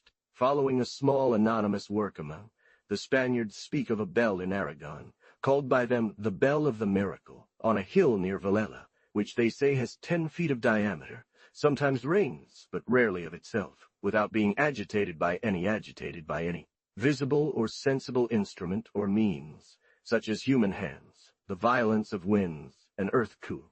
The Portuguese say it rang when King Sebastian made a journey to Africa, and in the year 1601, from June 13th to 24th, at various times.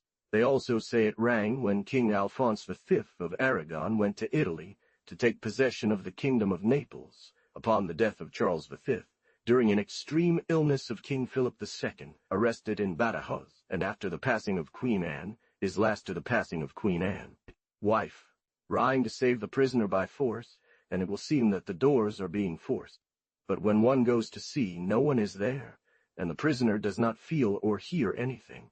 Note 1. History of Peace, printed in Paris by Jean Richer, 1607, pp. 233 and 234. Taya Piedona reports certain portents that precede the execution of condemned prisoners. Many strange things also happen in the castles, where a guilty person worthy of death will be imprisoned, for one will hear loud noises at night, as if one were Many things happen regarding these poor wretches who take their own lives. It is also said that executioners often know in advance when they must execute a guilty person, for their swords with which they administer justice give them some sign. Ivoro. He often had to lead them a long way to throw them into great water, so if the horses that pulled them descended from some mountain, with great difficulty could they make it. And on the contrary, if they had to climb, they were forced to run, as it pushed them hard. Note 1. Treatise on the Appearance of Spirits, p. 138. Warnings. God often makes us know what is going to happen through some inner sign, either while awake or sleeping, says Gaffaro. 1. Thus Camerarius claims that there are people who sense the death of their parents, either before or after they are taken by a strange uneasiness not accustomed to them, even if they are 1,000 leagues away from them. Note 1. Unheard curiosity. My mother, Lucrece de Bermond, had a sign almost identical, for none of our parents died without her dreaming of hair, eggs, or teeth mixed with earth shortly beforehand, and this was infallible for me as well, when she said she dreamed such things. I observed their occurrence afterward. According to Talia Pidoni, in city houses, when a councillor was to die, one would hear noise in the square where he sat at council, just as the same happens at church benches or other places of frequent activity and work. If some monk or convent servant fell ill, one would see beer being brewed in the night, just as it would be afterward. Often one can hear in village cemeteries a grave being dug with great sighs and moans when someone is to die, and how it will be done the next day. Sometimes, while the moon was shining, people were seen walking in procession after the funeral of a deceased person. Note 1. Some say that when one sees the spirit of someone, and they do not die immediately afterward, it is a sign that they will live for a long time, but one should not indulge in such speculations. Avoid being deceived. Trait de l'apparition des esprits, in 12, p. 137. According to Thiart Zuinger, King Henry II of France, having been advised and specifically requested by his queen not to take part in a joust on the day he was fatally wounded, after having had a clear vision and presage of the blow the night before, not desist, even compelling Count Montgomery to join him. This man is going to kill the king. As they were about to strike the final lance, a young boy watching from a window began to cry out loudly, pointing and showing the Count of Montgomery. Alas, ye king! The parricides surround him to kill him. Immediately afterward this sick man expired. Note 1. Theatre of Human Life, Volume 5, Book 4. According to Buchanan, Jacques Landin, a Scot from an honest family, having been plagued by fever on the day before James V, King of Scotland, was killed. He sat up in his bed around noon, and as everyone was astonished, he began to loudly say to those around him, come on, save thee. A little later he started to cry and beg. It's too late to help him. The poor prince is dead. He awoke, and, thinking of this dream, one of his companions cried out from another bed, Who is trampling on me? It appeared to him that a certain person approached, who, passing his hand gently over Stuart's cheek and beard, said, Get up, they want to kill you. Note 1. History of Scotland, Book Vest unsettling by Goulart, Treasure of Amazing Stories, Vol. 7, p. 944. Another omen of this prince's murder occurred at the same time as the murder itself. 3 servants of the Count of Atherley, kind and well-known men of virtue, were lodging not far from the king's house, asleep about midnight, when one of them, named Dougal Stewart, seemed to be lying against the wall. Stewart replied, "It must be some cat prowling around at night." At that moment, he thought he heard someone jump through the door with a loud noise into the room. Then the third, who was still sleeping, sprang up in a sudden start, threw himself off the bed and asked, "Who gives me such a strong grasp on my cheek?" As these 3 gentlemen discussed their visions, suddenly there was a great commotion as the king's house was overturned by violence and gunpowder from cannons. According to the small book titled, "And a Little Later," alas, Ed without trouble, or the agitations and fears proper to enthusiasts, Madame, pray God for the king, for he is being killed. He is killed. The death of the king, cited by Guillerton. On the 14th of May, 1610, a nun from the Abbey of St. Paul in Picardy, Sister Villers Hodin, governor of Dieppe, being in some indisposition, was visited in her chamber by her abbess, Cardinal de Sourdis, and after they had conversed on words suitable to their condition, she exclaimed, in the conference of words and act, it was found that all this had occurred within the same hour. Note 1.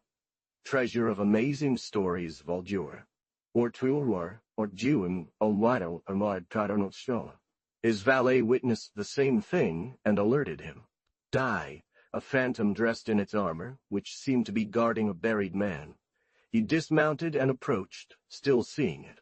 One reads in a letter from Amand de Savaigne to President de Monceau that 3 weeks before the death of the Grand Conde, while he was expected at Fontainebleau, M. from Vernignon, one of his gentlemen, returning from the hunt around 3 o'clock, and approaching the castle of Chantilly, the prince's regular residence, saw, at a window in his stew, they asked the concierge for the key to the study, but found the windows closed and a silence that had not been disturbed for 6 months. This was reported to the prince, who was slightly shocked, but made light of it, or pretended to do so. Yet everyone knew this story and trembled for the prince, who died 3 weeks later. It is known that the Duke of Buckingham, favorite of James I, King of England, was assassinated in 1628 by Felton, an officer to whom he had done injustices. Some time before his death, William Parker, a former friend of his family, caught sight by his side in broad daylight of the ghost of old Sir George Villiers, father of the Duke, who had long since ceased to live. Parker at first took this apparition for an illusion of his senses, but soon he recognized the voice of his old friend, who begged him to warn the Duke of Buckingham to be on his guard, and vanished. Parker, left alone, pondered this commission, and finding it difficult, neglected to carry it out. The ghost returned a second time and joined threats with prayers, so that Parker decided to obey. But he was treated as a madman, and Buckingham scorned his advice. And lest he should reject this new warning, the ghost revealed to his friend one of the Duke's most intimate secrets. The spectre appeared a 3rd time, complained of the hardening of his son, and drawing a dagger from beneath his robe. "Go on," said he to Parker, "announce to the ungrateful one that you have seen the instrument that is to bring him to his end." Parker returned to court. Buckingham, initially struck by seeing him informed of his secret, soon resumed a tone of ridicule and advised the prophet to go heal himself from his madness. Nevertheless, within a few weeks, the Duke of Buckingham was assassinated. Paul Jovian reports that knights from Rhodes handed over the island and city to the Turk on Christmas Day, 1521. At the very moment of this surrender, as Pope Adrian VI entered his chapel in Rome to celebrate Mass, having taken the 12th, just been standing there. Note 1. In The Life of Adrian VI, cited by Goulart, Treasure of Amazing Histories, Vol. 3, p. 27, Cardinone relates that Baptiste, his parent, a student in Pavia, woke up at night and decided to take his rifle to light the candle. In these interstices he heard a voice saying, "Farewell, my son, I am going to Rome," and it seemed to him that he saw a very bright light, as of a bundle of straw on fire. Astonished, he hid under the coverlet of his bed and stayed there for the rest of the night and morning until his companions returned from their lesson. They knocked on the door of the chamber, which having been opened, they recounted the dream, and upon hearing it, he broke down in tears, saying that it was news of his mother's death. They merely shook their heads. Note 1. But the next day he received news that his mother had died at the same hour that he had seen this great light, a long distance away, about a day's walk from Pavia. Anwar, or what is you, almo all day, kind dara dial. On the Variety of Things, Book 4, Chapter LS. Cited by Goulart, Treasure of Amazing Stories, Volume 12. After throwing off the cover, and saw Huber, as it seemed to him, stretched out full length under the sheets, transformed in an instant into a small child. The night after he had another vision, for it seemed to him that he heard various pitiful cries of people weeping over Hubert's passing, who was indeed dead during these interludes. Note 1. In his Theatre de la Vie Humaine, Volvevi Book 12, cited by Goulart, Trésor des Histoires, according to Souin-Girone, Jean Huber, a learned physician in the city of Basel, being at the article of death, advice was given during the night to Jean-Lucas Issel, an honorable citizen of Basel, then residing in Besson, who did not at all know anything about this illness, except that he saw his bed covered with freshly dug earth, which he shook. According to Carasone, Posidonian the historian relates the story of two friends and companions from Arcadia, which is a part of Achaia in Greece, who, after Athens, came to the city of Megara. One stayed at an inn, while the other, for economy, stayed at a tavern. Hearing this, his companion awoke, and thinking it was a dream, lay down again. The man in the grand lodging, one night while sleeping, saw his companion calling him to come to his aid, as his tavern-keeper was about to kill him. The chartier won at the foot, and the cabaretier lost his life. Newer, and told him that in the morning he would find himself at the door where his body was to be found, which was indeed the case. Note 1. Moral and Diverse Works, p. 3077. But soon after he fell asleep, his companion appeared to him once more, saying that since he had not saved him in life, he would help him avenge his death against the tavern-keeper, who had murdered him, who had placed his body on a cart covered with manure, so that in the morning he could send it out with his cartman as is customary for emptying Ma. 3 months later, this infinitely careful chambermaid was with the child in the gallery, and having only turned her back, the child fell into the lower court and was found dead. He sprang up in a fright, rushed home at a fast pace, asked for his child, found him safe and sound, recounted his ecstasy, and immediately hired a chambermaid to care for this grandson both day and night. During our last wars, says Goulart, a counselor in the city of Montpellier, an honorable man, being with others in the temple, praying God, had a sudden vision of all the places in his house. It seemed to him that his only grandson fell from a high gallery in the lower court of his home. The despairing counselor turned on his wife, who could do nothing but scold him fiercely. Then she cried out, "Ha! Satan, you want to tempt me. My God, assist your servant." 4 days after, as this mother, desolate, opened a certain cabinet, a phantom exactly like her dead son appeared to her, laughing and pretending to want to embrace her. As soon as these words were spoken, the phantom vanished. Note 1. Spect.hist.u. Note 1. Treasure of Admirable Stories, Volume 3, p. 328. Witches sometimes had ravens at their service, as is shown by the legend that follows, which has been preserved by Vincent Giller in one, and has inspired more than one wild ballad in England and Scotland. Libby du 36 Torta. An old Englishwoman from the small town of Berkeley secretly practiced magic and witchcraft in the 11th century with great skill. One day, while she was dining, a raven that she had by her side, of which no one suspected the use, croaked something clearer than usual to her. She paled, drew deep breaths, and exclaimed, "Today I shall learn of great misfortunes." Just as she finished these words, one came to announce that her eldest son and the entire family line of this son had died of sudden death. You tremble. But the past is no longer within my control.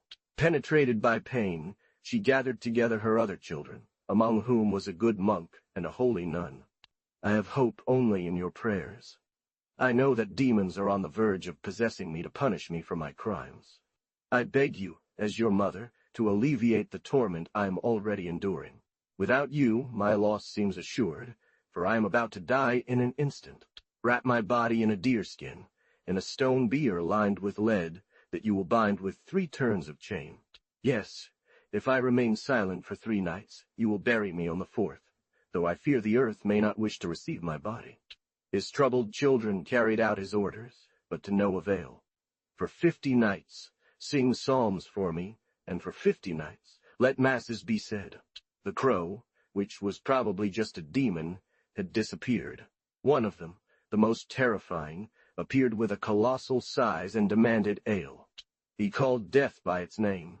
He ordered it to come out. "I cannot," replied the corpse. "I am bound." In the first 2 nights, while the clerics chanted psalms, the demons lifted, as if they were made of straw, the doors of the crypt and took away the 2 chains that bound the chest. On the following night, as the rooster crowed, the entire monastery seemed shaken by the demons surrounding the building. Fine. Table of Contents, Preface, Demons. "You will be delicate," replied Satan. And at once he broke like a string the 3rd iron chain that still bound the barrel. With a kick he opened the lid, took hold of the dead by the hand, and dragged her before all the assembled people. A black horse stood there, proudly snorting, covered with a saddle garnished all over with iron hooks. They placed the miserable woman on it, and everything vanished. Only in the distance could one hear the last cries of the witch. Appearances of the devil third, i.e., existence of demons the second, the Sabbath theven, abductions by the devil the fourth, metamorphoses of the devil v, signs of demon possession 6, carnal union with the devil, incubi and succubi 8, fairies 2, pacts with the devil, marks of sorcerers 9, deceits and wickednesses of the devil good angels the kingdom of fairies, elves nature disturbed, possessed, demonic 2, enchanted the 3rd, men turned into beasts, lycanthropes, werewolves the 4th, spells spirit world, nature of spirits 2, sprites and goblins the 3rd, familiars wonders, gnomes, mind spirits treasure guards the 4th, celestial wonders do, talking animals empire of the dead, distraught souls, Lamiae and lemures the sutta, revenge, specters, larvae, etc. thread, ghosts the 4th, vampires omen, omen of war success and defeat 2, omen of birth thread, omen of death 4th, warnings,